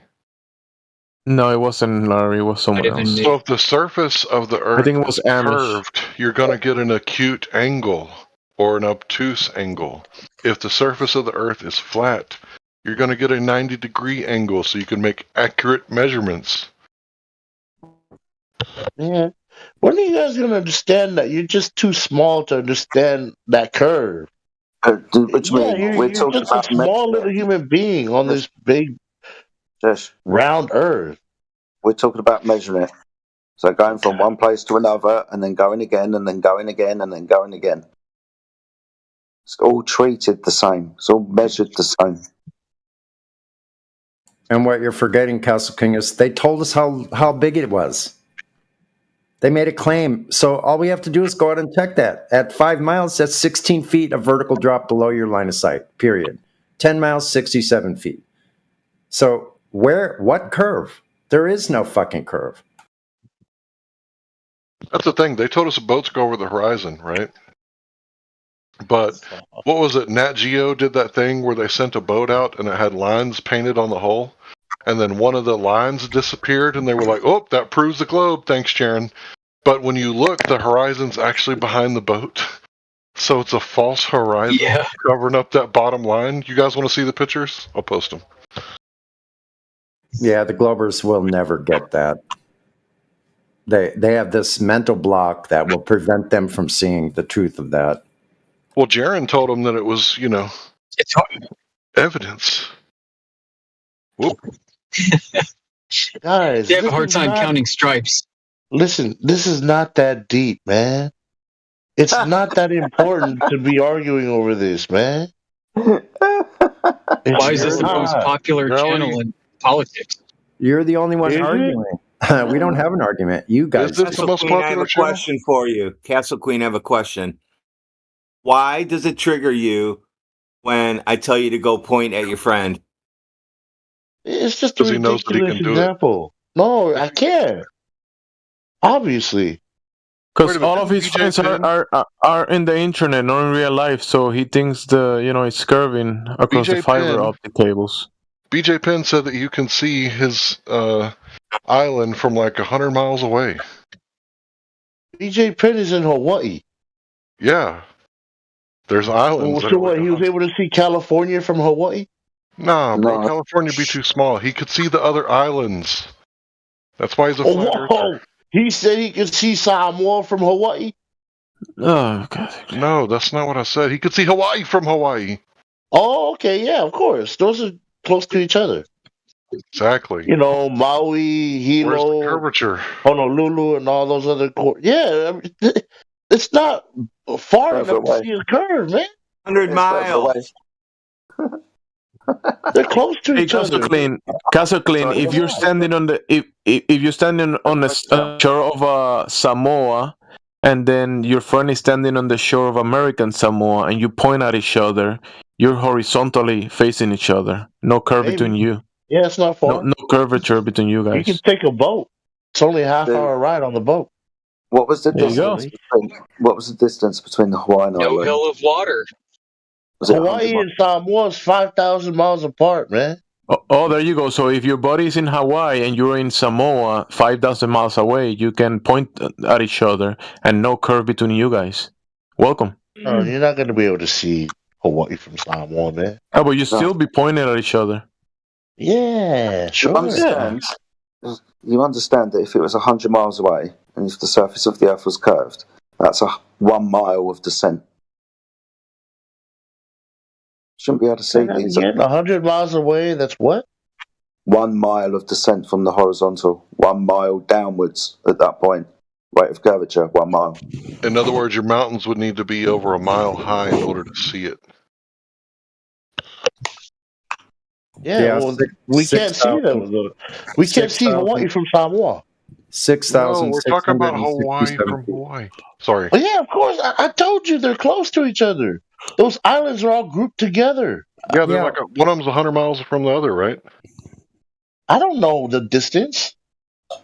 Okay, Hey, if there was a 100 miles wall, 100 miles high wall between you and me, even though we're like 20 feet from each other, but this wall is 100 miles up, can we see each other? No. No. What about 1 mile up? No. No. So you guys don't have a mountain that's a mile high over there. I don't know, man. You're asking a Samoan about Hawaii? He's not.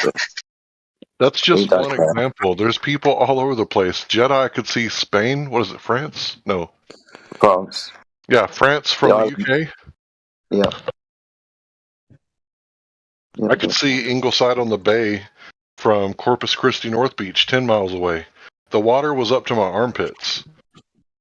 I could see beyond 66 feet of curvature. How do you see beyond a 66-foot water hump if you're looking at beach houses? You use the Eye of Thundera if you want to see beyond sight. All right? Okay, well, I haven't smoked. Was that in the movie Moana too? No, it's in the Thundercats, buddy. That's what you're a Oh fraction of. yeah. Oh gosh. In this instance, man. refraction is your eye of Thundera. Forgot about that. Dang. Think you have sight beyond sight. So beyond the curvature of the Earth, refraction being the eye from there, that lets you see beyond the curvature of the Earth. Thunder. Thunder. Thundercats. Ho! Yeah, I don't know about All right, that. Lionel, calm down. Earth curve. I'm past, bro. Earth curve. No.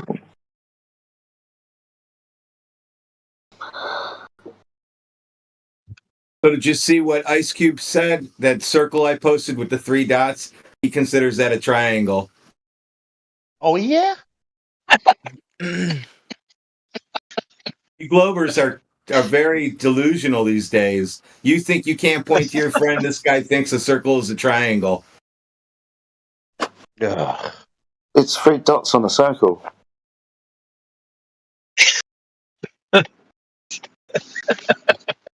Oh, heaven help society. It's a 540-degree triangle, Jedi.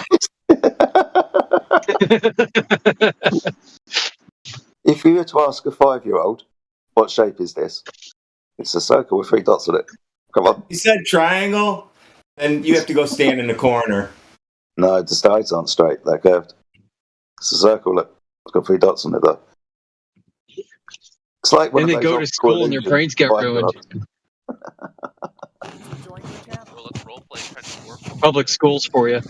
Somebody's World War got II really idiot. low I like microphone. It's World War II, you fucking moron. You just pissed me off. No trench warfare. You know what a triangle is? You muted up.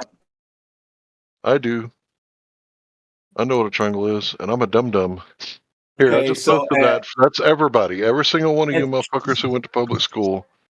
That's you in the front row. 28 minutes after the hour, I posted a 540-degree triangle. Do you agree? No.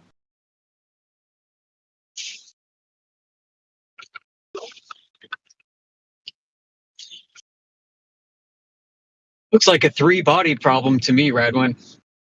So from now on, when these guys come in here and want to talk about triangles and spherical triangles, just post this and the conversation will go dead.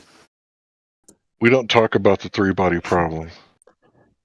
Hey, the guy that doesn't know about triangles, you should call your school and ask them to get a refund. Get a lawyer. Get your refund. What'd you expect the government school to teach them? Like something useful? Like how to start a business? How to get loans? How to balance a checkbook? The government can't teach you how to balance a checkbook. We're $30-something trillion in debt. You don't know how to talk on a telephone right now. We have to teach them that at 22 years old. Yeah, not to interrupt people. To talk on a phone in an office. It's true. They want to text each other in the office and use chat programs instead of walking over to people's desks or picking up a phone. It's ridiculous. We just yell in ours. We finally got our own where it's just a bunch of, well, there's a couple girls in there. They laugh. But we are allowed, we just talk like this. Instead of the rest of the whole company, you go in there and it's like you could hear crickets running around and you could hear spiders crawling on the walls if there were any.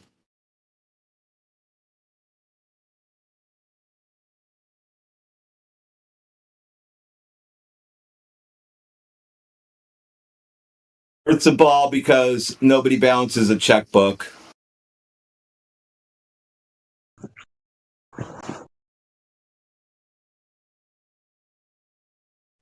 Larry, do you heard the NASA facility in Texas process the payroll for the federal government like $200 billion every week or every 2 weeks or something like that?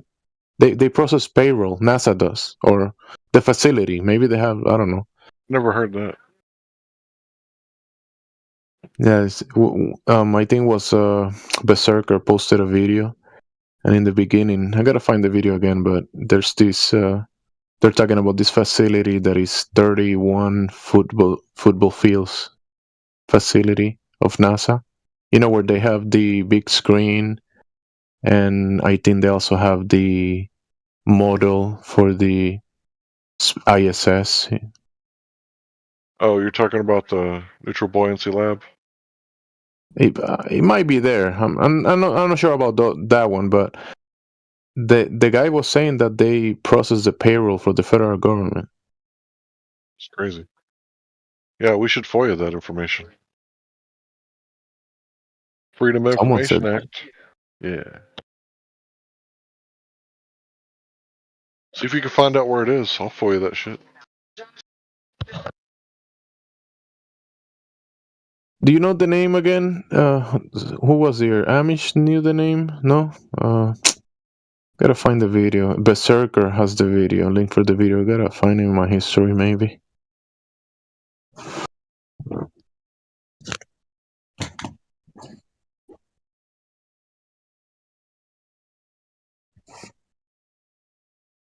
Maybe they just have an office there that does payroll, you know?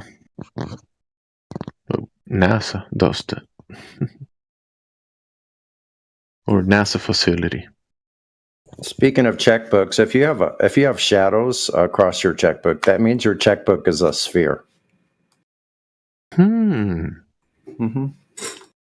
Can you round up 1,000 to 1 million? This is round.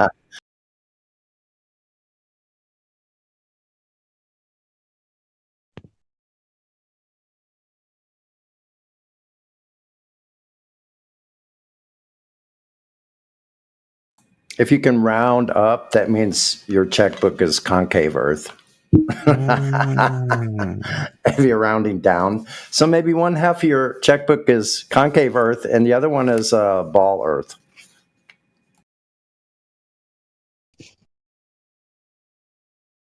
That's about as much sense as the globe makes.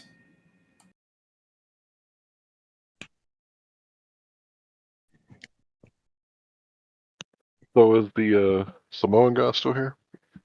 Yeah, I'm still here. Unless you talk about bomb. I got something for you. Do you know about the Aristosthenes thing? Bro, is there anything else that you're interested in talking to me about? I mean, you don't know. There's a lot of stuff I can share with you. Okay. Share with me then. You got some wisdom? Drop some wisdom. Yeah. What are you curious about? Do you want to hear my story about how... The globe curve. I'm curious about where that's at. See, here we go with the... listen, all right? Just relax, buddy. We're talking like cool people talk in the bar right now at night. When there's girls around and there's music playing. Maybe talking to the bar channel. Now we're talking to people who are cool, man. No, listen. I'm just saying, Larry doesn't have the enzymes to process alcohol at the bar. Did I stutter like you just did right now? I was speaking clearly. You didn't have to interrupt me with all that. Blah, blah, blah, blah. All right? I'm talking like I'm talking to somebody at the bar right now. Cool, calm, and collected. Good. We can talk about cool stuff. All right, nerd? Just relax over there, you nerd. But the thing is that you're a pretender clown, so you're just pretending to be cool. Hey, listen. Learn how to speak before you start spewing out of the mouth like that. All right? Yeah. All right. So quaint. Larry, you said that you don't like speaking to Jesuits and Masons, so you wouldn't like to speak to Castle. Oh my God! I never said that.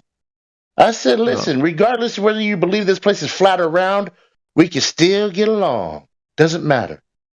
Even though we're being scammed with your bodies, the scammers, the ones that you protect. So we're being scammed, and you say, "Hey, school guys, just let them scam you." You will be their bouncer. You will protect the I'm not connected with the government. I'm talking about real life people out here in these real life streets. You're connected to the video game. You're connected to the video game industry that is scamming players and scamming people and Hollywood. That's just something I did on the side, man. That's a bunch of scammers. But you work for scammers. Oh, please. And you protect the scammers. And you're here arguing for the scammers. No, are you a that's scammer? not it. Oh, God. Listen, buddy, can you just relax? Sit down and take notes, all right? You might learn something. Yeah, I wish I could learn something. I'm a marijuana smoke. About paying all your money to strangers because they said something? And you Paying all can't your money to verify it. strangers because they said something that you can't verify? Is that what you said? That's exactly what I just said. Oh man, do you know where I spend my money? Yeah, the The government. money that you get from the scammers? The government gets most of your money and And everybody else's. the fantasy tellers, the one that are telling the fantasies. That's how you make your money? Have you ever watched the movie Jimsy? No. What is that? A movie? Have you ever seen a movie? Are you familiar with this thing that we call movies? Moon landing, that was a movie. Globe stuff, that's movies. Space, Sandra Bullock. Yeah, we see movies all the time. They show you Interstellar fake and balls. all these movies. Yeah. Yeah, all fake stuff. Yeah. Oh, What about it? the thing that the pedophiles act in, the pedophiles, those people. God. Wow, you're such an idiot, Jimsy.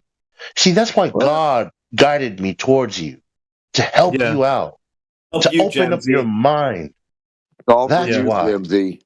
We're losing you soon, Jemsy. You're going to be going back. Yeah, I'm feeling it now. Ridiculous statement that you just made. It was nice. Everybody in Hollywood are those kind of people. Not everybody. I don't think so. I don't think the janitor cleaning the toilets. Maybe not him. Nope, not him. Wow. Craft services, not those everybody. If you think everybody is, I mean, that's you. You have insight in it, but You're not the me. one that said it, not me. But I mean, there's a bunch of scammers. They have all these parties, Puff Daddy parties and all that stuff. They have. It's proven that these directors are abusing young girls. There are many Daddy cases was about hardly this. in any movies. Macaulay Culkin. Puff Daddy is from a completely different industry. They making all of this money for just fantasies instead of the farmer that get you the vegan salad dressings and the avocados for the guacamole for all your vegan actors and vegan directors. The farmer is making not much money, the Mexican one, but you are getting paid by the scammers making all the money. And you're like, yeah, let's bodyguard the scammers and let's bodyguard the globe because that's what your Hollywood presents all the time in the movies. The globe this and globe that is the globe on everything. There's movies that there's hardly anything about a globe, man. True, every movie has some kind of globe in it. Wow, where? On a shelf somewhere, a map on a wall, globe, picture somewhere. You'll see. Right in the beginning when they show the Universal Studios. Picture of a rocket somewhere, a kid playing with a rocket on the floor, wearing a rocket on his sweater, something like that. You'll see it. I'm not saying you, Castle Clean, you are, but you are working for the scammers. Oh my God! I told you, I work for God Almighty. I'm a servant of God. So he's the one that made Hollywood and the globe? God did that? Obviously, God made everything. So he's the one that runs the scammers. Claim your God runs the scam. And he gives you your paycheck. Hey, God allows people to have their free will to do what they will with it. Castle, do you ever sing "Hooray for Hollywood" at karaoke night? I don't even know that song, man. Why don't you give us an Hooray example? for Hollywood. That? Learn it. You knew it all along. You talking about that? Yeah, can you learn it? Learn it and sing it in here. Why should I waste my brain cells on something ridiculous like that? So we can record it. Nerds. Listen, man, I'm here to give you a lesson in how to be cool. The first thing you start hitting me with all these flat earth nonsense, man. All right, I'll be cool. Check this out. If you stand at the beach and point at your island and your friend points at you, you guys will be pointing basically directly at each other. Yeah, all right, fine. Does that make you happy that you get to say that over and over again? Until he makes you happy, therefore he gets happy. Realize that, yes. I'm gonna. What's cooler than being cool? Ice cold. Ice cold. All right, yeah. All right. Andre. Yeah, of course. I'm just saying, man, I've done a lot in my lifetime already, man. I met a lot of people that were cool, man. You're a cool I'm guy. gonna That's meet a why lot the more. I'm scammers gonna meet a lot are more giving cool you a people. job. That's why the scammers give you a job because you're a cool Listen, guy. I turned down the last few jobs Hollywood called me for, man. Stop lying. All right, it's up to you. What about what about Call of Duty? You know Call of Duty. That those companies making Call of Duty, they've been scamming people for a long time, and you work for Call of Duty company. No, I was working for a casting agency called Central Casting, based out of Burbank, California. And they use your face to scam people. Because they saw that I had a handsome face, so they wanted me in the video game, man. And you said, "Yeah, oh, you're gonna scam people? Okay, yes." I didn't say that. I said, "Oh, I'm going to be a part of a legendary video game series. Sign me up." I'm a big video gamer. game that scams children. Oh, what? Oh my God! Listen, have you played the game before? It's entertaining. Yes, It's fun. it's a scam. It's a scam. After you spent countless hours playing it with your friends into the night, having all the time of your lives on those chats and playing the game, it's a scam all of a sudden. Yeah, you know when these children, when the children put their money any work into and they that don't project. get anything. You didn't do anything for that thing, but yet you enjoyed it to the full, to the maximum with your friends, and then you turn around and call it a scam. What an ingrate! Yes, I enjoyed it when it wasn't a scam. I enjoyed it when you bought the disc, you played the game, you finish it, and that's it. But now that's not it. You get online and play with your friends. You know that they sell you incomplete games, and then they charge you more for the next version, and then they charge you for pieces of the game like color of the weapons and color or faces. Like the Samoa guy has a different skin today, and they charge you money for those skins, right? Yeah, that's how they make money. It's a business. Yeah, it's a scam. No. It's your choice. And you are part of it. No, you have a choice. Yes, you are. Battlefield's better. You have a choice whether you want to buy it or not. They don't force you to buy it. You have a choice to fall for a scam or not as well, too, if you think about it. Yeah, hold on. So Call of Duty, that's built on a flat Earth. Oh God, fine. True that. Yeah. Great. In a container. Can we talk about what's more important now?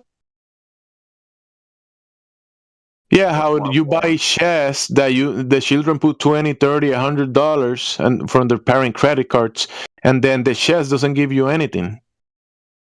That's just corporate greed. That's a scam. Yeah, I don't agree with that stuff.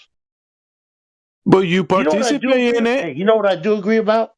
Getting those kill streaks, having fun with the homies. That's what I agree on, man.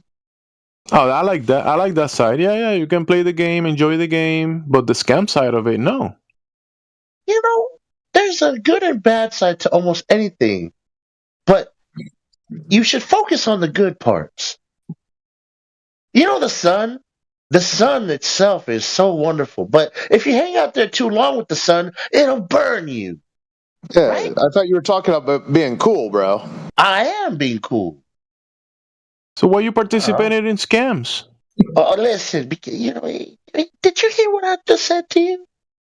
That scams might be good or bad. Yeah, no, but I don't know. That you have a choice to focus on the good things or the bad things. So just when you play in the game, just ignore the scam and play. Just look at the good colors of the game, but don't worry about the scam that is in the game. Just relax, all right? Listen, we're not fighting here. Hold on, bro. Let's keep it cool. Keep it real. Pointing out to people that they've been duped by their TV and the movies and the textbooks, that's good. That's cool. That's important. Yeah, but is it going to make their lives better? What's up to them? I'm saying, is you teaching people at a bar how to be cool going to make their lives better? Oh yeah. When I snatch those car keys away from them, everyone go home and game with the bros for 18 hours in a row. That's cool, and your life will be better. No, listen. When those guys are trying to get out into the cars and drive super drunk, and I snatch those car keys away from them, trust me, they come back a week later and they thank me. They give me a hug and they say thank you. They say thank you, David, for not letting me drive that night.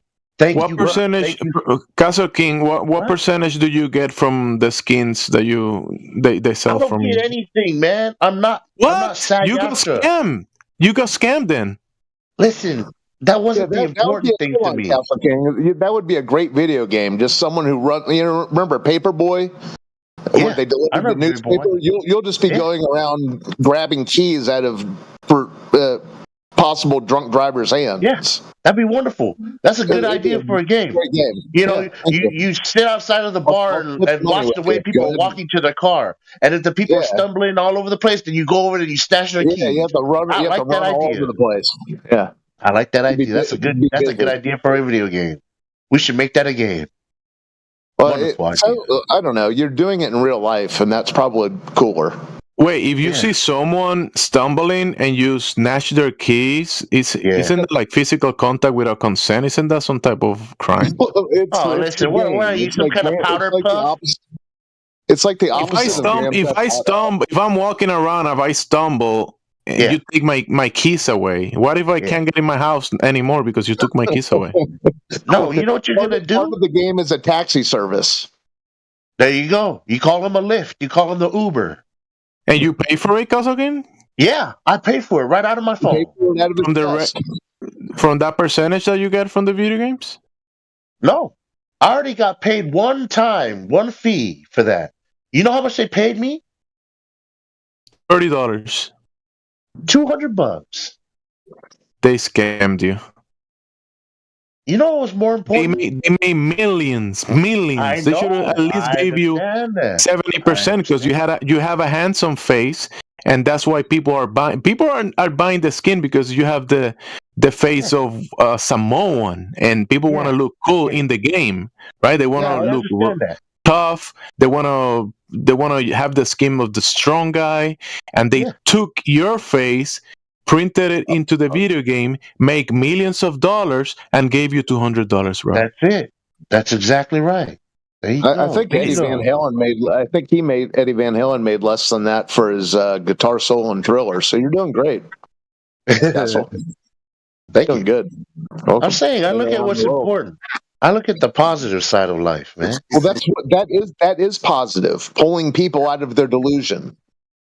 That's positive. But why you protecting? Why you promoting and pushing the delusions? I just said I was in the game. I didn't say anything about it. For some reason, you're sort of pushing distractions. You think distractions are important. What? Huh? Yeah, I mean, people can do what they want, but it's just insisting that gaming with the bros is about more. I mean, do what you want, and I think gaming is fine within reason. The other day, it's like girls. Why did you? Why is that? Gaming, it's no different than what we're doing right now. We're just chilling with the homies, having conversations, but we're playing video games at the same time. Wait, we're getting scammed? I'm not playing a video game. Well, listen, you have the choice whether you want to do that or not. Yeah, we're not. We this is why we're in a channel that's dedicated to a subject. Something that we want to talk about. Right. We're not here doing the thing that you want us to do. Oh, okay, fine. Oh, let's go back to Castle King, you have for some reason, when you hear people in here talking to other people asking questions, you feel the need to open your mic and say, "No, you guys are wrong. Earth is globe. I've been to Samoa."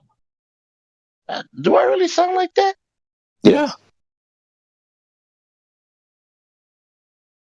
No. So what is your problem? What is your problem with people in here talking about the topic? I don't think he sounds like he has an accent or anything. He just sounds like a black dude.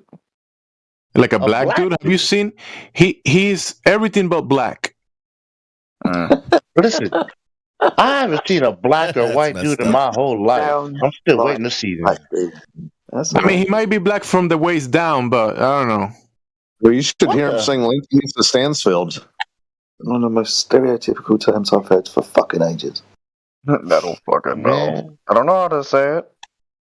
I don't call people black and white, man. That's archaic.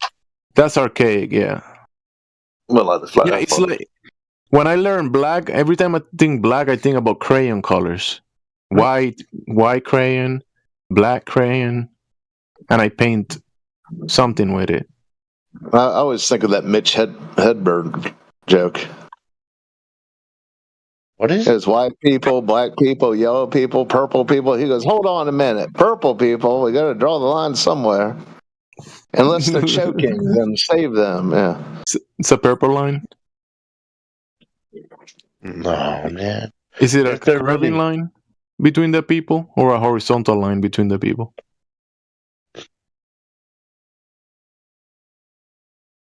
No, man. Listen, if there really were black and white people, then we should have gray people walking If there were around black here and white too. people, there would also be gray people. Exactly. Where is Where the are gray they at? people? If there is like good one, Castle Clean. If there is white and black people, where is the gray people? Exactly. That's why I don't call people black and white. I guess people of color then. Samoa. Well. I mean, I'm not white myself. I'm fucking. We're shades of brown. We're obviously shades of brown, man, from the lightest to the darkest. That's all it is. Yeah, I have a shade of brown. Easy to figure this out, man. My fault. Yeah, it's all good. When you have a ton of teenage friends, you talk sound about brown. So you do. That's funny. You do see colors as long as the colors aren't black or white. I'm saying it doesn't make sense, black and white. That's ridiculous. Where are the gray people? They're nowhere to be found. Unless you talk about the UFOs out there, the aliens, the space Martians. You talk about that? Just saying, man. We're human beings, man. We're human beings first and foremost, man. No, human beings. Humans came from apes. Apes came from amphibious, and amphibious came from whatever rocks, right? So The mosquito, and then the mosquito came from the amoeba. Yeah, I get it. So you think you came from a rock? Yeah. No, I came from God Almighty. So, but you just said we are humans. Yeah, we're human beings, man. That's the important thing.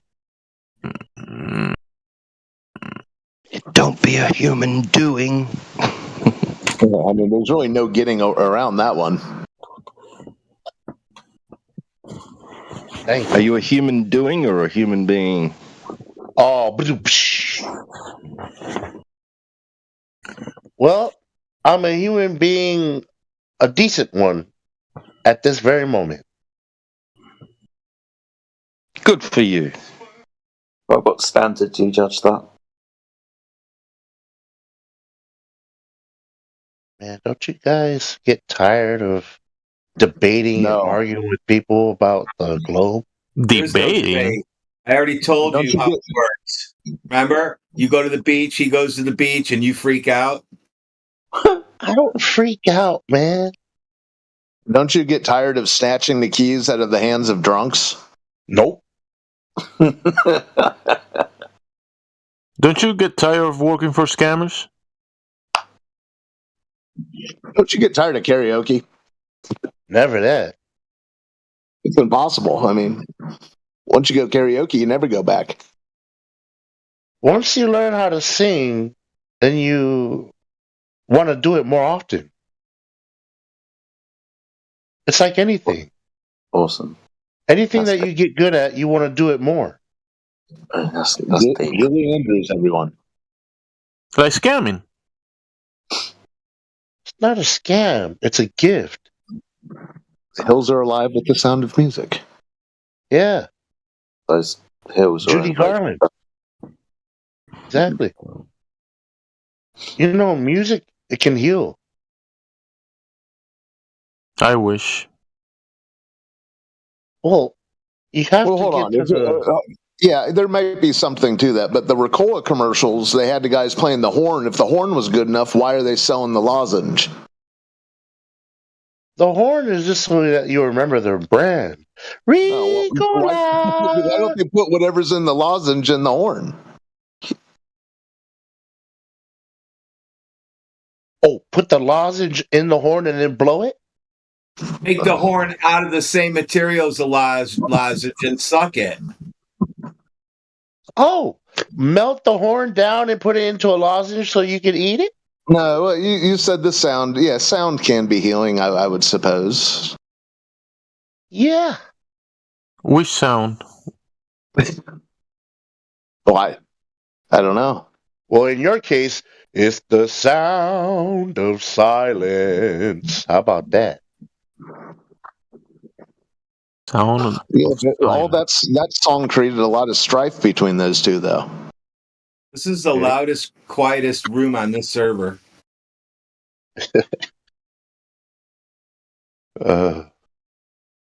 Listen, man, do you agree that our time together is limited? We should make the best of it. We agree that our time, yes, an objective truth. Yeah. Oh, dear. I'm saying, there's a reason why God led me to this room to meet all of you. Yeah, I'm not sure exactly what it is yet. I wonder if God's sitting up there wondering when you're going to fucking figure it out.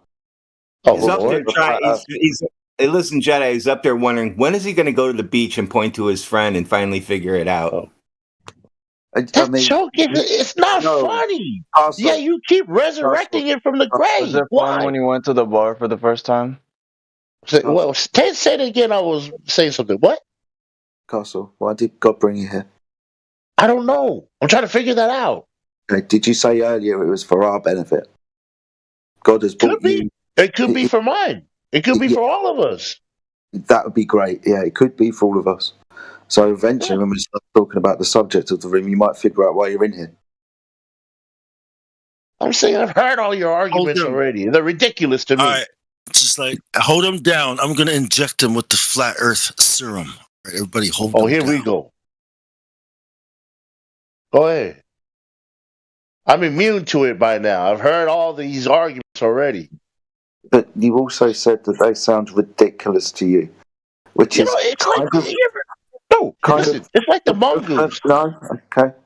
No, it's like the mongoose. You ever seen the mongoose get bitten up by the cobra? All the venom that's, it's enduring?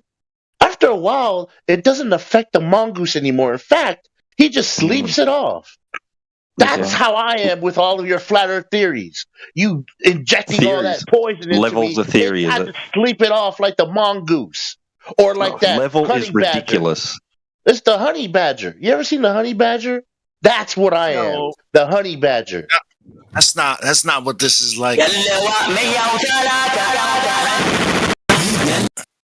This is more. Yeah. Yeah, this is not what that's like. We're not the snakes, and you're not the honey badger, or. You don't think so? Nah, man. Yeah, you ever see my black and white beard, like the black and white on the honey badger? He's just it's a fucking clown. This guy. And also, I'm only 6 feet tall, which would make me small for a Samoan. Talk about fucking honey badgers. I'm saying it makes me small for a Samoan. I'm only 6 feet tall. Why are you always defensive when you're here? Huh? Like you act like you're always defensive. A lot of people when they're here, they're defensive. You're not no different. You're so defensive. You think we're trying to poison you or something, right? You want to know why I may seem like I'm defensive? I played for defensive line at RCC Tigers. I was a nose guard, starting nose tackle at that. Oops. That's why. Aren't you just an all-round, all-rounder, right? I'm just a badass, man. No, you're not. Security guard, football player, artist, singer, role model.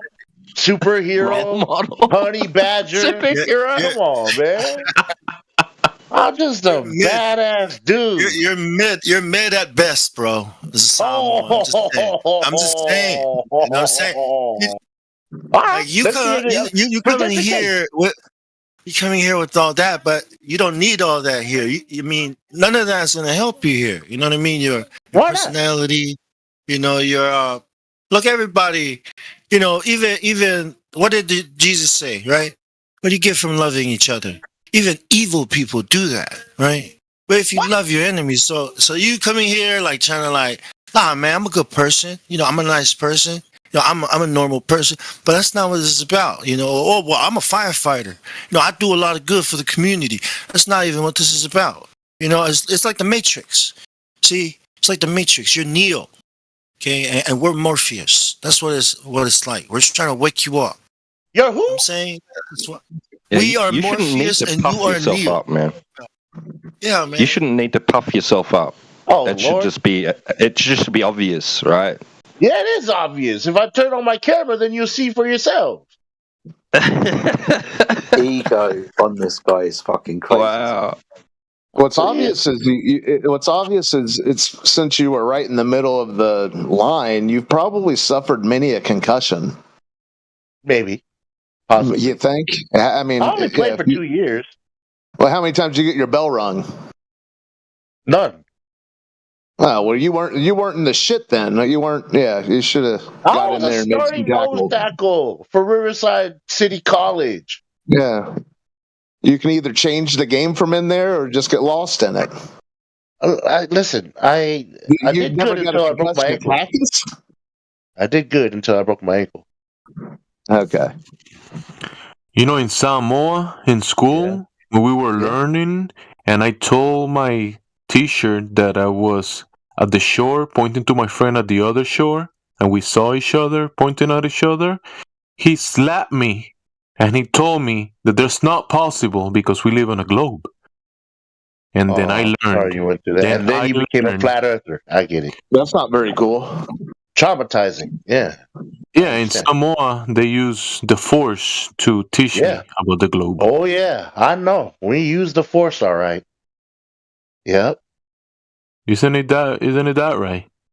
Yeah, it's true. You're right about that. Yeah, if you say Earth is not a globe, you get slapped into it. Yeah, maybe. Yeah, it depends on. I mean, hey, you might have some parents that are raising their kids to believe this place is flat, and if the kid claps back talking about no, it's around, then they might get smacked. See? Yeah. So it's a trauma-based teaching. It's a what? Yeah, it is. Look, like you go home, you talk to anybody, yeah, you're gonna get smacked. You're gonna get slapped and get told, don't let me catch you watching that flat earth crap again. You really do get eyed. What flat earth crap? There's no movies that talk about that. No, I'm talking about if you were to flip and become a flat earther. Oh, it's more based on like fear of rejection and isolation from family and community, right? What? Hardly any Samoans believe in this flat earth crap, man. You know that. See the reaction? See the reaction you're having right now? That's the emotional reaction. Even though your ancestors used the stars to be able to navigate across the islands. No, yeah, it's arrogance. Arrogance? Oh, please. Yeah, it's the pride of knowledge. You think you know stuff, right? And when you hear something different, you go off like, man, think about it like this, okay? If I was some kind of like old guy from the Amazon and I was telling you about my cosmology, we believe we live on a turtle. You'd be like, wow, man, that's really interesting. You know, I'm really open-minded to stuff like that. I really appreciate your people. You know, you might say something like that about that culture, right? But if we say, hey, did you know the earth is flat? Man, you guys are stupid. You straight up just start disrespecting us, right? No, you know what I'll tell that guy from the jungle? I'll say, show me that turtle head there. Right. No. Wait. Have you devoted as much time in the Hindu servers? You know, the people who literally believed there was a deity, a blue-skinned deity with fucking 8 arms or some shit. And have you spent as much time in there, devoting as much time in there as you have in here? Next? Yeah, I'm gonna go and check them out next. Yeah, tell them they're stupid. Tell them that's silly. You know, there was never a blue-skinned guy with 8 arms. That's just ridiculous. Well, what do you think? Hello? Did you mute me again? Poor unfortunate souls? Yes, you're muted. That's why nobody can hear you. You're muted. Yeah, why don't you go sing some Red Hot Chili Peppers to them? Under the Bridge? No, the song you came in here singing. Which one? The Other Side. Oh, take it on the other side? Yeah. Go sing that to the Hindus. Sing to them Californication. I don't like that song. Yeah, he freaked out when he learned the lyrics of that song. When he was singing The Other Side, he didn't like that. No, no, no! Anthony Kiedis was an asshole! Yeah. Anyways. No, Californication. Oh, I really like it. Yeah, Space may be the final frontier, but it's made in a Hollywood basement. No, I'm saying it reminds me of Fornication, which I don't like. real. So that's why I don't like that song. The word Californication reminds me of fornication. That's why I don't like it. Oh, so you thinking, but you have to think about the bright side, not the bad side. You have to think about the good one, The not bright the bad. side is it's a cool song. It's just that on the bad side, I don't like it.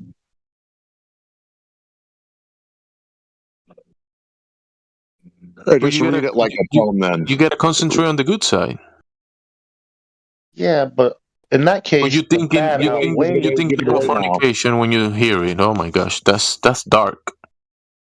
It sounds like the word fornication. What's the Red Hot context for it? The Red Hot Chili Peppers basically represent debauchery, bro. Debauchery? What's another word for debauchery? Hedonism and just degenerate. Yeah, they're just party animals. They exalt partying. Ooh, that's Castle Clean. No, I barely party. That's fun. You work in bars. I know. I work there. I don't party there. You just watch people partying. You just observe them. I have to observe all them partying. So you're in the party, but you're not at the party, but not in the party, or how does that work? Yeah, exactly. You know, I'm kind of like the. You ever seen the guard? I want to expose. No, I think I want to expose you to more flat Earth stuff, so I can trigger your brain more, so you can be like, man, nobody believe in that. I want you to experience that some more, man. Let me hear some more examples. Give me some more. Right. He's immune to it. Water's flat and level, but you're gonna say, "Oh, but if it's soap."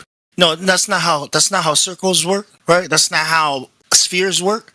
That's not how straight lines work. Okay, a straight line is a straight line. Water is a straight line. Water at the surface, when it's undisturbed, is flat and level, meaning it's 180 degrees, a straight line. That straight line can't curve. It's not going to curve. It won't curve because it's a straight line 180 degrees. But you're saying that if it's big enough, it'll curve. That's not how curves work. And that's not how straight lines work. Or maybe if it goes down the waterfall, wait. But when I tell you, like, hey, what up? If you go home and tell your parents this, tell your wife this, tell your community, your pastor, your church members this, right? What do you think? What kind of reaction you think you're gonna get from them? It's gonna be that you wouldn't believe. It's gonna be that long blank stare. That's what it's gonna be. But think about what we are talking about here. We're talking about a straight line and a curved line, okay? Right. And we're trying to identify the difference between these two things. But we are being told to believe that they're the same thing. So yeah, I get it. When you're using water, how are you gonna? How are you? See, like, do you believe that shit? That's what I want to ask. Have you ever seen you believe that flowing down and then the water goes over the hill? And it's a waterfall? Yeah, like show me the math. Okay. Yeah, like find a Samoan teacher, geometry, math teacher in Samoa, wherever you can find him, right? And tell him to show you the math. Show me the math, right, of a circle or a sphere, right? A curved line and a straight line being the same. Show me flat local surfaces on a curved, on a ball, on a sphere. And he's going to tell you, I can't show you that. That's not math. That's not geometry. That's not even logical. But when you tell him, but what about the earth being a ball? Then he's going to tell you, oh, wait, maybe that is, but he can't show you how that's possible. But you go ahead and try to prove that to be true. It's not true. It's all blood, sugar, sex, magic. What? This is the spell. This is the spell that's been cast upon the people. Okay, that a ball, if it was big enough, can look flat, measure flat, and be used as flat. Okay, you need to try to think about this shit, right? And that's why we keep bringing up the radius, because we're trying to talk about that curvature. But it always looks flat, measures flat, and uses flat. Hey, Oos, you know when you get the basketball or the beach ball, did you know you can lay the tape measure flat on its surface all the way around And the there's ball? going to be, and where that tape measure touches that ball, it's going to be no flat surfaces. It's going to be a point where it just touches the ruler, and then it deviates away from the ruler. No flat surfaces on that. That thing has the roll. That billiard ball has the roll. If it has any flat surfaces on it, like the table, it's not going to roll. It has to roll. That's what curvature is. That's what a constantly changing slope means. That's math. That's geometry. That's not what we are being told is not reality. That a ball can be flat, can have flat surfaces on it if it was big enough. That's not real. That's straight up lie. That's a contradiction. Let's not use the stiff ruler. Let's instead use a string. How about that? Billiard ball on a table, okay, is probably the smoothest, the most curved, the most flattest and levelest you'll probably get to touch and understand and look at. You know, you can play with that thing. You can look at that cue ball. Oh, I get it. And now imagine yourself at the bottom of that cue ball, upside down, looking at how it meets the table. It would be flat, right? Nope. Because it would be touching that table. You're not paying attention, bro. Hey, stop laughing and pay attention. Where the ball touches the table. Go look at where the ball touches any fucking flat surface. And you tell me there's a flat surface there? You tell me there's a locally flat on that ball? Try rolling that ball. Is it rolling? Is the ball rolling? Yes. That means there's no locally flat surface. I get it, bro. Listen, you know there's no local flat surface. No, listen. It has to be flat if it's sitting still. If you're telling me a ball on the table, then there has to be a point where the ball and the table can be flat together.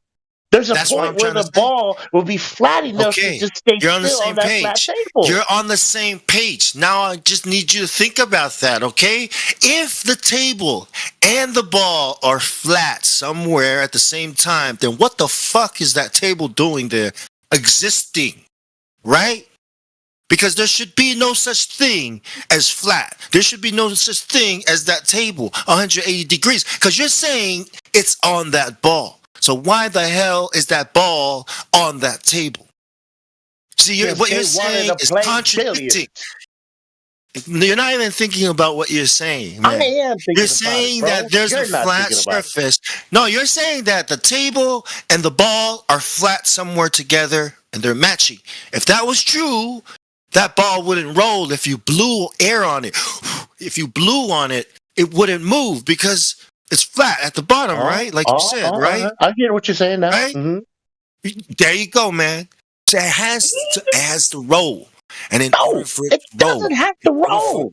Listen, for it to be flat at that one point where they curvature, the curve that's continuing around the ball, when it comes down to the table, it continues the curve. Okay? The table is doing something totally different. Okay, it's going flat, it's going straight. And it's not, okay, the curve is not gonna stop and be like, I'm gonna flatten out real quick because I met you here. And then curve again when it gets to the other end of the table. No, it's gonna keep curving and it's gonna touch the table where it curves, and it's gonna immediately curve away from the table, not giving any flats about it. No. I don't give a flat. I'm going. I'm in. I'm out. I'm on. I'm off the table. There's no flattening, man. That ball has to roll on that table, and that table has to be flat. Come on, man. You need to keep thinking about this. Does it have to be flat? Who are you talking to, Bomb Castle King? Man, you know that guy. You know that guy's just. You know that guy's not really about it. He just said he just came out of his mouth. He said somewhere that ball is flat like the table, and I said, well, if you blew on the ball, it wouldn't move because it's flat. It should be resting flat on the table, right? And the answer is no. It rolls. It rolls because there's no flat surface on that ball. Other than just content, man, this guy's he's not really in for the argument. He's not in for the discussion. Other individuals that come through here, this guy is just, he's just really full of himself. He's just all about like worldly things. And exactly. He doesn't care, he's man. not, I don't think, like everybody, when we think we know things, right, we think we can tell other people who are mistaken, right, how to fix their mistakes, right? Because you think you know things. But this is why we're asking you, what do you know? Okay, now what do you believe in? What do you think you know, but you actually believe in? That's the difference. You believe, right, that a ball can be flat at the surface if it was big enough. Okay? We know that that's not true. We know that that's false. We know the difference between a ball, a curved surface, and a flat surface. At some point, Bong, man, you're casting your pearls before swine, brother. Like, that's what's happening. I know, man. Well, that's why I'm saying this guy. You know what the scripture tells you, man, is they're going to trample it underfoot, bro. They're going to take that truth and trample it underfoot, bro. They're not going to take it in and be like, dude, let me think about that. Hell nah, man. I want you, Castle King, to just watch how all these so-called Christians come in here, okay? And how they attack and how they defend this ball that they can't even be sure what it is. I want you to see yourself in these people, how ignorant you are being, how closed-minded our people really are, and how brainwashed we really all are, right? Man, that man's all about money, hoes, and clothes, bro. That's all. What? Yeah, exactly. Yes, I know, man. Yeah, that's it. Oh my that's God. all that's you are just that kind of guy. Fame, money, hoes, clothes. That's it. No, I never even said that. Superficial as all get out. Yep, that's you. Wow. Yeah, hip hop, right? It's that hip hop life, right? Yeah, it's true, man. You got your face on a Call of Duty character, man. You're proud of that. Yeah. But when it comes to truth, man, you can care less, bro. You Didn't can care I tell you I snatched those keys from those drunk people trying to get in the car and drive home at night? What you need to do. What you need to do is not freak out when you're watching a flat earth document. What you need to do is try to figure out how you can sit there and take the information in without flipping out, without fucking losing your shit over nothing, over an alternative worldview. Right? Like when somebody's telling you shit and you want to flip out because it's so not the way you see shit, right? Like that's a challenge for you, man. How are you going to take this information in without flipping out? I'm saying, your shit without Agent Smith fucking hijacking your shit and fucking fighting us like goddamn 1v10 and shit with bullshit flying everywhere. Listen, I've watched Lord of the Rings, whole thing, part 1, 2, and 3. I didn't have a problem with that. Oh my God, dude! No. Lord of the Rings. No. Look, it's Middle Earth. The Rings. The quality of conversation right now has just like downgraded. Like we're just now entertaining your fucking bullshit, man. Like that's all it is. Like his heart going out to his peoples, man. His heart goes out to his peoples because he's like, my peoples wake up, and you're just like, man, I'm going back to bed. So you ain't trying to hear what he's saying, man. That man's pouring his heart onto you, man. You don't care about what that man's saying. Obviously, I care. I'm sitting here listening to him. Man. He's supposed to be a ooze, man. Like I doubt it. I doubt it. You ain't taking listen, I'm not the only ooze that he's gonna run into this problem with. In fact, I know. I'm only just a practice right here. It's not practice, man. When you're just being like constantly, like just you got that invincible ignorance, man. You just don't want to know. You just don't want to know. He's like, I can tell you 100 different ways. How can I put it to you? And then you just like, I'm playing my game, man, right now. Like, you can't be bothered about this. Living my best life. Who's that artist that sings that song? Living my best life, right? No, who's the artist that sings that song? Bowling with my homies. No, that song. I don't want to know. If you're playing me, keep it on the low.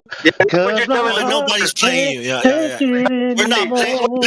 He's telling the globe that He's telling the globe that right now. He's like, I don't want to know if you're playing me. Keep it out. He's telling the globe, dude, because he don't want to know the truth. True, sing it, man. You know what I'm saying? He's singing it because it's true. He does not want to know if the globe is playing it. He'd rather just stay, just like the song. He wants to be blissfully ignorant. Just keep me blissfully ignorant. Yep. No, it's like DJ Khaled said. It's like DJ Khaled said, right? What did he say? Another one? Oh, don't play yourself. Another one. Oh, don't play yourself. Don't play yourself. You smart. You smart. You know why he laughed? Because it's true. He laughed because it's true. You're the one that. You guys are sirens. You guys are that guy from the Matrix. You guys are that dude. Because you don't want to know, bro. Like Bong is trying to explain to you in the most simple terms, and the reason why you sang that song like a songbird is because you know the feeling of what it might feel like as if you're being played. You rather not know, and so it keeps everything on the level with you, man. Like you can go to sleep at night. You know how Bong was so disturbed when he realized the fact that the Earth wasn't a globe? You know how this man actually went through some things, man. Like he had to deal with the fact that mind thought always it was a globe. So he was kind of a bit, paranoid for a while. Because it's like, how the hell are we not living on a globe? No, man. The thing is, Bong wasn't 100%. He wasn't 100% sure on the science of the globe, and you guys manipulated him into thinking it's flat. Man, look at you, man. Man, dude, this guy. Whatever, man. Like, you think we're manipulating people? Look, bro. When I said I was the valedictorian in the American Samoa, like of all Samoa, that's saying something, right? Like you were science. I came here to teach these fools how the ball works and what curvature in NASA. I came here to show these guys all the beautiful pictures of Earth that NASA took, the footage they took to prove everything. Like, how can you be a flat earther when we got all this evidence? When I was going to school in Samoa, they didn't even have computers over there.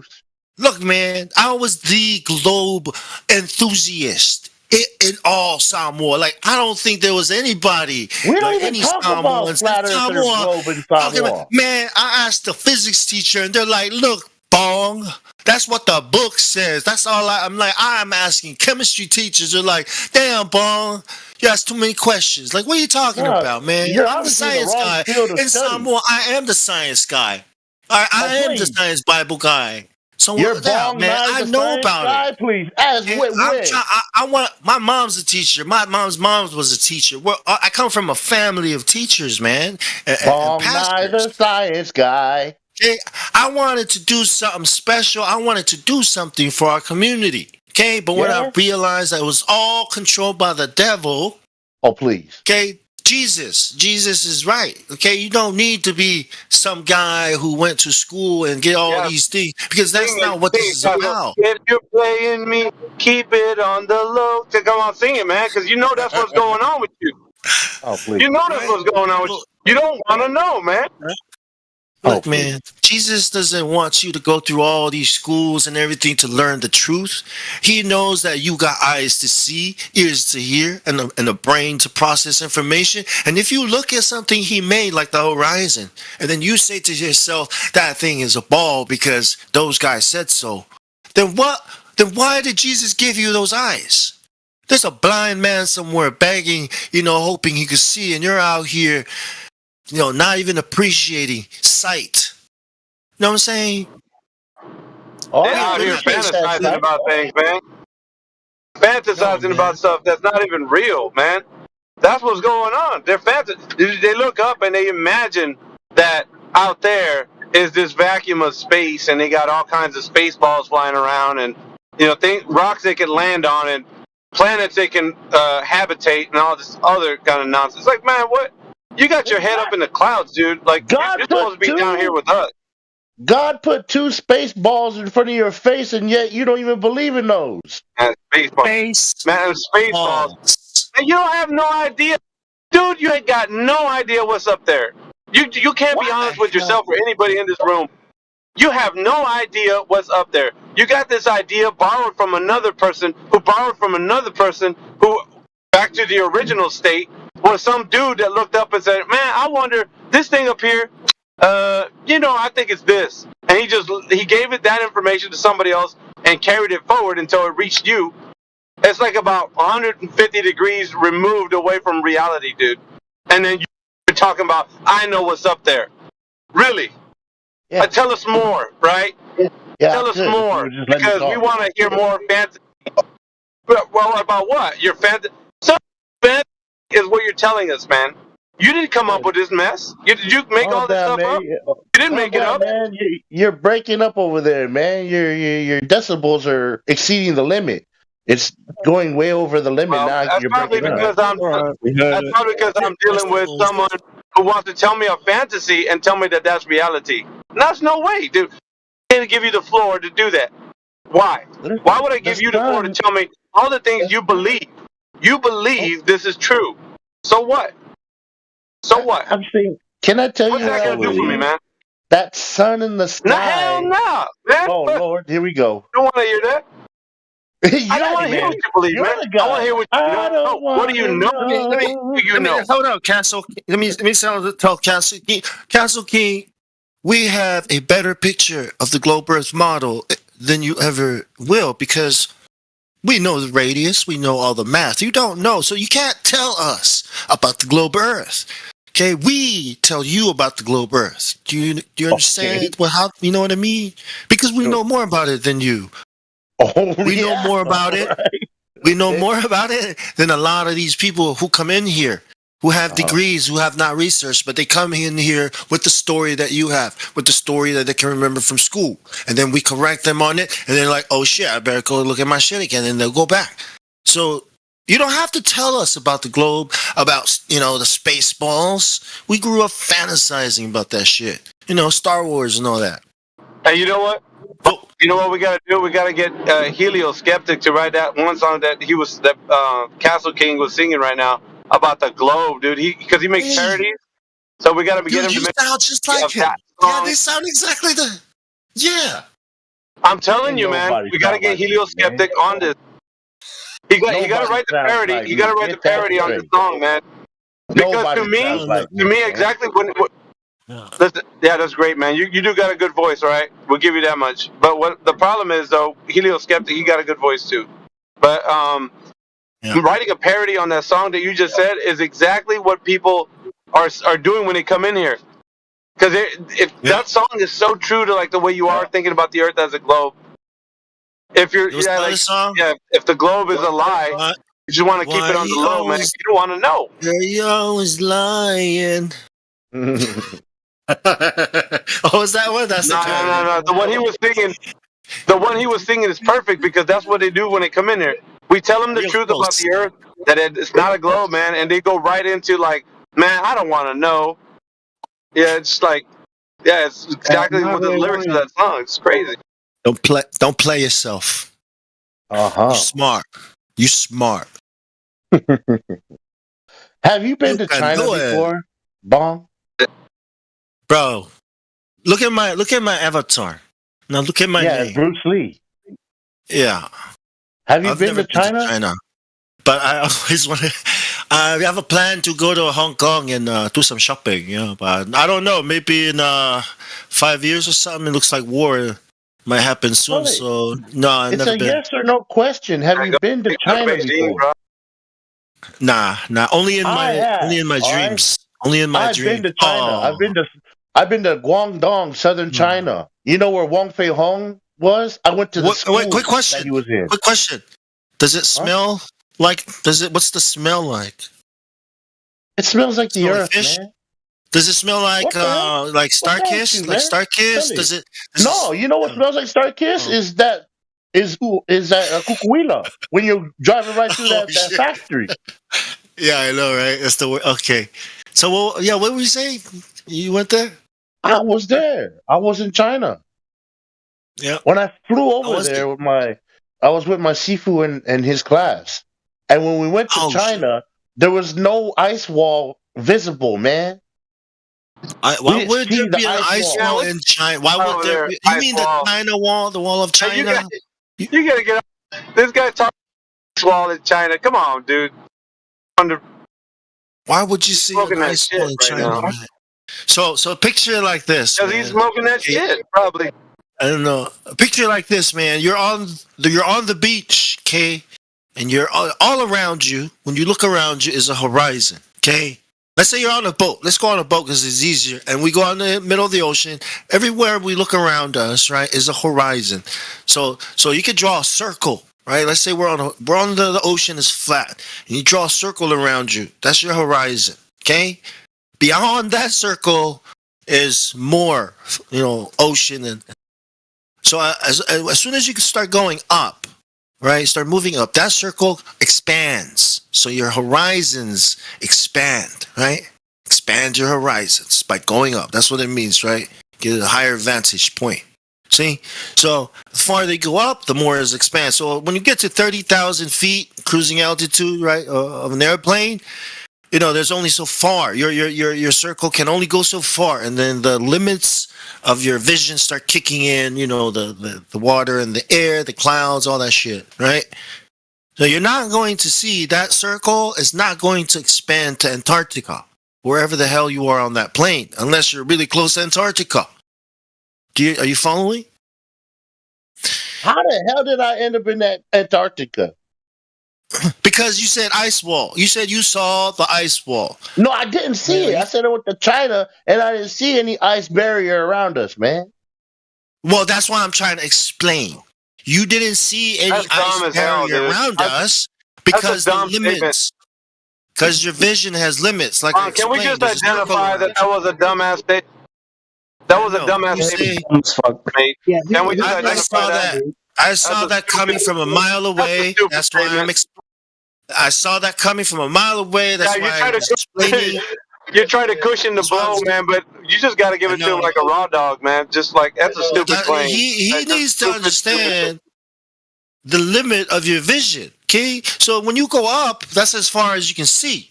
And if you go up even further, that circle is going to increase, but you're just going to be staring at clouds and shit, that's in front of you, right? Yeah, you got to either go back down or go over let me just, Bond, go ahead. Let me just ask him real quick. What's the limitation to your view? Well, how far can you see, Castle King? I'm not sure. On the Earth has a globe. You believe it's a globe? No. I just know when I go to the DMV, I pass that test. You know the test at the DMV where they say put one hand over one eye and read what's on that little board that they have hanging up there, the DMV? I know I can read that. I can pass that. I don't know if I can go beyond that, but I know I can read that. Let me put this in perspective for you. When the sun is on the horizon, horizontally, can you see to 93 million miles away? I don't think so. I don't know. Not sure. You see the sun, right? Don't you believe it's 93 million miles away?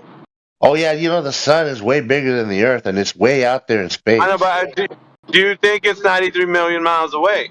Like they're telling us? No, I haven't been out there, buddy. That's not what I haven't taken the spaceship with the little tape, the little tape measure to see just how far that is. I haven't done that yet.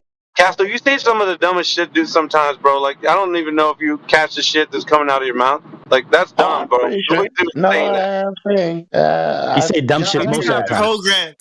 That's not programmed.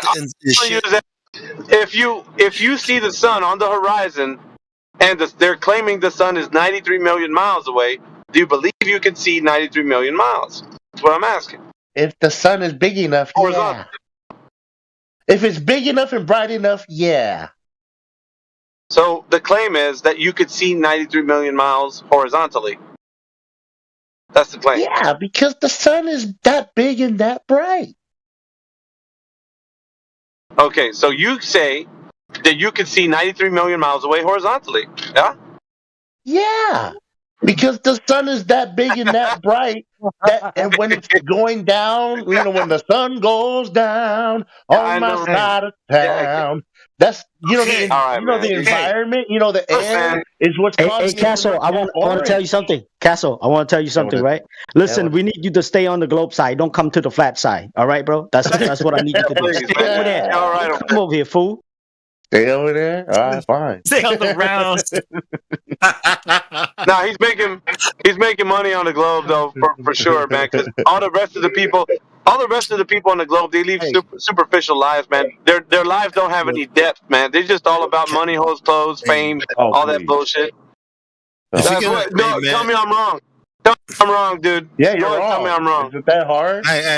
If you're gonna, because isn't that what you got your face on a Call of Duty character, man? You're all boasting about like stuff that you do I told you in life. I got $200 for that. Hey, but it has nothing to do. Has nothing to do with truth, man, whatsoever. Yeah, that's what you live life. That's your code, man. That's your code right there. You're gonna at least, right? You're gonna at least gonna have to try not to like when you're hanging out here with us, right? I want you to don't make too much sense. Pretend. I want you to pretend, yeah. right? All right, wait, pretend, you're. I don't have to lie to you are one of us, anybody, man. No, listen.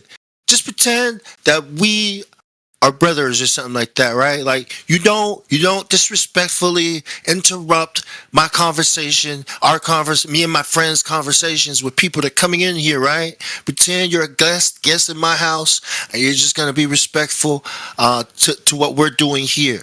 You know what I mean? So, because I don't want you to be a bad guy. I don't want you to be a bad. I don't want you to be treated the way other Globers who come here and they're assholes. They're like way more disrespectful than you, man. Like they straight up. Fuck you guys, all these things, and we don't kick them. Okay, well, I mean, sometimes, I mean, when we're not busy, we'll kick them. We'll ban them, but when it's busy, it's like, shit, that guy's on hold.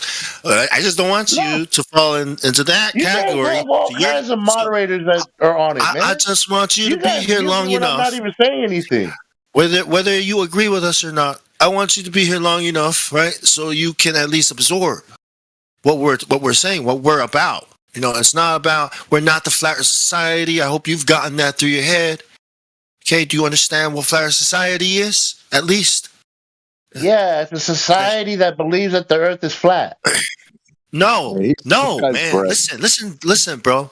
It's government propaganda, okay? The same way 9/11 and all this other fucking conspiracy shit is. But it came out of Barack Obama's mouth. We do not have time for a meeting with the Flat Earth Society. We don't know who the fuck those people are. Okay, what we know is the model they're presenting to people is a heliocentric model. Okay, it's got a little disc in their fucking model in space, going up somewhere. I don't fucking know.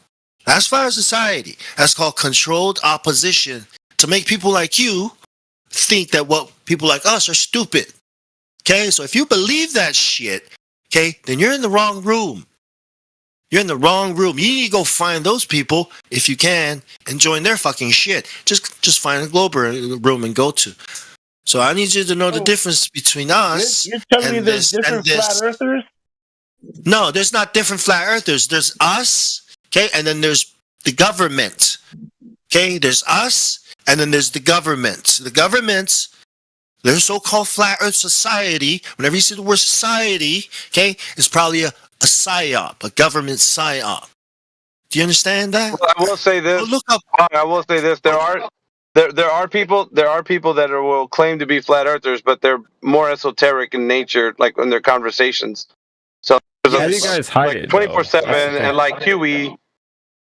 Yes. What? What'd you say? There are it's like it people takes who a while to believe... get beneath your layers. Why is that though? To get to that part.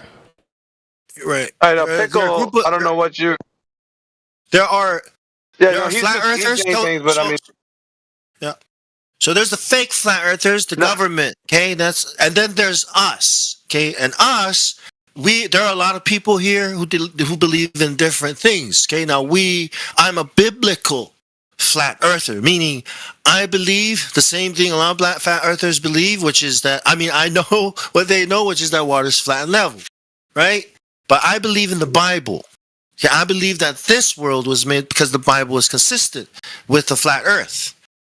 Do you get that? So there are people who don't believe in God. It's simple. There are people who don't believe in God, atheists, but know the earth is not a ball.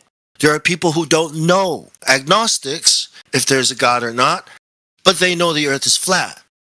So these are the flat earthers, okay, and they have different beliefs but they all know the same thing. Just like in the old days, everybody knew it was flat, but they all had different gods and different beliefs. See, that's different from government flat earth society. That's propaganda. That's just straight up the enemy. You following, bro? Yeah, I'm listening to what you're saying, man.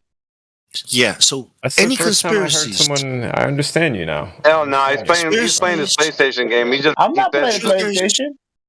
The truthers, the conspiracies that you've been following, okay, that you're interested in, we're all here. Okay? It's all here. The real. If you think you're on a ball and you're following a conspiracy that requires you to be on a ball, you're not there. You're lost. You need to know where you're at first before you can discover the conspiracies happening in that place you're at. And if the earth is not a ball, you're probably looking at nothing, at bullshit, propaganda, at what they want you to look at, and not at what God wants you to look at, or your eyes. Did you hear what you said? If the earth is not a ball, then it's probably not what you're looking at. If the earth is not a ball, right, and you think it's a ball, then what you're investigating, okay, let's say you're looking into aliens, right? Well, you probably think those things came down here a long time ago, known as Anunnaki, and experimented on some apes and made us, just like Prometheus and all these other stories that they have, right? If the earth is a ball, if you think the earth is a ball. But if you know the earth is not a ball, if you find out, oh shit, this place is flat, then what the hell is an alien? Well, they're demons. Because that's exactly what they are. Okay, they are disembodied spirits of the Nephilim that the Bible talks about, and they roam the earth making war or making trouble for people, trying to get, because they hate people. That's their nature. So that's what an alien is. Okay, so let's say you believe it's a globe. Well, you totally don't know what an alien is. You are totally being deceived by these aliens because they're saying they're going to come and help you. They're saying Jesus was one of them. So you see how it's so different? It changes everything. If the earth is not a ball, then you can understand that aliens really are demons.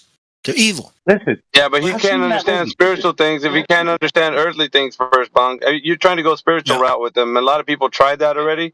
But if he doesn't understand the earthly things, how can he much more understand spiritual things, bro? That's like meat for him. He can't even understand spiritual stuff. Samoans will not. I've seen that movie that you're talking about, Bong. It's called Prometheus. Yeah, I've seen it. No, we're not about. Yeah, hold on a second, man. We're not about that though, because what's going to happen is 24/7 has always been about empiricism, man. That's what we stand by. We got to stick to our guns when it comes to it. Samoan wise, we don't deviate. That's the one thing we don't do. We have to go. Yeah, that's first person perspective. That's what you can observe, what you can test, what you can verify. And if you don't know what that is, go look up the definition and figure it out. Because that's what we're talking about. We're not talking about spiritual things, esoteric beliefs. We're going straight on the facts. What can be tested, what can be verified, what can be observed on a first order perspective. Now, if you can't do that, and if you're struggling with getting someone to realize that, then I think that's going to be the issue. So people need to take it from that point, not from a spiritual, esoteric position. None of us come here that way. We verify the earth not to be a globe based on flat earth understandings. So, yeah, I get this is going on to all the. And most you don't believe in gravity. 24/7 individuals. Most 24/7 individuals who've been hanging with us, the friends, they should already be on par with that. We shouldn't have to struggle with that information. Once we hear one of our own kind of really kind of deviating from that, the friends, we kind of gotta gently remind them that this is what it's about, man. It's always about that. You don't believe in gravity, though. We don't. Yeah, we don't make. We don't. How can I put it? This is a standard, basically. Sense? It's a standard. It almost came out of your mouth. We can't deviate. We can't deviate from the standard. So the standard is we always talk about the things that we can test, verify, and or falsify. But the thing that can't be done is telling somebody through esoteric, and that's a vehicle for them to understand the nature of reality. It's not going to happen. But Never how works, can we actually. be talking about the same reality when you don't acknowledge space or gravity? Yeah, you don't know what that is, dude. Yeah, Either one of those claims, you have no idea. Okay, go ahead and break one down. Either space or gravity. Break one down for me. Pick one. Yeah, gravity. It's an invisible force what is that gravity? ties everything to the mass of the Earth. Yeah, how do you know that? We experience it when we drop stuff on the floor. It doesn't. When we drop a ball, it doesn't float up to the sky. It goes down to the ground. It goes down to the Earth. Yeah, that's called gravitational pull. Yeah, that's It's a an effect. gravitational What's pull. the cause? I just told you, gravitational pull. When you drop Castle King, when you drop something, that's an effect. You see something happening. What is the cause of that effect? Oh, you want to get deep with it? It's because God Almighty designed it like that. Yep. Period. Okay, so of the effect is God Almighty designed it that way. What if somebody doesn't believe in a God? How could you tell them the cause of an effect is that? Just because they don't believe in God doesn't make God not true. Well, where do you have the proof so for your God stance being now true? as a religious... Yeah, your stance for a religious position has now escalated to more of a debate whether or not God exists. So we don't do that, dude. By science, right? You have to understand the physical natural world with applied sciences. So if you're telling me that somewhere in applied you understand the nature of gravity, and you can only go so far as to tell me the effect and not the cause, because you're telling me the cause is God, right?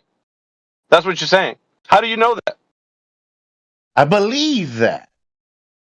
That's right. It's a belief. A belief is acceptance without evidence. You don't have the evidence to support the belief. No Yes, I point in do. supporting a belief if you don't have the proof for it. My point still stands.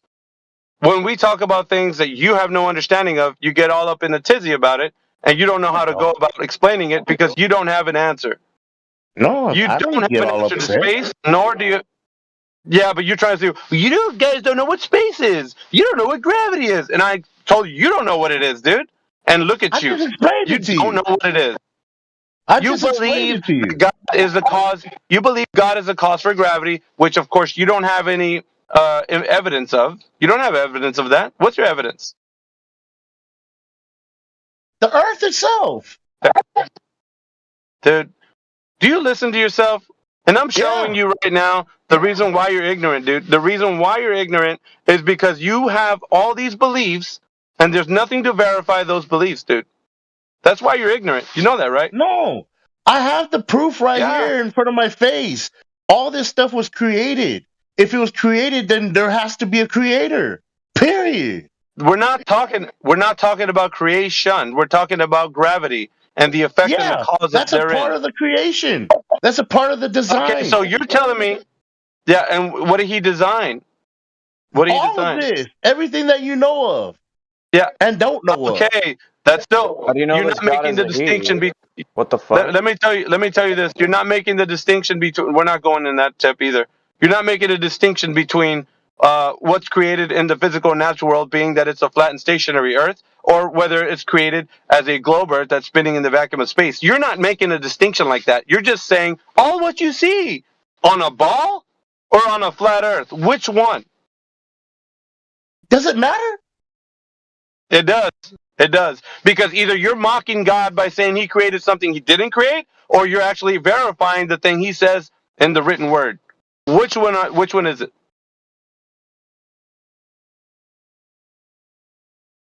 Do you think God wants us to argue over whether this place is spherical or flat? No, he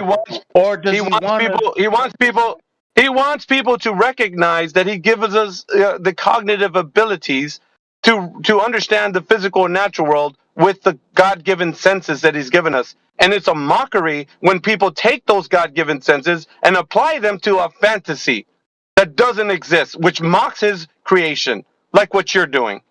You know what is mocking his creation? Is when one of his creation comes into a room called 24/7 Flat Earth and gets muted for no reason. That's a mockery of his creation. No, there's a reason behind every mute. I guarantee that much. No. You could take that to the sometimes I bank. come in here, I didn't say a word, and I got muted. That's a mockery of his So creation. now you're on a meta conversation. You got away with the fact that nobody's like looking into the reason why you brought up space and gravity. You didn't define in any way gravity existing on the ball Earth, being that it's verified. You didn't do that because you don't know. Dude. I told you when you drop objects, they go to the ground. That's the effect. That's what you see. It's the effect. What's causing that effect? I told you, God Almighty. Yeah, how did you verify that? How do you know? I don't know. I believe that. That's the answer. That's the answer to what you think gravity is. It's a big I don't know. Do you see what I'm talking about, bro? I'm taking you I'm not so you God. can I can't break it down for you how I did everything. I'm not God. You don't have to if you don't know. You don't have to if you don't know. The answer is I don't know. And that's the beginning and the end of it. So your understanding of gravity is I don't know. Yeah. No. You said who caused it. You admittedly said it. Who's the responsible for gravity? I said God Almighty. Then you said how do you know? Then I said I don't know how God does everything. I just believe he does. I know that. That's the point. That's the point. When you say I don't know, that's where it ends. It ends where you say I don't know, I just believe. That's belief is acceptance without evidence. That's what that is. That's the same for your flat earth models over here. Nah, you can't turn this around on me because we were examining your claim that you thought you knew what gravity was. Flat earth. Yeah. Yeah, don't worry about that. We're examining your claim about gravity and space. You're the flat earther. On gravity. Yeah, you don't like it when I'm pointing out the flaws in your logic, do you, Castle King? What? Please. You don't like that. Yeah.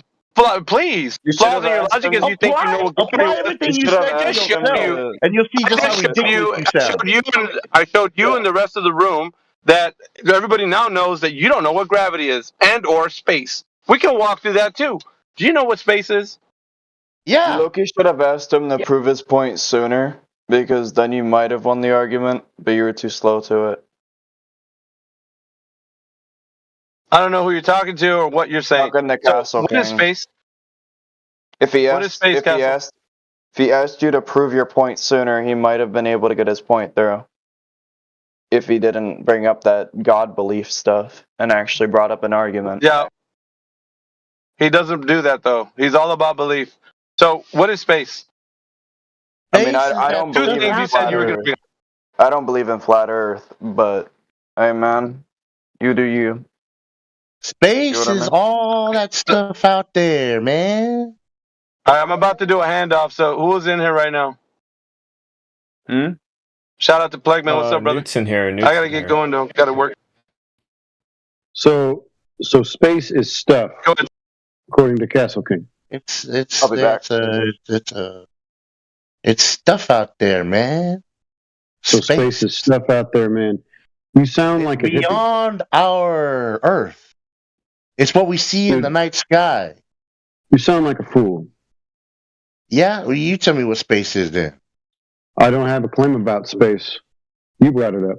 Well, now you sound like a fool. How do you explain that night sky and all the stars up there? It's called the sky. I don't make explanations or claims about the thing that I cannot demonstrate. That's where you and I are different, see? I was saying, do you believe that the sun is out there in space? Of course not. What is space?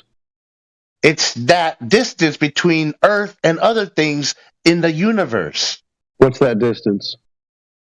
Well, it could be millions of miles. You know, could it be? Is it what it could be? So this is just all a part of your imagination. You don't actually know what it is, right? Yeah, it's what holds all the celestial bodies in place. Space. Space holds things now. Okay, so can you demonstrate that for me? Give me some space and show me holding things. You know how the Earth and the Moon and the Sun all have to be. This is a weak, like, bro. Your troll is getting old, and it's boring. No, I'm breaking it down for you. Now we're getting down to. You're not breaking down anything. You're just making baseless claims about things you can't validate. You don't Right? claim it. You don't even claim that it's there. You just ignore You haven't even told me what space is I yet, just told according you to it's your the distance imagination. between Okay, one so celestial body to the other. That's my explanation. that's what space is. Is space Yeah, the line? Is it a distance distance? between one celestial body to another. Ah, okay. So space All is of the what distance fills in between. that space. You know what? Look at Jello putting. I'm going to have to start muting you because when I ask you a question directly about the thing that you're asserting, you start talking again like a troll. So now space, according to you, is distance between two celestial bodies. That's your definition of space. Great. Is that your definition or is that an official definition? Are you making this up on your own or are you recounting somebody else's claim that they may have with evidence? Or are you just making stuff up? I'm just describing what I see. You're describing what you see. So space to you is the distance between celestial objects. Yeah. Are these objects, are they physical? Yeah. The moon Okay, and the how do sun. you know that? Okay, how do you know they're physical? Oh, well, because they're there. Okay, so if they're there, then they're physical. That's affirming the consequent, my friend. That's a fallacy. Is that so? Yeah. I mean, air is there, and you can't really feel it. Yes, you can. Well, you You can. can but feel not that really. air on a hot summer day when you're sitting under that beautiful shade Depends when on that the tree temperature of provides. the air. We definitely feel air. You can't We experience don't. the things that are out there. You could experience if you went to that light, and then if you went there and saw it was just a fucking twinkly light and it wasn't a big gas ball or a planet, then you'd be sad and start crying, right? No. What we're saying is there's no verification for twinkly lights. Quit acting like there fucking is. The sun is a twinkly light, man. Yeah. It Well, doesn't make me really one, twinkle, man. bro. Make one, man. I Come can't. on, I'm man. not God, man. Oh, then shut up fucking saying what it is, man. You fucking God idiot. You don't believe in God? Shut up, fucking retard. Make a son or shut the fuck up. Make me. I don't believe in God. Okay. I'll just do that. I don't find a reason to believe in God. That's fantastic. That's not the topic of the room. Yeah, I know that. You just said you don't believe in God. I said I don't believe in God. I don't find a reason. No worries. Is there anybody else besides Castle King that would like to make a claim or ask a question?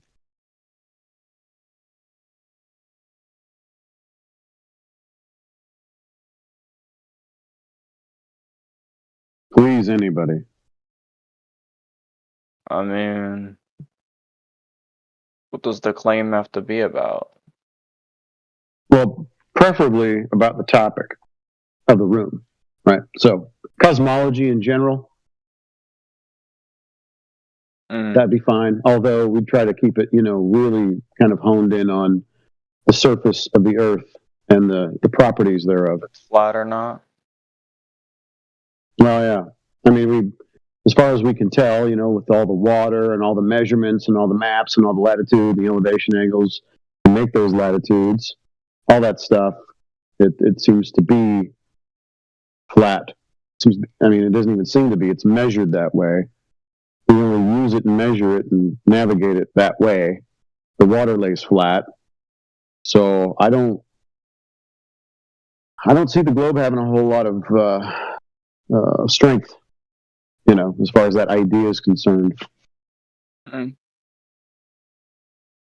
not really gonna make a claim. I don't believe in flat Earth myself, but I don't know. Do you think flat Earth is something that should be believed like a religion, or is it something that just has to do with geometry that could be measured? I mean, flat Earth is whatever flat Earth is. That's profound. I don't care enough to not believe in it or believe in it. Okay, so you came into this room to let us know that you don't really care about flat Earth. Thank you. I came into this room to just chill and watch people argue. Okay. Because it's fun. Sweet. Wait, I want to argue. I mean, go for it. Not with me, though. All right, Flipper. Are you? How much do you know about the globe, bro? You feel like you know the globe pretty well? Why? Yeah, you. Do you know the globe pretty well, or you're something you're still learning about? I mean, what grade do you stop learning about the globe? I mean, I still learn stuff all the time, but what about you? I mean, you consider a high schooler still learning about still learns about the globe, then I guess I'm still learning about the globe. All right, W. So how confident, like, would you say a scale of 1 to 10, how sure are you that it is a globe? Feeling pretty confident, still questioning things?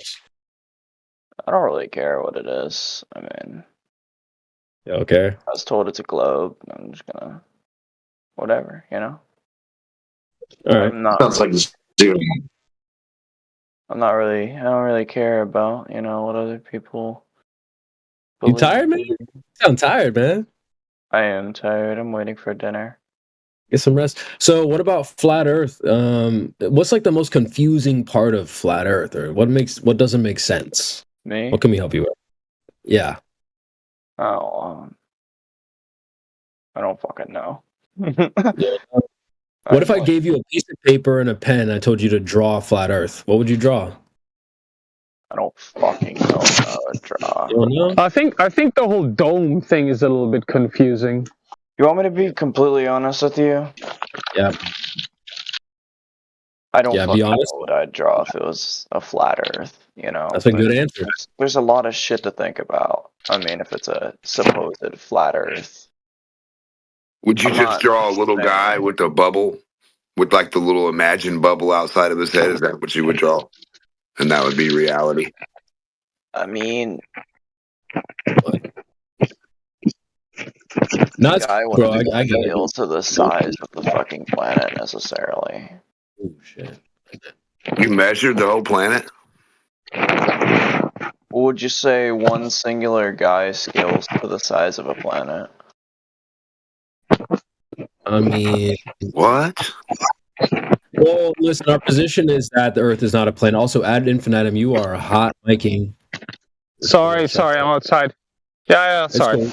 I'm outside. Not a problem. We'll get to the dome thing in just a sec. All right, thank you.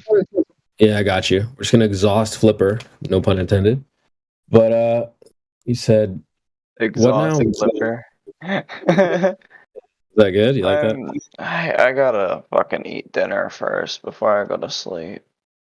Yeah, you definitely, bro. Whatever you need to do to recharge the battery. Make sure to take your medicine too. What medicine? Oh my God. Let food Guys, be that give him his medicine. All right. So, planet. Yeah, we don't think the Earth is a planet, by the way. There's really no resemblance between the Earth and the quote unquote planets, like the things you see up there in the sky and whatnot. Does that mean that you don't believe that the other planets are planets, or do you believe that the planets are other celestial bodies? Like I don't follow. Okay. Yeah, we can get to that. Yeah, let me just finish by saying I'm trying to separate your idea that, because a lot of people think that the Earth is like those things, and when you really think about it, there's no resemblance. You look around the Earth. I'm looking here. I see mountains. I see trees, water, etc. Well, there's no trees and water and stuff up there, so there's no resemblance between the Earth and quote unquote planets. Now, everyone in the world experiences the same thing. We all see planets and the moon and the sun. It's just that the story that's attached to those things, we separate the story from the observation. So the story is that a planet is, a spherical body. Some of them are made of gas. So there's there's not trees and water everywhere on this planet. I mean, this planet is very diverse. Like, depending where you look, it can look very different from where you are. There are deserts, there are rocky places, there are very cold places. It's like planets and water is just a few places, not everywhere on Earth. Listen, bro. Why don't you name one resemblance between the Earth and anything you see in the sky? Go ahead. Well, like, if NASA's images are to be believed, and I'm not saying that they are to be believed, but just for the sake of argument, if they are to be believed, the Martian environment looks a lot like the Rocky Mountains. Here we go. But and again, I'm not arguing for it, but what I'm saying is that the Earth doesn't look the same all over the place. Yeah, but my point is that the Earth doesn't look like anything up there. Okay, what you're referring to is something you saw on a TV screen where they're showing you Mars being like some type of land. I'm trying to say that planets are not land. There's no land in the sky. No dirt, rocks, ice. There's no land in the sky. So Mars, not land. Is it a planet? Yes. What it is, we don't know. But the Earth is not like these things. That's the ultimate point. The Earth is very different from what you see in the sky. So people but you do agree to the fact that planets are spherical. No, not really. No. Okay. Not So really. what shape do you suggest that planets, the moon and the sun are? I don't know what they are at all to then be able to say like how they are and what shape they are. No clue, bro. Honestly have no idea. Not really concerned about it. I mean, they're not square, are they? They're not triangles. They're not octahedrons. So wait, if you're saying you don't know what they are, does that would mean that I wouldn't have to do anything to anyone? Ad infinitum, bro, you are hot micing really bad, dude. You gotta. Well, sorry, guys. I'm not tired.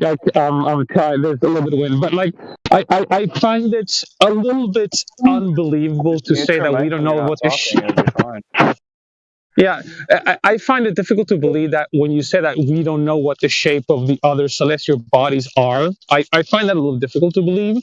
Like, I mean, we see that the moon is round. We can see that the sun is round. And we can see that round and spherical are the same thing. Round and spherical aren't necessarily the same thing, sir. I mean, what would the other be? Flat circles that are always aimed towards us? You gotta pump the brakes, dude, because we're trying to address this before you even ask the question. Sure. My bad. Go ahead. We can help you out, but no, like that. The ultimate point that we're making here is that the Earth is not a planet. So if you think of flat Earth, you got to mute up too, ad infinitum, or figure out where your microphone is because you're banging all over. Yeah. Yeah. Thanks. So people try to compare the Earth and make it seem like a planet. Right, so if they start to think about flat Earth, well, then they take the planets in the solar system and they flatten one, and they're like, so that's your flat Earth, right? Oh, so are all the other ones flat? This is the wrong idea entirely. So we're trying to separate that idea away from you. Earth is not a planet; doesn't compare to anything in the sky. What those things are, completely unknown. The shape, the makeup, what they are, where they are exactly, no clue. We can know some things about the Earth, and Earth does not belong in outer space with where your other ideas about planets exist. So that's like the ultimate point. Is if you're thinking the Earth is like a small flattened planet, then maybe it would make sense for you to ask about other flat planets and stuff like that, but that's not the right answer. No, but here's the thing. Here's the thing that confuses me a little bit.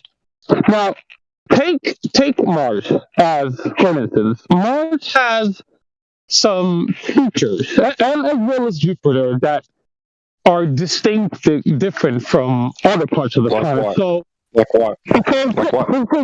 Mars has. Hey, can you stop? Like, can you take the phone out of your mouth? Take the microphone out of your mouth, man. Can't understand you. I don't know. We gotta figure out where is your microphone right now at infinitum? It's a headset. It's a Bluetooth headset that's connected to my phone. Is it better now? Yeah, a little bit. Yeah. Much better. Yeah. So here's the thing. Mars has the question. You're going off of observation from your eyes, looking up at quote unquote Mars. Let's not go off of things you've seen on Netflix because we've seen those. No. I'm talking about things that you can see with a telescope. If you take a telescope and you look at Mars, okay, you can see these canals. There's like these big black lines that were believed to be channels. That's what's like kind of like the original idea. And what you can see is that sometimes they are kind of like to the right side, sometimes they are to the middle, sometimes they are to the left of the planet, and sometimes they are kind of like you can't see them and they're supposedly behind the planet. So if you can see these features kind of like circle around, wouldn't that imply that these other entities, or just for the sake of argument, call them planets, that they are spherical? Like, wouldn't you agree? Not really. No. Like take Jupiter, for instance. With a telescope, you can see Jupiter, and you can see the Jovian system. You can see that it has moons that are clearly circling around it. So isn't it suggested that these things are spherical? Yes. So what if they are? Yeah, suggested. It's not. You looking at it? You've never been to. It's not empirical. No. So come again? You're breaking up, brother. You're breaking up, Jedi. Cheers, mate. Thank you. Yeah. What if we gave you that? Right. Now what? So let's for argument's sake imply that Venus is spherical, Mercury is spherical, the Sun is spherical, the Moon is spherical. Yeah, okay, we got a bunch. We get it. Yeah. So every celestial body out there that we have possibly seen is spherical. All of them. Yeah. Yeah. Is it really that far-fetched to imply that the Earth can be spherical as well? My balls are spherical too. Yeah, because you need to identify that that the ground you stand on shares those features, right? And also, the Earth, you have to now somehow justify that the Earth is in the sky with those things, when that's not what you observe and experience. Like, what do you mean that they're not in the sky? Like, what do you? Well, we look down and we see ground, and then we look up and we're seeing these alleged balls in the sky, right? So they're not alleged. They are circular. There's no doubt about it. Sure, they're described as discs. Yeah. All right. So by astronomers. All right. So we look up, we see these round things. You think they're balls, okay? I look down and I see ground that's generally horizontal. All right. So I'm seeing a big difference there. Plus, what makes you think that Earth is in the sky? What do you mean the sky? There's a different differential, right? If the similarities are to be believed from these other spherical planets, so-called spherical planets, then how can it be possible that we are sharing somehow the same space as these other things? We'll go with that. Let's go with that. Okay. So first, we need to identify that the surface that we're on shares those features that we're seeing in the sky, the things in the sky, characteristics. Yeah. Right. So if those things are spheres, right, or balls, their surfaces would have curvature, right? What do you mean? We can't tell what those surfaces look like because we don't even know what those things are. I'm just saying that based on actual observation, what we can tell is that they are spherical because we can actually see their moons if they are go behind them. Yeah. Right. If they're spherical, that entails that their surfaces curve, right? Their surfaces display curvature, correct? Yeah, it could be. Right. So then we look at what we're on and see if it has that characteristic. Does it have that characteristic? Some argue yes, some argue no. I like most globe earthers would say yes, they do, and flat earthers say no, they don't. So. Right, but we can't determine that it does. We can't determine that it does simply based off the idea that the things in the sky have that characteristic, right? Because that would be a non sequitur. That doesn't necessarily follow that just because there's these other things in the sky that have that characteristic, that what we're on has that characteristic. Just like when you walk into a forest and you're surrounded by trees, you don't necessarily just immediately assume that you must be a tree, right? No, because but I you can think obviously look at yourself and distinguish different characteristics between you and the trees, right? So that's what we're going to do. If you're going to say that those things in the sky are spheres and that their surfaces must, by necessity, right, have curvature, we're going to see if the thing that we're on also has that characteristic and has curvature. I mean, at the for the argument's sake, again, if we are to believe the globe earthers, and if we are to believe NASA, according to NASA and globe earthers, we have sent we've sent men to the moon, and we have sent robots to both Venus and Mars and Titan, and judging from those photos, again, not saying that they're real, they look pretty normal to same thing that we would see here on Earth. That there's a horizon over there as well. If you look at the photographs that are taken from the surface, so I mean, yeah, you can't see the curvature there, but that does not imply that, per definition, that those planets aren't circular, aren't spherical. Bro, it's a video game. It's just lore. We're trying to just go off of reality. No. I understand, but I'm just trying to see it from the other side. You understand? I'm trying to see it from the argument of the globe earthers as well. I'm trying to see the argument from the both sides. And if you don't agree with them and you think it's lore, that's your opinion, obviously. But I'm just trying to keep an open mind here. I'm just trying to tell you that according to them, there is the same thing that you see here on Earth. It's just that the ground is a little bit different. There's just another features.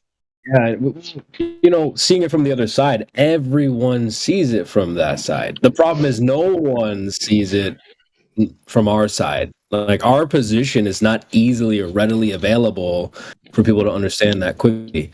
So everyone gets the idea of the video game, the download the universe. Well, we can go to Mars, and it's also kind of like the globe. We get that. Everyone gets that. But we can actually kind of go into that. No, not just Mars. Not just Mars. According to Globe Earth theory, the Russians sent robots to Venus as well, and there's photographs from Venus from the 1970s. We have seen surface photos from Titan, if the globe earthers are to be believed, where NASA sent the Huygens probe to Titan, and those photos look also very much like what Earth would look like, just that the surface is a little bit different. Right, so that would indicate to me that those photographs came from Earth. That's what that indicates to me. Possibly, I wouldn't argue that against you, but I'm just for the sake of argument. If we're looking at the globe side versus the flat Earth side, then it would make sense for them to say that, these planets are spherical, and when you look at them, when you stand on the ground, it looks just like Earth does. So wouldn't that, by natural, imply that there's a possibility that the Earth is also spherical? Well, there's two problems. There's one, the place where it's claimed to be from, and two, looking at them from here, you ain't going to get a 3D perspective looking for a telescope. You're going to get a 2D perspective of it. Yeah, but that's not what I'm talking about, right? I'm talking about the surface photographs that were taken from the surface from those other planets. Right, that's accepting that those stories are true.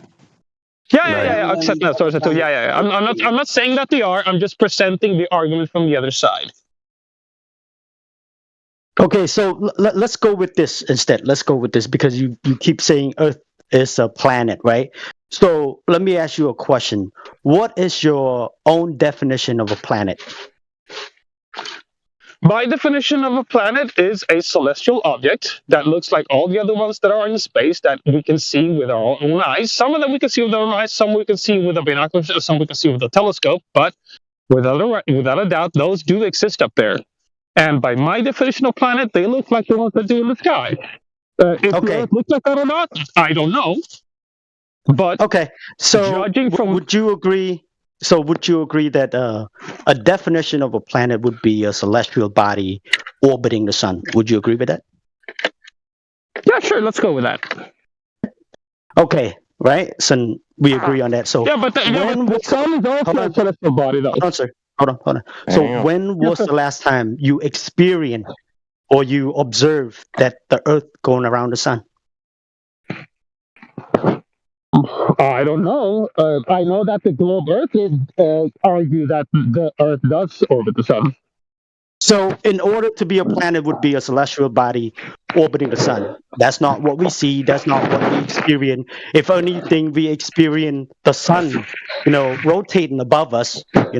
Rise from the east instead in the west. So, that's why we say the Earth is not a planet.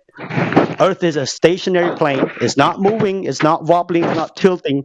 The only time we experience the Earth moving is when we get earthquake. And that's our point.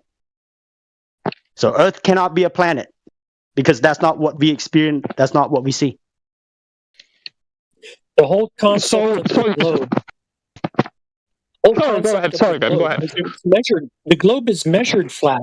They took flat Earth elevation angles to celestial bodies. They created the globe that is in the celestial dome, in the celestial sphere above your head.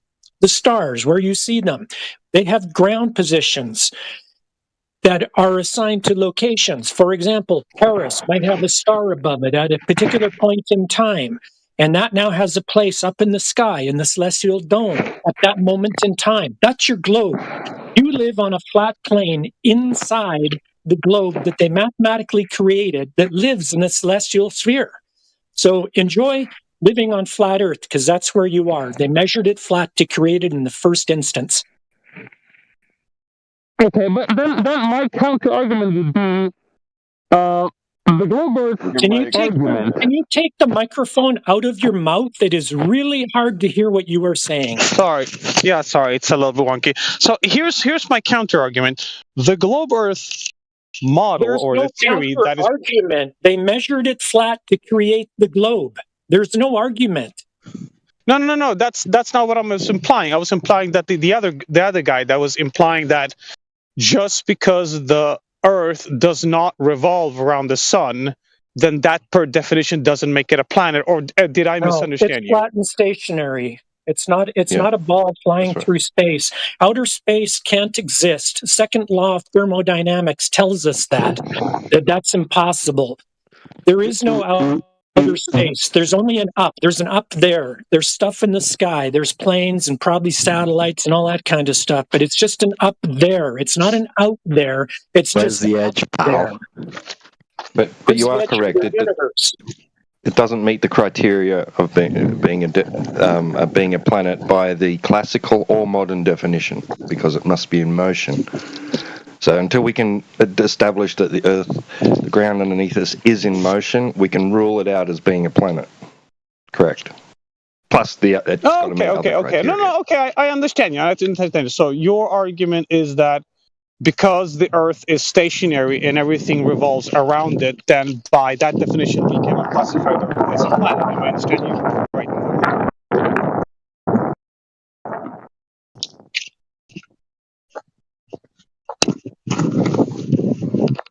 Hello? No idea what you said there. You had the microphone down your throat again. Sorry. So per your definition, because the Earth is stationary, then it cannot be a planet. Outer space can't exist. Right. There's no place for a planet to be. Outer space doesn't exist. Okay? You can't violate the second law of thermodynamics. No. That's not going to happen. I understand that. So therefore, space is fake. So stop talking about planets and stuff out there. There is no out there. There's only up there. There's no planets. We're not a planet, and there are no other planets. Yeah, but then what are the other things that we see in the sky, like Mars and Venus and Mercury? We only see lights in the sky. That's all you see. Yeah, that I understand.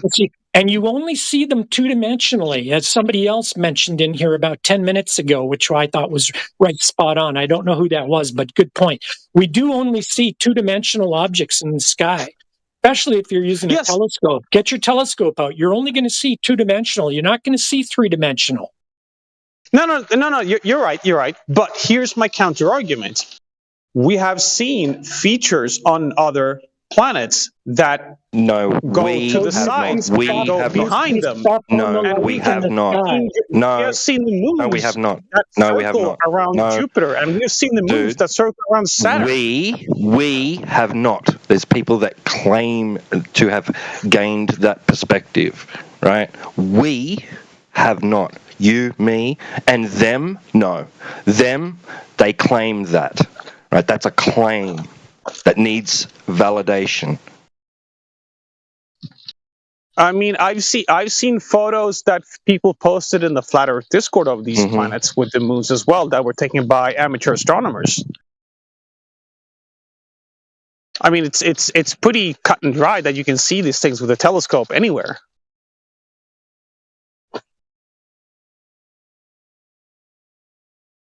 No, but you're talking about a perspective beyond that. No. You can see Jupiter and the planets, allegedly the moons that circle around Jupiter. You can see that, and you can see that they move around Jupiter. You can see the lights in the sky that appear to move in behind and up in the sky. That's all that you see. It's all two-dimensional, and that's all you see. You're not seeing spheres. You're not seeing things orbiting anything. Something else. You do not know that it went behind something else. I mean, you can see like the surface features of Mars. You can see them circle around as well with a telescope. Like you can see that the canals, sometimes they're on the right of the planet, sometimes they're in the middle of the planet, sometimes they're on the left of the planet.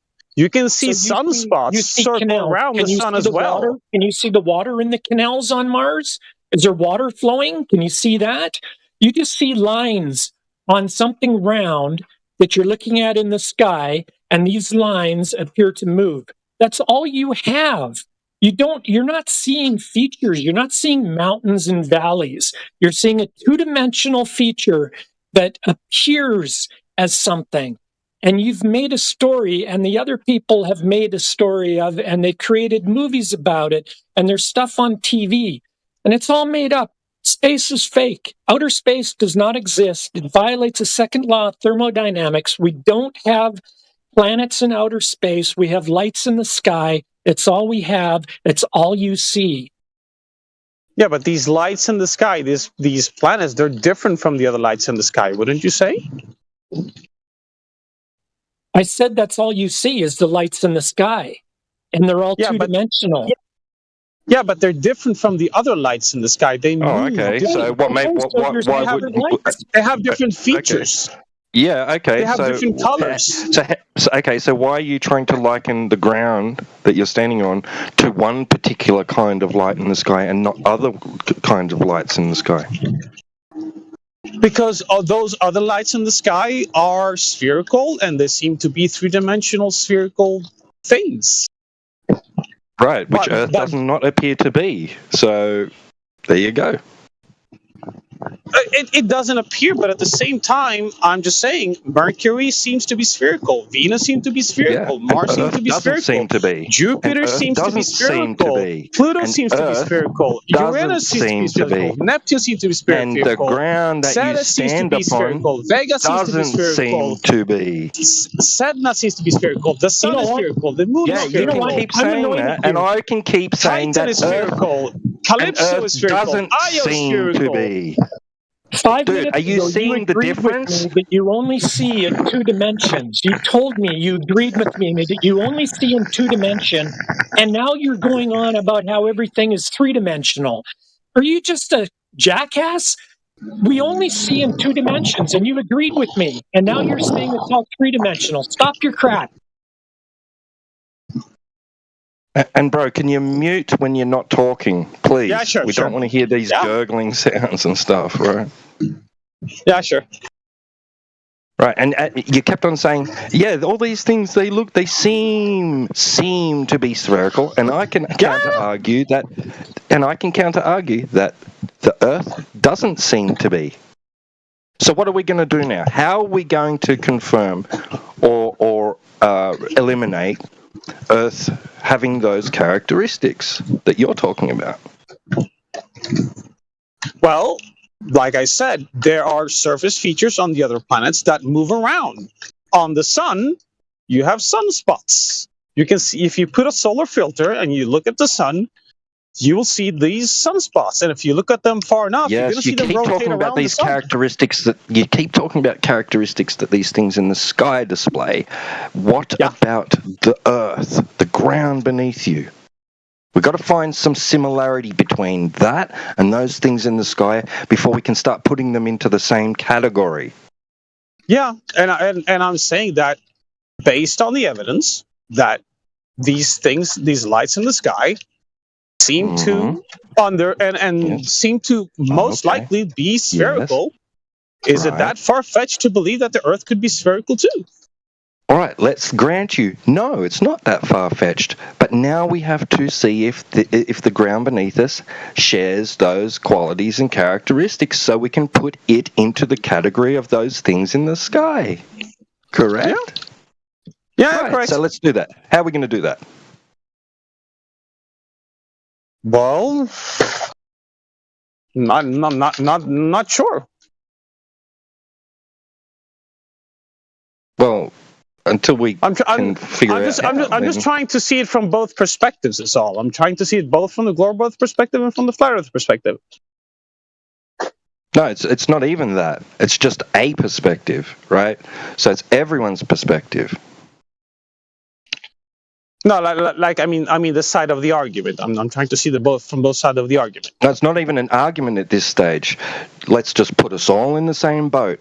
All right, those things in the sky appear to have these characteristics, seem to have certain characteristics. Yeah. Can we identify those characteristics and apply that to what we're standing on, what we live on? If not, we don't have an argument for what we live on being like those things in the sky beyond.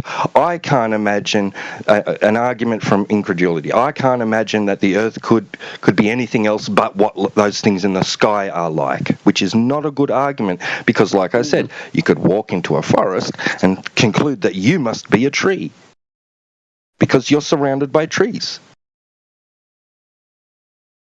Yeah, I guess. So let's start with observation, right? So do we observe what we're living on to have those characteristics? Well, it's a little bit difficult to respond because we don't really know what a lot of the other characteristics that these other alleged planets have, since they're so far away, allegedly, and we can only see what we can see through the telescope. And more than that, we can't really tell much more than that. Then you just shot down your own argument. Yeah, I guess I did.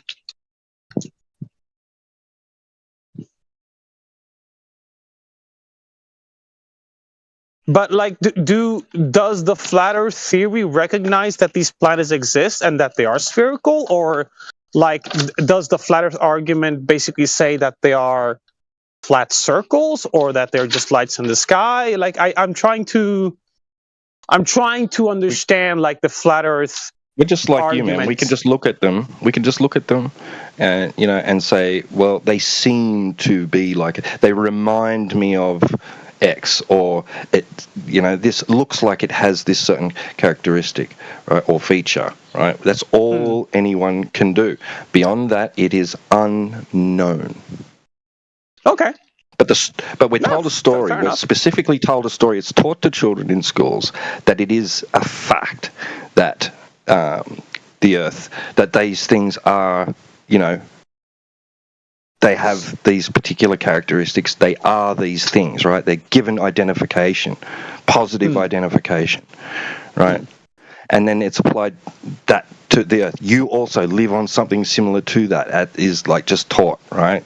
It's not presented as a possibility, right? Is it? And we're also given specific dimensions, right, about the Earth and specific position relative to these other things in the sky. And we're given an overall idea of what our reality is from a perspective that we don't have, right? Yeah.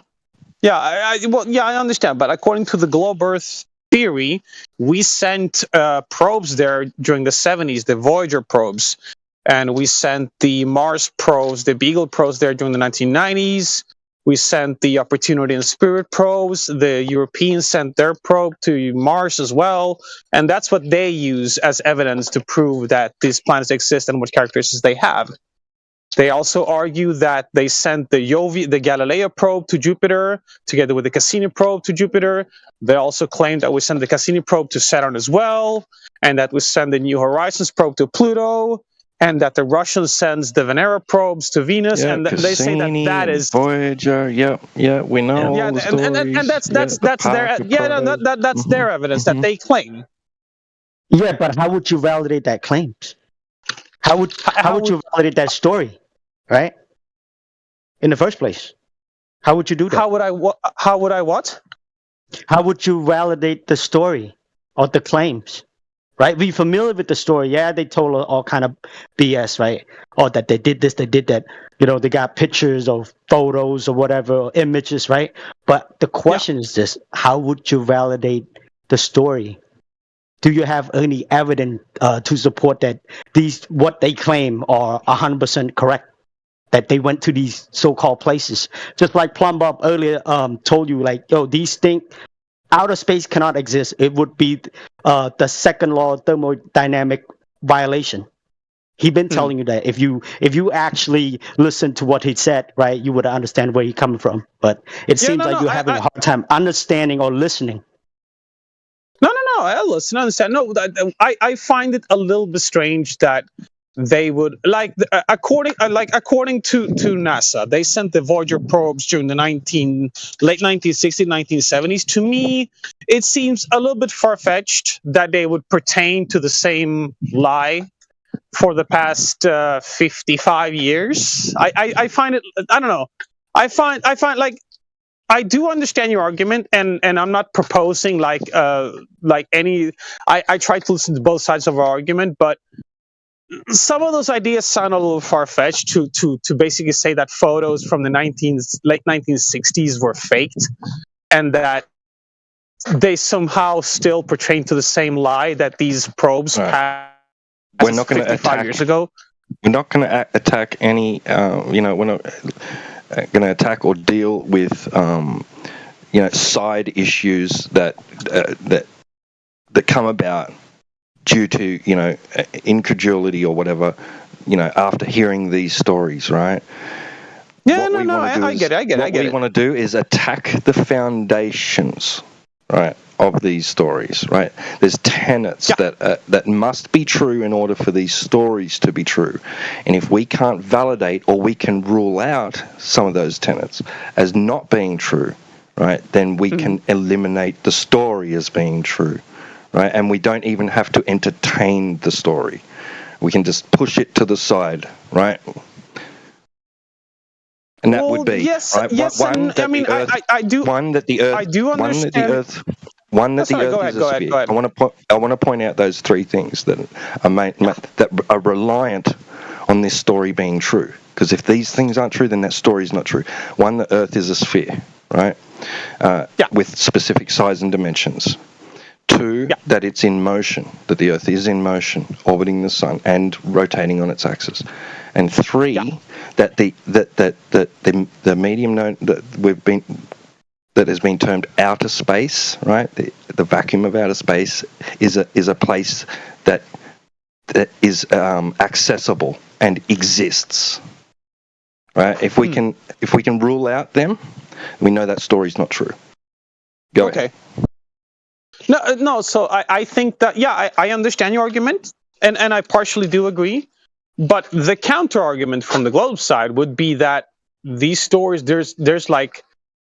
They would present that there's factual evidence how they came to these alleged probes that are going through space, they would argue that they're based off the Nazi technology that was made in 1942 with the V2 rockets, and that those V2 rockets were later, converted into missiles for long-term delivery payload of nukes, and then they turned those into rockets that could go through the atmosphere, and then they could turn those rockets into things that could orbit the Earth, and then they turn those rockets into things that could go out into space. Like they're not saying, hey, we have probes. Oh, they can go through all the planets and out of space out of nowhere. Like they do have things that lead up to it. They have like a developmental history that led up to it. So I see your side of the argument, but at the same time, I do see like an elaborate trail of how they could have developed these things that they say that they have. So as much as I understand your argument that, yeah, if we can prove that space doesn't exist, then these stories are completely meaningless.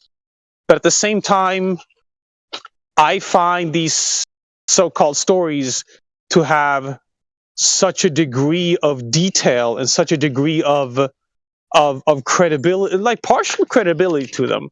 Because, I mean, no one would argue that the Second World War didn't happen. And no one would argue that the V2 rockets didn't exist.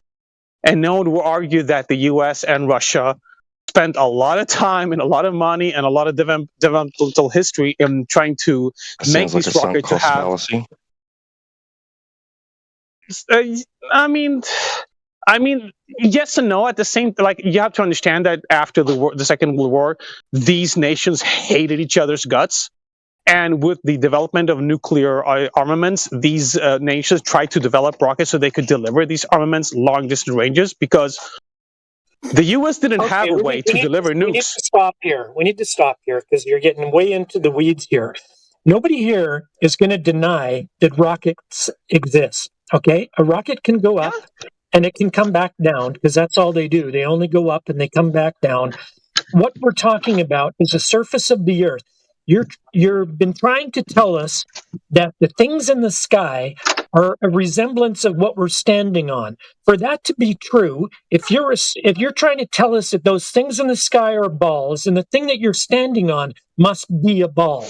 So we're looking for the curvature of this ball that you're standing on, which doesn't exist. We don't need to go and keep talking about outer space. Nobody went to outer space because it doesn't exist. The second law of thermodynamics tells us that. There's only lights in the sky. Rockets go up, rockets come down. That's all you got. Okay, so if you want to tell us where the curvature is on the surface of the Earth, we will be all ears. Your turn. Yeah. To begin lending credence and credibility to these stories. Until then, but what I'm saying is that these alleged so-called rockets that can allegedly go out into space, that they do have, or they seem to have, a certain credibility based on the developmental history of it. That's why that makes it so crucial in this. Yeah, rockets are great, but you don't seem to understand what we're saying to you. The vacuum of space cannot exist. So the rockets are not going there. Do you understand what we're saying? You understand that you need a ball in comparison to those things in the sky? You can't just say, because we see balls in the sky, then I can only be on a sphere. You must measure the thing you're on so you can demonstrate it is like those things in the sky. But wait, are you alleged saying that rockets can't fly into space because there is no space? I don't understand. Yeah, it's a good question. So, well done. So, the vacuum of space cannot exist. It is a violation, listen to my words, a violation of the second law of thermodynamics. Second law of thermodynamics is valid without exception in open and closed systems in all space and time. It is a universal law. We have, I know that you're listening, you seem to be making a lot of noise. Sorry about that. No problem, my friend. To have the very atmospheric gas that we breathe pressurized, then that means, one, we must have a container. Because if we didn't have a container and there was an available space for the gas to fill, then the second law of thermodynamics will dictate that the gas will continue to increase with entropy. The claim that the Earth is an open system, uncontained from the vacuum of space, is a violation of that law. Because the law says the gas should fuck off, but it's not. Yeah, but how do rockets come into that? And because rockets come into that because the rockets are said to go to the vacuum of space, adding credence that the vacuum of space can exist, making everybody overlook the second law of thermodynamics, which will tell you that the vacuum can't exist. You have to understand. So what happens when they go up there? Do these rockets cease to exist? Or can't they go that high? You got told earlier they come back down. They go up. You can come back down.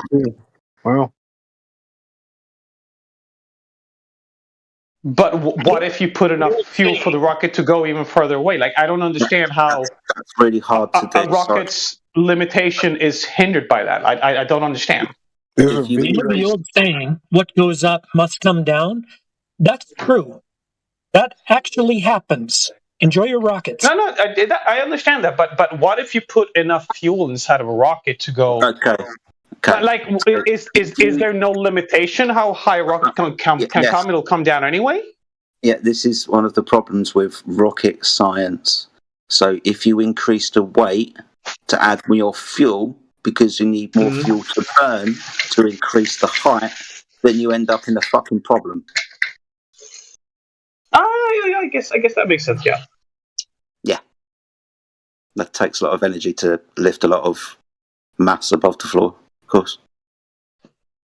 Yeah. No, I get it. Yeah, that makes sense. So, do you understand now that your rockets aren't going to have... Oh, crap. We got noise there, Big Daddy. Holy shit, that was not me.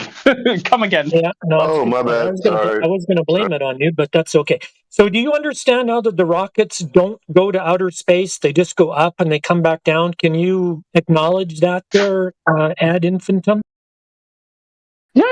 I mean, at first I find it hard to believe, but then the guy's explanation where he basically said that the mass to acceleration ratio becomes a problem. Yeah, and I think that does make sense, actually. It does. It makes perfect sense because that's just the reality of it. You know, if you're going to go higher and further, you need more. And there becomes a point where if you're trying to go up, that you get really heavy and you need more. And then it just happens that you just can't go anymore. And then you come back down. So, yeah, you might have a rocket that goes further than your friend's rocket, but it's still going to come back down. It's not going to go into outer space and fly off for centuries and then come back later. That's not happening.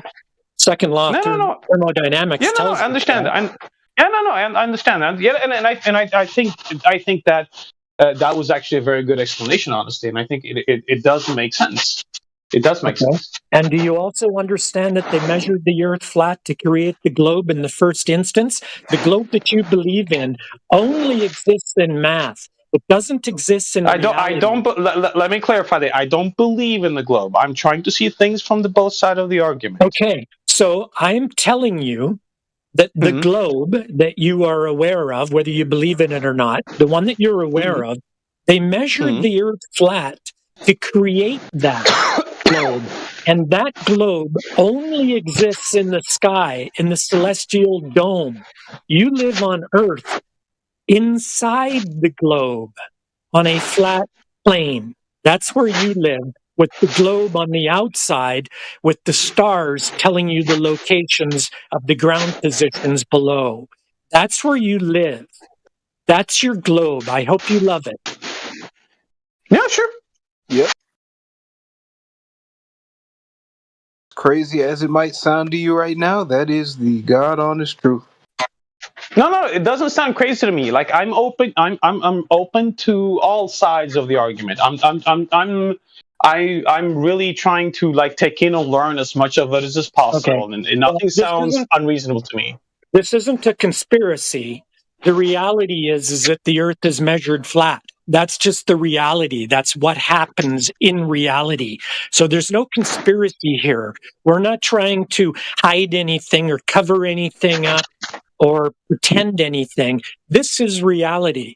The Earth is measured flat. They create the globe in the celestial dome, and you live on a flat plane in the middle of that globe. Yeah, I get it. I get it.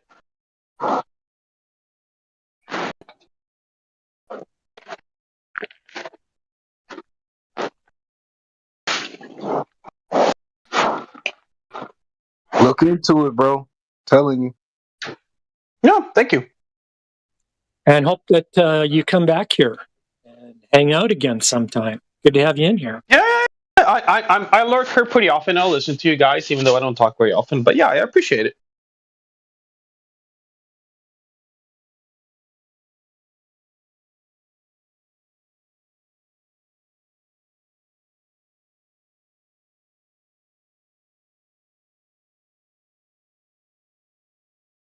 So you now understand that it's not really an argument anymore, is there? Because once the Earth is claimed to have a radius that isn't there, that's not an argument anymore. It's not there. And if you're going against the second law of thermodynamics, there's no argument there anymore. That's a great point there, Casey, about the radius. I think the radius has been falsified by us flat earthers, that the radius is not what we've been told that it is.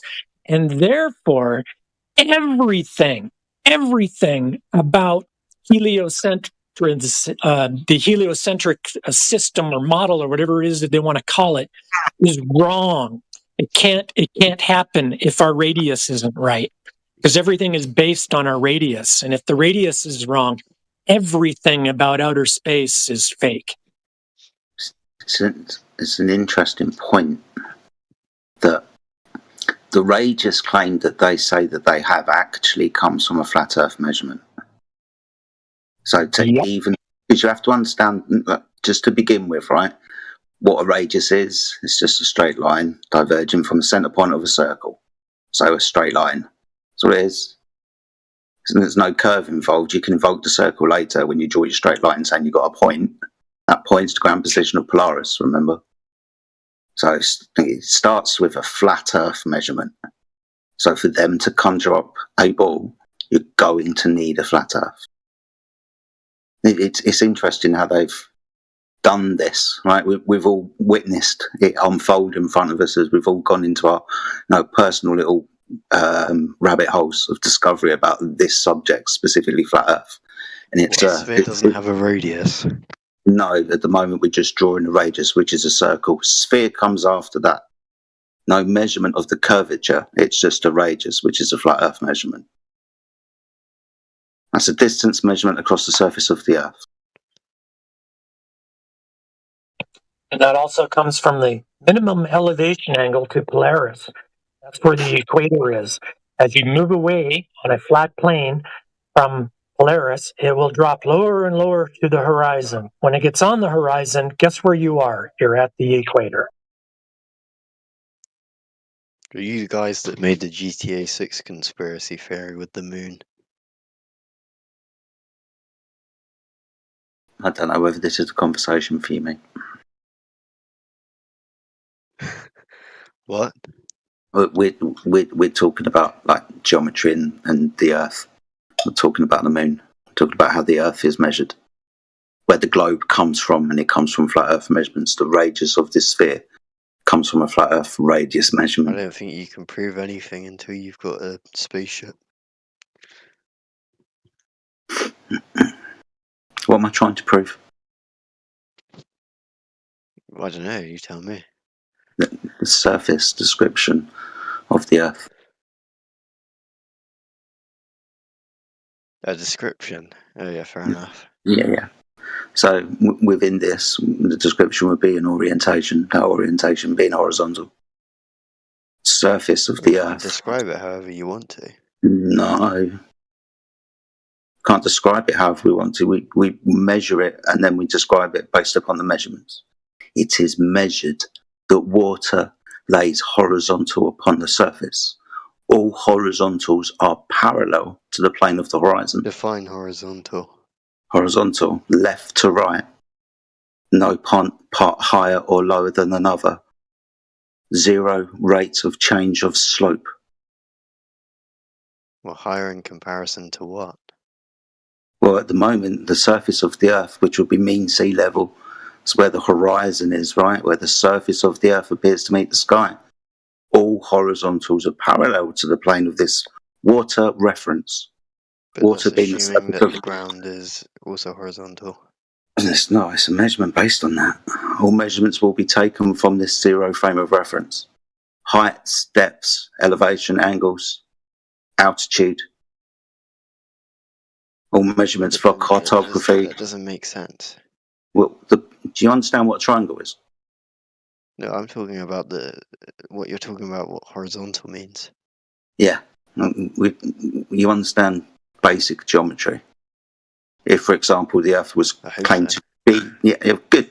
So if you were to understand the Earth was claimed to be a certain type of geometry, like a sphere, you understand that would be a curved... No, you understand it would be a curved surface, not a horizontal surface. You know the difference between the two, right? Yeah, exactly. But I'm talking about... You're saying horizontal. Mm-hmm. It's got to be... it's got to be compared to something. Yeah, water. That's the reference that we use for horizontal. That's why I'm saying horizontals are parallel to it. But it's also in the word itself. Horizontal. Horizontal. It's synonymous with the horizon. Horizontal. So can I ask a question? That's not curved, though. Yeah. What's your question? So, where do you, in the understanding of flat Earth, where is the Earth? Like, is it in space or is it in some? Where's the Earth? Okay, so Fortnite. First of all, not in space, not the vacuum of space. We're not, for example, a disk flying around the sun. Might be easier to term that. Let's first of all start about the surface. Water. Don't know how far the water goes on for, but there's a lot of it. We call them seas and oceans. On those seas and oceans, underneath the seas and oceans, we've got rock and earth and stuff. But lowercase e for that type of earth. The environment, the water and the earth is the earth, including the atmosphere that we breathe. Capital E. You understand, right? Good. I understand what you... So there's water with land in it, and up above there are lights. We call them sun, moon, and stars, planets and shit. Yeah, what happened to the dinosaurs? Why are you asking the relevant questions? How are they irrelevant? Because they're not on topic. Whoa. Okay, what do you assume? Like underneath the water, there's land, right? Yeah. So is there something underneath that? Don't know. So, for example, when we're trying to figure out depth and how far we can dig down, I think the Russians dug a borehole, a super deep borehole, I think it is, about 7 miles, 8 miles down. The Arianas Trench, for example, about the same distance. So, relatively, only a few miles down we've dug. I've got no way of knowing what's anywhere below the surface of the Earth beyond this point. And the highest mountain is about 4.5 miles. So you've got, 5.5 miles. So you have about 12.5 miles of a topographical plane that exists of the Earth, and with sea level in there. You still haven't said what happened to the dinosaurs.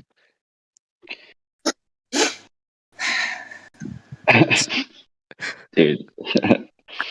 It's a very important topic considering they think there's a dome above us. Mm-hmm. Yeah, you sound like a meme. How does an asteroid get through the dome?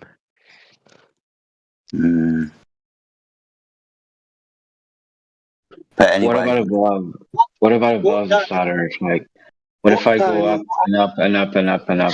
Where do I? There's a dome. You know what this tells me? You asking about the dome and dinosaurs tells me you just don't buy us telling you that it's a horizontal frame of reference. Mean sea level being used as... No, I mean, think about it. If the Earth is measured flat, the question would be, whoa, what the fuck about the story about dinosaurs then? But that's not how you're asking it. Oh, You've moved on. Fake? Are they fake? You moved on to another belief you have in incredulity against a plane with, I guess in your mind, a dome around it. But that completely tells me that you haven't considered. The man just told you about measurements. I don't know if you're the same guy, but he's been talking about the second law of thermodynamics and how the vacuum of space is Narnia. It isn't real. Yeah, so it's like, it's interesting to me when we talk about measurements, there's clearly no curvature. You cannot be on a sphere with no curvature. Right. That's not part So of you can't be on a sphere with no curvature is the bottom line. For someone to segue to what about the dome and dinosaurs then is wild to me. That's my first topic. That is literally my first argument. Not even established with certainty within the globe narrative that an asteroid wiped dinosaurs out. It's just a guess. Anyway. Why not? Wait. So let me ask you something. So let me ask you. Let me ask you something. So you believe NASA's story about how the moon got here too, then, huh? Yeah, I believe it all. So you know that in a very old episode of Star Trek, right? There's this planet, it's called Thea. There's this other planet, it's called Arth, right? And Arth is a dying core. And so this planet of a similar size smacks into Arth, and it gives it the power for its core. Not only does it give it the power of its core, but it also breaks off a piece to give Arth a satellite. In this case, it's their moon or whatever, right? And that was set to take place 4 billion years ago. Now, what's interesting about that story is it's not actually from an old episode of Star Trek. I'm actually not talking about Arth. I'm talking about Earth and the planet Thea that they claim gave us a deposit for our dying molten iron core, and also broke off a little bit for us to have a moon. That's just fucking crazy ass story, dog. You want to believe all these stories about dinosaurs and planets that smashed together? With how the fuck would anybody know that happened 4 billion years ago? You don't even believe in Jesus, do you? And that's a story that was written supposedly 2,000 years ago. What the fuck you doing believing people's stories of 4 billion? It's, oh man, it's so interesting to say. Yeah, I was thinking, I don't remember that Star Trek episode, to be honest. But, I mean, you have a point with they believe something happened 4 billion years ago as opposed to 2000. That is a little bit kind of intense, I guess. Well, I think there's a lot more evidence for something like that big of a size than just one person existing. Well, I mean, I am not a flat earther, to be clear, but I like these guys. They're nice, I guess. Whatever. I'm not here to try and prove anything, but I do want to ask. Do you think you're smarter than Albert Einstein and other scientists? No, you figured it out. No. We just understand what he says when he says it. So their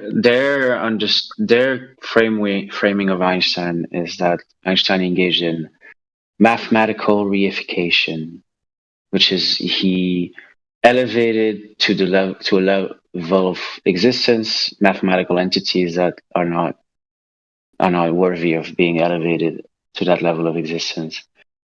Space-time is like it's not appropriate. It's mathematical reification.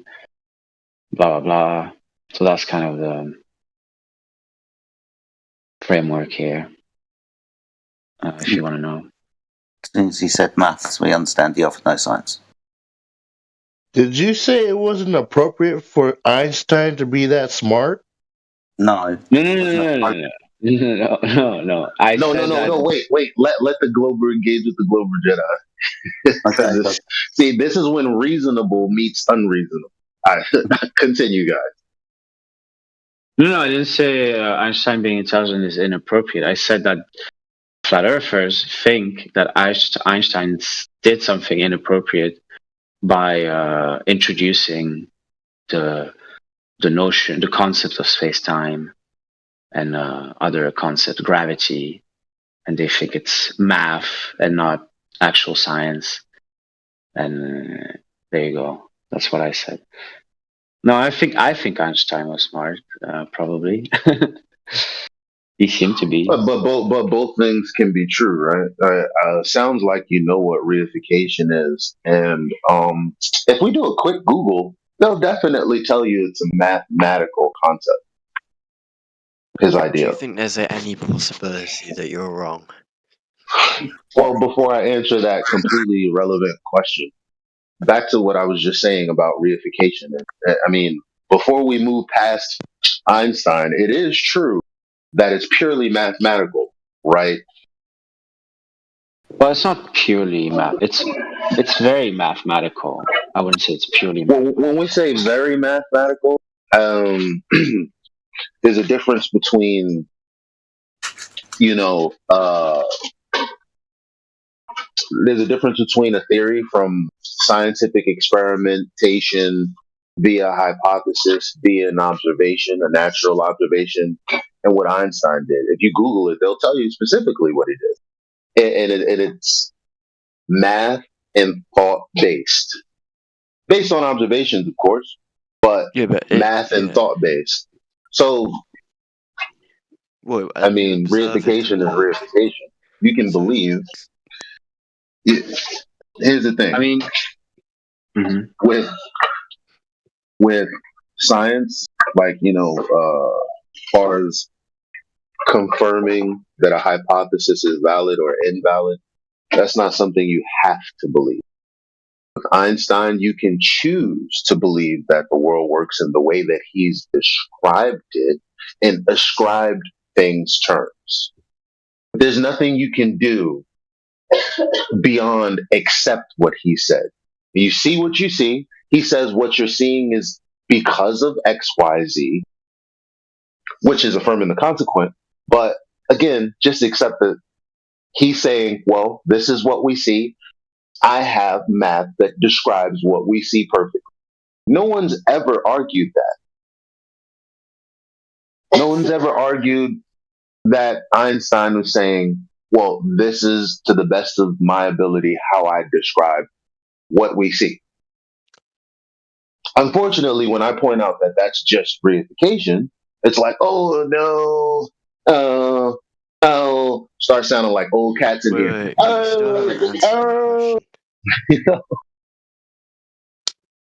Do you think you're 100% correct? It's a definition. Do you know what a reification is? It's also known as the fallacy. It's also known as the fallacy of non-concretism. So concrete has to be physical.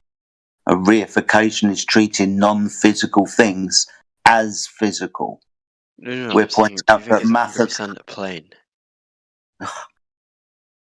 Basically, a plane.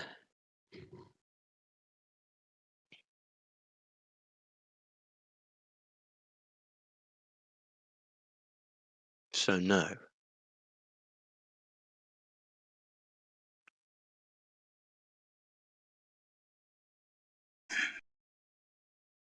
Sounds like you guys are all tuckered out now. Eli's trying to explain what the reification fallacy is. That's the point on the table. Not this other question. Can't move on to this until we know that everybody understands what Elijah is explaining and how we understand that this is what Einstein did. Do you 100% think there's an edge?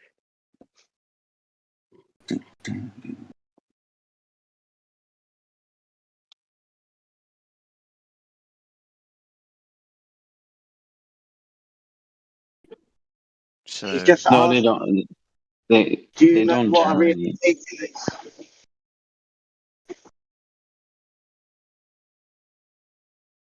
What? They don't believe in an edge, man. Do you understand? Why not? Because well, wait unavailable a minute. information. Wait a minute. No, there's an edge. There's an edge to everything that exists physically, right? Length, height, width, whatever, right? Well, a sphere doesn't have an edge, does it? It has dimension, though. The edge of the sphere is literally the ground we're standing on from its center, isn't it?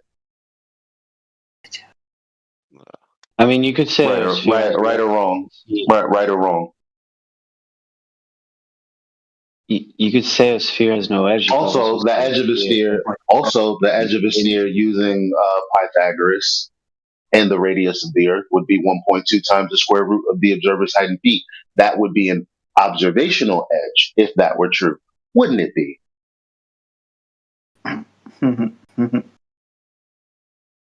Well, they don't have edges. Yes, they do. Surface, the line. I am here to destroy you guys. The flat earthers. Surface, the demarcation of one physical object to another. Are you stupid? I am here to destroy you flat earthers. Are you guys ready? It's widely accepted. It doesn't have edges. So when someone mutes one of the two trolls, because it is fun bouncing things off them, they say ridiculous things, and then we can say things too that make them look. You want a debate, dude? But it's literally written in definition. It has no edges. Oh God, I'm gonna have to come over here and mute y'all myself. You guys are both at the top. Lucky me. Bam. Bam. All right. Now, so back to Castle King's point about us not believing there's an edge. Of course, there's an edge. I know there's an edge to the border of America. There's an edge to the border of Saint-Tropez. I've never been there though. I know it's there. Now, that's the thing. A lot of us haven't traveled. Even if you do travel, you have the navigational system that was built. And with the navigational system that is built, there is no going to the edge of the earth. There's only going to the edge of the navigational system. He gets it. He gets it. Of course I do, Jedi. Come on. I'm just a massive smile. First, edge of the navigational system? Yeah. What is that? Eli, tell me. Or do you want me to? I mean, you could take it because I over the years, we always seem to, be on the same page. So go ahead, man. All right. Is that like that little scanner they use in Dragon Ball Z? Where a green grid, and then you just can only get to the edge of that green grid, and then that's it? Like that? The edge of your navigational system? I guess. You have to understand what the navigational system is first, right? So first and primarily, we have to understand that we're navigating across the surface of the Earth. In instances using references, those things that are in the sky, we call them north and south. North and south being rotation points in the sky. The ground positions directly underneath them. They're north and south, we call them poles. East and west are circles, east and west around those poles. So you will always be travelling towards north going east and west around that circle, or if you go towards south, traveling east or west around that circle. Understanding that north and south are two poles on the floor, and the floor being horizontal. We've also got a reference grid. We call this longitude and latitude. This is derived from the elevation angles that we can get from these rotation points in the sky, specifically Polaris. This is when we have to understand the trickery starts taking place, because we're usually very biased in the references that we use. North, right, when there's two. East and west is just a circle around north. No, it's also a circle around south. You have to remember these things. But anywhere that you travel, if you navigate, you're going to use these circular motions to travel around in circles around between two poles. You've also got something else called magnetic field lines. Now, we also call these north and south, but they're not the same thing as the same poles underneath the stars. We know that because these magnetic poles, they move. So not geostationary. So they move over time. We know this because we have to take account for that movement over time within navigational charts. We have to correct for this movement. We know the movement, we can measure it. But these are also field lines that aren't perfect circles. That convergence and divergence points, they arch. There's a curve there, by the way. So they arch as well. So we get caught up in the navigational grid, longitude and latitude, of north, south, east and west and magnetic field lines. So at this point, we're like ants walking around in two circles underneath things, following magnetic lines that are almost like those circles, but not quite. The circles, though, are perfect when they're drawn on the grid. They're not perfect in the sky. So this is what I mean by being caught up in that navigational system. We're just circling fucking poles. Like they circled the Carbostone. Except this time there's two. Ring around the rosy. Mm-hmm. If the North Pole is in Antarctica, where is the South Pole? The North Pole's in the Arctic. The South Pole is in the Antarctic. You have to understand what these circles are. There are circles, right? The Arctic Circle, the Antarctic Circle. There are circles around these points.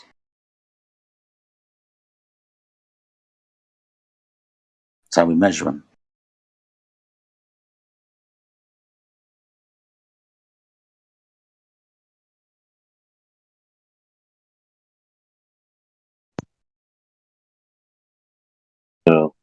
The example in reification tried to tell us all along when it's math isn't terrain. And I'll be the first to say I was guilty of, even though saying, understanding what reification is, I couldn't help but think that the South was just like a ring or something. In earlier days, way earlier days, maybe years ago, I've been thinking that, when you realize the map isn't the terrain, and then you start looking into navigation, you're like, oh, I've just plotted known things on a blank canvas. Doesn't have anything to do with how much canvas there is. I'm just working with this piece. I realized I got to stop trying to figure out what the whole looks like, because that's not what navigation is used for. That's not what, it's quite literally what I've been trying to do in my mind with reification. And it's hard to get away from that. You just don't fucking know what the Earth looks like unless you were. Actually, no. You just don't know what the fuck the Earth looks like. It is what it is. You can map it. You can map it best you can. Doesn't mean that you have a snapshot. Wait, but mapping isn't snapshotting. So it's like you trying to map to get closer and closer to not reification. No, not possible. You're wrong from the get go. Do you guys even have any pictures, a map of what your place looks like? Yeah. Open up. Put it in the side chat. I want to see. Yeah, open up Google Maps. They're not going to say that that's a model of the flat Earth. I want to see the model. Do you know what an elevation profile is? A what? Do you know what an elevation profile is? No. Oh, yes, sir. Yes, sir. So, if you were to Google elevation profile, for Google Earth, it'll show you exactly how flat the Earth is. I don't think you need a moron to dictate that to you for you to then believe it. Just look at what it's showing you. No, I'm saying you don't need a moron like, I don't know, whoever you're looking for to say, hey, this means it's flat. For you to look at the actual information and come to that determination. But I know you're just trolling, so regardless of how much sense I make, you're just going to find the most loose thread to tie on, to hang on to. So it doesn't really matter. But there are other people listening who understand. Listen, this is your little gang in here. You guys outnumber us globetrotters, you know, in your little I outnumber y'all in real life. You know, I went to a party. Don't. What do you put on a bench? You know what? You know, I went to. What does that have to do with shit? You said you outnumber me in real life. What's your bench numbers look like? You were talking about globers and flat earthers. You said we outnumber you in here. Obviously, you're a bigot, so you meant us flat earthers, didn't you? Yeah, you guys. This is your little gang. All right. So can I answer the question? Now that you're all caught up. Go ahead. You're asking what I mean, right? Yeah. You said your real life numbers outweigh mine. Yeah. So you want me to answer what you want me to answer what I meant? Yeah. Okay. So like I said, I went to a party, right? And I didn't know this person was gonna go, oh yeah, no, he's a conspiracy theorist. Ask him. He probably thinks the earth is flat. Ask him. Now she knew what my stance was, right? And I said, oh fuck, what? I just threw me out there to the wolves. They started asking mad questions. You know what I mean? Mad questions. I said, hey, you know what an elevation angle is? You know, when you start asking real questions and not silly questions, people actually shut the fuck up and they say, you know what? You got it, fam. I am not that bright. Yeah, sit your fucking globe ass down. It's not that they're not bright. They just don't want to argue with somebody who thinks they're always right. No, that's true. It's not that people aren't bright. They just don't know what they think they know. That's like getting into a fight with somebody you think you can fight until a dude throws some combinations that you can't follow. Now your ass is on the floor. Doesn't mean that you're a pussy or anything, or that means you weren't ready. You weren't prepared. That's all. And listen, it's no knock to normal people. I'm a fucking nerd, bro. Nobody gives a shit about 90% of the heliocentric nonsense that I have in my head. And they're the ones that love it so much. But guess what? So did I. That's why I know about quasars. That's why I know about galaxies. That's why I know about all these other fantastical things. Because I loved it. I just know more than you do, bro. You think that all that stuff in the night sky is a fantasy? And even though it's a part of your reality. And then you I see things in ones. the sky, and I'm like, that is the most beautiful thing I've ever seen. I don't even know what the fuck that is. People look up and they go, "Oh my god, a gas giant," because people told me it was. No, when I look at it, I look at the sky in childlike wonder. When and they told me it for what it is. When they told me there was planets up there, I thought they meant rocks and dirt and stuff like Earth type things.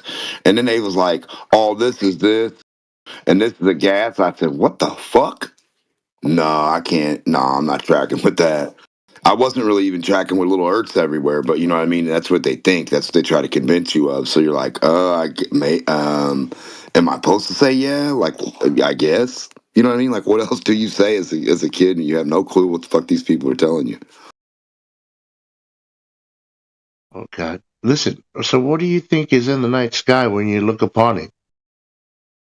Well, you can speculate a lot of things, but it's like, who's going to be correct? So if I say 100 different things, and you say, "Oh, that's convincing," and you say 100 different things, and I say, "Oh, that sounds convincing," who's correct is the right answer, not who can give you a good explanation. It takes time. mankind time. Like, I don't see why there's something against guessing going beyond the childlike wonder and asking deeper questions of the universe. What's wrong with that? And there's quiet always as an answer. What was the question? Why don't you go ahead and make that? Why don't you go ahead and say that again? What's wrong with what? You can have childlike wonder and then go beyond that and ask a question. And mankind has done that over thousands of years. Okay, but what's your point? What do you mean? There's nothing wrong with asking what's in the sky and finding out what's out there. Yeah, there's nothing wrong with that. No, how do you find out what's out there? What method do you use? You point lasers and they bounce off things and they have reflections, just like here on Earth. You can bounce things off stars and planets. That's what you think? You didn't know that? From where? Show us how to do that on Earth. Here. No, there. You point something at it. You can see it with your you can see it with your naked eye. Yeah. And then you can bounce a laser billions of miles away. Wait, how do you think the light gets to your eyeball? Yeah, the same route because it's not the light to get to your eye. You can send light back towards it because it's not billions of miles away. That's why. Square law to this equation. Well, the sun isn't either, or the moon, or the planets, and all this other stuff. They're not billions of light years. They're not even a light year away. Oh. No, you're going. Yeah. You muted him? Yeah, sorry, bro. You kicked him. No, I muted him because he's like talking when I'm talking. See how when I talk you stop, so you didn't get muted today. He's not doing that. He's a little too high rent, so he's gonna be on mute for a while till he learns how to behave in here, or just never come back. It's up to him. So as soon as people start making too much sense, they get muted. No, he made a point, and then I tried to address it, and he kept talking. Now, is that what happened, or is it not what happened? On the recording, talking about the lasers and how we can point it at these celestial objects in space, and that's how we can measure that they're there. And as soon as he started getting into the details, he got muted. Okay, so look, why don't you go ahead, KP, and why don't you post the methodology for determining a distance to a star or a planet with a laser from here on terra firma Earth? Go ahead and post that link. I would love to look at it. Then I'll unmute you, and then we'll discuss. That sound fair, Castle King? I mean, yeah. That's what he said. That's what he said, right? That is you heard him, right? That is what he said, wasn't it? Listen, the light from the sun is a clear example of how we can use light. You can't bounce light off of the sun because the sun is supposedly a black body, number one. Or like a black body or almost a black body. No, nobody's bouncing light off the sun to determine anything. You see, this is the problem. You don't understand the religious rhetoric. How you determine the distance to the sun is by first assuming that you're on the other side of it 6 months later, and then you do some kind of what's that word? Parallax thing. You assume Venus is the same size as Earth. All of these other assumptions, right? Before anything is done. Nothing about pointing a laser and going, "Oh, look, there's the distance."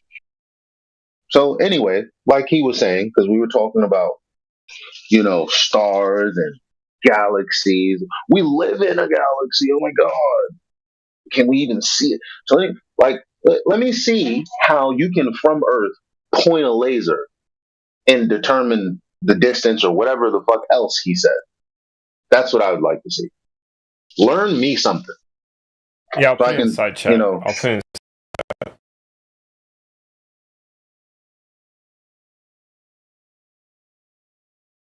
I'm sure my friends would love that. They're not all flat earthers,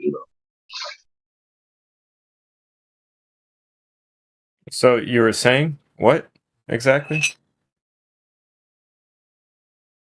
Okay, step one. You were able to post something, I guess. Now let's check this out. It's called a laser rangefinder. I have a couple. When you get past a certain level, you hit mil-spec, right? The government. Excuse me.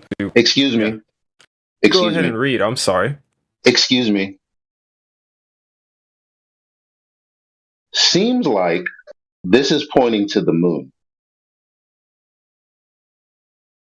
Seems like they're talking about pointing a laser to a retroreflector supposedly left by the Apollo astronauts. Yes, no.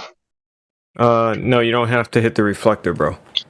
No, yes, no. That's what this article is talking about. Oh, you need me to get a different one, so you can't use that as an argument?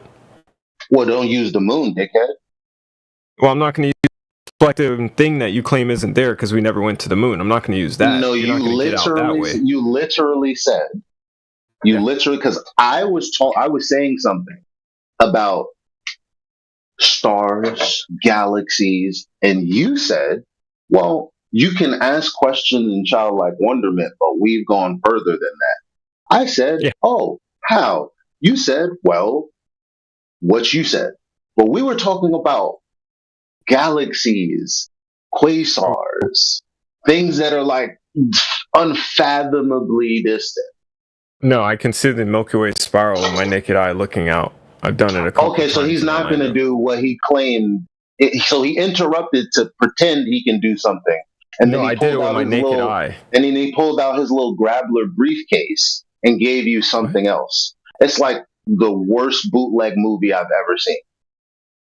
You talk a lot for how little your audience member does. I didn't say this much for you to.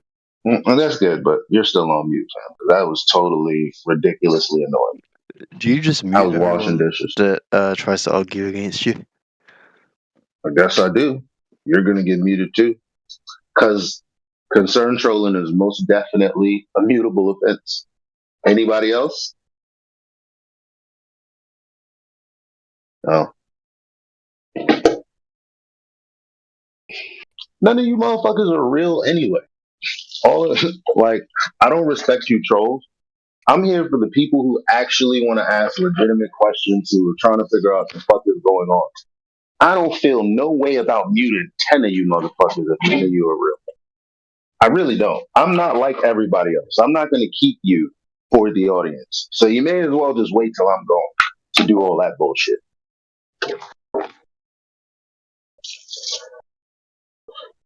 They thought they had a friend. Yeah, I'm the dickhead mod. Sorry, guys. I know I'd be busy. It only makes sense. They come to fuck around and then they find out.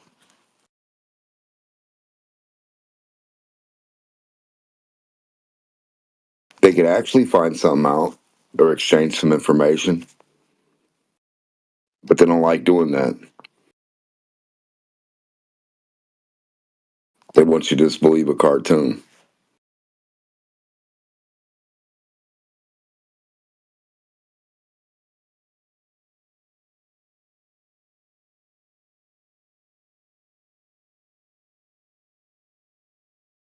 Instead of saying, I have the proof you're looking for, they come in and say, what? Bobby's gone?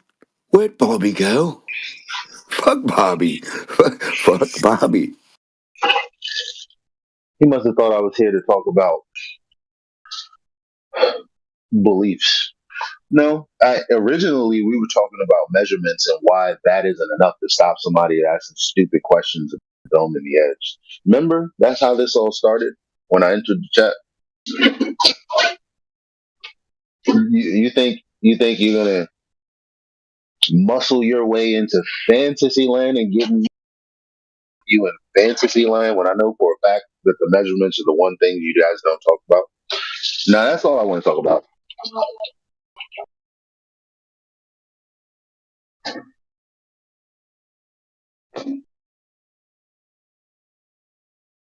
And where, how come it's always 100? It's either 0 or 100 with them. They either can't detect anything or they detect everything, in a way, if that makes sense. Like, where's the intermediate? Where's number 2, 3, 4, and 5? Like, it's always either 0, 1, and then skip everything else, and it's then 100%. How the fuck do you get to 100% if you can't even describe 2 and 3 and 4? Those steps are those areas that are missing out of the information. So if you're saying I can see a distance of 93 million miles, But you can't see a distance of 500 miles on Earth with that same tool. What the fuck are you talking about? If you can't point it through water and see where the air bubble is 2 miles down, what the fuck are you talking about? What distance are you covering again? Through what?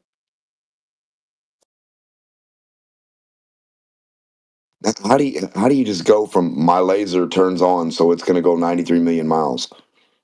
Huh? I don't get that. I don't understand.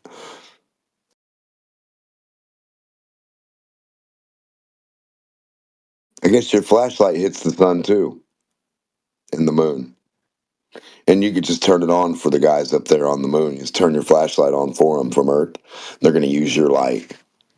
Is that what we're claiming here? Glovers, are you serious? Not even that. If I remember right, I'm pretty sure they say the closest star is Polaris. It's meant to be 13 trillion miles away. But then they say a lot of stars ain't even there anymore. So I think they're saying like the stars you see in the sky now you're only seeing it now from 35,000 years ago. So how do you shine a light or something that isn't there? Do you see what I mean? It's crazy stories.